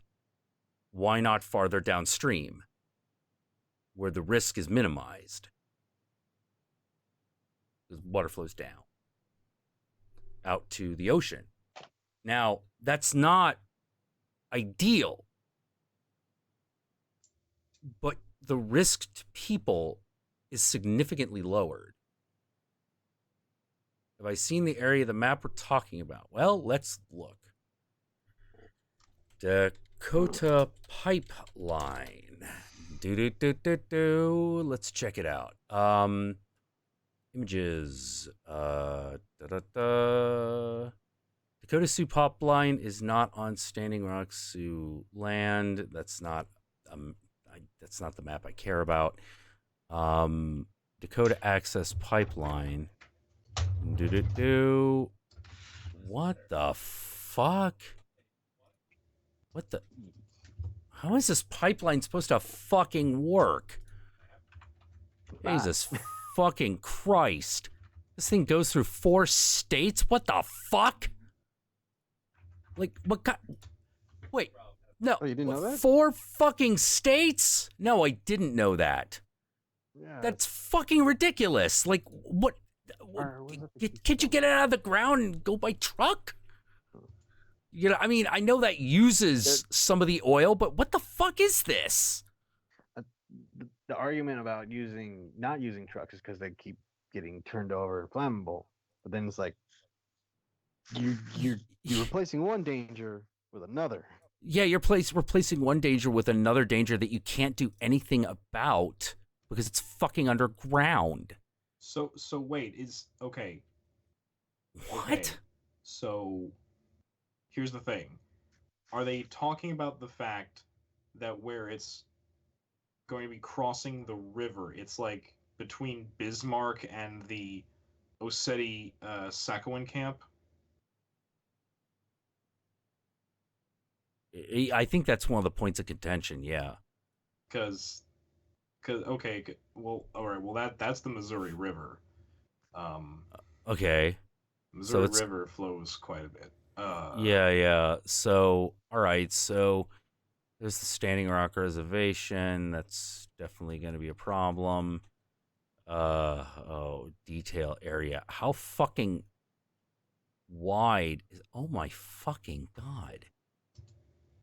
Oh my fucking god. Like, what the shit? Why is it crossing that part of the river? That's one of the wider parts of the river. Why the fuck would you do that? What?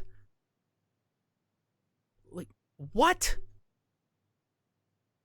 Like, at that point, I'm completely wrong. Why not put it up north, where the river barely starts?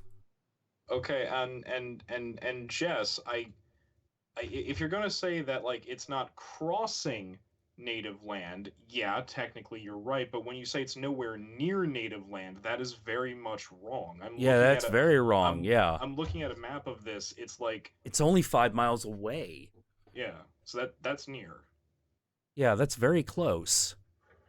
You know, I can any distance I can walk within like 3 hours. I consider very close.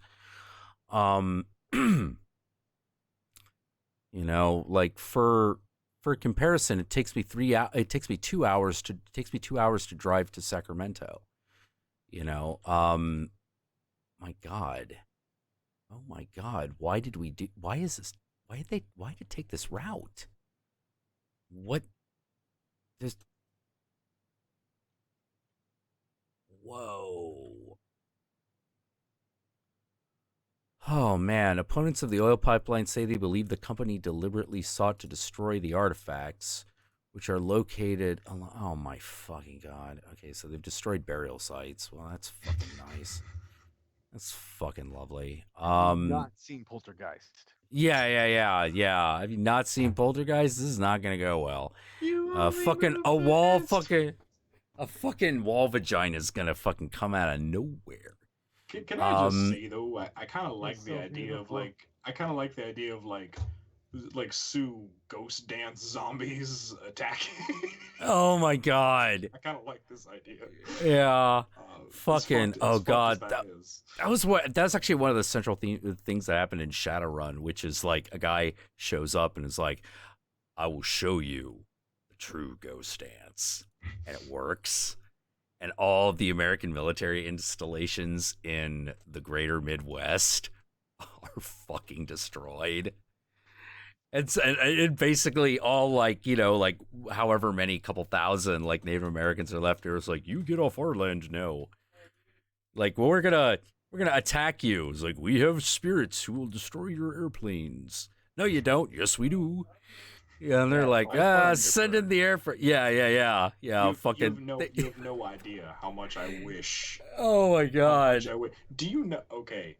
Do you like legit know how much joy and confusion, but also joy, will fill me the day I wake up, pick up a newspaper, and it legitimately says, inexplicable Native American Thunderbird destroys 747. 7, yeah, pretty much. Would be the fact that you picked up a newspaper. Hey, I gotta line my birdcage with something, man. Yeah. Man. But yeah, I would just be like, oh my lord, I think the time of the medicine men has returned. Yeah. Okay. All right. So these burial sites are right on the path of the pipeline. So, all right. It's apparently not a small one either, or not low visibility either. So, we're pretty pissed. Oh man. No recent construction along that part of the pipeline route until Labor Day weekend, when Dakota Access leapfrogged about 10 miles from where they were to. Oh, jeez. From where they were supposed to go to these culturally significant sites and destroy them. Oh my god. Oh, and then on top of that, it's not only does it go through those 4 states, it's near the state capitals of each of them. Oh. I'm looking at this. It's gonna when it goes through it goes near Bismarck, which is the state capital of North Dakota. Then it goes close to Pierre, which is South Dakota. Then it runs past Des Moines, and then it runs past Springfield, Illinois. What? So this pipeline is so this is going from a reservoir in North Dakota? Yes. How big is this pipe? Oh, you mean like what are the dimensions of the pipe? Yeah. The physical dimensions of the pipe.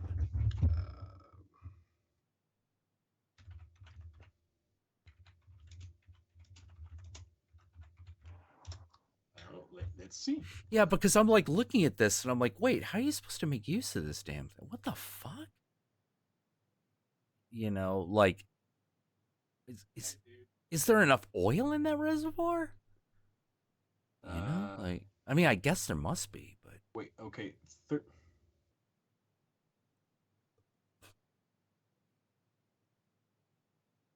30-inch diameter pipeline. That's pretty small.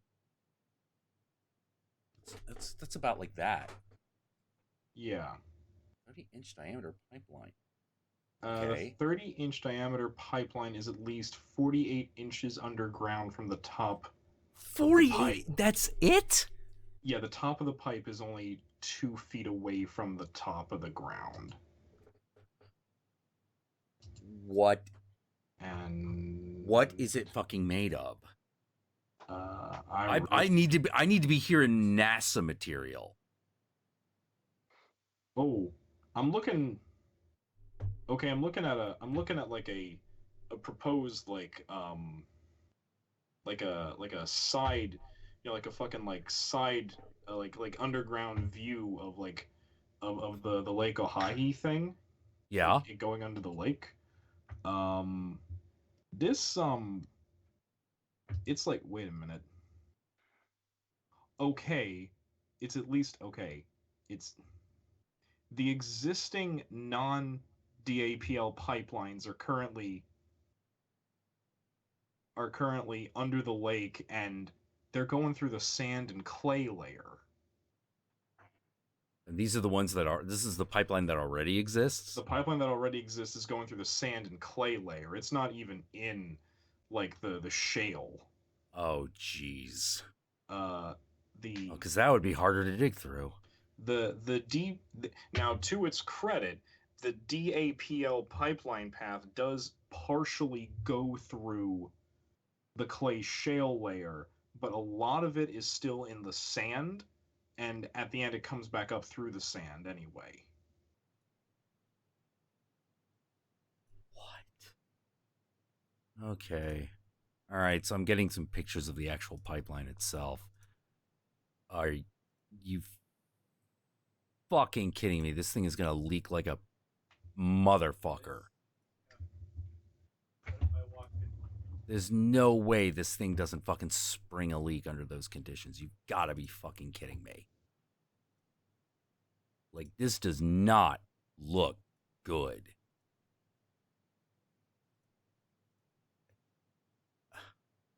Wow. Place your bets on the time, day, and month. Whoa. Fucking... Internet may not be a series of tubes, but this is. You know, like, I'm just looking at it and I'm like, what the fuck? This is it? Like, that's it. It's like this. It's a tiny thing. It's really tiny, but if they can pressurize oil, yeah, but if you can pressurize oil through that, yeah, if anything breaks, particularly underground, that's never gonna stop. Gonna fucking, well, I mean, I guess you could dig it out and fucking do something. It's like, like I'm saying, I'm also looking at this and I'm like, this seems like a completely unnecessary risk. Well, like here's the thing, right? Okay, this is my concern here, right? Right. Okay, regardless of the fact that I hate the oil industry and I support alternative like fuel, besides this, right? Yeah. All that aside, for the most part, this thing is only 2 feet under the ground. Yeah. So if it does leak, it would take relatively short amount of time to dig out that section. Fair enough. Yeah. Fair enough. My question, though, is that if it does, while it's going under the reservoir, leak, how exactly are you going to try to dig down in such a way to fix that does not just further potential damage to the reservoir? Yeah. This is my question. Yeah. Like you're already gonna fuck up the reservoir just digging the hole to fucking put the pipe in. You're already fucking with it. And I get that there are other pipes that are already running under here, but I'm not too happy about that fact either. Yeah.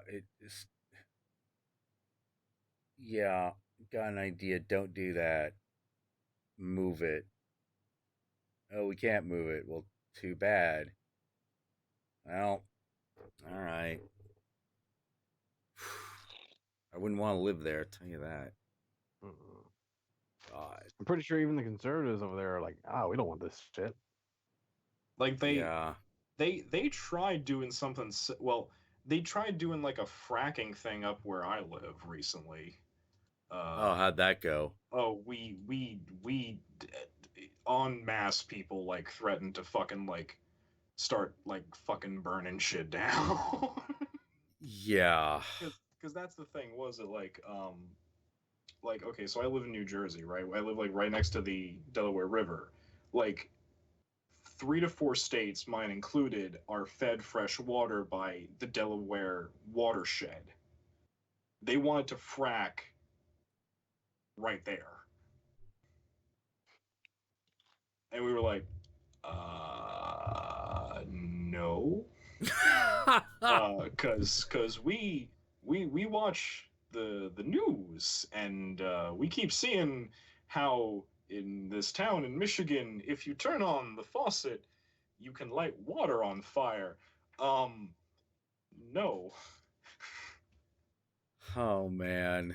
Fucking Christie really fucking wanted that, and we're like, no. Speaking of Christie, No. like, what was your take on him closing down that beach? I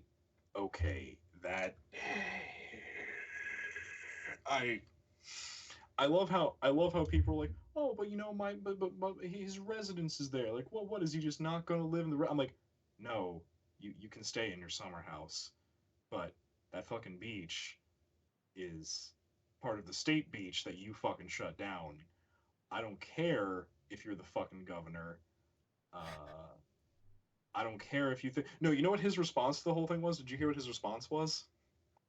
His What? response was, well, you know, if you want these privileges, become the governor.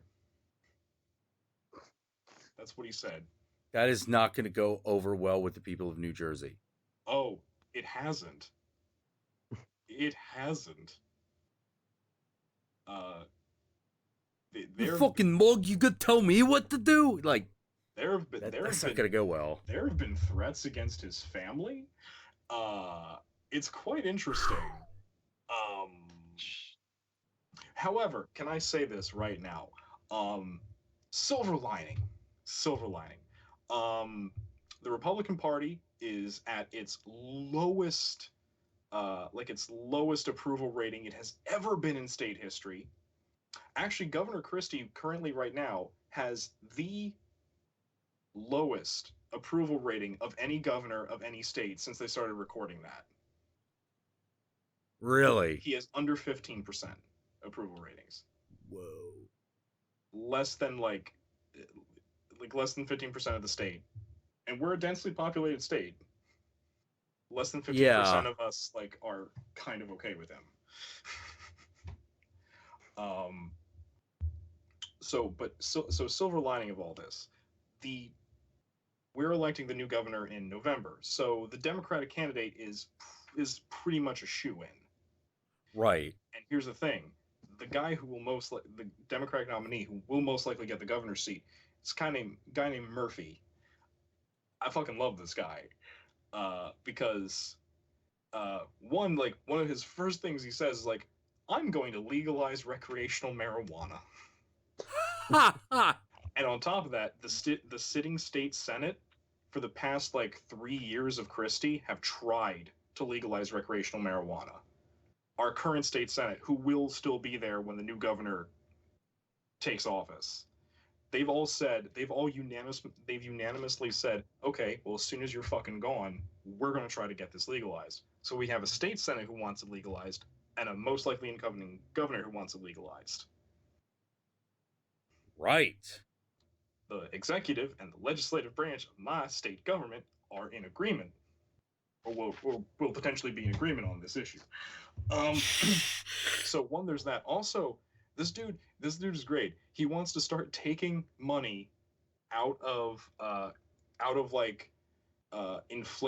he wants to start taking money out of the hyperinflated payrolls, including his own as the governor, and start putting money back into the teachers union, back into the workmen's union, and back into the pension funds. God. He wants to create a state-run banking option to try to untangle some of our businesses from Wall Street federal banking levels. Oh, jeez. And I'm like, no, that's a good idea. Exactly. I'm like, yeah. I love you.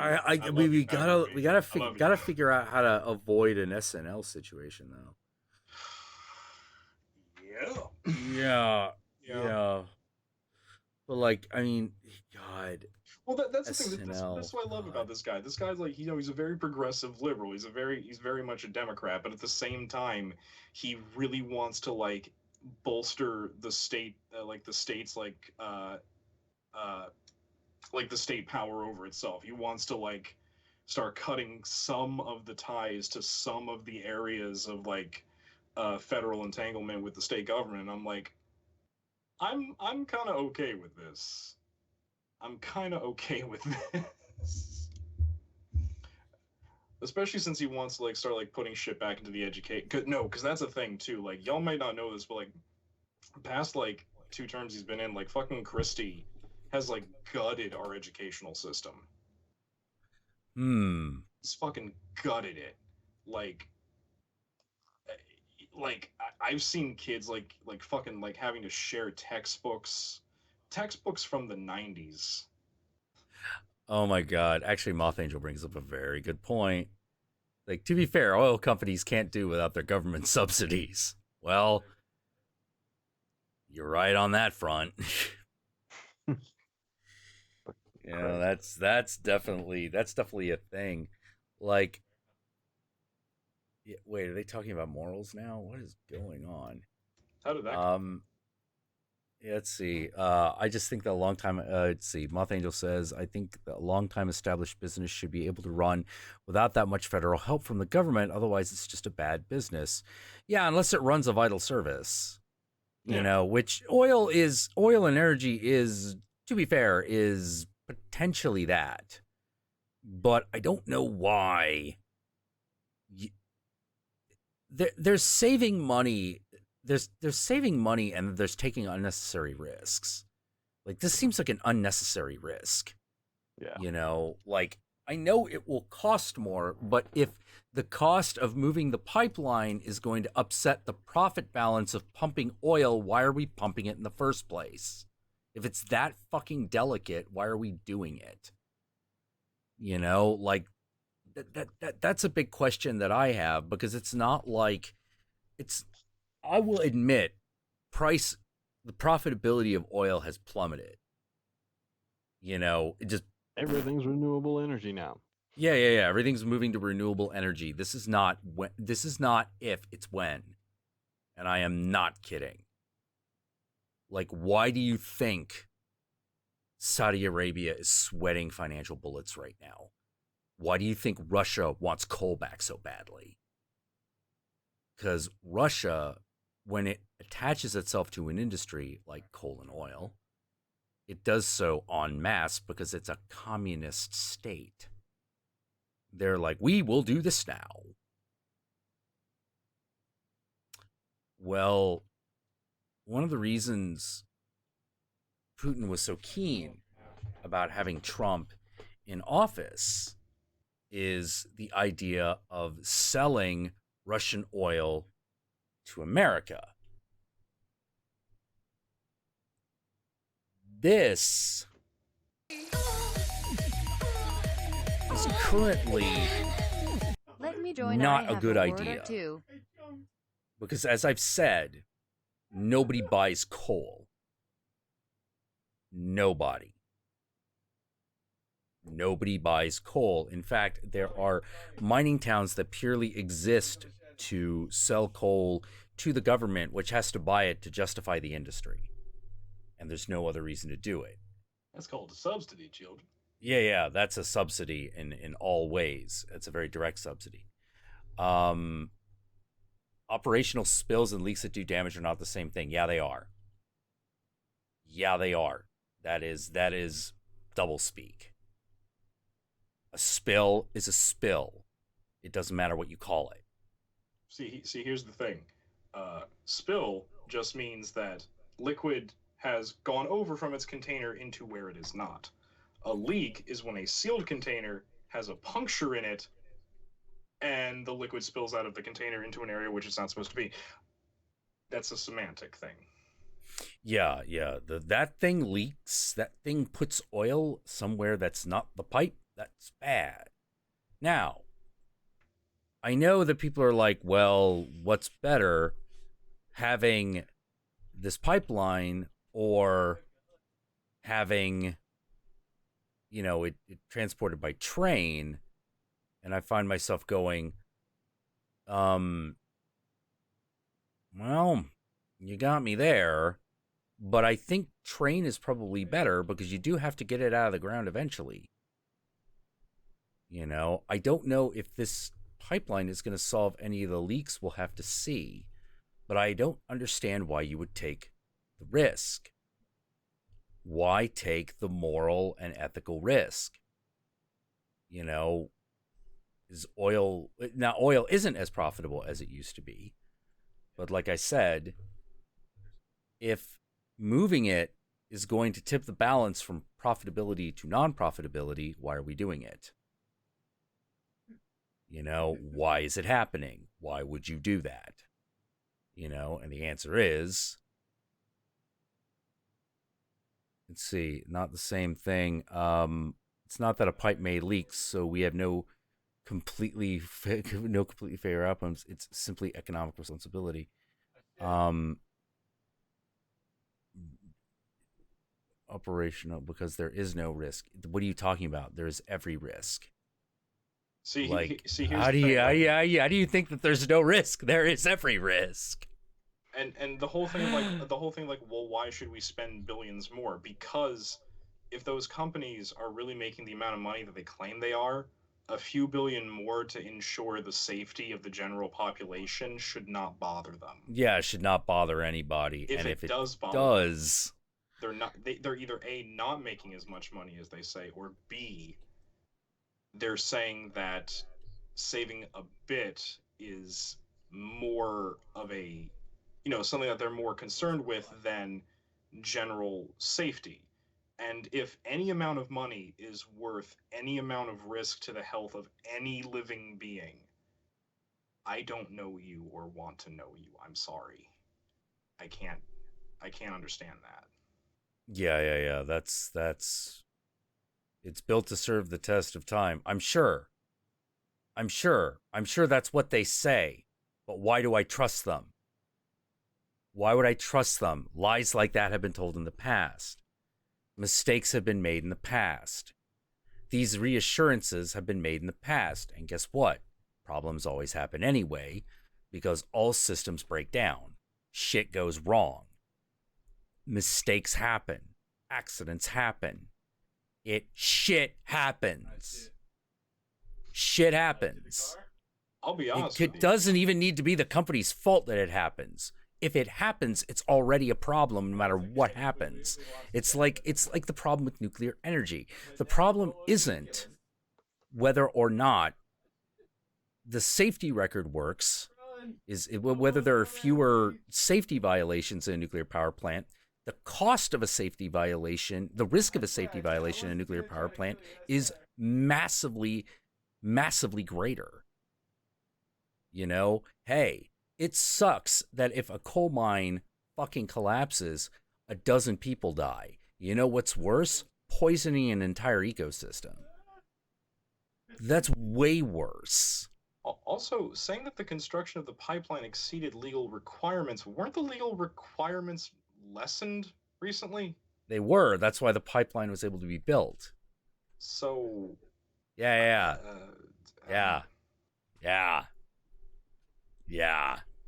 Oh no, it's dark. Yeah, so let's spend billions of dollars because shit happens. Dude, that's what you use money for. To prevent shit from happening. To prevent plans from going awry. Like, this is something, right? Like, okay, I've heard, beyond this conversation that we're having right now, I've heard, people say, well, it may do this. And the proponents for the pipeline saying, no, it won't happen, or there's a very small chance of it happening. My question is this. Okay, even if nothing ever happens, what is the plan in case it does? Yeah. What's the plan in case it does? Hey, I'm not hearing, for that matter, what happens if a protester decides to destroy that pipeline? That thing looks really infinitely wreckable. Like fucking one bulldozer and now you got a problem. Say a protester who's against the pipeline just wants to destroy it and cause an issue. You know, you ever notice this? Like, whenever like something goes up, like, oh well, don't worry, we have the safety features in case A, B, or C happens. I'm not hearing what the potential. Yeah. I'm not hearing what A, B, and C are. You know what the D option is? Some guy going, "Oh, my beer." Yeah. Like that's what's troubling. That's what the problem is. Like, that should all be a red flag. Jobs, extra jobs. What extra jobs? Like, you're gonna lose jobs because people are gonna shut the railway system down because they're not gonna be shipping it by railway. This is automation. Automation will make fewer jobs. That's what it's designed to do. It won't create more jobs. It will automate more jobs out of existence. That's why they're doing it. Like, trust me. Oh. Yep. All right. I'm actually. This really fucking sucks because this shit's getting really fucking interesting. I'm gonna have to go. But you gotta bolt. Ain't no problem, man. I'm sorry, man. Because this shit's no getting problem. real fucking interesting. Yeah. Okay. Well, see, Rasmus wanted to come in, so I'll bring him in. Okay. I'm gonna get myself a coffee though. I think he'll have to be the last one because like I am kind of like, I'm like fading a little bit myself here. All right. Well, Yogi, as always, it is always a pleasure talking to you. Have you gotten the package yet? I haven't gotten it yet. I expect to get it either today or tomorrow. Or Okay, yeah. The next couple days, I think I'll get it. Okay, cool. All right, man. Talk to you later.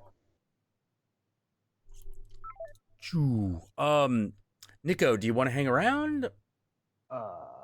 Probably need to actually maybe try and get a little sleep. I'm actually been working on a presentation. I'm developing a tabletop game, and I'm gonna be doing a little. It's in front of friends, but I'm trying out a little presentation to try and do shit. Right. If you want to know, it's based on it's a tabletop strategy game based on 17th century pirates and shit. So. Oh, cool. Yeah, that's what I was talking about. Pirate metal. I was trying to segue, and then I forgot what we talked about. Yeah. We get really. Yeah. Oh wait, hold on. Not that that's bad, but apparently Dem's titties. Hold on. Do. Little Shriner cards. There we go. All right. So you need to jet? I'm actually kind of. I don't know if anybody else has noticed in chat that I've been kind of nodding a little. Yeah, you do, like you've been nodding. Well, I hope you had a good time. I hope it was. Definitely. Oh, I awesome. do have one good, story. good. I one quick go story for I it. wanted to tell.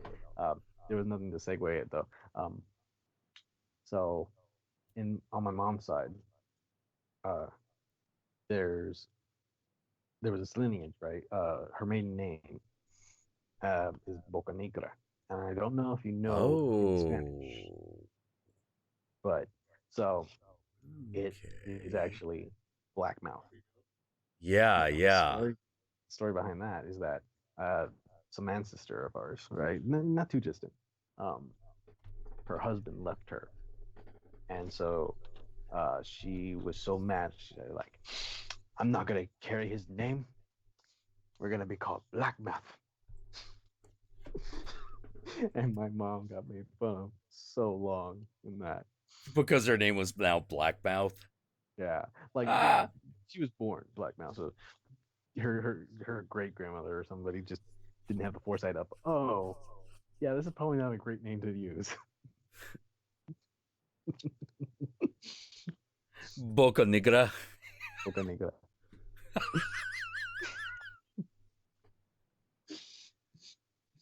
What? I don't know. That's got to be a situation where like you say that in front of a bunch of people. All of a sudden, there are a bunch of people going like, "I'm not sure I'm offended, but I think I might be." You know? Oh my god, that's fucking great. Oh man, it was great being part of your chat, man. Oh dude, it's great talking to you. Oh man. Okay, Nico. It was great talking to you. I'm going to let you go.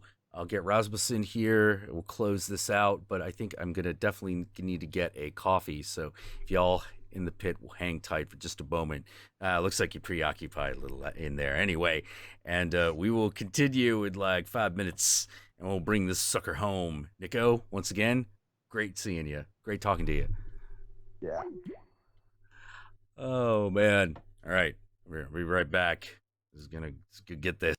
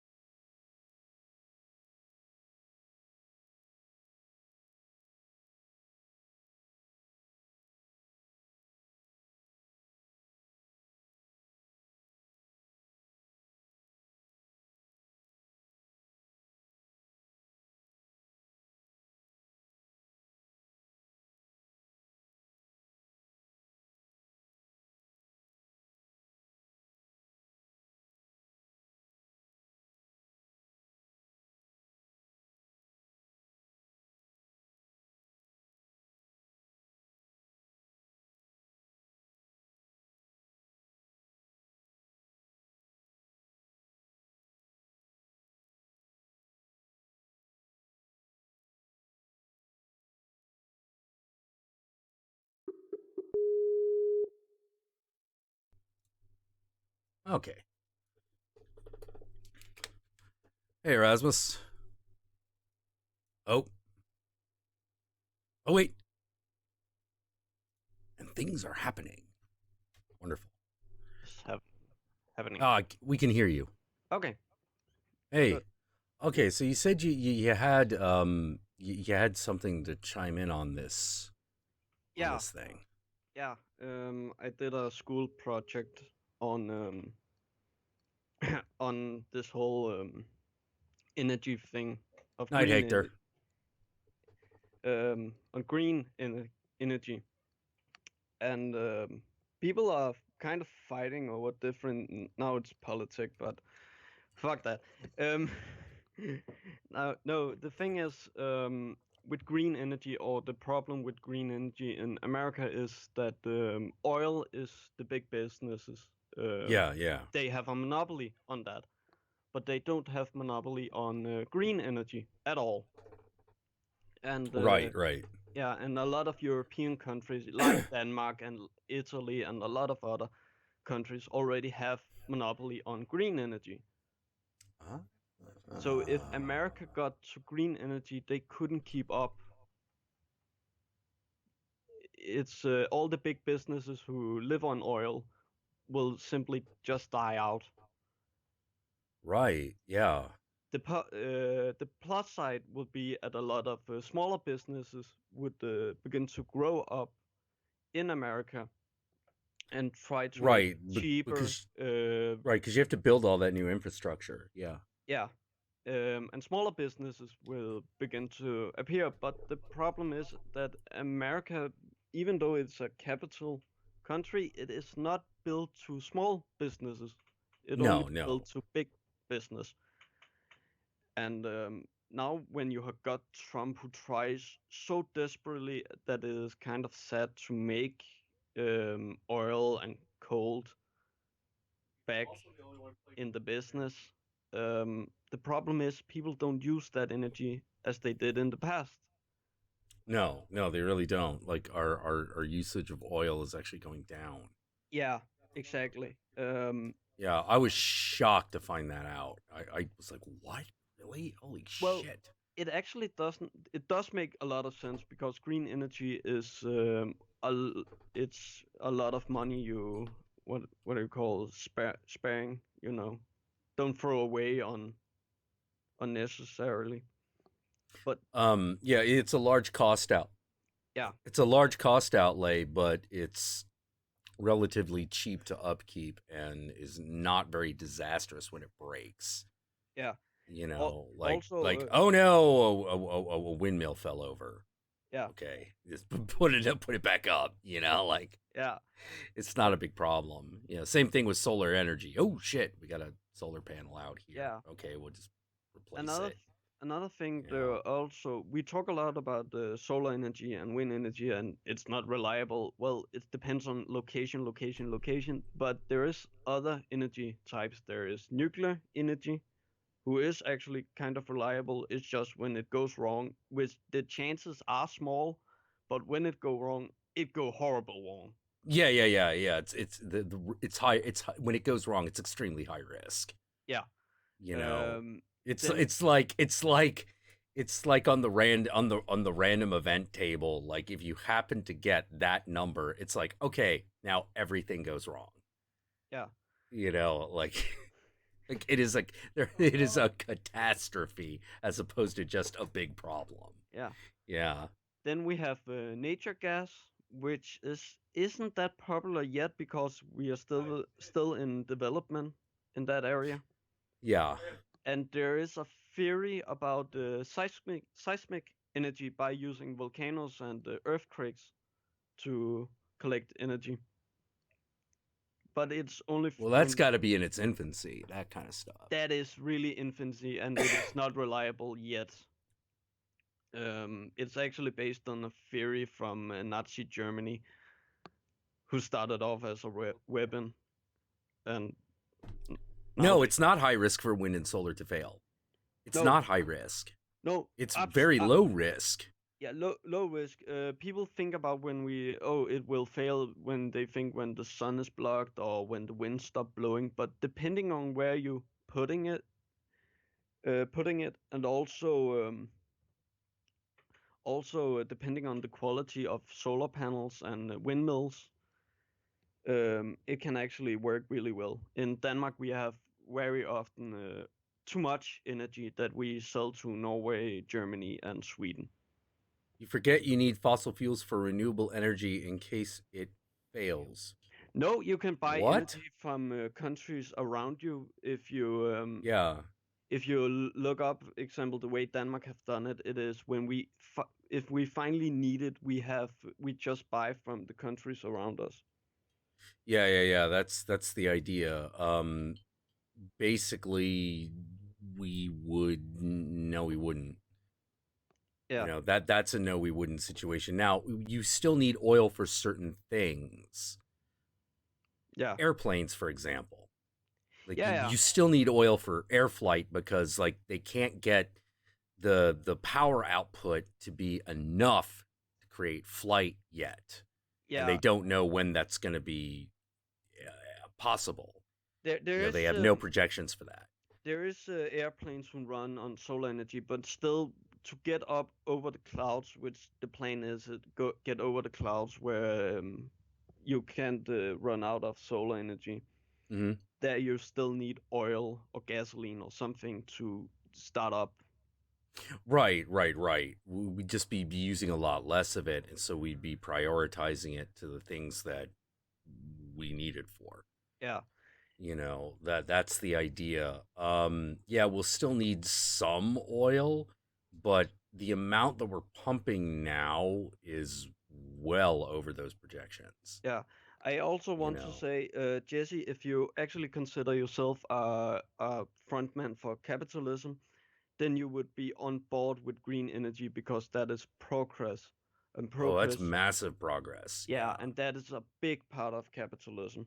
Yeah, who do you like? Let me put it this way: it ain't no mistake that the biggest investor in green energy right now is China.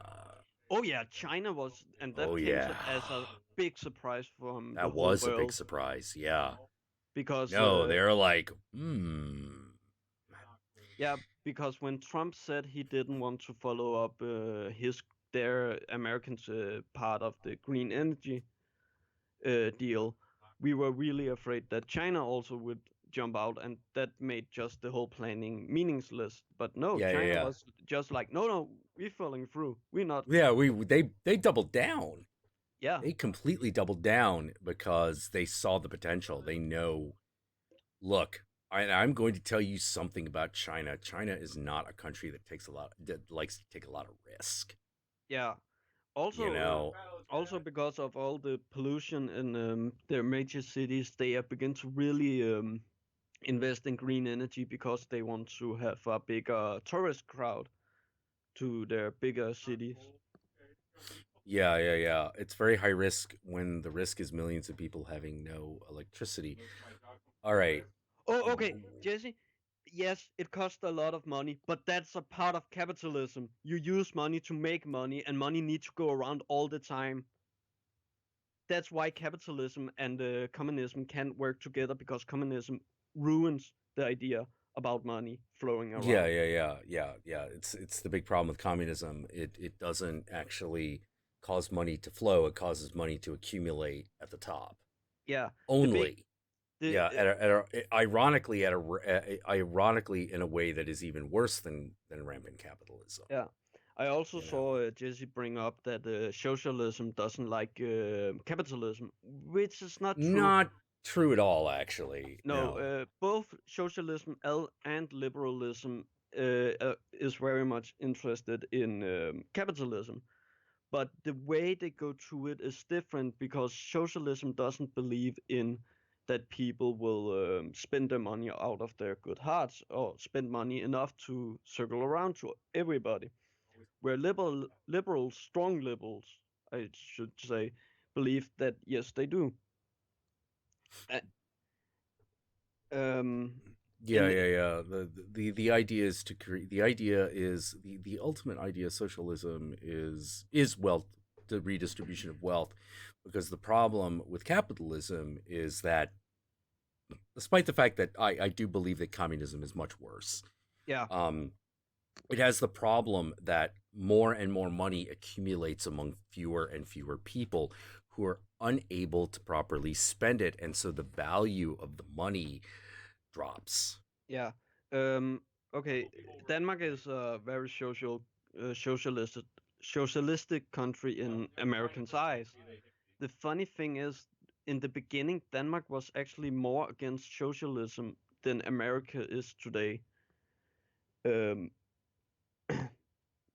Because, okay, when Denmark got socialism, Denmark was on the brink of economic collapse.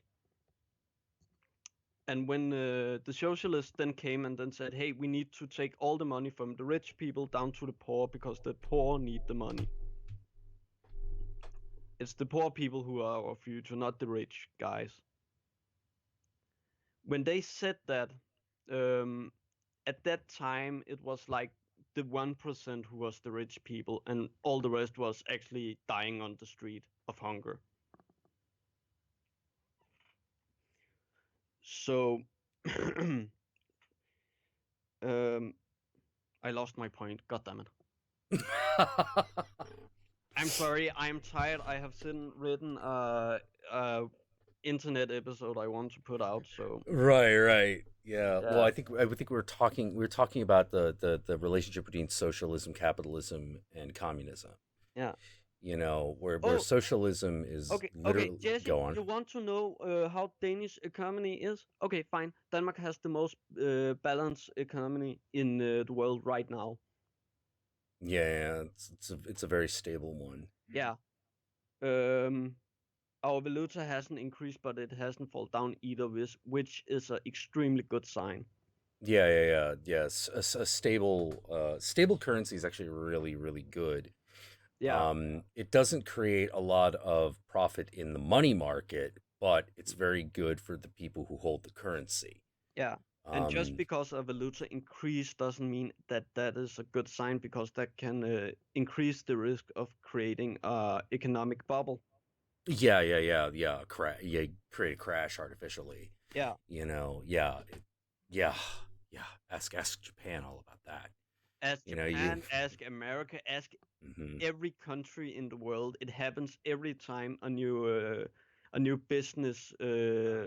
How should you put it? A new big business opportunity come around. Like yeah. Well, I was talking specifically about the inflation, about the problem of the inflation of currency. Yeah. You know, like Japan got it way worse than the United States. Way worse. Yeah, like their fucking currency went up in value, and then it crashed, and it has never recovered. No, and you know, and that's in like 30 years. It's fucking like been in fucking shitter. Yeah. You and know, there's a little chance that they will recover in recent time. Oh no, not very likely. You know, they will. What are they gonna do? Yeah. And also because they have this really old school kind of look on business and working life and all that. They are not the kind of people who go out and create their own businesses. They are they are the kind of people who go out, find a big business, work for that, and hope they can work up to the top. Yeah. The people who actually, like guys like Fuji, those guys are rare. Yeah. You know, they're really rare in Japan. Like Japan is far more traditionalist. You know, they're very conservative. You know, super conservative. They are also extremely, I wouldn't say racist, but they are really afraid of xenophobic. Foreigners. Very xenophobic. They are, which is also why they're so one of the reasons they're so conservative, because usually a country like that profits off of the free flow of ideas, and one of the best ways of getting that is through trade with foreigners. You know, people who have different ideas. Like that's one of the reasons Taiwan survives. Even though it's, absolutely majority Chinese, there's a lot of everything else. You'll notice like populations of everything else as well, to say nothing of the fact that Taiwan is a country that loves doing business with America. Yeah. Also, I think that this was a point my dad made to me. There doesn't exist a country who can't prove that another political system will work, will not work. Yeah. Even though we really like to say, oh, communism, it doesn't work, there has actually been countries who have proven that communism have a potential to work.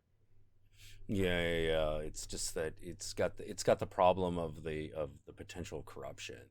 Yeah, it's the big weakness. Well, yeah, it was also Karl Marx himself who said it's only possible if everybody in the whole world agrees to it.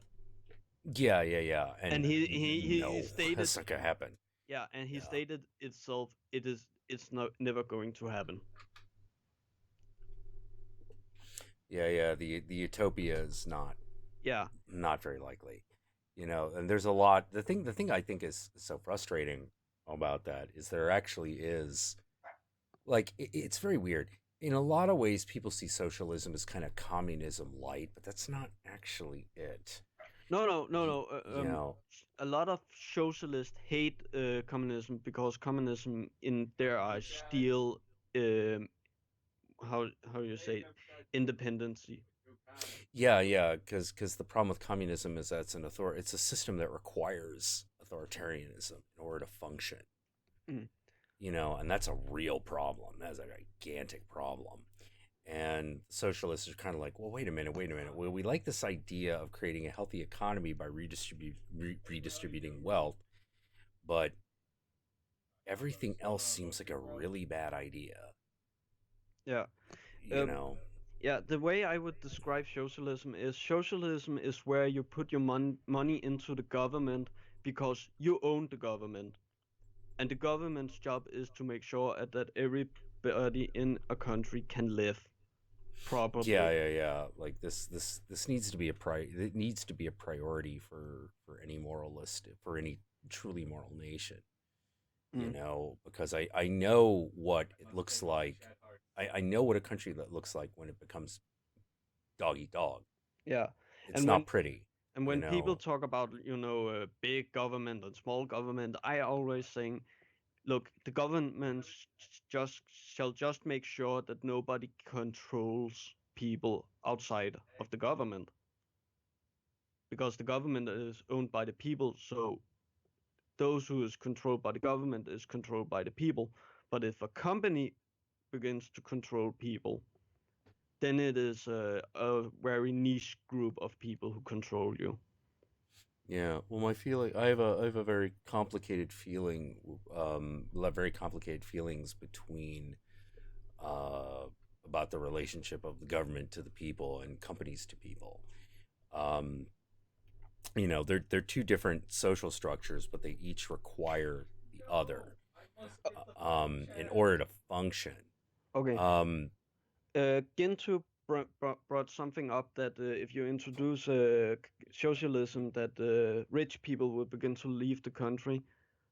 Two things. One, then they are a traitor to your government and your country. Yeah. Two, not necessarily, because socialism is also about creating a safety net for the rich people. So if they fall down in economic, then they can get up on their legs and still work and still live, eat, and pay for family and that. Yeah. The other thing is this: like, if they leave, okay, fine, someone takes their place. Yeah. That's not an argument at all. Yeah. Jesse Wilson just mentioned Danish taxes. Yes, we are the country who pay highest taxes in the world. Have you also noticed we are the people who are most happy about paying our taxes? That is because we get more out of our taxes. We get free healthcare, we got free school. Not even just free, we got paid to go to school. Bam, bitch.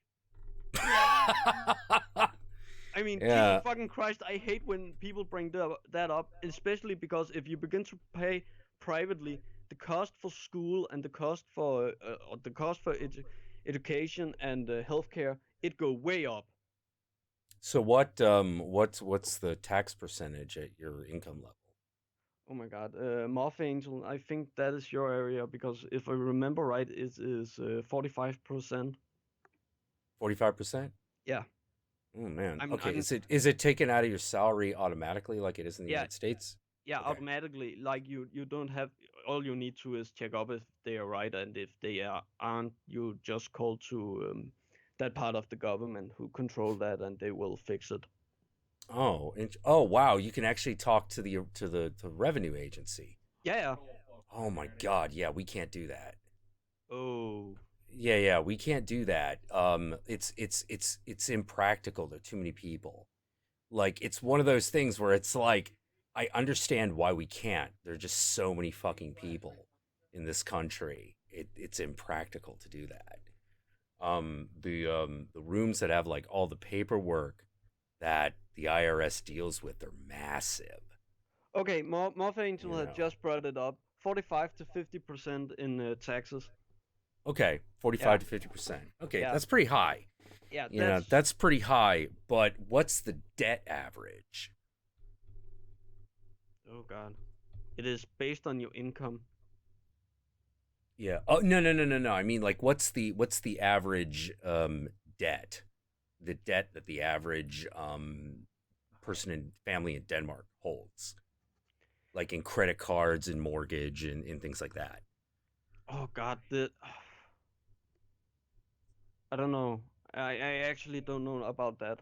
I must admit. I don't think it's that high because we have a school system who kind of warn young people quite a lot about don't borrow money from banks and all that.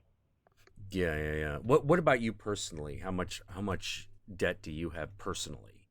None. Roughly. None. Yeah, because I don't have a work, so all my taxes got annihilated immediately. Wait. I am under education. So you have no debt. No debt. And you said your taxes are annulled? Yeah, because I am under education and I don't earn enough to could begin to pay taxes. Okay, so it's not a high tax rate if you were, so you pay literally no taxes if you are under a certain income bracket. Yeah. What's the cutoff of that? Like, at what point do you start paying taxes? God. I think it begins when you earn around 1,000 kronas. A year or a month? A month. A month? Yeah. Okay. Wow. No, we don't have it that good. Okay. Yeah, the thing is, in Denmark, we a country who concentrated not on freedom and all that, but on happiness. And we learned quite a lot about it. Example, when you can begin to pay for own house, food, clothes, hobbies, and all that, then you actually don't need that many extra money to make you more happy. Right. We begin to learn that education, hobbies, have free time, and actually have a stable work would begin to create happiness. Okay, Jen T-Bone says the average person is 20,000 USD, which is 134,087 Danish krones. Yeah, the average debt in the U.S. is $20,000,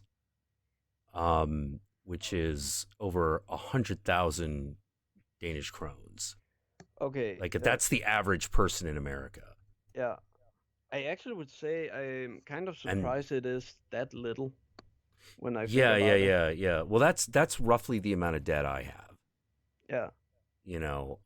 So yeah, that's accurate by my estimation. But you have no personal debt. Yeah, I have none. How old are you? 22. 22? Jesus, yeah, I was already like $20,000 in the hole by that point. Yeah, but I don't need to borrow money, for education. So yeah. You don't have to borrow money for shit. Like, holy fuck. I mean, we don't even have our education system built up, so even if you fail first time, you can try again and again. Oh man. So there is not that big kind of stress that like a lot of Asian countries, example, have. Okay, so wait. So Jen T-Bone is saying that the average debt is about the same. Wait. Did I misunderstand what your statement earlier was? Apparently, yeah. Denmark charges 200% tax on auto sales, but you can get unemployment for 4 years. Sound good? Well, yeah, if you have a public transportation system, which I'm pretty sure Denmark has, because most of Europe does. Yeah, we have that. I mean, yeah. The thing is, you cannot attack Denmark in economic level. You can attack us if you begin to talk about our treatment of foreigners who try to come into Denmark, because that is bad. But that have nothing to do with economics. Yeah. Well, yeah. I'm sorry if you have public transportation, you don't need a car. Having a car is not so pressing a matter. They're not the only one either. Like Japan and Taiwan, basically any island also has a high tax on cars because they're very expensive to have the infrastructure for. Yeah, and on an island. Most people who doesn't have family use a bike in Denmark. So. Yeah. For that matter, Hawaii's the same way. Yeah. Very high taxes on automobiles. I mean, I think you must have heard about it that Denmark is #1 biking country. Oh, really? Yeah, we have a lot of time have Americans, especially New Yorkers, come to Denmark to see how Denmark works around with the bicycles in the city and all that. And every time they are shocked. Man, well, it's one of those weird things where it's like I get all. The funny thing is I get all of Jesse Williamson's concerns. Yeah. I get them. I get these questions, but the problem is that it all comes down to more basic considerations. Like with the pipeline, it's like, okay, well, it's not going to create. The problem is it's not going to create jobs. Pipeline's not going to create jobs. It's intended to automate jobs out of existence. Can I say my problem with timelines from my point of view? Yeah. The problem is if something goes wrong, not even if something goes wrong, even making them would cost a lot of unnecessary money. Yeah. And a big risk to destroy nature, because you have to ground up and yeah. And if something goes wrong, it is potentially as destructive as nuclear energy. Not even, I would say, because nuclear energy, at least other country would hop in and try to help get it under control. Oil, we don't care about that unless it is a high protected nature area. Oh man. All right. So basically, the average debt in according to Jen T-Bone, if I'm reading it right, is average debt in Denmark is like 20,000, whereas the average debt in the U.S. is 61. Man. Yeah. Well, hey, higher taxes but less debt. Yeah. How about the money it'll cost to transport? What, the oil? Well, here's the thing. Yeah, and the carbon the trucks will emit. Well, that's all true. That's all a potential thing that can happen. You're not entirely wrong there. But why are you for it? Yeah. that's the real question. Why are you for it? What do you hope to gain out of the pipeline? If the answer is more oil, then our concerns shift to morality as opposed to economics. If you're like, well, we need more oil to keep the machine of industry running, all right, that's okay. You want labor out of it. Okay, the pipeline won't do that. You're not getting it. It's not going to happen. If you want labor, then begin to evolve. Yeah. Begin to go green energy. I'm sorry, that's how new workplaces. Yeah. The most amount of labor happens as an industry is developing. That history has shown it. It's like the fear of robots taking workplaces for humans. No, new demands come in new areas for people to work, and there always would be these special places who would prefer human workers just for the aesthetics. Yeah, but at the end of the day, the pipeline is an automation thing. Yeah, it's 100% Yeah. And even I bet, I'm sorry, I'm really not trusting the American big businesses. So I wouldn't trust them in even have a properly good group to make sure that the pipe is well kept. Yeah. Like that's a gigantic project. I didn't realize it was going through like 4 states. Like I'm more alarmed than ever. I was completely shocked when I heard, we are going through this holy Native American places. Like, what the fuck? Yeah. Why would you do that? It's like, why would you do that? It's like bombing Niagara Falls just to get some gold. Yeah. It's very weird, but you're not going to get labor out of it. It's not going to happen. Yeah. The pipeline is going to put part of the railway out of business. There are those jobs. Also, I love that whole, we love to be Americans. Yeah, why do you destroy everything you can be proud of then? It's a very bizarre, it's like, in Denmark, we love our history buildings and all that. We wholly make a lot of our old buildings and that. In France, Notre Dame have an iron net to make sure that rocks doesn't fall down on people. They don't fix the church or the chapel. Okay. And in Denmark, that just sound like blasphemy. Yeah. America hates its history. I don't know what to say. We just have no respect for it. Well, it's a short history, and most of it is based on the blood of innocent people. Well, yeah. Well, hey, let's be fair. Most history is. Yeah. I'm not trying here to make America a completely bad guy, because there is I wouldn't say actually want to say this because last time I maybe came out as a little of a racist against Americans. I actually have things I admire about America, like their worship kind of freedom. That is what makes the American people. And it is not like, this simple concept of freedom. No, it is the abstract way. So you can take it a lot of ways, still be American, and still have discussion among you.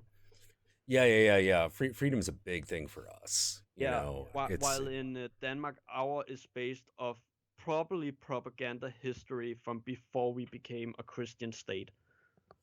Yeah. Okay, so efficiently moving natural resources to market. This is Jesse Williamson. Efficiently spurs economic growth, keeps prices lower for refined products like gasoline, and enhances public safety. Okay, that last one, no. No, there's no guarantee of that, ever. There's never a guarantee of that. Okay, the biggest risk in green energy comes from wind energy, and that is that the windmills is ugly and they are noisy if you live right beside it.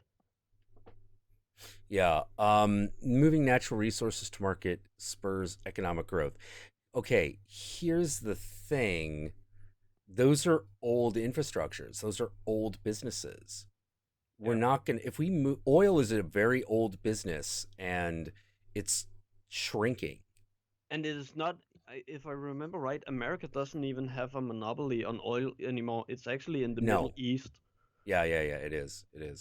Like we're pumping enough that we're,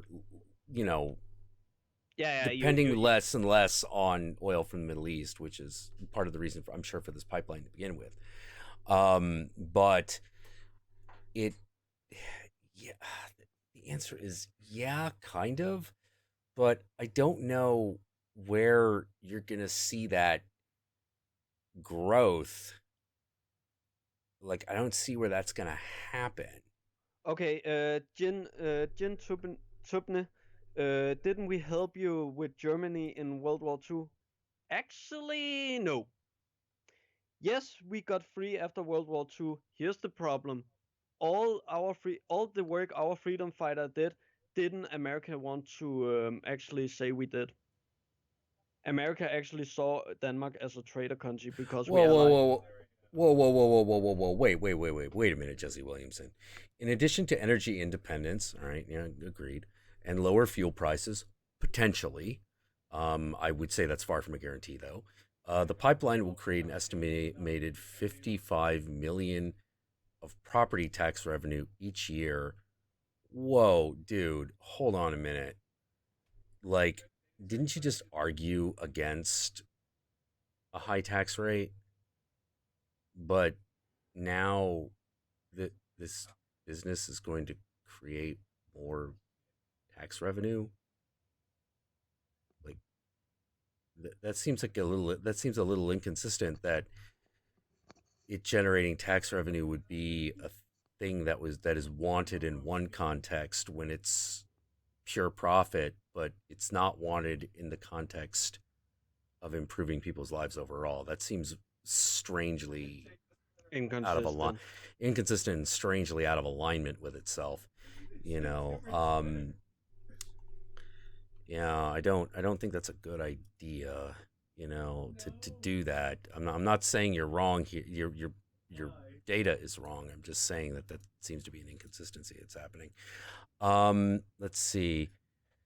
We really have to stay on one thing. I can't be talking to four subjects at once. All right, fair enough. Yeah.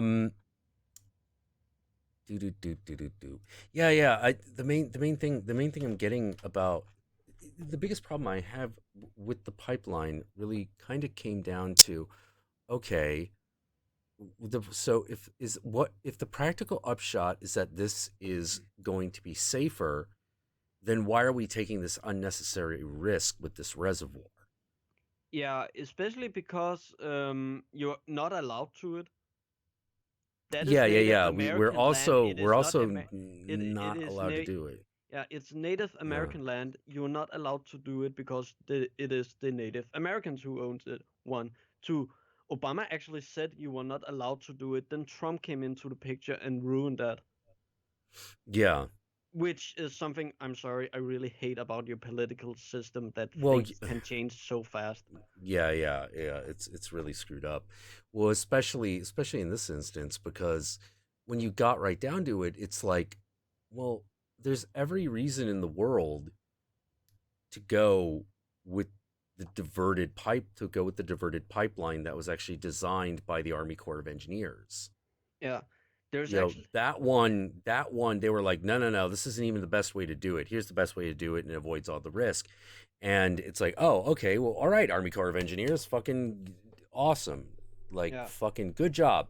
And now they're not going to go with that. And I'm like, that sounds like a really bad idea.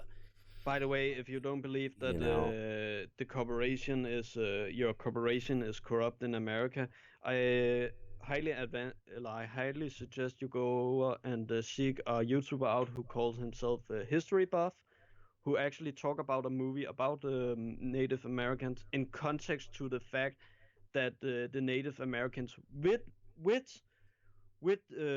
veteran soldiers actually protested on the online, and even the news began to spread propaganda that the Native Americans was violent and used soldiers who were mentally damaged.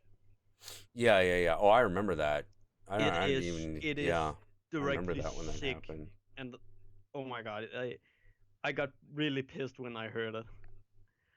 I didn't even know T-Bone says, I can see where you're coming from, but we can't afford to go green because of the budget and the war we are still fighting. Maybe in 10 to 20 years, but we need oil. No, actually, that's the ironic thing. No, we don't. global consumption of oil is dropping. Like Yeah. now. It's Also, so bad. It's such a crash, and I will tell you what actually caused it. Now, it was going to kind of start to happen anyway, but here's what caused it. It had nothing to do with us. It had everything to do with Saudi Arabia. All right. So back in the 70s, there was the oil crisis. What caused the oil crisis? Real simple. Basically, the OPEC minister, the guy in charge, had decided that he was going to flood the market with cheap oil and then withhold it so that he could inflate the price and create a monopoly. Yeah. You price everyone else out of the market, crush them, and then fucking clean up. There was just one problem. Because they had flooded the market with cheap oil that was actually costing them in the short run, they ran out. They ran out of money. They started getting poor and they got cold feet, and so they stopped. Well, recently, the new OPEC minister is a guy. The new head OPEC minister is a guy who believed that the oil crisis only failed because they got cold feet. Yeah. So he did the exact same thing again, and this is recently. This is in the last 10 years. But it's having the same result with one additional complication, which is Russia. Because of the global market, Russia is able to sell oil to the rest of the world. Yeah, and even Russia actually begins going green energy. Yeah. Russia's going. They sell oil and not using it themselves, and then begin to use green energy because it's cheaper, and then they can sell more oil because oil is a limit resource. Yeah. Basically, the reason Russia is so into oil is so it can sell it to other countries. Yeah. Almost purely. That is actually the beginning of the whole reason. The whole reason we begin to use green energy was because we begin to notice that oil begins to become a little bit more rare and the prices begin to rise. Yeah, but the reason that oil prices crashed so badly had everything to do with economic sanctions against Russia. And this was the unpredictable thing, because once the economic sanctions happened, all the Russian mafia, the Russian mob, divested itself of all its Russian currency. Yeah. So that they could continue to move money around in the rest of the world. This flooded the market, and then banks started doing it. Yeah. And so the global value of the ruble, fucking crashed, and they couldn't get the oil to market because they couldn't pay for it. By the way, I would just bring a scenario up. Fucking crazy. Yeah, it is really crazy, but there is a scenario I have just kind of think. Imagine if America is one of the last countries still using oil and everybody else is using green energy. That would actually mean that a lot of countries control American, because without oil or even lesser oil, America is a bigger target. And when you're thinking about North Korea and the Middle East and all the other enemies America have made over the years, they need the energy. They need to protect themselves. Yeah. Like, don't think the Middle East doesn't realize. Don't think Saudi Arabia don't realize that if America goes green, it's done for. Yeah. It is fucking done for. Like, and not in a small way either. We're talking, it's going to be blood in the streets. You know, they will be, the ruling families will be murdered in their beds. Yeah. They are hated. Basically right now, America is a troll and Saudi Arabia is Loki who keeps the troll under control. Yeah. But if and here's the thing, like, we've been noticing that there's been a lot more air traffic between San Francisco and the Middle East. Yeah. And that's all because the Saudis are and the Emirates are getting rid of all their local fucking money and putting it in American banks because they are expecting a disaster. Yeah. And they're trying to get out before the boat sinks. Yeah. Like something massive is going to happen in the Middle East in the next few years. I guarantee it, and it's not going to be pretty. Yeah, I'm sure, and I'm also sure that Europe is gonna feel the aftermath. Oh God, absolutely it will. Absolutely it will. That is kind of why I am begin to misbelieve in that whole we can all be together, and begin to believe that we are going to have a strong national racist opinion about other countries. Well, yeah, Europe's already kind of like headed back in that direction pretty hard. And America is also kind of heading there, and yeah. And but Asia, I don't think. Oh well, Asia's always had it. Yeah, but China is actually begin to open up. Funny enough, but that is probably because they're economic, and for China things look really well right now. Yeah. Things, all things are coming up China, and they're feeling pretty good. But like, here's the thing: China loves being in charge of shit. Yeah, handing over those rights and those freedoms. What do you need those for? They're not real anyway. You could actually, if things keeping the way they are now, you could actually easily make me believe that in 100 or 200 years, America and China would basically have switched places in national. Oh yeah. I think I'm pretty sure that's gonna happen. Also, I am pretty sure that's gonna happen because that train just left the station. Yeah. I also know and that train was called Elon Musk. Yeah. He just got out of fucking America and into the Chinese market. That should tell you something. Yeah. Also, a lot of people is then afraid, oh my God, is that the doom? No, I actually think China doesn't want to attack Japan, even they have historical reason. I don't think they will be a communist. I actually think they will try to be the replacement of America. Yeah. That's going to be the real goal. I almost guarantee it. Yeah, because that is the most stable position and most powerful position they could go for. Yeah, and that's what they're going to want. That's what they're going to want. China loves stability, So yeah. That's exactly what they're going to go for, And the reason they're going with green energy is because if they can beat America to it, they've got the future locked in. Yeah. I mean, I'm actually, and I mean this is in a positive way. I'm actually surprised by China. In recent history. I was shocked. I thought for sure they were just going to be like, whatever, oil, coal, we got it. Yeah, but no, they invited Elon Musk over there, and one of the things that I thought was really fucking telling is that they interviewed Elon Musk because people are like, but they'll just steal your technology and make it for themselves, and Elon Musk responded with, "I'm absolutely counting on it." Yeah. He is counting on the fact that China will steal his technology and use it. Yeah. But like I said, that should fucking tell you something. Yeah. It's America. It was never whether or not oil was going to go away. It's going to go away. The question was, will America still be on top at the end of it? And I'm going to tell you right now, the answer is it will not. Okay, Bori, I will just quick say, no, it is not possible to learn a new language in a blink of an eye, because we are not talking about the change of different sounds. It is the change of meaning.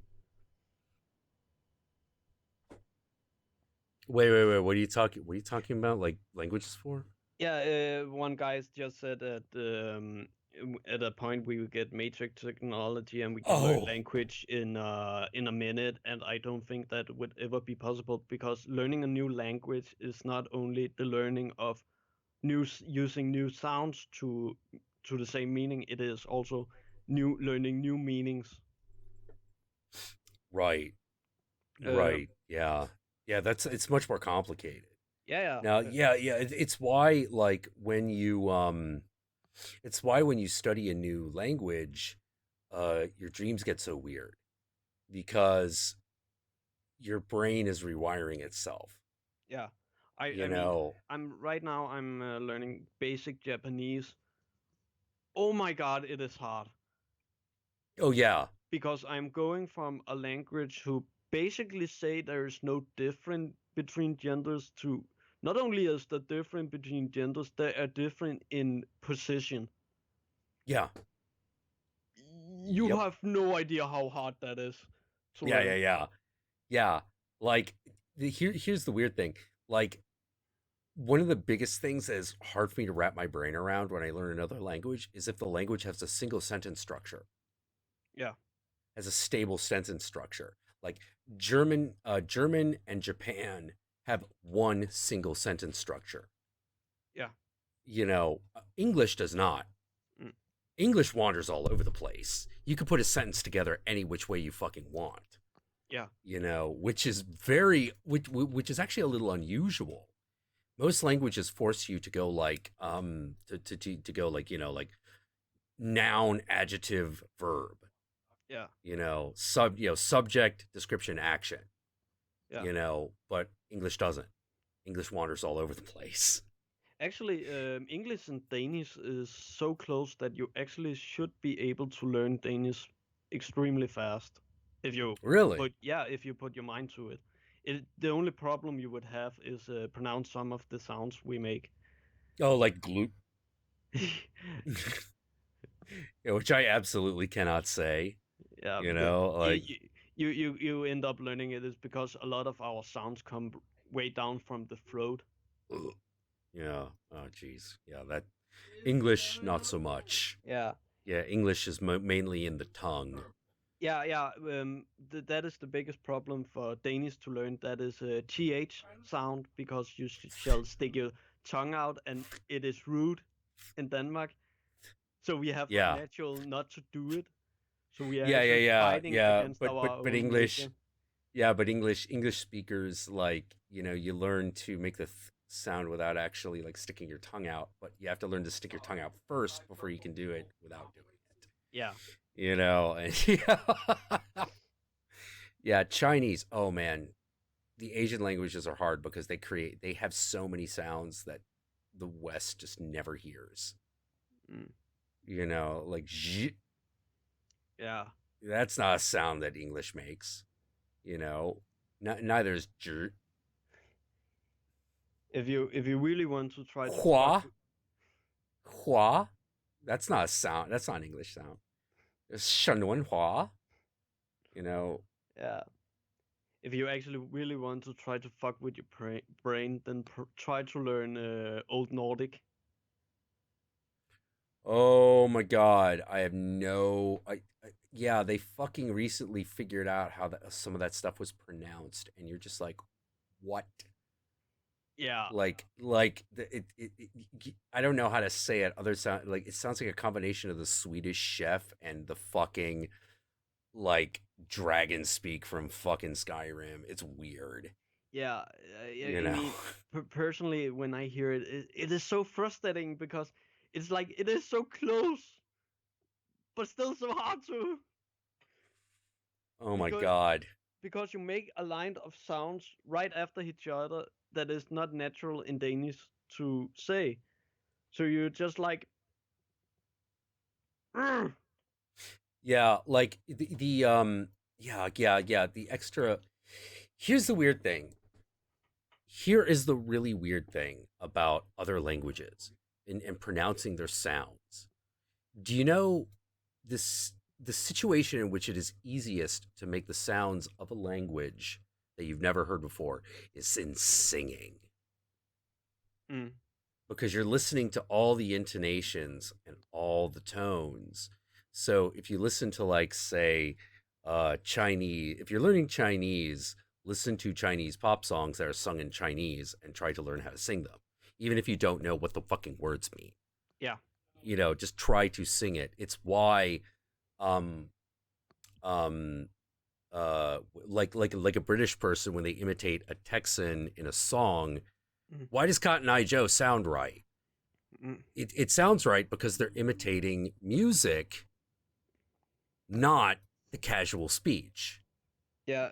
Those guys aren't native speakers. You know, guys who did Cotton Eye Joe are not native English speakers. No, they are Swedish, and if you Yeah. try to hear them speak English instead of singing, it sounds quite fake Swedish accent. Yeah. They've got a really thick accent, but they don't have that in the song because they're matching the notes and the intonations. You know, it is kind of similar way with a person who, like me, who's like thinking a lot and try hard to say sounds. If you give me a text and give me a couple take care, Jesse. Bye, Jesse. If you give me some time to analyze or learn the text, I can actually speak it without stubborn and all that. And that is because I'm kind of like learning to sing it. Oh, yeah. Because you can actually sing every sentence there is.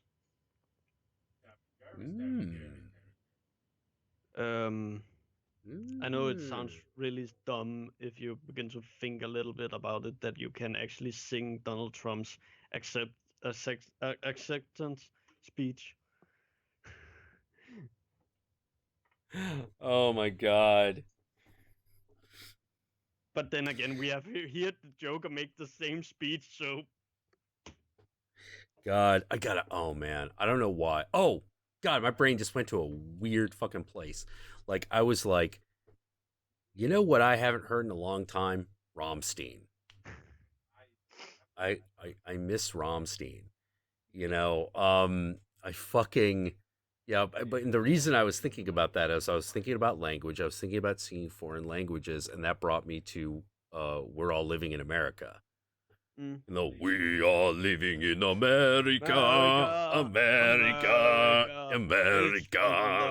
Yeah. Oh man. Yeah, like there's another. Yeah, it's also like why Daft Punk does the same thing, but they're French. But they don't have a French accent when they sing, you know? Yeah, but they are kind of cheating because they are using sound manipulators to sound a little bit more robotic. What? Yogi, you're refusing to listen to Peking opera? Holy no, you do it. You gotta, look, I had to sit through one, you gotta sit through one.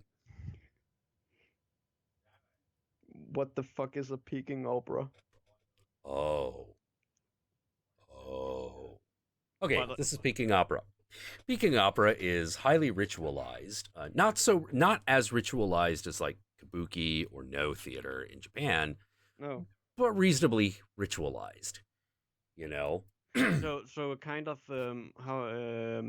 what is called the play when you're playing Jesus' birth. Yeah, the nativity, you know, stuff like that. Yeah, you know, but it's very ornate. Mm-hmm. You know, it's very ornate. You know, and very colorful costumes, men with swords. You know, and it sounds a little bit like this. Dong dong dong dong dong dong dong dong dong dong dong dong dong. 宇宙哪里有在手？咚咚咚咚咚咚咚咚咚咚咚咚咚咚咚咚咚咚，咣！在宇宙一个咚叮咚，you know, like, and that goes on for 3 hours. Okay, yeah. I must admit something here. Noun theater or known theater. No theater. Yeah, that fascinates me, but I can't stand the singing they make. If I should listen to that, I would punch a wall. Oh man, I think my favorite is of the Japanese ones. Is the Buto.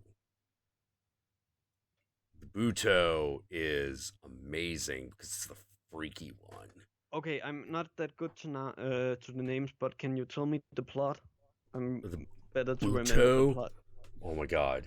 No, Buto has no plot. Okay. Buto is screaming theater. Oh. A guy covered in white pancake makeup comes out on stage and starts screaming. This is Buto. Yeah. It's this primal screaming. You know, like, that goes on for like an hour. I can't explain it, but it's amazing. By the description you made, I just gonna think about underground artist group from Germany. It is very similar to that kind of stuff. Okay. Let's see. Let me see if I can. Yeah, will this work? Yeah, this works. All right. Are you putting up in? Yeah. All right, this dude is Butoing. I must wait for the amazing image.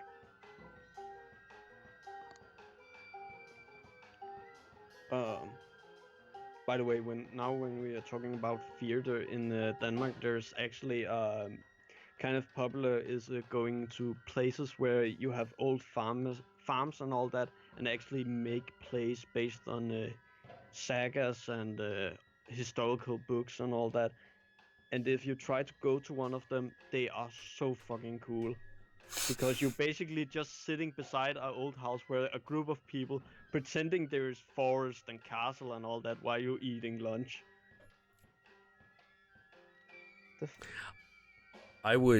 Someone is saying, is this where someone from Naruto was inspired? I wouldn't be surprised.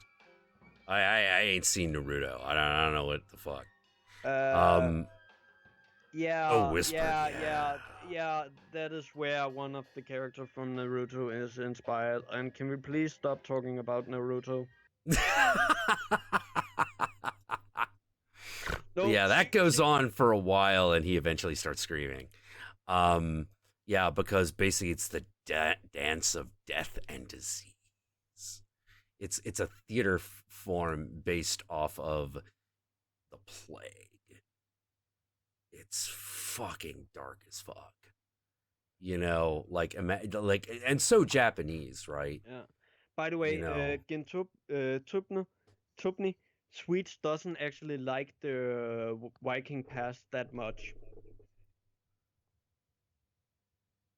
They are not like Norway and Denmark and Iceland, who is kind of upset by Vikings. Yeah.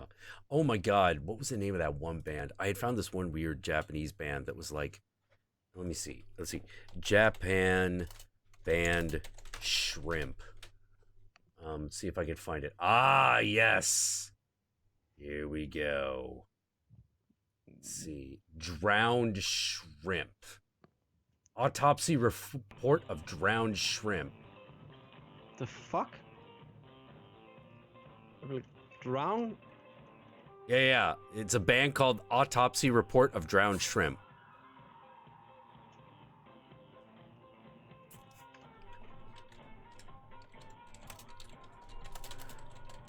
Okay. It kind of looked cool. Yeah. Like it actually does look kind of cool. You know, it's obviously a theater band. Yeah, it looked like a blend of 80s and 90s, and then some traditional Japanese.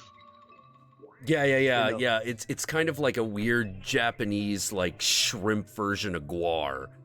Yeah. It's not about violence. It's just about pure strangeness. Let me see when do they get to the? Hang on.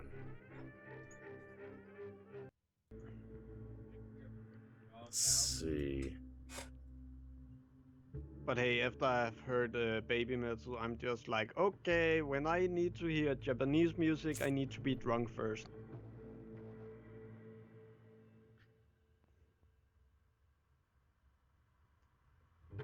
Do.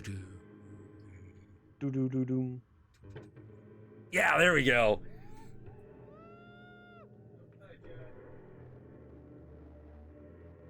Yeah. No, I'd love to see these guys in concert. This looks so weird. You heard about the Asian American, the slants getting their name Yeah. trademarked? Yeah. There was a big fucking Supreme Court case over whether the slants could trademark the word slants, given that it was a racial slur. That's an Asian American band, and that's a slur against Asian American people. You know, slanty. You're a slant because of the eyes. And they were just like, nah, fuck it. We'll do it. And there was a trademark dispute. And the question of whether or not you could trademark a racial slur was up. And the trademark department said, you know what? Fuck it, yes. It actually kind of makes sense when you think about it, because a lot of racial slurs is something countries kind of want to change the meaning of, at least. Yeah, exactly. This is good, it's like, I mean, they're definitely like, I mean, you take the risk if it turns out everyone hates you for your trademark, but you're allowed to do it. And I was like, no, right on, good. Fucking good. If, like, for example, if someone's like, we want to fucking market nigger soap, fine, do it. I don't think you're going to get very far in America. Actually, you might in Hong Kong. Actually, when we were talking about that, one of my friends actually tried to make a fantasy novel, who unfortunately he didn't get to sell, but it isn't because of this, where he made a kind of African-inspired tribe who were called niggers. Like, that's the actual name of the tribe. Yeah, and the description of them is these really high people, like as high as trees, who has black skin and really into mysticism and all that. And the cool thing about it all, it is when you say the word nigger, they have to reply nigger, because it is also kind of a hello, a welcome. So in the book, when we come to this tribe, the word nigger appears all the time. Oh, God. Well, that's uncomfortable. Oh, man. And the funny thing is, the word Negro is only used to the mightiest warrior of the mightiest warriors. And our main character, who is kind of samurai-like character, end up getting the title Negro. Oh my God. And that is not even the worst thing he tried. The whole idea, he wanted to try to take all different racial names to different group of people and actually try to make them badass. Oh God. Man, let's see if I can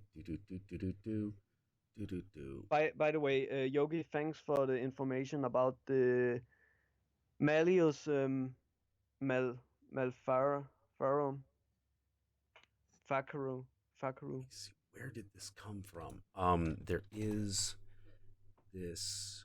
Hang on, just one moment. There we go.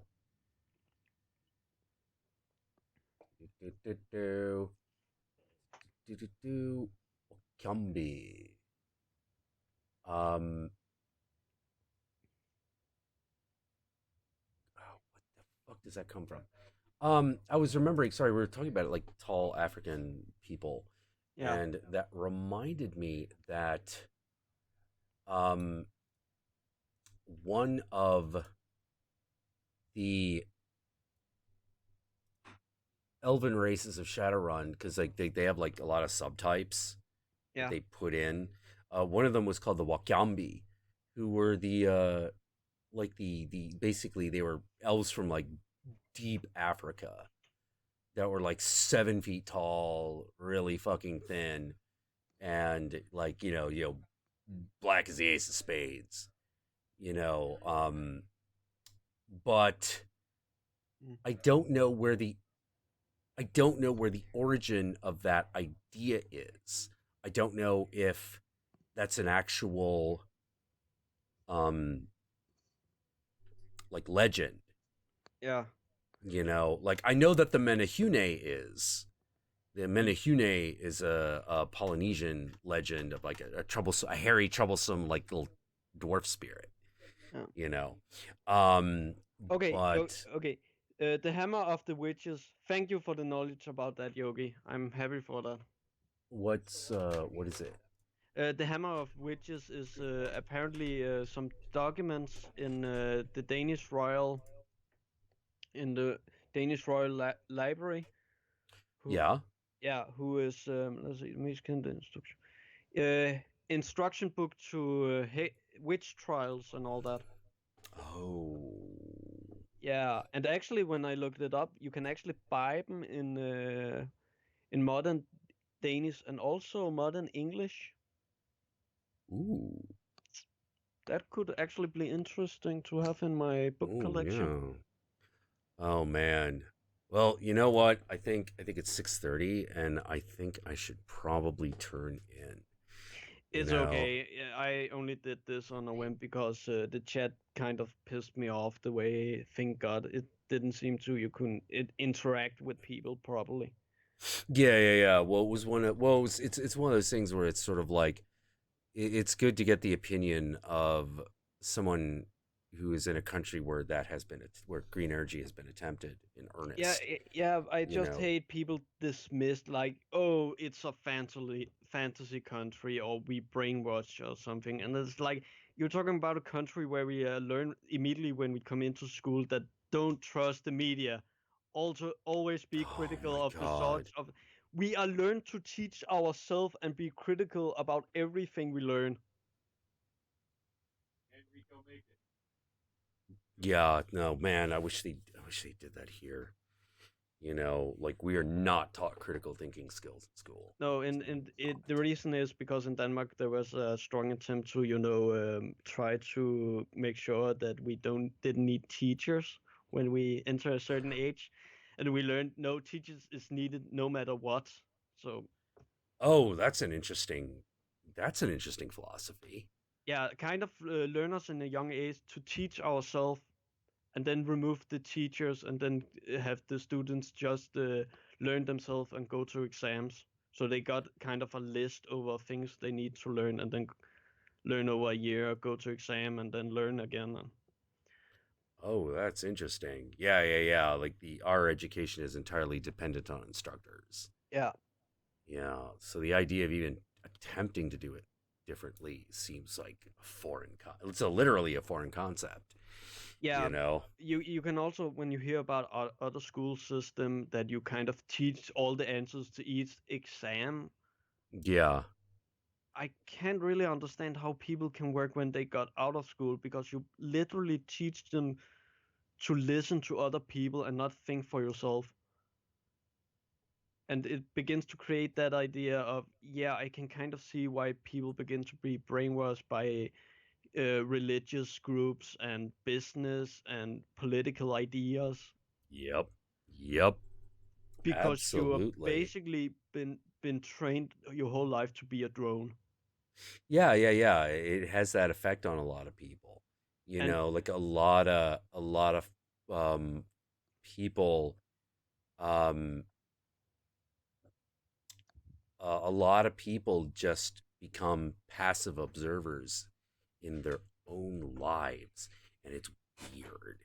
You know, they just repeat back answers, and it's the strangest thing, because you're like, well, wait a minute, let's actually follow this train of logic. Does that actually scan? Does that actually, even on cursory evaluation, get you where you want to go? And usually the answer is no, it does not. Yeah. You know, under no circumstances. But it's strange to hear people like preach that line. Like, for example, like hearing someone go, oh, the economy will recover. You know, like, okay, great. What makes you say that? And they're like, well, Trump's in office. What does that have to do with it? Yeah, they're like, well, it's not a reason. I mean, God could sit in a position that would not make sure that the economy. Yeah. But, like, what makes you think that would happen? You know? And they're like, well, you know, he's a Republican. I'm like, that has nothing to do with anything. No, Republican liberal Republican, it doesn't even matter in the end. Yeah. It doesn't matter, like, because you're always like, wait a minute, will is there a policy you're talking about? Are you talking about a specific change that he says he's going to do? And the farther down that rabbit hole you go, the more spurious it gets. Where it's like, oh well, he's going to save coal. Okay, who's going to buy it? Well, all we have to do is dig it up and sell it. Yeah. You have to dig it up and sell it. Who's going to buy it?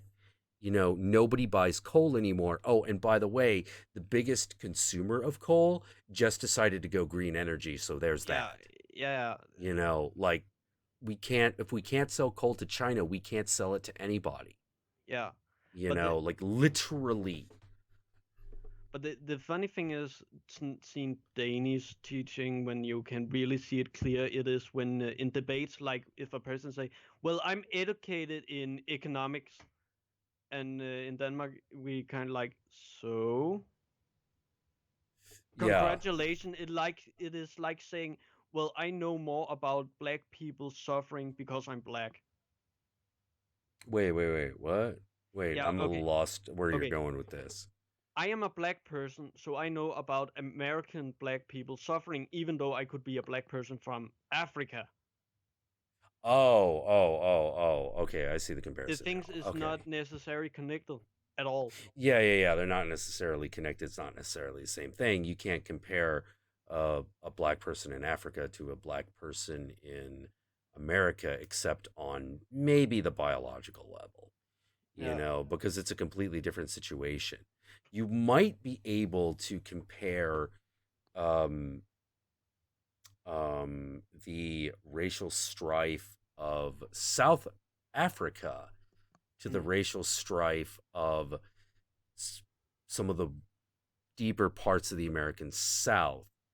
But I still think at the end of the day, South Africa would win in terms of pound for pound pure racism.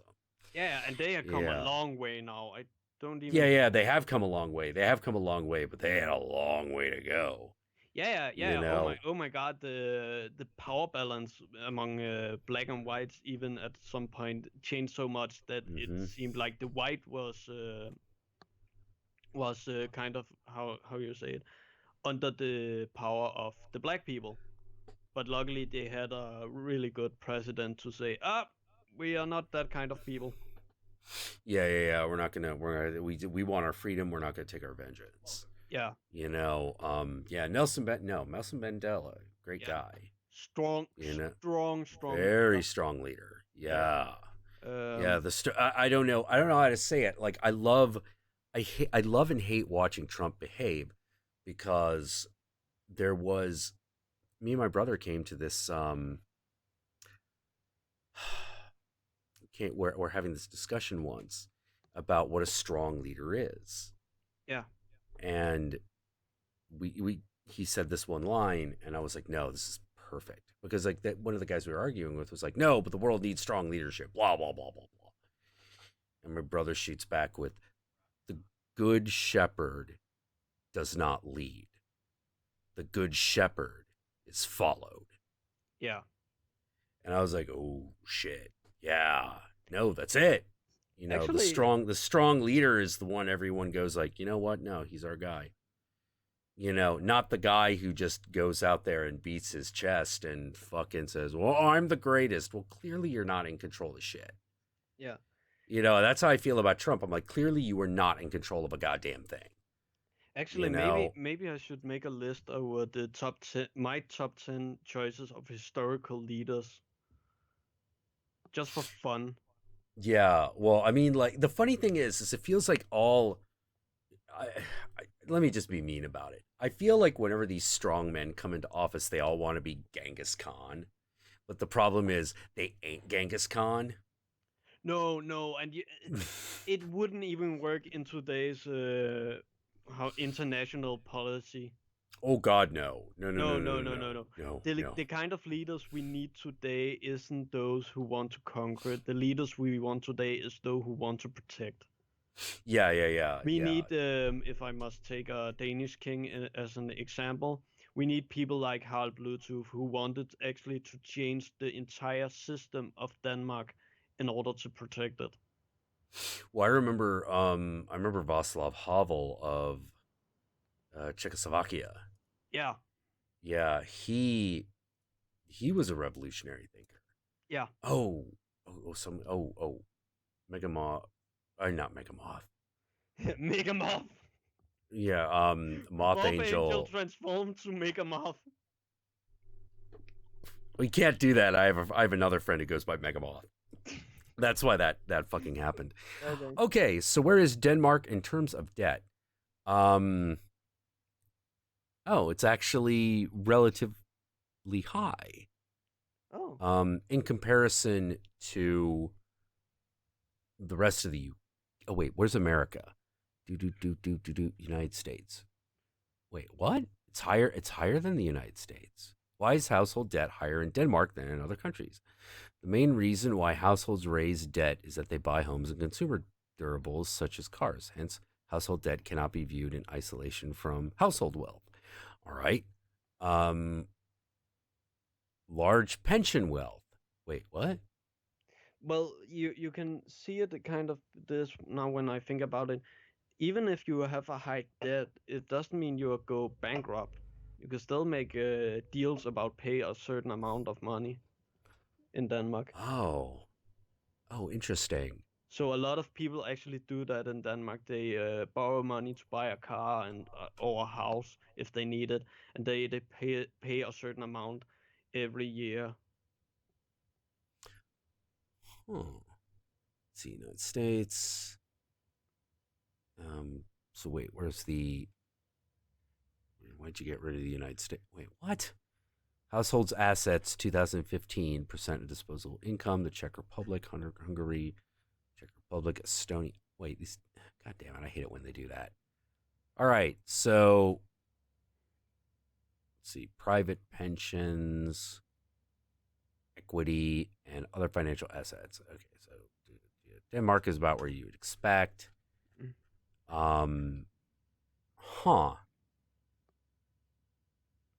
Weird. Okay. Okay, what's weird?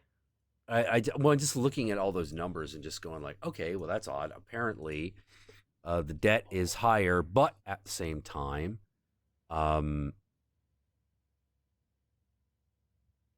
it's at the same time it is lower. Yeah. But at the same time, it's like lower. It's weird. Maybe it's because a Danish economic system is completely different from American.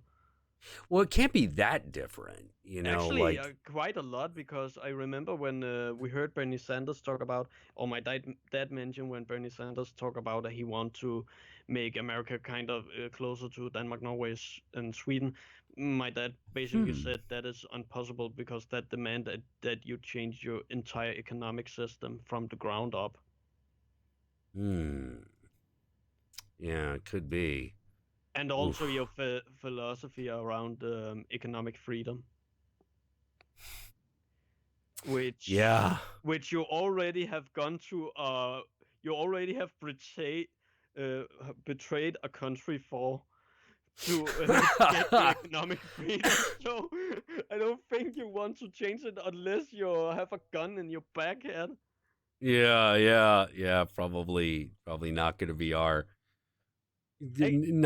go-to. Actually, if you're kind of pessimistic about American history, then America is basically the result of the world's biggest unfair betrayal. Oh man. Okay, I was trying to get to sleep a while ago, and then we fucking got distracted. Oh, jeez. Another time, next time you owe me a free one, yo. Oh, that's right. That's right. Maybe next time, then I have been to the doctor yesterday, coughing up blood. So. Oh, jeez, really? Yeah, and they think it's cancer, but I didn't get the answer, and I just want to go home because I'm kind of scared. Oh, jeez, that's terrifying. Yeah, it's really terrifying because the doctors also said it can be nothing, but it can also be a really big thing. Oh God.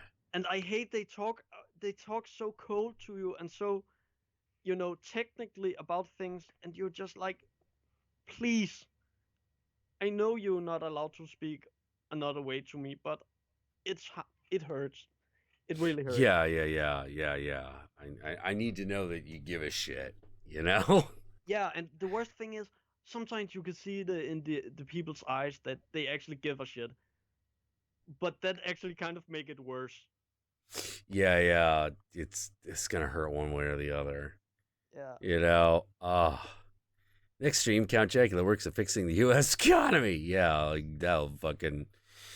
Oh my god, people have begun protect the Rasmus. Yeah. Like I hope everything's okay. I hope it turns out to be nothing. Is this a new thing or has it been going on? I mean, we do think I have depression because I cannot clean. I don't take bath. I don't sleep very often. I don't eat at all. So maybe I have depression. Also, I have because as I told you when I talked about the short movie I want to make. Yeah. I just want to make one movie in my life, one feature film. So I actually can call myself a film director because oh god, because I actually have wanted to be it since I saw Nightmare Before Christmas. Oh man, oh that's a good one. Yeah, and it's just one movie I want to make, one shitty movie, and I'm really scared if I have cancer that's never going to happen. Yeah, well, like, how long has the coughing been going like that?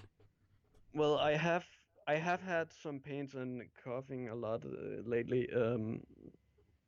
But it was yesterday that the blood came out, and I just went over to the hospital because it's literally just a short walk from here. Oh, okay. Well, that's good. Yeah, and talking to 5 different doctors, and they need to take pictures and all that because first they thought I have some damage on my organs. But because I don't have a constant pain or anything, then they closed that out. Another possibility is just that my body produce a higher amount of blood cells at the moment, which is not that big of concern. I just need to take some pills until I get it under control and drink some more water.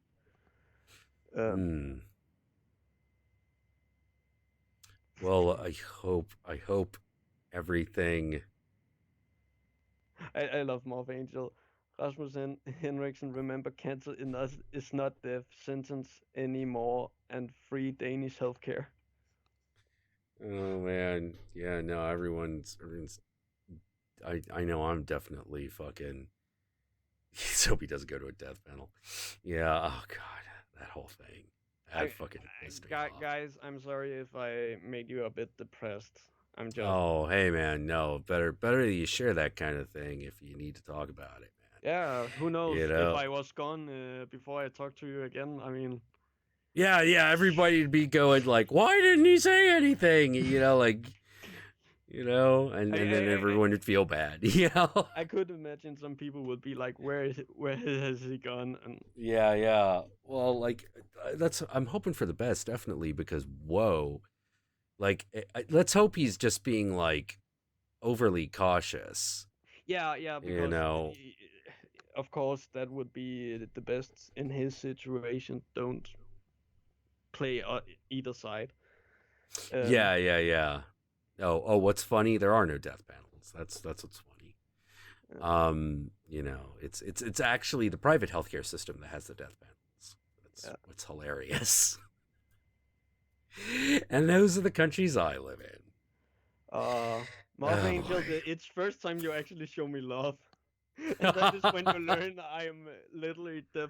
Actually, quite funny. After I heard about that with cancer, I actually go back to read one of my old poems about a love letter to Hel in Norse mythology about I love her, but I'm too young to be with her right now. Ooh. It's basically on my view of Hel that she is the last marriage the last binding you make in life. So I made just that whole, I love you, but I'm too young to see you right now. I'm just waiting till I'm ready. Actually, like for me, well, I always had this like. One of the things I always thought was really sad is I thought the bond between father and child was actually always a very interesting one. You know, the bond between mother and child, I think we all kind of get, even those of us that didn't really have it. You know, we get what that's supposed to be. Yeah. The father bond is a little bit different because it's a little bit more fatalistic. You know? How to put it? I have brought you. You love your mother, but you always feel like you owe your dad something. Yes, yeah, and more than that, it's because it's because your dad makes a huge sacrifice, and the sacrifice is his mortality. Yeah. You know, like it's weird. Like you would be like, yeah, but the mother dies too, right? It's like, yes, but there is something about the father that is more fatalistic, which is basically, son or daughter, I've taken you to the hunting grounds and I'm going to teach you everything that I know because one day I will be gone. How to put it? You know, I can see it this way. A mother getting a child is the highest point of a woman because she literally have given life. Well, I think I think that's debatable. Yeah, I think that's debatable. Kind of male chauvinistic, but it is not meant put that way. It's just how high we regard life itself. Well, yeah, it's a big deal. But yeah. A man doesn't give life in the same way. So he is to protect life. That is the best he can do. He cannot make life. He can protect life. Well, not only that, he protects and instructs. Yeah. And not that the mother doesn't, but there is, I don't know how to put it. Like there is a strange difference, and I don't exactly know what it is. You know, and a lot of myths are groping around trying to describe this important difference that it doesn't even properly describe because it's this very mercurial idea. You know, but like I said, it's that idea of your father teaches you, prepares you for the moment that he is dead. Yeah. You know, like that's what he gives you. He gives you like the ability to live past him. Yeah. You know, that's the father's gift. Yeah. But and that's a big deal. That's a big deal. Yeah. You know. But actually, if I'm a bit more direct, when we are talking about father and child relationship, it's actually always been the father and daughter relationship who have fascinated me more. I think it's because I kind of want to be a father and I want to have a daughter. Yeah. That relationship is very interesting because, as a father to a daughter, you in some way, whether or not you realize it, help her come to her opinions about masculinity. Yeah. You know, like and a girl needs that. She needs that. You know, like just like a boy does. A boy needs that. They need it in slightly different ways, but like they both need it. Yeah, like both also need femininity. Yeah, absolutely. Yeah. You know, totally. Yeah, but also other relationship I like is the brother relationship. Oh yeah. The brother and brother who can be fighting but still love each other. Yeah. They love each other, but they're always like still always kind of in competition with each other. Oh yeah. And like, then, are you an only child or do you have I have sisters? 4 sisters.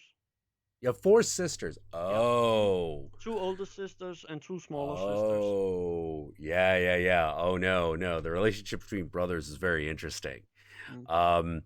Yeah, you love each other, but there's always that element of alpha and kind of of like you're always kind of in competition, but when the shit hits the fan, you're either together or you are broken apart.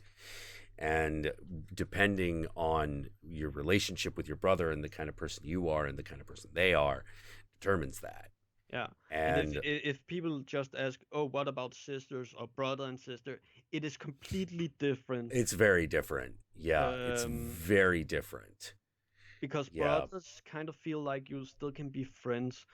Sisters, I don't know because I'm not a girl and I have sisters. Here's the thing I find about sisters. You can be friends, but your sister is always bossy. She's always bossy. She's always bossing you around. Yeah. No matter whether she's older or younger, she's bossing you around, and you're just like, knock it the fuck off. Yeah. You know. Also, no matter how much you hate them. Oh, bye, Moth Angel. Bye, Moth. God damn it! I sound like the guy from the room just in a moment there. Yeah. But the funny thing is, brother and sister, no matter how much you hate your sisters, you always want to be there for them when they are hurt. Oh yeah. Oh yeah. You will fucking like, man. You can fucking horse around with your sister all you want. You can you could even get into like fucking fistfights with your sister. But if another man does that, that is a different story. Yeah. Like that's no bueno. That's bad. You know, it's so weird. Like, and we have that. That's an instinct. Like, that's a human instinct to do that kind of shit. Yeah. Like I said, like me and my brother were worried that my sister was being abused at one point, and we were trying to figure it out. Turns out she wasn't, which was good. And my brother asked me, like, geez, what's going to happen if it turns out she is abused? And I go, well, we're just going to go to jail. Yeah. You know, we're just going to go to jail, and that's going to be yeah. that. In Denmark, we also we did had a lot of problem with girls who did say they was rape, and they were raped, but because the brothers was that protective, that the girls actually began to be scared of their own brother, so they just pointed at the guy and said, he raped me.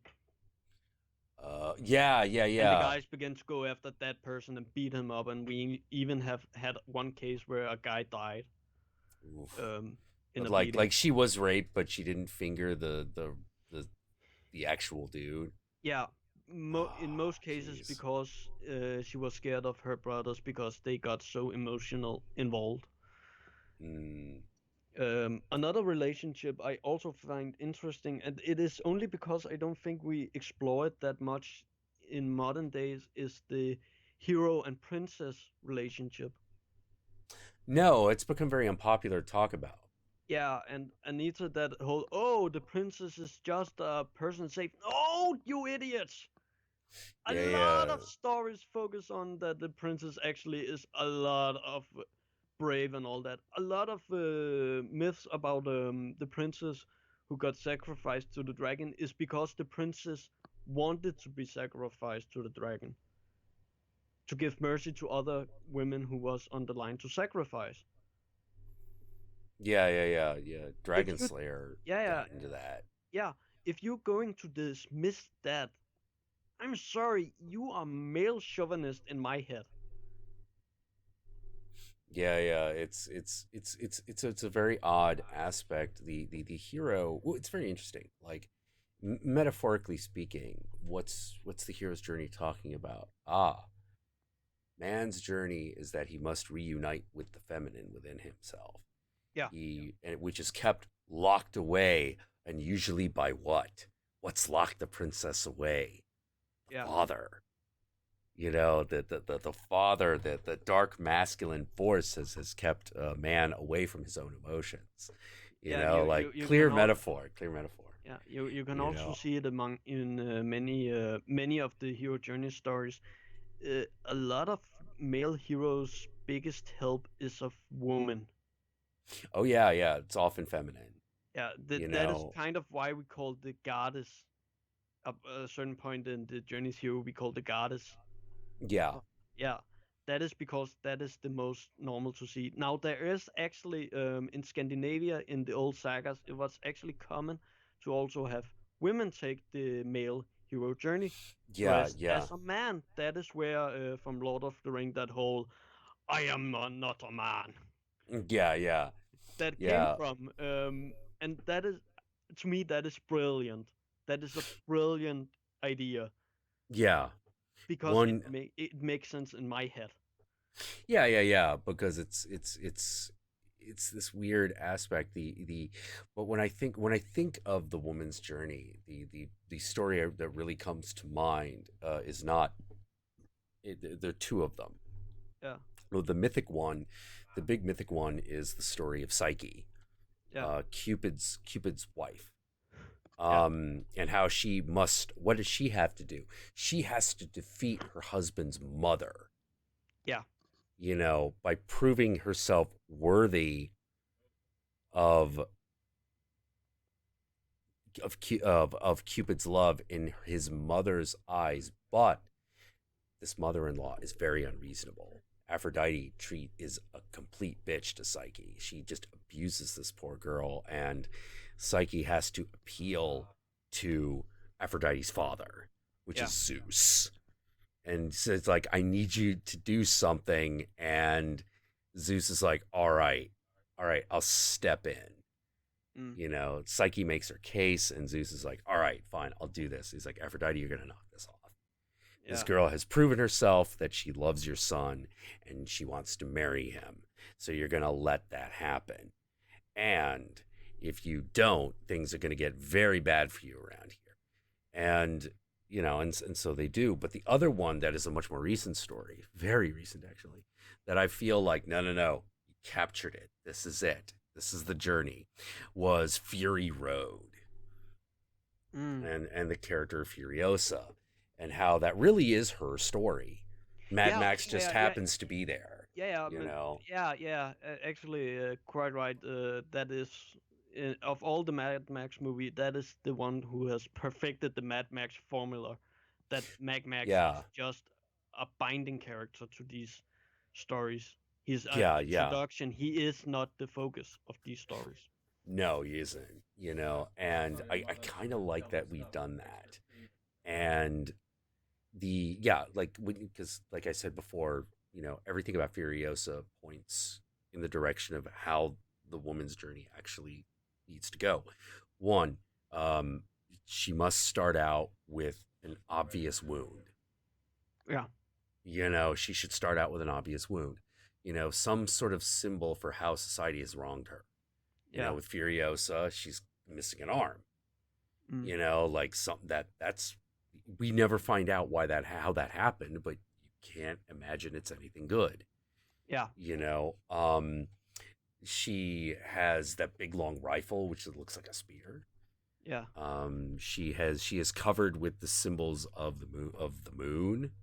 And while Mad Max is always lit with yellow light, so he is the sun, but he is not her love interest, he's her brother. It is Apollo and Artemis. That's Furiosa and Mad Max. And we also got also in the side characters, like the other women, all those who shall carry childs, that is really strong female imagery.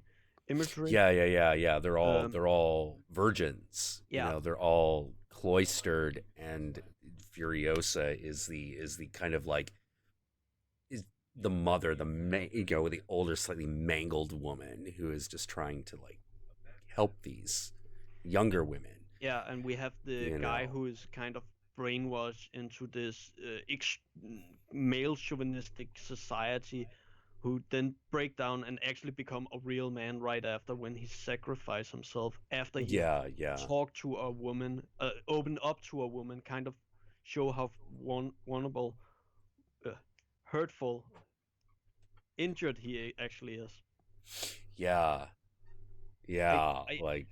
I'm kind of surprised that the movie actually isn't accepted stronger in the more artistic world, because it is. Oh, in the artistic world? Yeah. Oh, it is. It is? It is. In the artistic world, yes. Yeah, everyone loves it. Yeah, okay. Everyone loves it. It's only in the critic world that there is a question. Okay, my dad is just like, yeah, this is just clean insanity. I'm not going to watch this. Your dad is an old fuddy-duddy. Mad Max is pure art. It's beautiful. My dad is kind of a casual viewing guy, and he has never been to the Mad Max franchise. Yeah, like actually, there's another aspect of the female journey which is very interesting that I noticed because both Fury Road and Wonder Woman did this. Yeah. Unlike the male hero, this is an aspect that's far more pronounced when it is a female hero, which is the female hero she's never entirely wrong, but she always makes a critical flaw in assuming something. Yeah. Like with Furiosa, it's the belief in the green, and with Wonder Woman, it's the belief that if she kills Ares, the war will end. Yeah. You know. Yeah. And the ironic thing is, by the end of the story, both stories, it turns out they're both actually right, but not in the way that they had assumed. Yeah. You know. It is actually in general when we are talking about women in literature, that women is wrong or assuming something wrong, but it turned out they were close to be right. It's a repeating theme. You can kind of yeah. And it's more a common theme in a woman's story than a man's. Yeah, a man is more his stubbornness is close to kill him, if not. Yeah. But another journey I was surprised you didn't mention is Wizard of Oz, and actually beginning with Hans Christian Andersen's The Ice Queen, with the girl who shall save or go on a journey to get something in the end, collects all these helping things, but doesn't have a big fight in the end. Yeah. Well, like that's a harder one to like really kind of. That's a harder one to actually make fit because it's a very weird story. Yeah, I know why Hans Christian he described it that way. It was because he was a pacifist. Yeah. It's very odd. Like he would also change stories after the fact. He would rewrite. Oh yeah, a lot because all his story is based on himself and his journey through life, and also also inspired by stories he heard that when he was a kid, like and he has been inspired by Shakespeare. I even mean he has got inspired by Poe. Yeah. But the big thing about Hans Christian Andersen, that I always thought was very fascinating, but was also kind of this explains so much about his writing, is that he was celibate his entire life. Yeah. Do you know why? No, I don't. His sister was not only a prostitute, she owned a house filled with prostitutes, and his mother he is a bastard child, actually. Oh. And his mother had three men through his life, and the last man never had sex with her, his mother. So literally his growth have been a bad image of sex. Oh man. Also, he was most likely bisexual and had a favorite for men, so. Yeah. In a time where homosexuality was illegal, so. Jeez. Yep. God. Yeah, Hans Christian Andersen is really fascinating, but you could definitely tell, like, in his writing, like, nothing ever really comes to a satisfactory conclusion. Yeah. He's missing that last element that really really brings it all together and makes it mythical, you know. Also, if you take his letters and his story and side to side, the more in his letter he tried to say, I'm happy, I have found success, I have into my goal, the whole world know me, they celebrate my birthday, I am the greatest writer in the world, the darker his story gets. So a lot of people speculate that he actually grew a depression because he got his goal, but he got his goal too fast. Yeah, well, hey, the heights and the depths always mirror each other. You know? But there's no question he is the greatest writer. He's a great writer. Yeah, I don't know about the greatest writer. Well, he is a great one. For me, is because he did not only break the culture barrier like Shakespeare did, he also break the age barrier, and he created basically childhood. All I mean, Take Alice in Wonderland, inspired by Hans Christian Andersen. Wait. Alice in Wonderland? No. That's Lewis Carroll. Yeah, and he was inspired by Hans Christian Andersen. Oh. After Hans Christian Andersen, the child literature had changed completely, and after that, you can kind of say all child movies and literature after him is kind of a result of his philosophy around child stories. Hans Christian Andersen, born 1805. Got it? I believe it was one of his first story, you know, that soldier who goes down the tree and get bronze coins, silver coins, and gold coins, and meet 3 dogs with large eyes and all that. Oh, yeah. I believe it was that one who inspired to Alice in Wonderland. Would also make sense because that is the story who makes less sense of all his stories. Yeah, the Nightingale. Oh, yes, the Nightingale. Oh my god, I was so surprised when I learned how popular that story is in Asia. Yeah, it is. It's really... I mean, I do understand that it is also really popular here in Denmark. There is a children's show who plays it every winter. Let me see, Nightingale. Oh my god, that just reminded me. We actually have a anniversary Yellow Face theater. Oh my god. Oh man. All right, I gotta go. Yeah, you need to get some sleep. I need to get some rest. I'm sorry. Oh no. I went on a little tangent there at the end about Hans Christian Andersen shit. Oh man, Rasmus, it was great talking to you. Yeah, I have had a really good time. Yeah, I'm sorry I have taken your night. Yeah, no problem. Hey man, good luck. I know everyone in the pit is wishing you nothing but the best. They've already demonstrated that. You know, good luck, man. You know, I should get information to next time, or at least I would get message that hey, I'm still alive. Yeah. Or I will tell you I'm dead. Either way. Yeah. we'll figure it out. You know, just writing, hey, I'm dead. Yeah, but definitely, like, let us know. Yeah. You know, let us fucking know when you know. Of course, of course, I will inform my family. Yeah. All right, man. Okay, and to the rest of you out in the pit, Disco Inferno. Yeah. Satan and I love you all very much, and we'll see you again. We'll see you on Thursday. I might stream a little bit of Friday the 13th sometime before that on Twitch, so follow me there, and I will see you all next time. Bye-bye, guys. Goodbye. Take care.